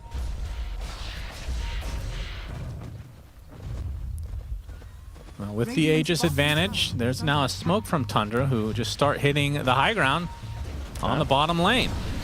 They are F-Glyph. Kataomi's going to show up. The Roshan's banner's placed. It's going to start hitting it, I'm guessing. Nope. Good luck with that. Worried about getting jumped. Fortification, not going to do too much here. Are they just selling a lane? Do they give up the whole lane or just the tower? Miero. Is Miero taking a lot of damage from Crystallis, who gets X marks back? At the very least, going to be a range Rax as the creeps are aggroed. 33 ready to go with Epi. And Crystallis now starting to work on the melee Rax. 7k advantage for Tundra, still 4 minutes on this Aegis. There's the initiation, but an instant Will-O-Wisp. Save is in a lot of trouble. 4 staff to safety, looks like he'll live. Pure positioning himself. right next to the melee barracks, as Tundra have now fully reset. BZM, X onto Pure, trying to force out a BKB, gets Tidal Wave. They're actually going to get the global silence, but nothing to come afterwards. Ooh, that's a bit of a panic move there from Katomi. This could be costly. Lost the black hole. He gets it on 2, but the instant Winter's Curse from Whitemon, the combo was not there as he gets cleaved by BZM, and just like that, it's a 5 versus 4. 2 huge ultimates on cooldown. 33 with a really nice burrow strike, actually. Silence after the fact onto GPK, in a lot of trouble, have to zip away. Crystallis still with the Aegis, of course, the toss back onto Sox, that he will die. Has the buyback available if he really wants to get back into this fight. X onto save. He is donezo. No buyback to come for him. This is at the very least a lane in the bot. This is such a great showcase of what happens when you're under pressure. Like, these are forced errors from Bedboom. Oh, he's buying back. The poke and prod, they end up using global because they feel scared that there's a threat coming onto one of their cores, and then Miero sees a black hole, but he doesn't have global to cover it. Yeah. So the instant curse from Whitemon, his job gets 10 times easier when this global is on cooldown. I don't think they can defend this. They have the last fortification. 33 still has Epicenter. There's no global and no black hole. As there's the Epicenter initiation from 33. Pure taking a ton of damage. Crystallis with the right clicks as well. That is enough. Gyro dead. Does have buyback here as GPK will get torrented, but now the focus is on the buildings. And Tundra trying to force out the eventual buyback for Pure. Will he use it, though? Kataomi has to use the Ghost Scepter, GPK, or to use half his mana. There's a big toss back onto Soxa. This would be a dieback on him. He's going to get cold embraced as Save puts himself in a horrific position. Looks like it'll be a trade Soxa for the Tiny, but that's a dieback on the Coddle. They get the range racks. That might be all they can get. Is a nice snipe there from GPK onto the backline, but he's going to get X marked. Can he dodge this? He does. Oh, nice. Good fake outs there. They're still going to continue to try to get this Mailer X, knowing that these big ults are still down. GPK is putting in work, man. If he doesn't pop off individually in these situations, the game might have just almost been over, but... And they will get it. So no buyback coming out from Pure, even though it was available, as Crystallis and BZM are the only 2 members up and running. Crystallis, looks like that first life is going to get burned here. Tidal Wave not going to do too much. Does he have... Crystallis should be able to get away, and with that, that's 2 lanes for Tundra. Pure very, very conservative on the buyback. Big items. They just got BKB and Hex for the next fight here on the side of Tundra, on top of an amplified damage rune that Crystallis is going to pick up and immediately TP to farm jungle with. An interesting late game play. Hype. I guess they just weren't feeling ready to look for a fight. Obviously, Coddle is dead, and he's worried about hanging around in the area and letting himself be vulnerable. So probably better to just take it and get out of there. The new rune is obviously spawning soon as well, so he had to take it. But yeah, I mean, that last fight is what you need to avoid is Bedboom. That's the nightmare situation, is using global for nothing. The spell is way too important in this game. Do you think Pure not buying back was the right move? Yeah, probably. I mean, they have 2 cores up, and it's the only ones up. So if he buys back, they don't lose their racks, but Tundra get a clean disengage. And I actually think his buyback is more valuable than the second set. Okay. Which might sound crazy 35 minutes in, but I just think this way you still have... Now you have a Satanic because you didn't buy back, for example, and... I mean, we have seen many instances in the past where somebody buys back and they just never get another item, right? So it's tough to say whether it was worth it or not. It would have cost him about 2,000 to buy back. It's a big investment into... If you don't find the fight, it feels awful. I think we might be in Rapier territory, though, for his next item, if he can get to it. Yeah, I agree. With Satanic, you can have a lot more confidence buying the item, too, because you just need half a second of a side gunner attack going off. Yeah. You're going to have a second health bar. So... Tundra in the driver's seat. 10k lead is not astronomical. I could definitely still see Bedboom winning this, but if they make a mistake like last time, it's just flat out over. Like you can't slip up again. Even more pressure on the black hole and the global. Yeah. One of those 2 have to have big impact on the fight. Depending on how you look at it, I would say there's equally as much pressure on Save to nail the toss back. It was a really good reaction down bottom on the first go from Crystallis. He blinked out instantly as he was getting out of a toss, so he didn't get caught. But if Save can find a play, that's how you start the fight without having to use a big spell, is if Tiny can get someone out of position. And then you can build the fight around that and then global when you find a black hole as a follow-up. We'll see. They're going to try for just that right now. Save leading the charge with Pure, but they're kind of being... Oh boy, Whitemon and Miero. Okay, one blink out for Whitemon. I thought he was going to go for the Winter's Curse right then and there. 33 positioning. BZM going in first. Be available. BZM with the Blade Mail. Tidal Wave onto Pure into the Will-O-Wisp, but he gets force tapped to safety. This is really delicate. Repositioning. So yeah, he better be careful. He's stuck in. He doesn't have force tap. Oh no, he's gonna get burrowed. He's gonna get torrented. Will they try to save? He's gonna use the Ghost Scepter as well. He gets Tidal Wave to the other side of the fight as well. He's gonna get. Oh, he actually just gets double shot by Crystallis. Instantly buys back into the game though. Golden Brace is going to save 33. Save in the meantime might not be healthy enough to survive this. Pure in the meantime also pops the BKB, focusing onto BZM, but not doing that much damage. That is a tanky, tanky boy. Save somehow survived throughout that, as the Golden Brace will keep BZM at a respectable amount of HP. With that heart, GPK running out of mana. He's going to get hexed.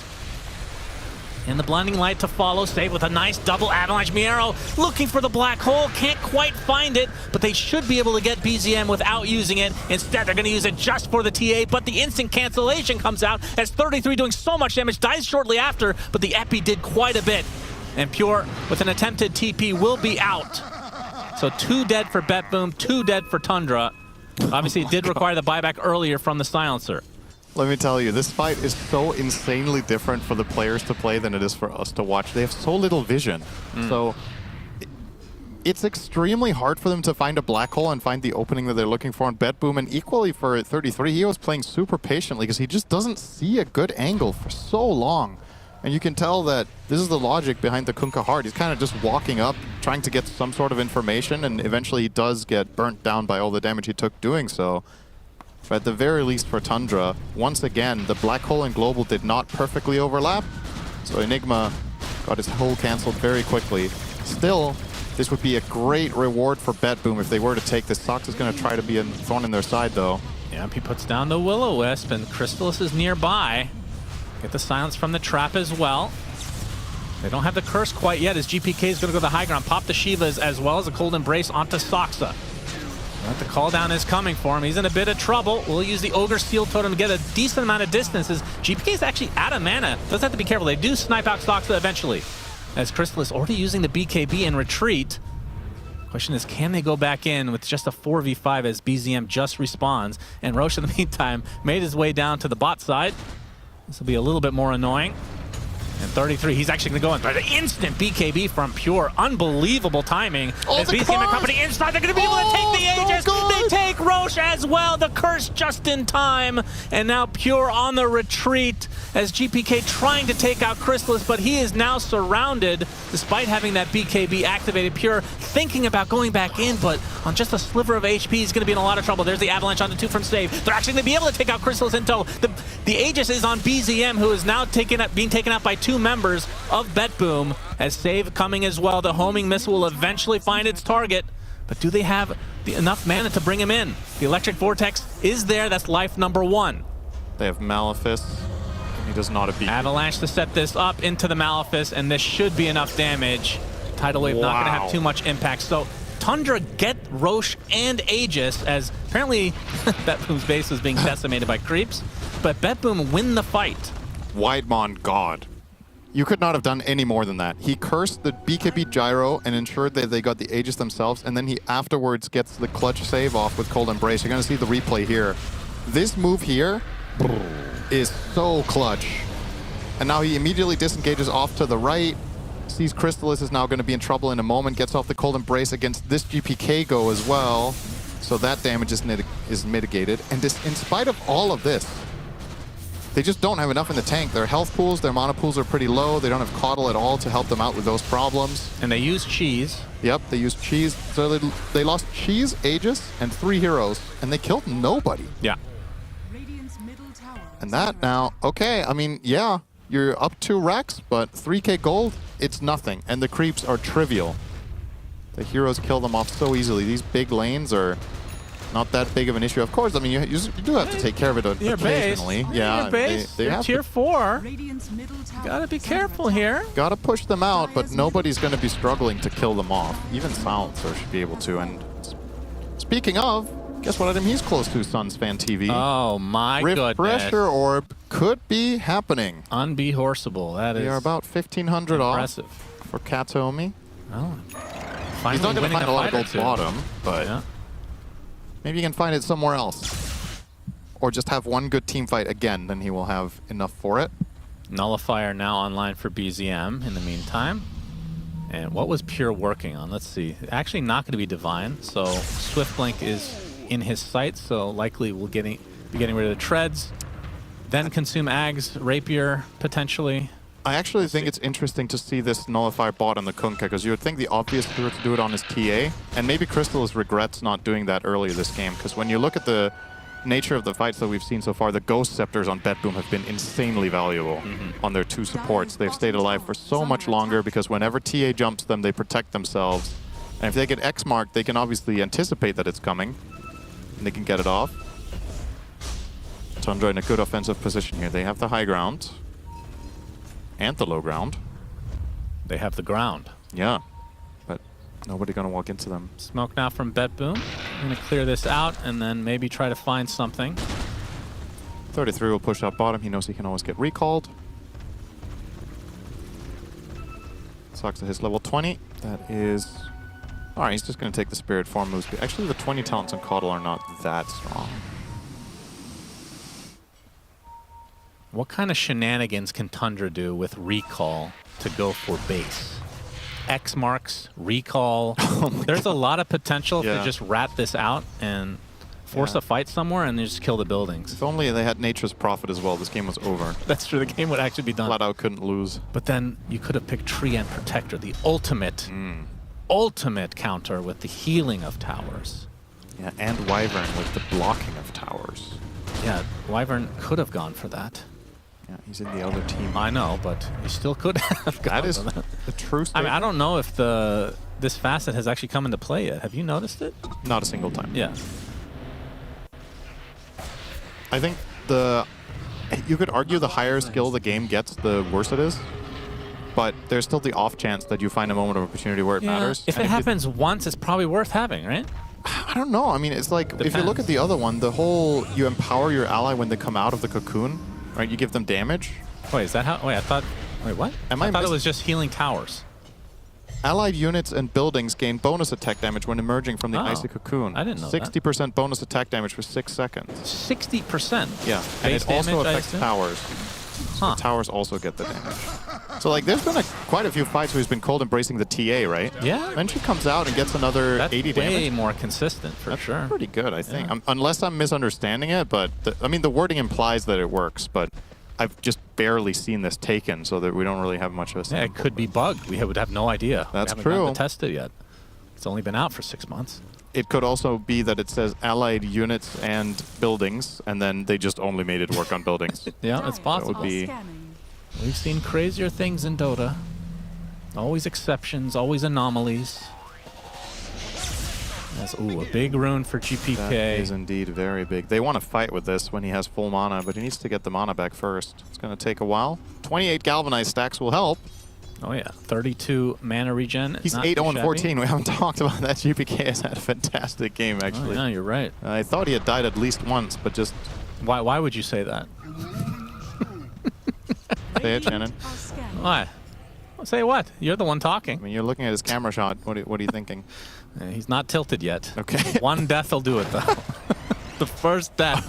Right. You'll see. Very even game, though, right now. Imagine he listens to one of the casts. What is these guys' problem?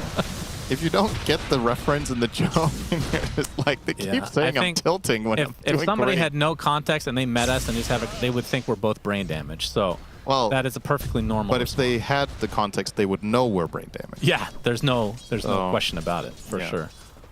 And Sox, look at him. He's doing his thing. Rat Dota here. Yep. I mean, if you can force out like a fortification, right? It's doable. I mean, you don't have like a Tiny that can just end the game instantly, but TA's pretty good. Yeah, I mean, baiting Glyph would definitely be good. I don't think the whole backdoor base in one fell swoop thing is likely to happen, but it is a possibility, and even just having the threat on the map might affect the way BetBoom play, right? So it's definitely good if you can set it up. Wasn't successful, though, in forcing out a Glyph. Pure took out the trash bottom. Did you mention he disassembled his butterfly for Swift Blink, by the way? Oh, that's what he did with it. Okay. Yeah, and he has 2 items in his backpack now, and he's buying refreshers. So I don't know if he wants to sell both of those, or well, if he's it's funny because Crystallis bought MKB for the butterfly. Yeah, so that's probably why he just did it. He's just staying ahead.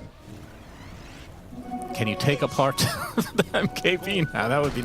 Gyro could. I mean, that's the whole point of having this innate, right? That's pretty cool. I wonder if he's going to use the Claymore and Talisman, or just sell them now and get refresher. Yeah, it looks like he's going straight back to base to get... Okay, there's the sound for refresher orb. Close enough. Yep, you got it in the end. Yeah, you were laughing at me early on, Chen. Who's laughing now? Well, probably the enemy team, because Katomi actually doesn't have enough mana to use it twice. So a bit of a problem there. He can use it. He can use and Arcane then Boots die, in between. buy back, and then refresh. If he has full mana, his combo, or the combo refresher ult costs 1550, and he has 1431. Okay. But he has Arcane Boots. So if everything is ready and he's full mana and he does not need to use Glimmer, he could technically refresh ult with Arcane Boots in between. Right. So he is there, but you got to be really careful now with how you spend your mana. Like if you're just casually going around throwing an Arcane Curse to kill a wave and then a fight breaks out, you actually can't cast your ult. Well, based on how he's been playing, I don't think you have to worry about that, Synderen. Yeah, he's not greedy. I can tell you that right now. Okay, look at his map positioning. Yeah, he's safe. Literally, he is an ult. His team, they have decided you are ulti. You that is ulti. It. Yeah. He's not part of the fight at all. They're going to get dissipated. BZM, he gets the Hex into the tidal wave. Save, getting bounced all over the place, and the right clicks from afar are enough from Crystallis with the Hurricane Pike. Pretty big kill. That's one global. The Burrow Strike's not going to hit, though, as Pure. Going to pop the BKB, going to go to town now. Global #1 is down. Not really used to full effect. More of a defensive measure, it feels like, as Pure waking up Roche and then exiting immediately. They're trying to bait Tundra to go on them, not knowing that there's a second ult. Has he not shown at all on the map? I mean, he has not shown on a wave. 100% he has here. I mean, now he does. So if they didn't know before, they could know now if they were to click and bot. But he has not refreshed yet. Yep. As we're going to see the initiation onto 33. Will Burrow strike away? Whitemon looking for a target. Gets the cold embrace. Will-O-Wisp is there. GPK with the BKB. Focusing everything onto 33. He's dead. BZM in the meantime will BKB in retreat, as well as Roshan wants to have a part in this fight. He will walk down to his southern pit. Oh, that's a good toss back. They find Crystallis into the black hole. Global. There's the global, so no Winter's Curse to come. Crystallis is dead. Whitemon is dead, and Roche feels like it's just set up on a silver platter for BetBoom. Whitemon was trying for the Blink Curse, but they waited as long as they could with the global. Oh man, double buyback from Tundra. They want to fight this. There's the Hex onto Pure. Burrow Strike from 33. He's already half HP. Pure looks like he's going to go down and get to the Satanic Office, trying to heal as much as possible into the Roche pit, but the right clicks from Crystallis are enough, and now Roche, the golden plate has been served for Tundra, it seems. It cost them 2 buybacks, but they get all the goodies inside his bowels. This is so close. Wait, and now we have a refresher black hole available.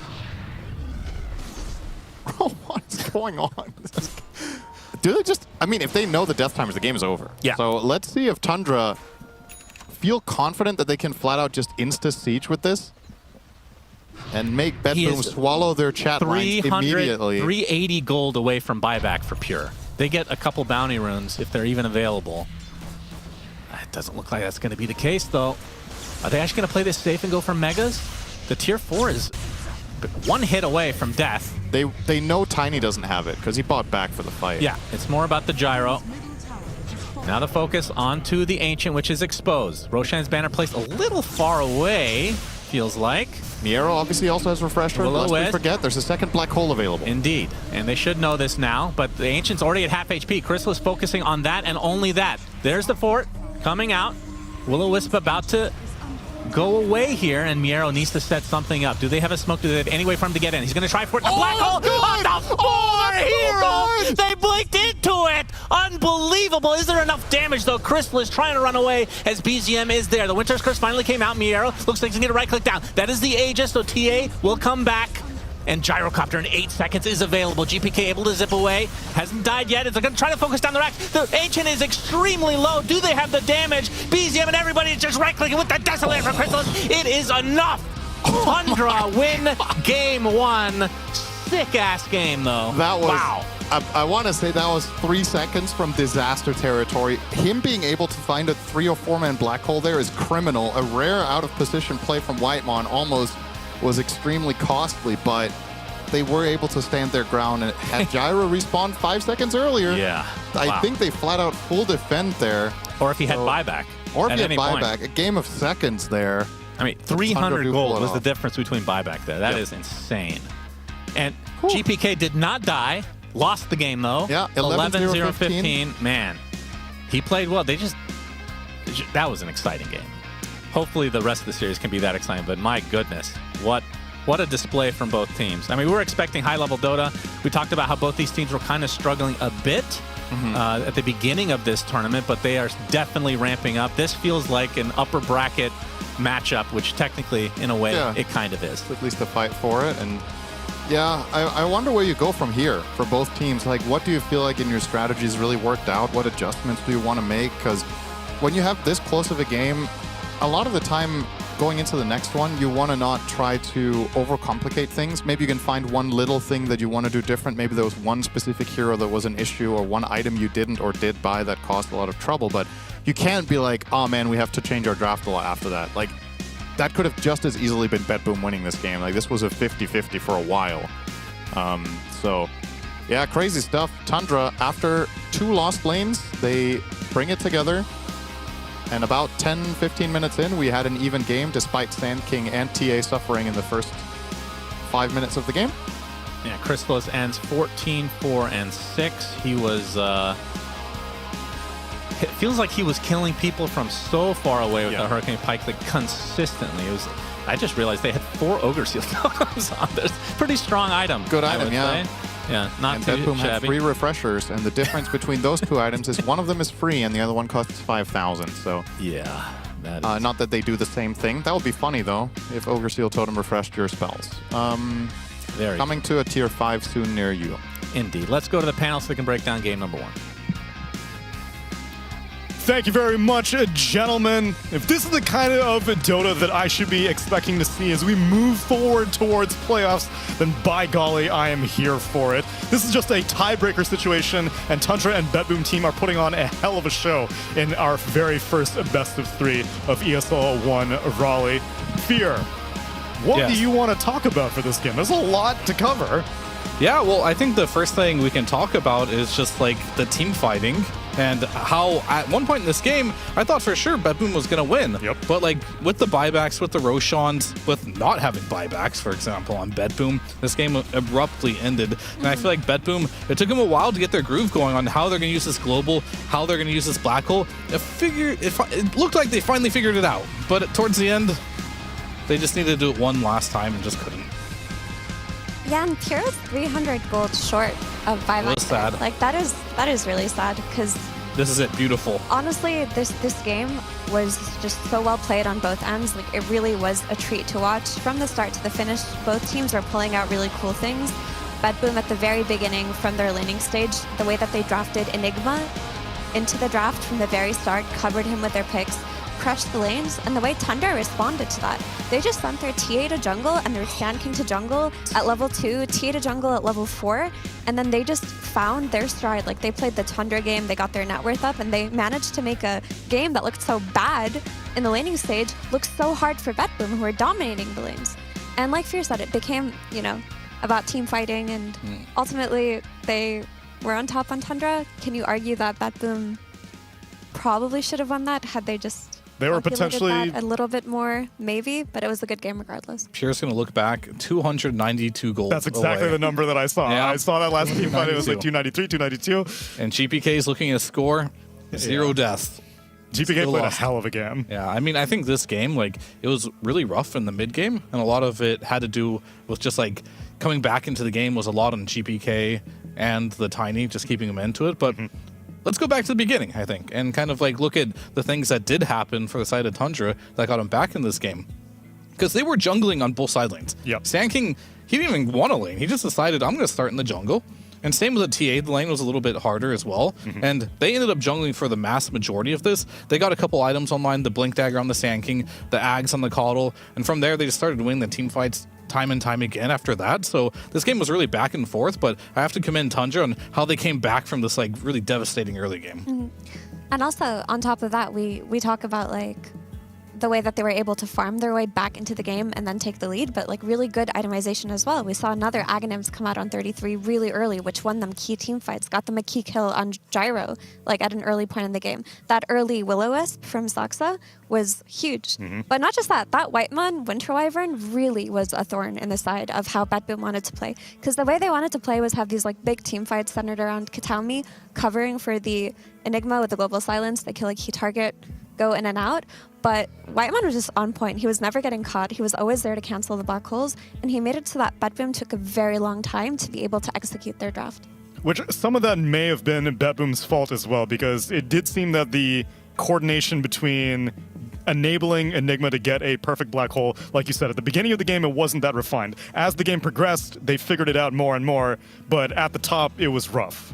Yeah, it took them a while, and I feel like towards the end of the game, if we saw 10 more minutes of that game, it would have been a real problem. They finally hit their stride there and figuring out, but that game ended very abruptly. We thought BetBoom, they're going to run away with this game. It's over, right? Then a couple deaths and a Roche defense later, it swings the other way, right? So it's just definitely one of those games where it wasn't the cleanest from either teams at certain points in the game, but you found your timing on Tundra, and that's really all that mattered here. And I think for Tundra moving forward here, how do you play versus Sand King? I just don't get it at this point. It's been like 3 tournaments now of 33 Sand King, just picked whenever, doesn't need to lane, always wins. This is ridiculous. Is that who you chose for your 1xBet head-to-head? Absolutely, yes, because like this is a hero right now that every time Tundra gets his hero, either he can lane and he dumpsters the game, or he just straight up doesn't lane at all and he dumpsters the game. And I think if you have that type of versatility with the hero and you can pick it whenever you want and still have like great performances,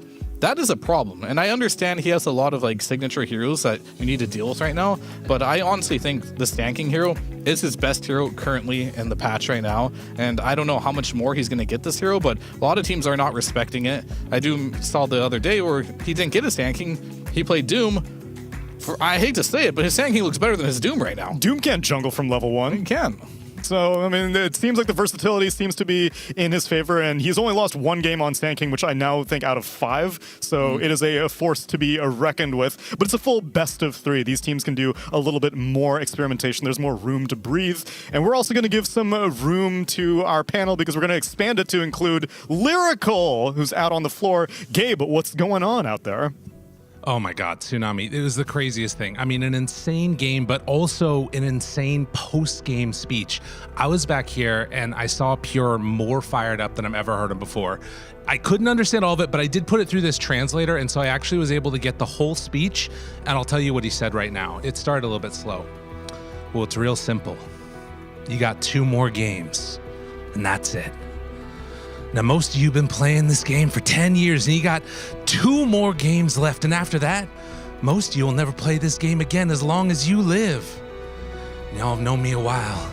For a long time now, you've been hearing me talk about perfect. Well, I want you to understand something. To me, being perfect, it's not about the scoreboard out there. It's not about winning. It's about you and your relationship with your friend, family, and teammates.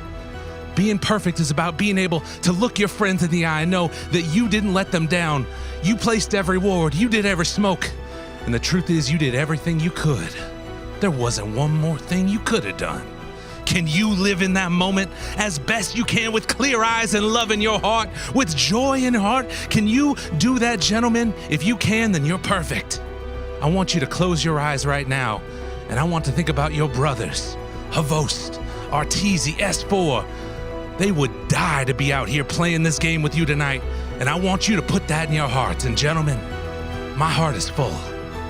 My heart is full. So yeah, that's what Pure said. So we'll see if they can do it. Back to you guys. Wow. Sounds like him. Sounds Earlier, like him. he just said, let's not lose. And it transitioned into that. He's really upped his speech game very quickly. Pure. In a short amount of time. Billy Bob Thornton. Wednesday Night Lights. Who knows where that inspiration came from? Regardless, though, that's the kind of fire that is necessary to hopefully bring a BetBoom team a victory, because they can't just rely on, guys, let's not lose anymore. It's a full best of 3 to figure out who's going to upper bracket, who's going to lower bracket. Stick around, everyone, and we will get back to game number 2 with more ESL One Raleigh 2025.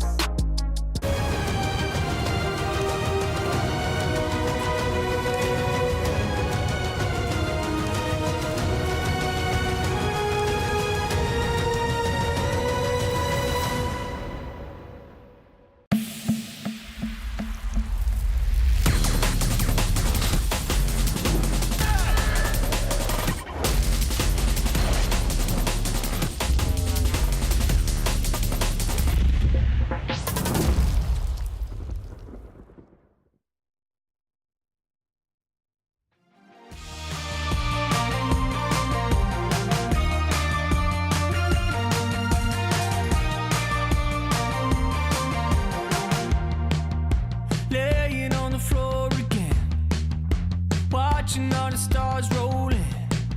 The grass is staining. Met you at the park with your friends, waiting till the sun went down. Smoke came out and you turned thin.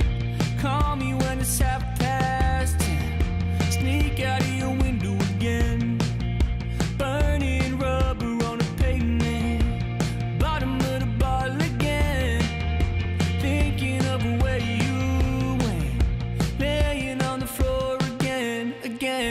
It's easy come, it's easy go. Back when we're together, back when we're together. You know that I can't let you go. We should stay together, we should stay together. It's alright if you call me. It's the summer, we were 18. It's easy come, it's easy go. We should be together, never say never.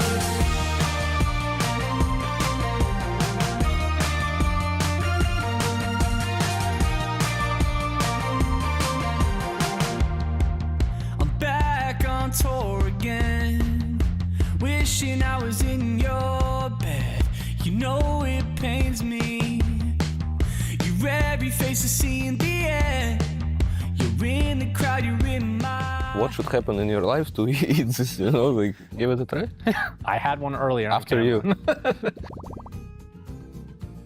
Welcome to another episode of whatever the hell we're calling this, where we go to teams outside of the U.S., aka BetBoom in this case, Pure Miero. We get to test out some delicious treats from every gas station across the United States. This is the creme de la creme, the best food you can find in the United States of America. So what do you want to try first, buddy? I'll start with the best one, beef jerky. What do you mean by best one? You've had it before? And it looks good. Oh, okay.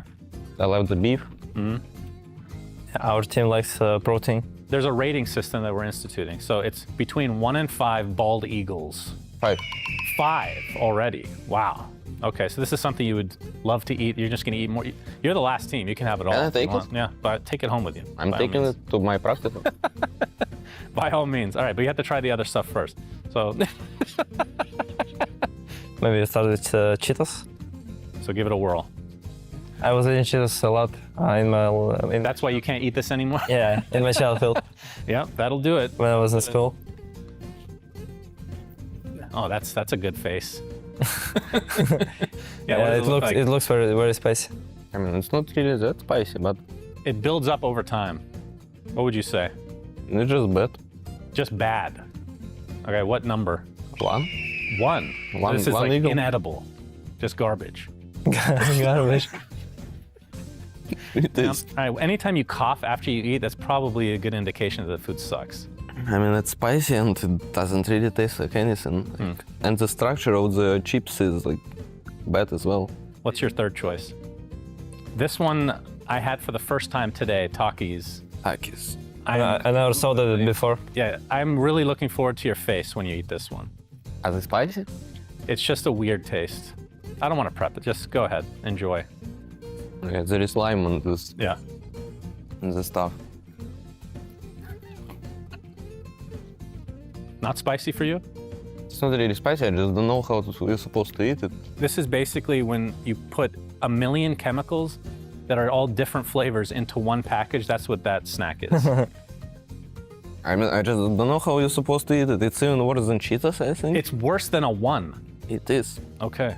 What should happen in your life to eat this, you know? Like Well, I'd say depression is the first step to eating any of these things. 0.5. 0.5. It's not even on the scale, but we'll give it to you. Half of it That's, the eagle. That's literally a half of an eagle's head, just chopped off. Okay, so this is the creme de la creme.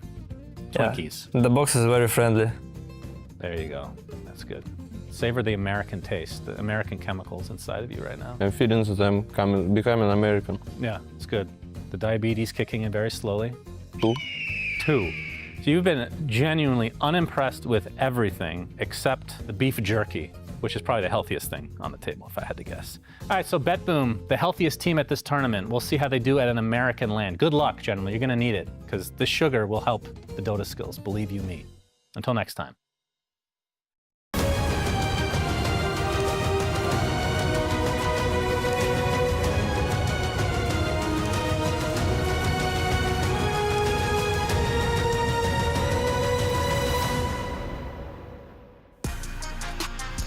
Have you know that we only use the finest maltodextrin and red 40 lake and yellow 6 lake in our Got the high fructose corn syrup. high fructose corn, the hydrolyzed soy protein, the disodium inosinate. You gotta have all them. I know all those. Very familiar. He's a growing boy. Like my childhood memories. If you don't, my mom always used to tell me, take a spoonful of your maltodextrin. You gotta grow those bones. Yellow number 5. Yellow number 5. The FDA allows it. Most European countries do not allow it. Probably for good reason.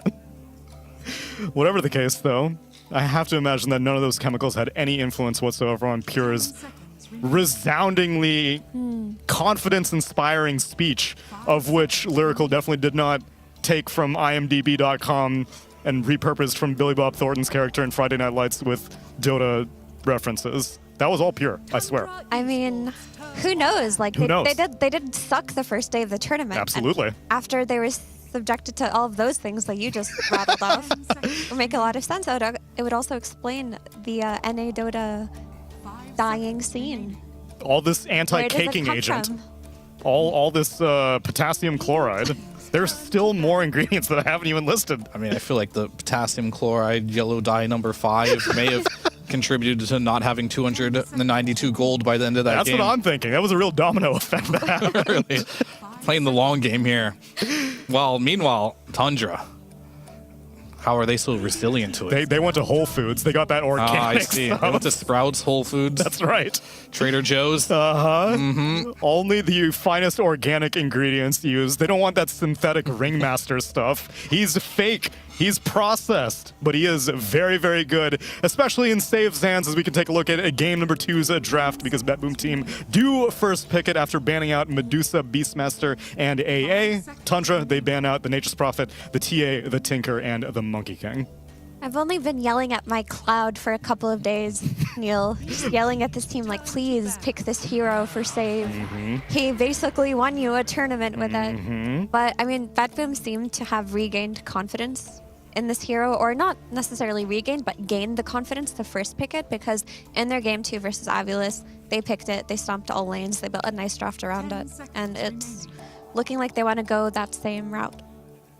I mean, they finally did it, right? It would have been sad. We talked about this hero a lot and Save playing it, for them to not even pick it one time. So this is the time. Save deciding he's going to take this game into his own hands. And I have to say, after that last game, that first pick Nigma, super underwhelming, considering you spent every resource imaginable in your draft to make it work, and it still had very little impact. They banned the Bristle, they picked the Gyro, they picked the Silencer, they banned the Warlock, and still the Enigma wasn't enough. I love to see them go a new direction here. That's all I'm really getting at. So I'm glad to see that. Meanwhile, Tundra, they're going to pick, Kunkka, Coddle, Sand King again if you don't ban one of them, because they seem to have these 3 heroes in a lot of their drafts.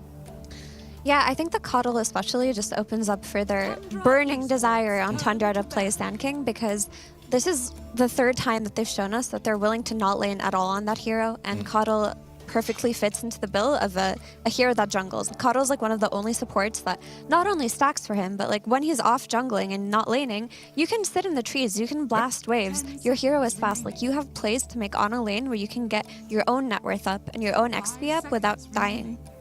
Yep. They decided the Kunkka out of those 2 heroes we mentioned was more important. So I like to see them at least get rid of what they can. I feel like Tundra, at this point, why not just pick the Sand King if it's available? You don't care about your lane anyway. Jam it into the draft. Get BZM, that later pick possible. I also think the Kunkka is the hero you have to focus on, because Tundra are 2nd pick, right? So it's a hero that you can comfortably slot into that 2nd phase without having to like pick it on 18. You can pick it whenever, really. The hero has very little lane counters. Yeah. And I think to add to that combination as a whole, if you think about it a lot, you have Kunkka who's giving you a lot of damage reduction, and Coddle's healing you, so it probably is just something they felt like was very difficult to team fight into at some point in the game. Rightfully so, but if they do want to go in on more hard-to-kill targets, Bristleback makes it through to the 2nd phase now. And that would be a great combo with a Coddle as well. Yeah, they got options. And they'll go for it. And this is, yet again, like, we've seen 33 play it, we've seen Crystallis play it, we've seen BZM play it. Yeah. So it can go pretty much anywhere for the squad. Yeah, it's important to pick, like, if you can pick a core that flexes to 3 lanes at this phase, then you keep your flex until the very end, because if you're 2nd pick, you have the last pick of the draft. Yeah. So Bristleback definitely fits the bill there better than a Sand King would. So in that 1st phase Ringmaster game that Badboom played against Avalos, they followed it up with a Phantom Assassin, Jakiro, Tidehunter, and Ember Spirit. Yeah, but I think they were also responding to Tiny, and they like PA scaling versus Tiny. So I believe that's why they did go the PA route. Gotcha. So, but their carry pick is still open here. They could still consider it here. It does have a break at one point against the Bristle. Wonder if Pure wants to play some of those like OG heroes at one point, like the Morphling is also pretty good versus Bristle in lane, but you can't really all in this Bristleback right now. I think generically you need to pick heroes that are good versus it, and that's why they pick Silencer. The Curse is very good. Doom is also very good as well if you can just stop him from casting abilities.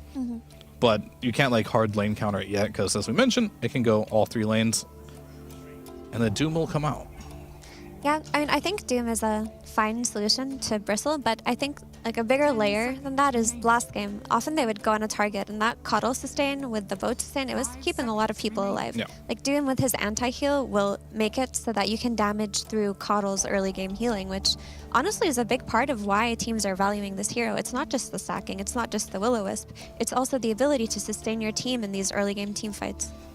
Yeah, and we discussed as well who's building the Vessel last game. Nobody could do it, right? Yeah. So if you can't really deal with those heals, it can get very difficult. So Doom will do that. I like that mix up here. And now, what is left? I guess there's some Jakiro, generic heroes. Oh, Wraith King. This hero's becoming more popular. Yeah. Definitely versus Doom. Yeah, it's also the traditional counter to Doom, where like he dooms you, you have another life. Yep. Someone else gets doomed, you can also buy an Aghanims later on, which a lot of Wraith Kings are opting to do. And yet again, it's another hero that you can't end team fights quickly against. You're going to have to stick around through a bunch of Illuminate heals, Bristleback quills. Yep. And more importantly, it's flexed between carry and offlane, so you're still leaving your draft open until the very end, where you can set up BZM with an excellent last pick here. Because like you really just don't know where they go. Tundra are just going to pick a generic support here for Whitemon, and Badboom aren't really working with that much to make their 18 pick like, you know, super gotcha. Yeah. Ooh, Marauda. Haven't seen that hero in a while. No, and Tundra Curious, actually. Because like they don't really have like the best setups done for Arrow. They have Wraithfire Blast now. Looks like they want to build those two as a laning. Yeah, I mean, it's not like a clear-cut one like Chronosphere or X, but if you're good, you can do it, sure. I'm just wondering why this hero over like Jakiro, that's still cool, right? Or like little Phoenix, more if they easy. wanted more team fight. I think a layer to the Mirana pick is that because she's going to be going up against Ringmaster, like with the Starfall blind, she can trade against him better than most other supports that you can pick. Because Ringmaster's strength is his laning stage with the daggers. So ridiculous. It's so hard to trade into this hero, but Mirana is one of the supports that can do it. Okay. All right, we have 2 supports now. Offlaner. They are first pick. We talked about on first pick for Bet Boom team. This is the best pick in the game. 18th pick. 18th pick. You got to choose your mid or your carry here. And this is usually where they get their like GPK Storm or something, but they may have lost a little bit of confidence in the hero. I hope not, because he owned last game, right? Like, hopefully the conclusion wasn't GPK Storm at the end of that last one.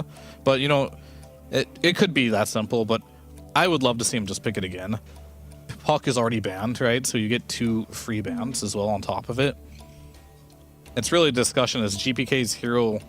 How many heroes does he want to pick in the slot compared to Pure? And I mean, if they have the flex, it's even better technically. But I don't know how many heroes left in the pool they both could flex. So they went the Storm. I think, yeah, he didn't die at all last game, and he was the reason why they were able to stay in the game for as long as they did. It's also just their standard pick on 18 here. Like in the past, on 18 pick for Betboom, they would give it to like Miro Lycan or Miro Beastmaster. Yeah. But that's fallen out of meta. Now like it feels like the really strong pick is usually something like a Storm Spirit or an Invoker or a Puck on 18. I keep hoping for that Invoker, and it never comes. Yeah, I wonder what happened. But BZM, I thought would play it at least once. That's right? what I'm saying. There's time. There's time. Maybe not for one of these teams. But I mean, they still, even if they lose, they It's have not a lower elimination bracket. Yeah, it's tiebreaker. not eliminations yet. It's a playoff tiebreaker. But I want it now, O'Neal. I do too. I don't want to wait.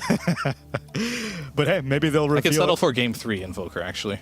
They'll debut it in front of a crowd. So everyone will give it a rousing round of applause. In the meanwhile, though, Tundra are going to start banning out pure heroes. They take out the Gyrocopter.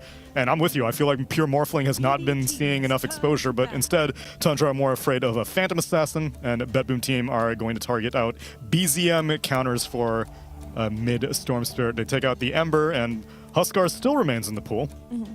Yeah. I mean, for Betboom, like their ideal pick would have been Gyro, like something that's just stable on lane, stable throughout the game, because they don't have overall last pick. But Sure. Tundra like just take it out. Same with PA, like you can really lane her into pretty much anything these days. So this leaves them to like they have to go deeper into their pool of like Ursas and Slarks, which haven't really been working Yeah, for them this that's- tournament, unfortunately. A bit of my concern, because, like, I don't know. Like, my read on Ursa is clearly much different than Pure's. I don't like playing Ursa versus incredibly tanky heroes. Like, sure, this is supposedly a hero that kills tanky heroes, but you don't actually kill Bristleback that quick. And if you use all of your abilities, your Enrage, your BKB, and Wraith All King your just overpower respawns, hits. Yeah. right? Then you don't have enough damage. I actually kind of like him more against heroes like Volkers or something, like these squishy heroes that you can kill really quickly and disengage. And now you have to potentially lane with, against something that could be a bit more difficult, but let's be real here. He's going to have a free lane no matter what, because I don't think Coddle is a laning hero whatsoever. No. And I think this means Bristle will be off lane, and you do want a mid here, but no, they're going to pick Terrorblade. Interesting. So it's Bristle mid, and then they want Terrorblade Wraith to... King off lane? Let's see. I think it's Terrorblade to punish the Doom, right? Because like I would imagine so, but okay, Mid, so Bristle, off lane yeah, Wraith it is. King. Okay, so you want to lane the Terrorblade into the Doom and try to win that lane. Your Bristleback, you're dodging the Silencer matchup by putting him mid. Because like had he lost that lane, it would have been pretty bad if like Ursa got a head start. And then you're just throwing Wraith King on the offlane because like that hero with the skeletons, like Ursa can't really fight into it. So I do like what they've done with their lane setups on Tundra.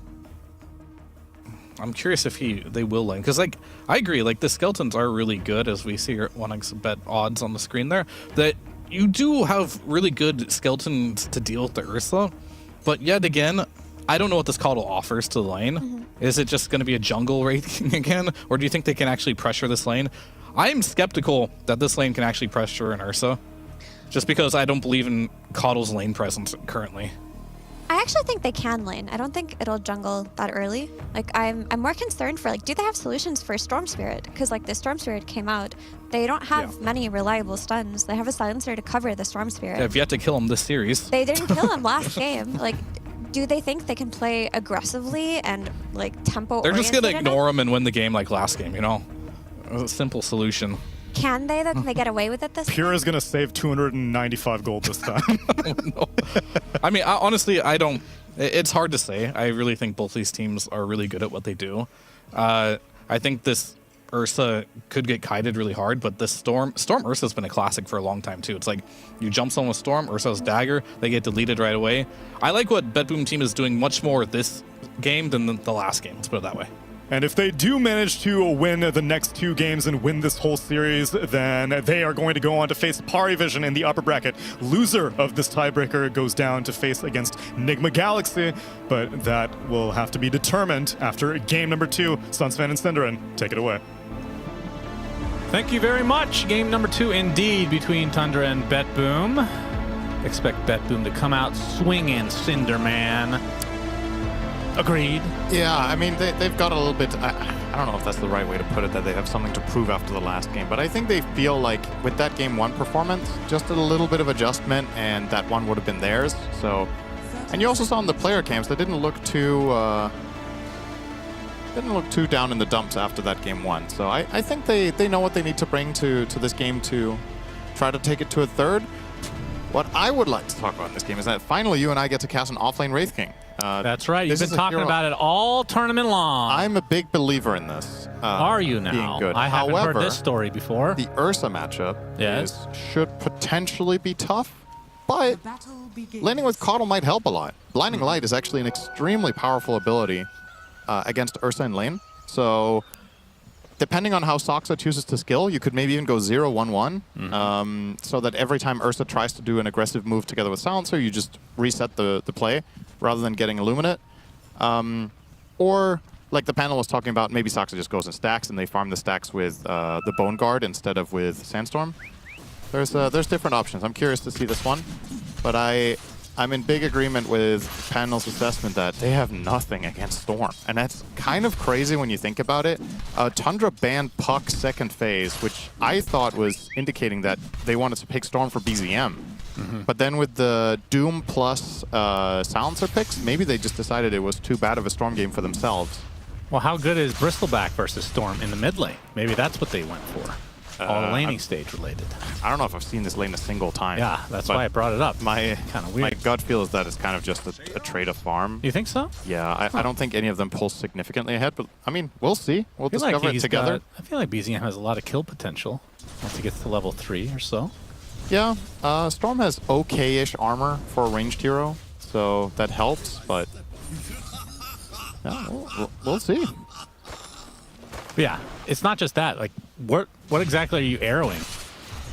You have one stun to set up an arrow potentially, and that's not even a long stun.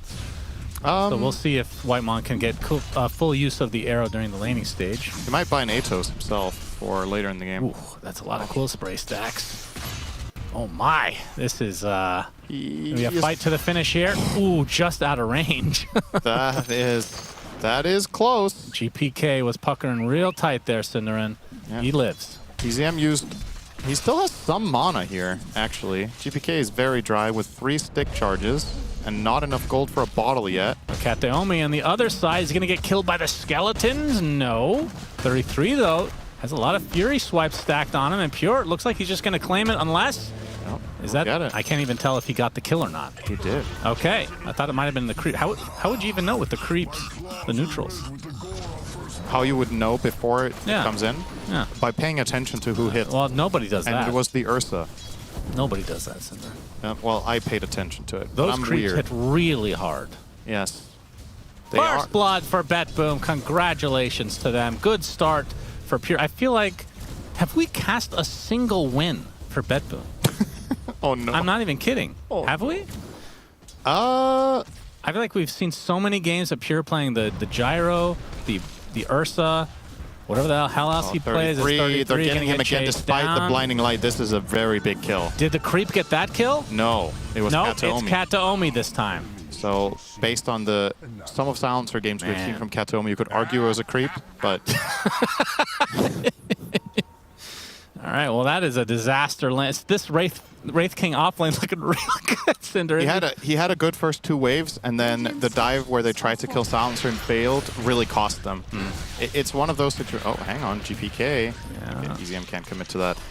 It's one of those situations where, ironically, had they not put pressure on the Silencer, the lane might have gone way better because it cost them so many resources. Crystallis is going to go down in the bot lane. Save. Okay. Looks like he'll survive. So far, Bedboom in the top and bottom, kind of owning. They won the side lanes last game too. And mid lane right now, you can see 18-5 for BZM versus the 14-3 for GPK. So pretty close. Bit of a Bristol lead. Yeah, just ever so Curious slightly. to see. Like you pointed out, Bristol does have aggressive potential until Storm is 6, after which you obviously can't do anything aggressive. But BZM, Yeah, he's actually... he is going to go down to GPK. So all 3 lanes, we've seen kills going the way of Betboom. Tundra not even on the board yet, and I believe both water runes will go the way of GPK as well. Yep, that is the perfect time to kill. And he only lost, I think, 1 CS to the tower, maybe 2. And he's going to have full resources when Bristol arrives. This is what happens sometimes to Storm, is you get the kill narrowly, but then you have to go back to base because you have nothing. Yeah. But with the double waters, he's more than fine to just continue where he left off. Wraithfire Blast. Pure with the early phase boots. He's dead. He's dead. Yeah, this is not Pop the salve as well as 33 will be dropping as well. Oh my god, who do you think killed him? Could it be Kataomi? Yes, or was it was. the creep? It no, was indeed the Kataomi. creeps have 0 kills so far this game somehow. That It's is crazy.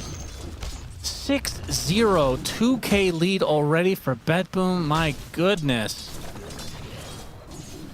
This is it's going to be a tough one for Tundra to get back into. I'm so sorry that I said I like offlane Wraith King, because if I like something, it's bound to perform absolutely. Imagine if you said you liked offlane Wraith King with a Chinese team playing, how bad they would do.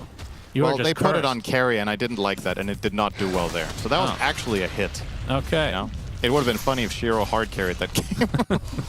But yeah, I mean, this is one of the toughest lane matchups for Wraith King, so I can't say I'm too surprised that it's not going too well, but I will say if they were to replay this game, Tundra probably not going to do it this poorly again, but that doesn't help anyone. It's already happened. And now again, 33. Oh boy, blood grenade to slow him down. Pure. It's time to stop laning. It's time to stop Pure. Yeah. Well, 33. It's not time to stop Pure. Pure can keep going. My God, Kataomi is getting all these kills, by the way. As we see a whip in the mid lane. Save is there as GPK will get another kill on the BZM. This is disaster for Tundra. Yeah, starting to look like round 1 of Battle Cup. With a team of Smurfs. Although Dota obviously doesn't have those anymore. Valve has banned all of them. Yeah, of course. Miero. All right, will this be the first kill for Tundra? Arrow does hit, and Whitemon will claim it. Doesn't need a setup. So finally on the board. He'll hit that arrow. Oh yeah, some players are that good with Mirana, so. There it is. Got the tail end of it. Beautifully. So they do get on the board, but yeah, this is going to be a bit of an uphill battle. BZM showing up what's the he top doing lane up to here? try to help. Yeah, Save is here as well, trying to bait him in a little bit deeper because Kataomi out of mana. 33 is level 3. Yeah, he is a creep. This is not good. Level 4 coming up just now. Has 2 charges on Bone Guard, which isn't great. Miro, is he going to get this kill? Crystallis getting pretty low to the Scorched Earth. Miro dominate right now. I'm actually looking at the net worth, they're actually quite even. So despite the kills in this bot lane, Crystallis is farming okay. Definitely not on the same level though as Pure on the Earth or even GPK on Storm. Kataomi actually has more net worth than the Wraith King right now. I mean, I'm not surprised. Just wanted to mention that as a parenthetical comment. Yeah. Yeah, considering how many kills he has. What does he have right now? He's 4-0. Tell you what, though, and it's Cryptic is going to be really excited about this because he was telling me offlane Wraith King drums blink. And he is going drums. Yeah. So he'll get one of his wishes. Now, the other thing Cryptic also told me was it's really good. And that one is yet to be seen whether that will happen or not. But well, to be fair, you agreed. It's not like you can't get out of this one. You didn't need to say that. I think we've established nice block that there already. from Pure on the corner. We'll block the Ancient Stack, recognizing that it's happening there. Yeah, he's going to have a very fast Battle Fury. Needed that coin. As long as he's continued to be uncontested in this farm here.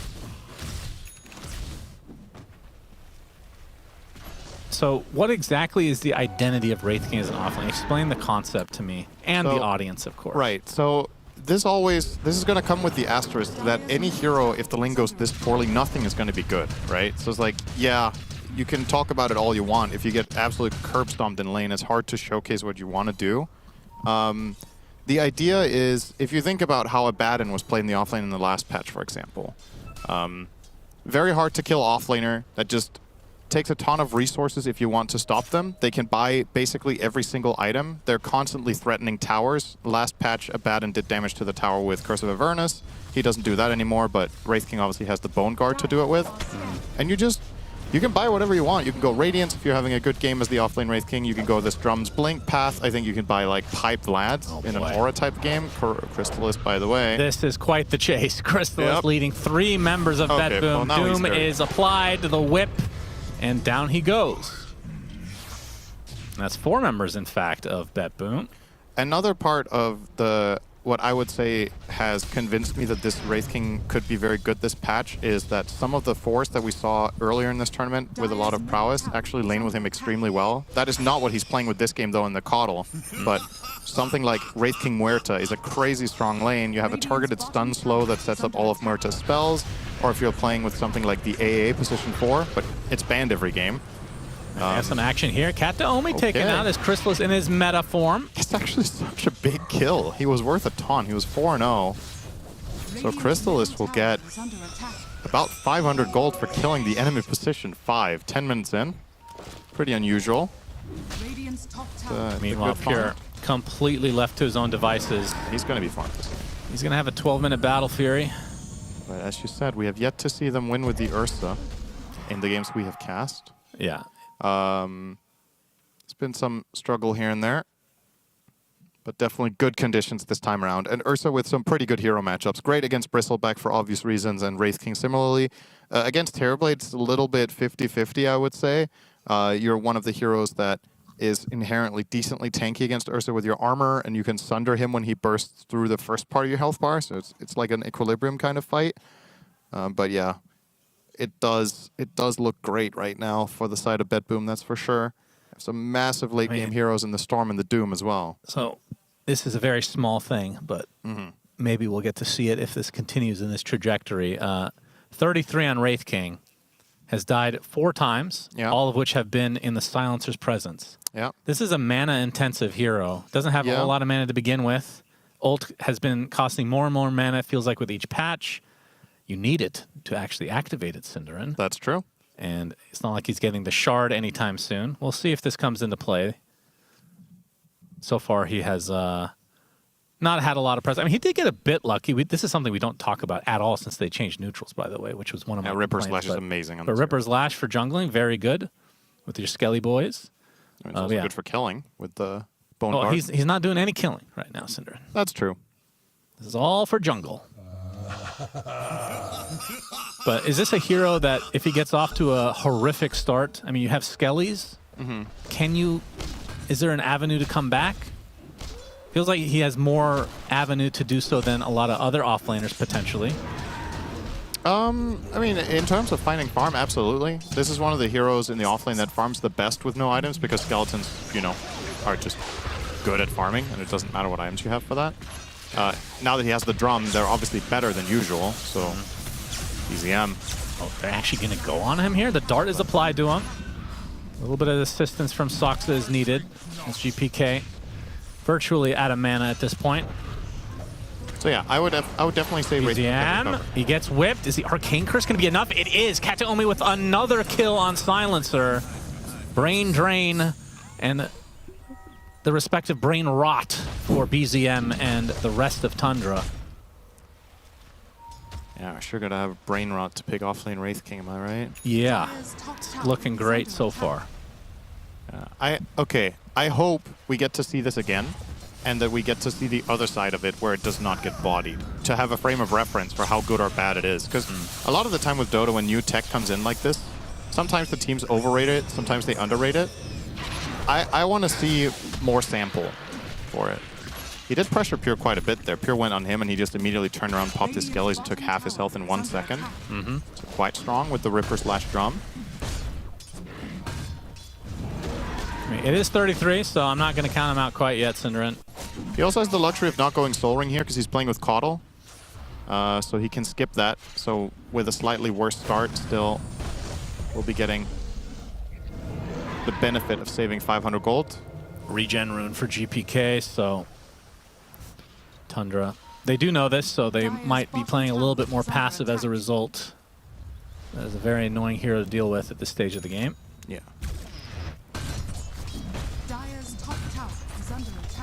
33 is actually pressuring the tier 1. Pure too busy hitting those creeps. The classic gets stomped in lane in to take tower minute 12. We all know and love it. Indeed. We'll get it. Eventually he'll right-click it. And there's the battle theory. So 12.5 minutes essentially for Pure. Very, very good timing. Gonna catapult his farm now as they're gonna pressure the tier 1 bot. As Pure. Well, they have the Wraith Fire left into the arrow, into the Illuminate. Pure pops the Enrage with the Blinding Light to bring him back into the arms of the Wraith King. They have the Global Silence. 33 really wants this kill. It might get him killed in turn, though. Moonlight Shadow for the potential getaway. They don't have Dust. They're actually going to get Wraithfire Blast onto GPK, who's pretty low on mana. Now the arrow is tanked by Save, though. A big Starstorm. Not going to find a kill on either side, though, it seems. Very close. 33 was hovering 100 health for like 10 seconds and still didn't skill ult. He was just... Alright, that's a true min-maxer. Ice cold. Either that or he forgot. Well, then you shouldn't save the skill point. Dementia kicking in for these young lads. Yeah, he had some of the, what were they called, those chips that Pure almost fainted from? Yeah, Takis. Taki, there you go. Not to be mistaken for Taco Bell, which is also mediocre. I will say, though, the food that we've had here in general, the catering and overall when we've eaten out, has been really good. Yeah, I have been very impressed with the. I'm glad. The delicious. I'm glad, Cinder. I'm Absolutely glad that you're bringing that up during a game of Dota 2 as well. It has zero relevance whatsoever on what we're watching. I don't think it's irrelevant. If the players are eating good food, they're going to be in a good mood and they're going to play better. That's how it works for me. Arrow tanked by the creep. Yep, thanks for bringing that up. That was very relevant. He's going to dive him. I brought that up. That's an easy kill. Yeah, I thought that was relevant, so I said it. Slightly. And tier 1 tower will fall in favor of BetBoom. A 2K lead, it feels like it should be a lot worse for Tundra. They've and this is with kind of stabilized. This is with a Doom, so maybe this is actually dead even. The problem is when you look at the net worth of the cores, there's definitely a bit of a discrepancy there. The biggest question More so the is supports. Let's entertain the idea that it's even. Who would you rather be on a hero matchup basis then? I think the team with an uncountered Storm is mostly very happy with that type of game. Yeah, but he didn't die last game, and they still lost. So how much does he really matter? I'm not a Storm believer You're a beacon anymore. of positivity today, aren't you? As always. Tundra looking to... They're actually getting scanned right now, and GPK, they might run into him, and then they'll realize they have essentially one targeted stun, so it will be difficult. Whitemon is somewhat close to having a Oh, the high ground for BetBoom. Arrow coming from Yarrow. Able to sidestep it, though. 33's in a lot of trouble. That is... he's just dead, actually. He didn't... He's pulled his ult while dying. Oh, while dying. Okay, very good. That works. That's why it didn't Starstorm matter last comes time. out. Wheel of Wonder placed, but can they get this kill a second time is the question. 33 will die finally. Did he die to a creep? Onto the high ground, BetBoom goes, but the Ursa actually gets arrowed. The Pure is dead. This potentially sets up a free Tormentor for Tundra. So a huge turnaround. huge turn of events in general. So pardon my ignorance, but that top play, he was not ice cold when he held his ulti point. I forgot that you can just skill it while you're dying the first time, which is kind of weird that it works, but ever since the Ghost innate. Yeah, exactly. It does work the very first time around, so, well, that's honestly great for Tundra. Sure, the Wraith King died twice, and that sucks, but you got the return kill on Ursa plus the Torm. The Tormentor going to Whitemon.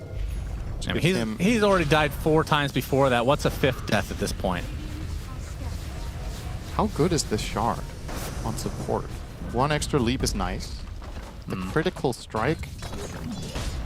I mean, it's just an extra leap. That's all it really is. But, I mean, he almost has the same net worth as their offlaner, so I don't know. Maybe this turns into a core Mirana at some point. Doubtful, but... It's a pretty meaningful amount of net worth that the Radiant supports are ahead by, actually. It is. Ringmaster has nothing. Very Caudle and Mirana are starting to get utility items. So Whitemon almost has Yules. That is an extremely good item this game for a couple of reasons. First of all, he can Yule the Ursa during Enrage. It's one of the only things not affected by status resistance. He can Yule the Storm to set up an arrow, so he can be his own catch. I was talking about Atos as an option. Yule is just flat out better here because of the Ursa, so I really like that choice. And on the Caudle, he's working on the Axe, as usual here for Soxa. That is it's kind of weird, the dynamic against Ursa. You would think, okay, it's one of the best carries against the Ignis because he can do so many attacks so fast, but Ursa is so extremely reliant on getting something done BZM early. with the Blade Mail. Arrow's not going to hit here. Wheel of Wonder placed as well. BZM mega dead. Yeah. 13-3 for Betboom, despite this being net worth-wise even, and with a Doom on your team. Oh, Miero lost the bottom tier 1 tower to 1 ranged creep, so they finally get their kill, Shannon. There it is. Wow, the creeps did it. Yep. He's rushing Shiva after Drum Midas, so not rushing. Thank you.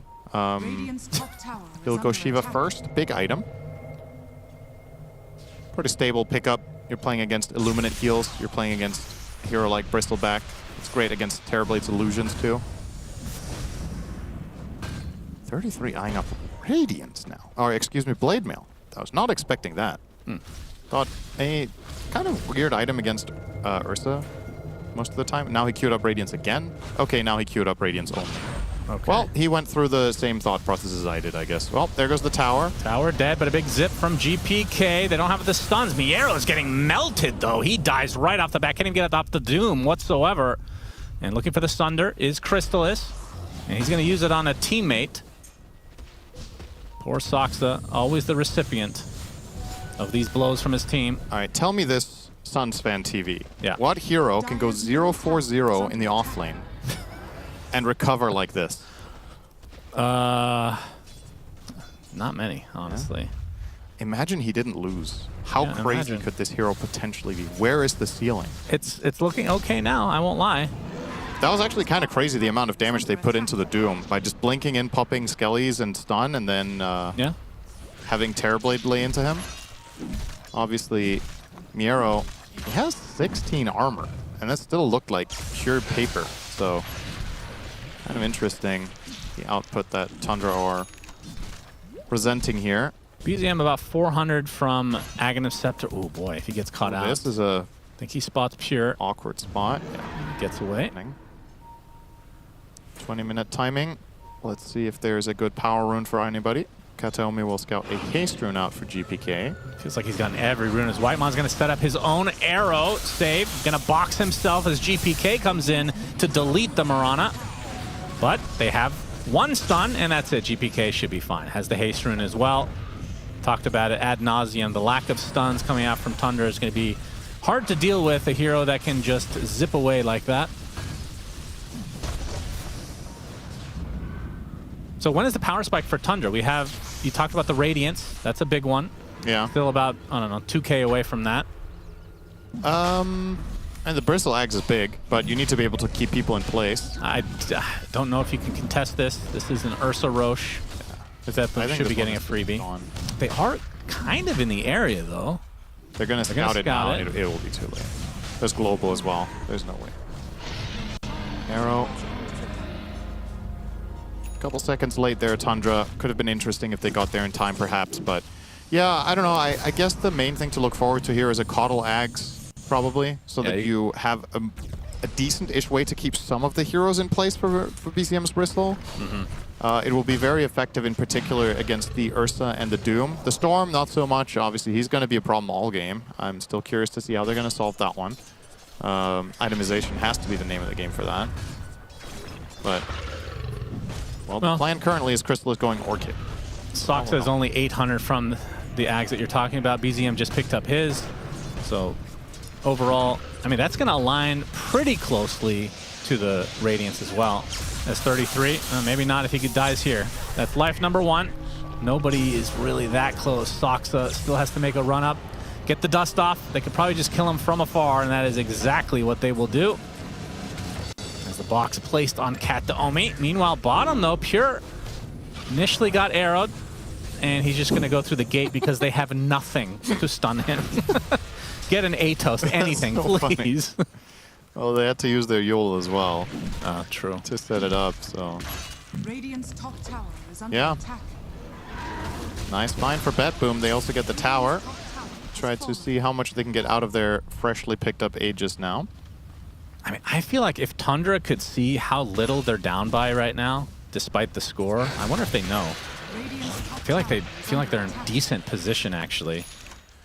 And Betboom, I wonder if they think they're up a lot more than they are. I always wonder this about teams, how well they can predict. I think a lot of the time you have a relatively good read on your own heroes, right? You've played them a good amount of time. You know, like, this amount of time into the game, I usually have this stuff. So if you're around there, you probably feel like, okay, well, if I'm meeting my usual somewhat timings, then... Lightmon will get darted, and GPK will close the gap and destroy. Soxa does live, though. And that's good news for him because he's literally 10 gold from Ags. That would have been a bit painful for him. It's going to be buying it up now. Oh, he's actually clearing up Lincolns on GPK. So we were talked just about it last game. Wow. Oh, they only have one stun. Yeah. Why not? Buy Yules or buy Lincolns to block the Yules of Mirana. I guess he's anticipating the Terrorblade Orchid, so now Crystallis will be dependent on allies. Set up on they're going to use Global, but I feel like Tundra were actually backing away before that even went off. Now they can come back in as Pure jumps in. He has the Aegis available to him as Miero just getting destroyed. He is dead just like that. Tier 1 tower as well, 33. Try to focus now on Pure. He's going to hit by a dart from the outskirts as the Aegis is already gone. How's he going to get out there? And now he is completely surrounded. He's going to get Wraithfire blasted. There's the box to try to keep him alive a little bit longer, but BZM company is just going to focus him down as Pure just dies under the cover of his Tier 2 tower. Wheel of Wonder used not even to full effect because Save dies shortly after, and this is now a Tier 2 for Tundra. What the hell is going on? This is actually such an insanely strong timing that they just found with that. Getting that Ags and getting that play going. You go in with the Wraith King, you get the stun off. This, by the way, the level 10 talent on Wraith King is insanely strong. It's a 4-second slow on a, what is it, a 8-second cooldown? You chakra him. He just back-to-back slowed the Doom to a crawl. They run him down, and they just keep... They have this, like, complete run-at-you lineup that Betboom just couldn't deal with in that instant. Well, they'll find one White pick one off. again. He's having a bit of a rough one. It's tough to play against Storm as Mirana, of course. And the Radiance finally online for 30. So all of that was without the Radiance. Yeah. And for Betboom, see how close Pure is to his BKB. Still about 800 away or so. That would have been probably a lot different fight if he had that instead of the Basher. Middle tower is under attack. Overall, I mean, GPK is 14-0, I believe, so far in this series. 15. What wasn't he 8? Wait, didn't was he not 8-0? He was 11-0 last game. He's 17-0. Wait, he was 11-0 last game? I think so. Really? That's how I remember it. It's a long time ago, though. Well, we'll see how bad each of our memories are. What if neither of us are correct? Then nothing will Let's change. see if I can look, actually. 1 second here. This is really... Oh, I actually do have it open from last game. It's 11-0. You're correct. Good job. Oh, really shocking that both of us had a take and mine was the correct one. That never happens. Well, that's why you're in the seat that you are. Yep. You know? I just need a fact checker at all time. You know? That's okay. That's okay to have as a trait. This is what happens when you replace. What is that? This is what happens when you replace your own critical thought with ChatGPT, Shannon. I would recommend you start thinking more and look up less. It's good brain practice. ChatGPT, it really helps me think, though. You know, that's not how that works. Think. Yes, there you go. All right. It's a relaxing. I love talking to Sky on ChatGPT. Right, but I don't know what that means. It used to be the voice of Scarlett Johansson, and then she sued them, and now the voice is not nearly as soothing. So I've kind of, I won't lie, doesn't feel the same anymore. You know, I thought I had a personal relationship with her. I remember there was a controversy, right, where she insisted that they had trained it on her voice. Yeah. They said no, and it sounded the exact same. Well, first they asked her, will you give us your voice? Yeah. She said no. Yeah. Then they asked again. She didn't answer, and then they came out with It's very standard business acumen here in the United States. It's really good, but the voice was it was something else. I'll tell you what. One of my best friends is ChatGPT, actually. I like this image of like now you're looking at the screen from this angle and it just says North Carolina. That's right. Beautiful. North Carolina has been quite nice, I have to say. Wasn't sure what to expect. I've actually never been. So Yep. college town. Is it the first time you're in the state? Yeah, I believe so. Okay. Unless I just don't remember it, but yeah, I believe so. How many states have you been to? Oh, I have no idea. How many states are there? There's 50 states. All right, good. Did you just look that up in ChatGPT or did you know? ChatGPT is not as fast as that quite yet. Maybe in like a year or two. You know what? Actually, we were talking. Who was it? It was Cap doing the content where they ask the players how many states can you name. Oh, yeah. Right, and the joke was that Americans probably couldn't name more than half. Mm-hmm. Do you think that that's true? I don't know. I can't name half. I know. I think I could. If I had to guess, I could probably name like 15 to 20.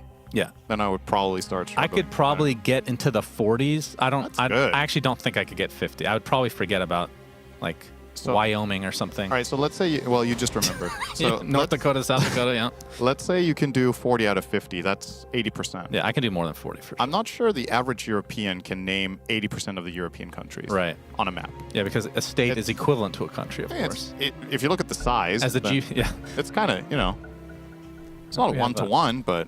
Thanks for joining us on this Hard to remember ChatGPT everything. talk. We're back. The teams have all looked at a map and decided we're back to play.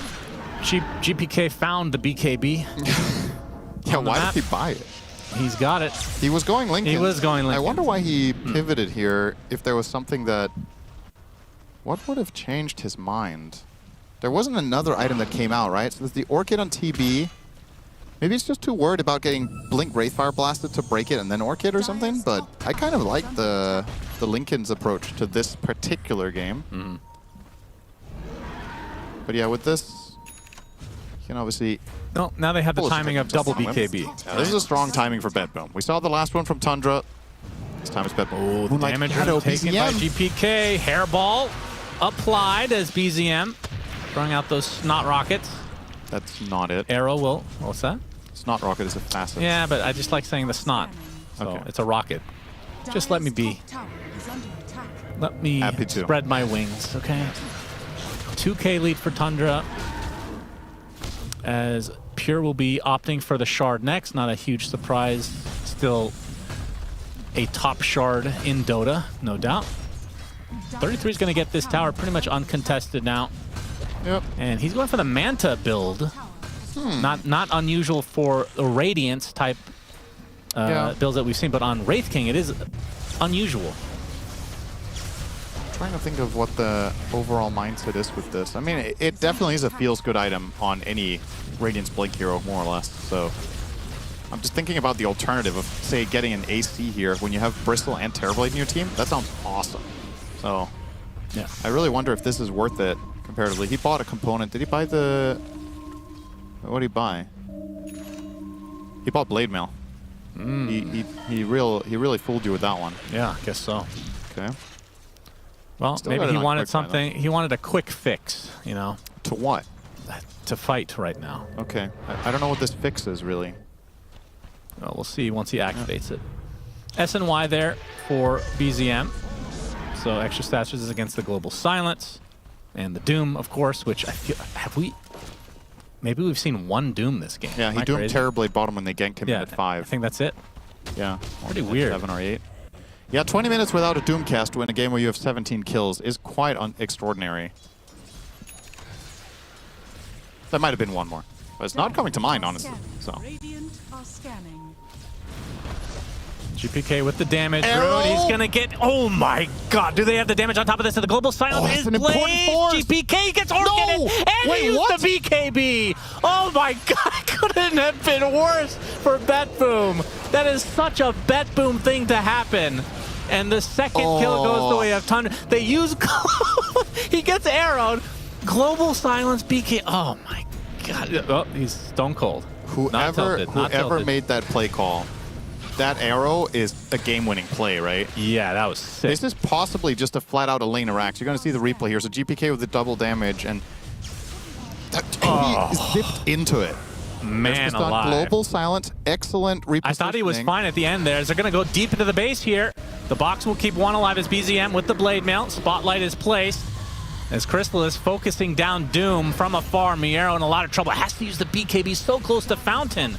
And the damage from Chrysalis and company is overwhelming. Fortifications there. Storm is up in 10 seconds. I don't even know if you can get this full Rax. We'll see. But again, they don't have the global silence to work with, and they don't have the BKB on the Storm. Still have meta for... Blink online. Miero looking for a Doom target. Gonna reposition as 33 jumps in, gets the Rayfire Blast, but the arrow is gonna connect onto the silencer. Down goes Cat to Omi. Pure slowed to a crawl. There's a zip-in from GPK, gonna stun BZM. Gets off the blade mail. The Wheel of Wonder gonna be completely avoided as Chrysalis can just focus on the buildings now, but they isolate the Bristleback. They doom the Bristleback. And down goes, the Thunder from Chrysalis saves him. And Pure looks like he'll get a little snack in Soxa as the Melee Rex is not quite dead at the moment. Will it actually survive? It looks like it will.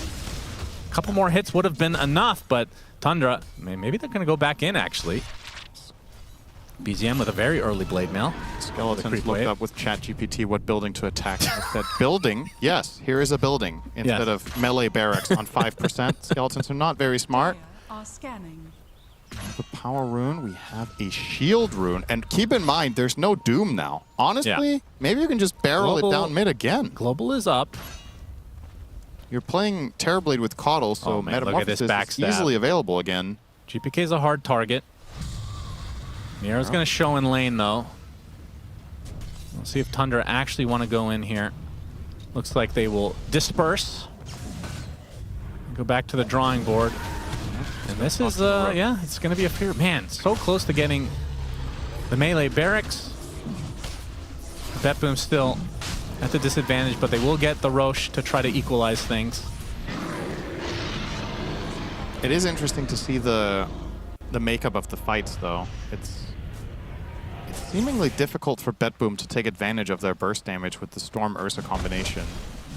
It's always Tundra starting off the fight and making it chaotic and difficult by just sending their Wraith King into their faces every time. That's one of the big upsides to this Radiance build is he's a lot harder for Ursa to kill, and if he clips him with the Radiance burn, Pure can't blink on anyone else. And it's a fight he doesn't really want to take. He doesn't want to have to expend his BKB or his Enrage to hit a Wraith King for his first life. Radiant's bottom tower is under attack. We'll see what kind of plays they can make with this Aegis. Dire's top tower is under attack. As a very late Midas comes online. Of course, Miero can always sell that for 90%. That's what he did before. He sold it to buy his BKB. And oh, he's had it twice now? Yeah. So funny. What a dumb innate. As they're going to find an opening onto the Ursa. This is the Aegis for Pure. He's going to have to use the BKB in retreat. Definitely worth. Not much investment needed for Tundra to force that out. Whitemon on GPK. GPK on Whitemon. That's right. Good play call. I feel like GPK's gotten basically every rune in the game so far. Oh, look at Lincoln's. Well, it gets bought against Doom still. Some things never change. Yes. So BZM will have that. No, the jump in from Miero. Kataomi in the tree line, but Soxa is going to use the Will-O-Wisp onto Miero. And Miero has to pop the BKB. Trying to take out 33, but he's getting healed just a slight amount by the Lotus. Trying to get in and maybe get a slow. Is actually nobody going to die here? It looks to be the case. Very tense game here. Remember, this is essentially for upper bracket, this series. Loser will go down to the lower bracket when the playoffs begin in a couple days. Soxa tried his very best to heal 33 with 3 Illuminates. 33 ran away from 2 of them and didn't care. Good teamwork. Sounds here. like 33. Oh, Kataomi on the high ground with He knew what save. Kataomi was. He would jump him in immediately here, but they don't have vision, of course.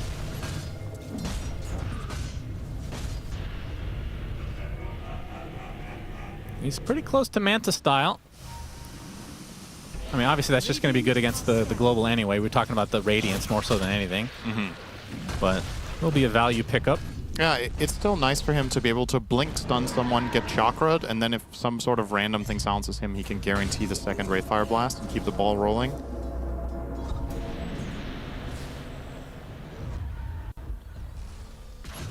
So what does BetBoom need to do with his Aegis to feel good? They're going to smoke up now. I think the ideal way to enter the fight is to blink and one-shot Coddle with Ursa Storm. I think that's the best way for things to break out. Soxa is doing so much in every fight. Yeah. And he's relatively easy to kill relative to his output.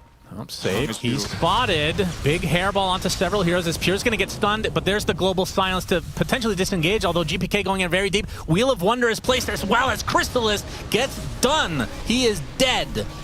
No way to get back in this game, and that is the first life from the Wraith King as well as 33 trying to reposition. He's going to tank up another dart, and Pure is just decimating him with his claws. Finally gets Yules up in the air. The kiting of Ursa continues, but the big zip in, 33 looks to be dead. Will take 1 life from Pure, but that is just the Aegis.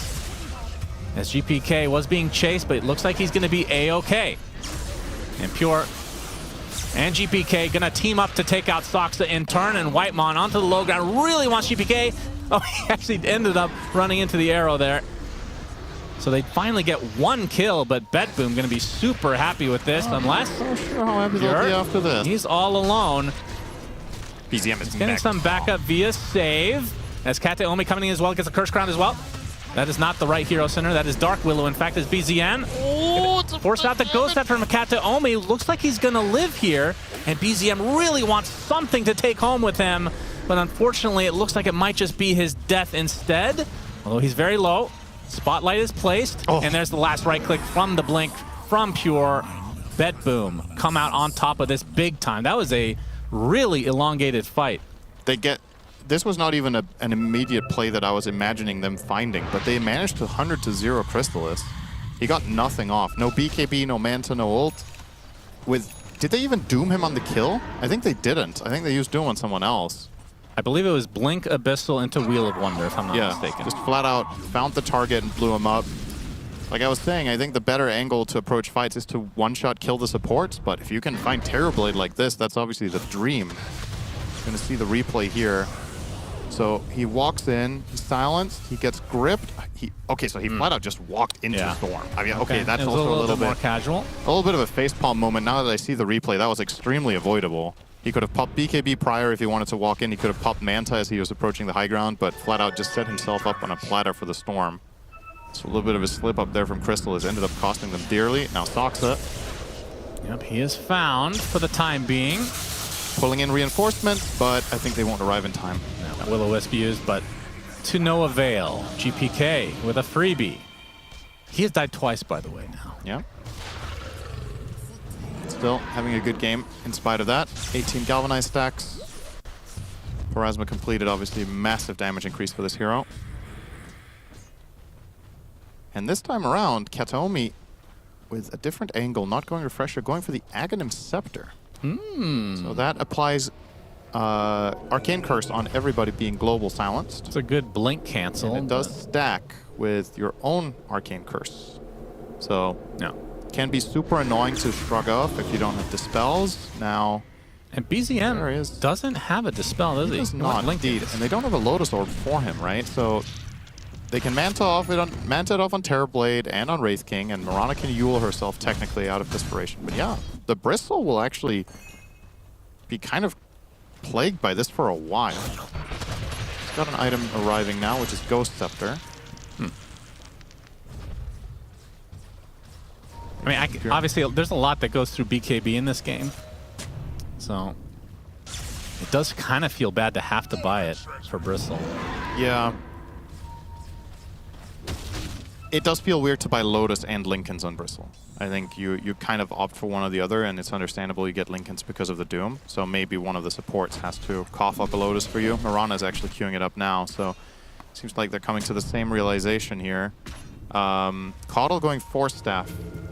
Next. What do we have on Bet Boom? Is there anything big coming out? Miero has finished his Octarine core, and he's now queuing up Refresher for that late game Doom. Once he hits 25, things get really scary for the Bristle.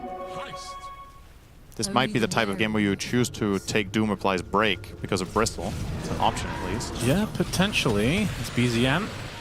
Gonna lead in the charge here. They find the Ursa, the Will-O-Wisp, super annoying. Uses the Ogre Seal Totem, still within the Will-O-Wisp though. The arrow not gonna be there because of the BKB from Pure. Gonna focus on BZM with the Blade Mail, but he's gonna walk away. Wraithfire Blast is applied. Zip in from GPK. Gonna use the BKB with the Wheel of Wonder being placed as well, but this time Crystal is able to get away. In fact, it's just onto the Wraith King. That's life number 1. Uh-oh. It's Miero getting Force-Staffed, trying to TP, but the Wraithfire Blast is there. He gets boxed up, but it feels inevitable that he will drop here as BZM trying to find another target to go on. It's a 5 versus 4 in favor of Tundra on the doorsteps of Bet Boom's base. Save gets destroyed here. Pure now surrounded, slowed to a crawl. He has nothing to work with, as Kateome can only watch from afar as he is decimated. 3 dead for Bet Boom. No buybacks on these cores. Save buys back, but that's the only one that they have. Now this tier 4 getting destroyed very swiftly by Tundra. The Spotlight's going to do pretty good work against the illusions of Crystallis. They get the melee racks, but now they can just go for Throne. There should be another fortification as Zippin from GPK. They don't have many stuns to work with. He gets Orchid at the last moment, though. The Yules, can they set up an arrow? Can they set up another stun? They do! He gets boxed after the fact, though. And they're just going to call GG before GPK even dies. He doesn't, in fact, die. But regardless, 2-0 for Tundra, which means they go to the upper bracket, Bet Boom to the lower. Damn. That was a really cool game to watch in terms of overall strategy. With the start that Tundra had in their 2 side lanes, you would not have imagined them sieging high ground in this fashion at this time. But yeah, this is a...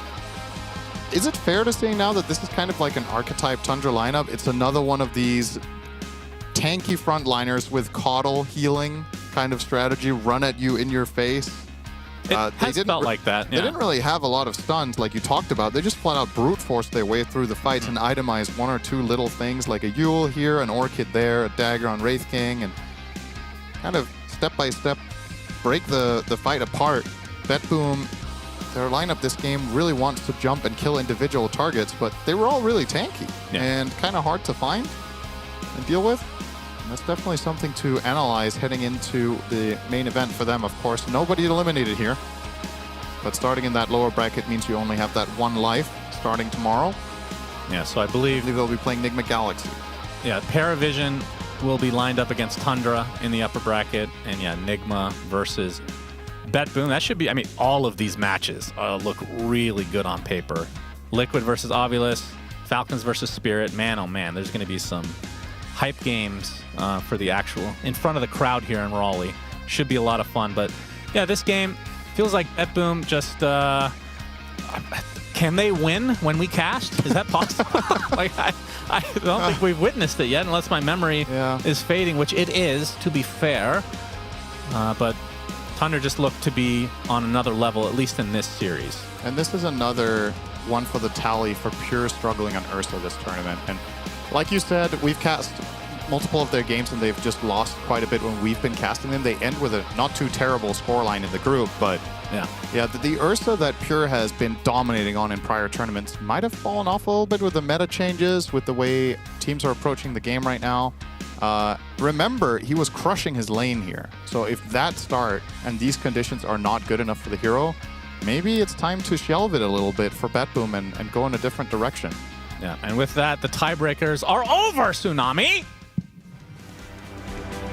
I know! And here I was thinking that for our very first best of 3, we would actually get 3 games, but foolish of me to assume so much, because it seems that Tundra just has Bet Boom's number in this entire series. It doesn't matter how good Bet Boom's laning phase goes, Mira. It seems that Tundra are waiting for their moment. You can have the first 7 minutes of the game. After that, it's all Tundra. No, it really doesn't. Like, this top lane was devastating for Tundra. Like, the amount of kills that were just being fed, like, the decision not to go boots on Wraith King, I thought was a bit unusual. But then when he did get those gems and make that recovery in the jungle, Tundra just did what Tundra does best, right? Like, they just slow down a little bit. They all try to get their farm efficiency out on the map, and then they look for that one big time where they can group up together, take a key objective, and their net worth lead builds from there, Fear. Yep.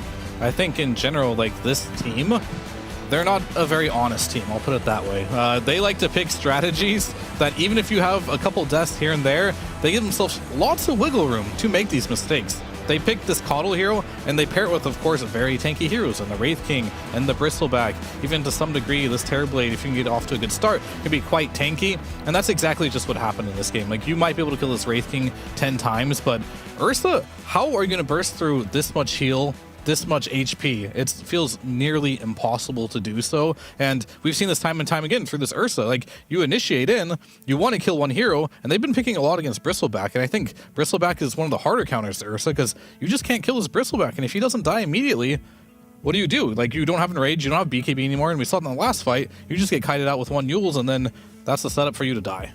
Even beyond killing the Bristleback, if you want to kill the Wraith King, you're going to be able to kill him once, and then what do you do on life number 2 now? You've already used all of your buffs, time's ticking down, Coddle's Illuminate is probably ready to blast into your face, so it does seem that the Ursa that had given Pure so much success, as Sunsfan and Synderen said in earlier tournaments, the shine is starting to come off a little bit.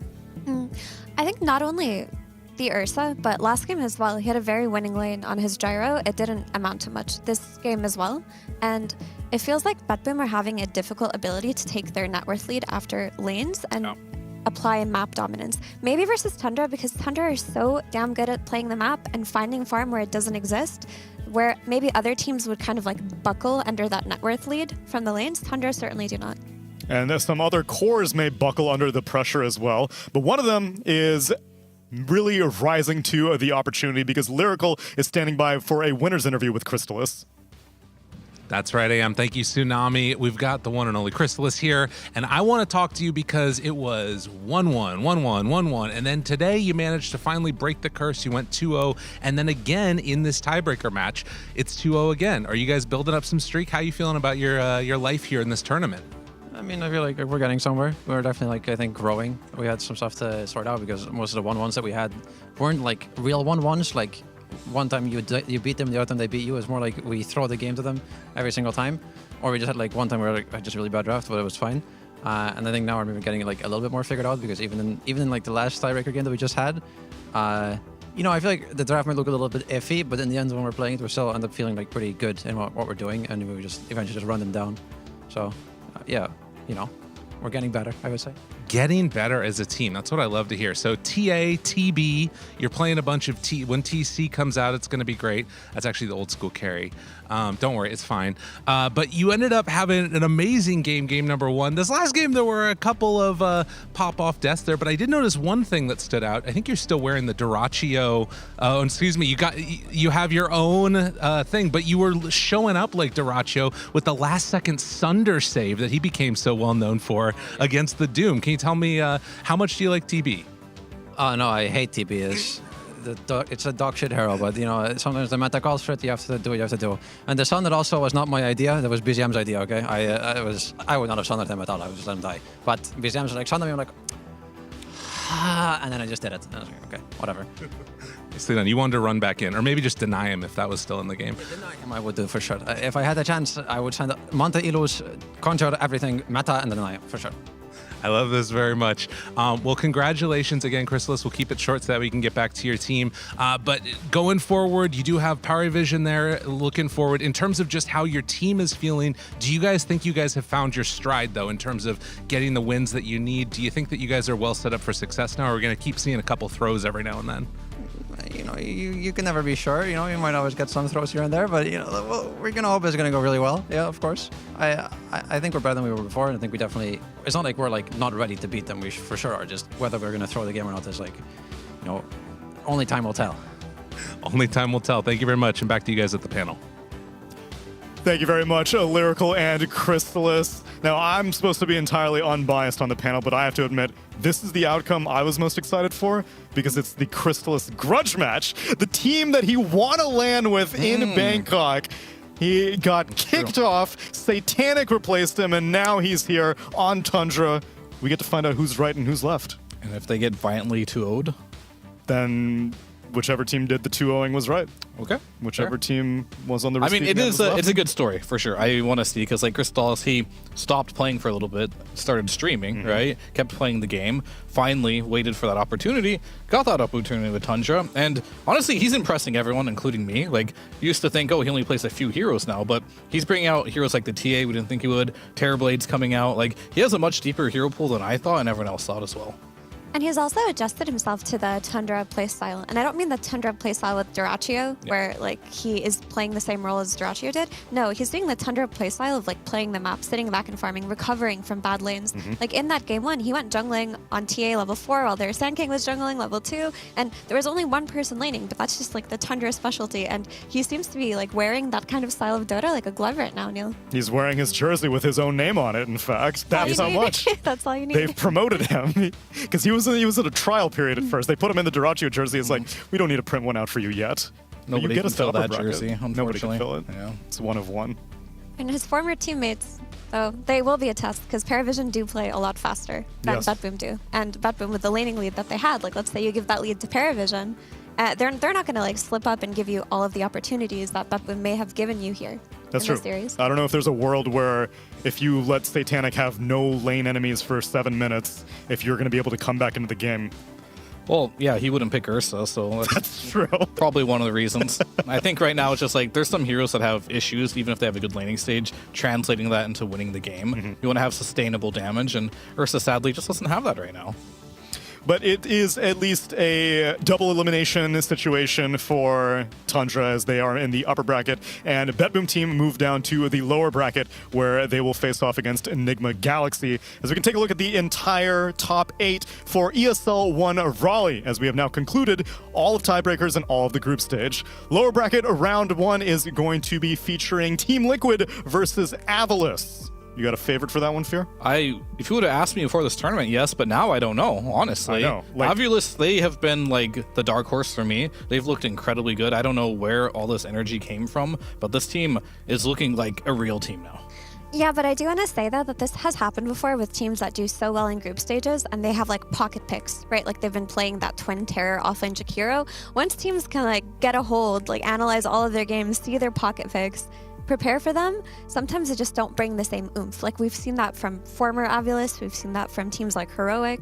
So we'll see if that pattern continues or not here. But we saw that from those teams in a Dota 2 Pro Tracker world, where their bag of tricks was not as wide. Now you may have more tricks that people aren't aware of, but it is encouraging to see Avulis consistently make it into bracket. On the other side, though, it's going to be BetBoom team versus Nigma Galaxy. How you feeling on that one, Fear? This is a close one, but I want to say it should be BetBoom favored, but Nigma is a team that did really well early on, kind of tapered off a little bit at this point, but they still have shown they have really good strategies. They've got their IO. Can you deal with that as BetBoom team? But a lot of BetBoom's struggles are going to come from within. Is BetBoom going to be in top shape that day is going to be my question. I agree, and I think that Nigma are struggling through their offlane a little bit as well, which seems to be what BetBoom's struggle was today. True. But I would still give BetBoom the edge over that, even from like the offlane. I think Miro on a bad day still is a Miro who could bring his best game out the next day. For those 4 teams, though, it is a single elimination. You lose that series and you're out of the tournament. In the upper bracket, though, it's a double elimination. Paravision versus Tundra, as I mentioned. It's a grudge match. Although I'm sure both these teams have no ill will to each other, but it's more exciting. It's a grudge match. It's a grudge match. That's what I like to hear. And then on the other side, Falcons versus Spirit. Another grudge match. Where are we grudging? What's the grudge? I mean... Yeah, actually, I got nothing. I'm sure. Oh, you know, Quinn's on that team, and he lost a Spirit in the grand finals. He lost a TI grand final to him. Yeah, there you go. There's the grudge match. Absolutely. Every Dota match is a grudge match. Every Dota match is a grudge match. That's why Dota's a beautiful game. It's built on hatred. And truly. Fight. Tomorrow, you are going to get those opportunities to see those upper bracket matches. It is not going to be played quite yet in front of the crowd, but don't worry, there are no eliminations from this point onwards, unless if you are in front of the crowd. Friday, Saturday, Sunday here in the Raleigh Convention Center in North Carolina, we'll be featuring all these teams. Tomorrow, though, it's just upper bracket action, just so we can figure out where all these teams will be settling out, and so lower bracket teams can know their opponents. And as we wrap up this third day of the group stage, I want to also wrap up the top 3 plays of the day. Let's check out what happened on this day and a half of Dota. Our first play of the day is a Tormentor. Now see how many people die to this Tormentor. Let's see. So see a lot of spells. We see a lot of spells. We've seen Eon Disc. Oh, okay, that's 1. 2. That's 2. Boxy and Yamato both die. Oh, that's 3. That's a Brile down. It's a triple kill. It's a triple kill to the Tormentor. I mean, like, this is all just like damage that's not even aimed towards heroes. I think at some point the Shaman wards are attacking the Tormentor. I'm pretty sure Brile just Enchant Totem hit the Tormentor there too, killing his Shadow Shaman. And then more of the ward damage goes out. You can hold S on those, by the way, you're dead. But either way, it was pretty funny to watch. It's pretty funny. Second one, it's Chrysalis taking a shot at Heroic's backline. Watch this Razor. You saw him waiting for his opportunity. His team's getting eaten alive, but Chrysalis seizes the moment, jumps in, Eye of the Storming, Plasma fielding everybody. It's his signature hero, Effie. Dude, those are the moments that Chrysalis lives for on his Razor, right? Because like Heroic were, you know, cooking with their KJ Ice Paths. They got their roar. They had the dive going. Look at this, like Kunkka coming in as well. But the snowball save also, you can't forget about how strong that is. And then this is where Chrysalis is like, hang on, guys. I'm here. Let me cook. I'm here. Give me a second. I'm finding my angle of attack. I'm putting on my lightning, static shielding. But watch this Plasma field. Wait for it. He missed it on the Morta. What can you do? He's still got most of them. I'm a Debbie Downer. That's that carry, though, but the carry that replaced him is Satanic, because on Paravision, this man was cooking. He's Phantom Assassin. He's getting big red numbers. He's jumping left and right. A double kill. Make it a triple kill. And he's looking for one more target. When has this man not cooked these days? Agreed. Like, I feel like out of all of the PA players left after this hero's been nerfed to the ground, like Satanic is the most consistently impressive. And to the ground, that's a bit dramatic, you know? I will say you got the wrong man here. This is all Tinker and Razor in my eyes. This Razor, he's just double linking the Monkey King, getting him low. All Satanic is doing is KSing in this fight. But that's what makes a good PA is like playing the outskirts of a fight and waiting for your opportunity, you know? And he's always... That's true. So I'm gonna that praise TP him for cancel, that. he got a kill, blinked in, used the Warp Flare, canceled the TP. That was 100% 9 class. 9 right class there. was arguably more of a core that game than like most other teammates on it. So then what I'm hearing is Satanic thumbs down, 9 class thumbs up. I mean, Satanic thumbs neutral, Satanic thumbs up. The thumb is just Yes. neutral enough. Neutral enough. Neutral. He didn't play bad. I mean, there's a reason Paravision is in that upper bracket. True. They're all damn good. But I will double down on that. Like, out of all the PA players left, he is the best. Especially on this nerfed version of PA. He has consistently good results and is consistently carrying games, even from 2 tournaments ago when other players were losing to the Lifestealer on PA. He was winning. And you guys will get an opportunity to perhaps see him play that Phantom Assassin tomorrow. Again, we're not going to be in front of the crowd quite yet. That'll be on a Friday, Saturday, Sunday, and maybe it'll be in front of you at home. Buy tickets. Come to North Carolina. Join us, friends. But that'll be on a Friday, Saturday, Sunday. As for right now, though, that's the conclusion of our group stage. I hope all of you have been enjoying the show, because this is around the halfway point, but we still got plenty more ESL One Raleigh 2025 coming up for the rest of the week. See you then.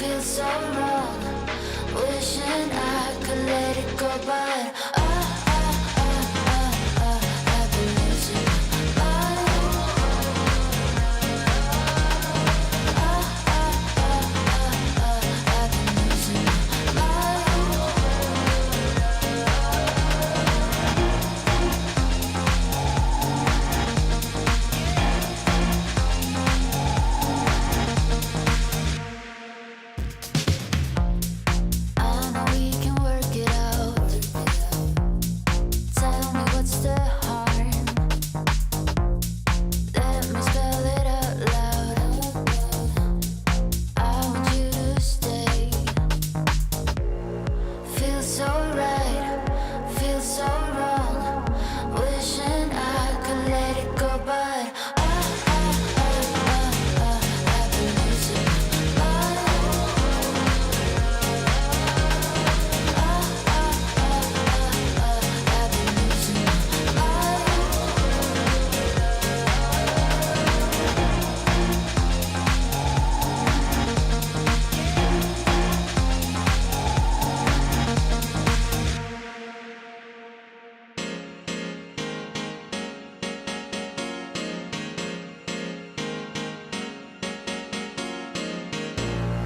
feels so right, feels so wrong. Wishing I could let it go, but feels so right, it can't be wrong. Wishing I could let it go, but I've been losing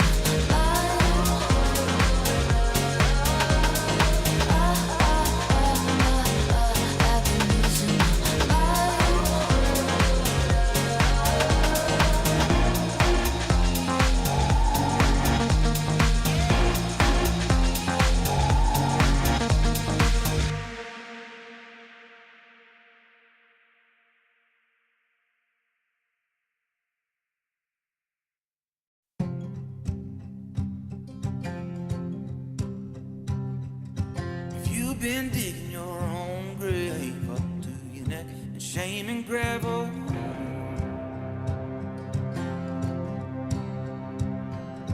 if you've been paving your own way, trying to be the one who holds the gavel,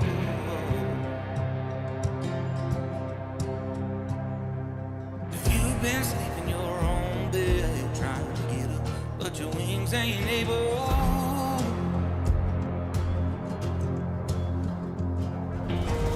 Been locking your own chains, throw away the key with your mind unstable.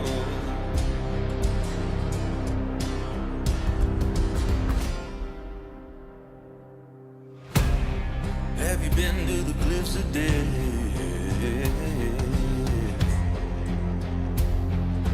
Have you? Whoa. Have you tried the forbidden fruit? Pull the trigger, but it wouldn't shoot. Whoa. Have you wandered very far?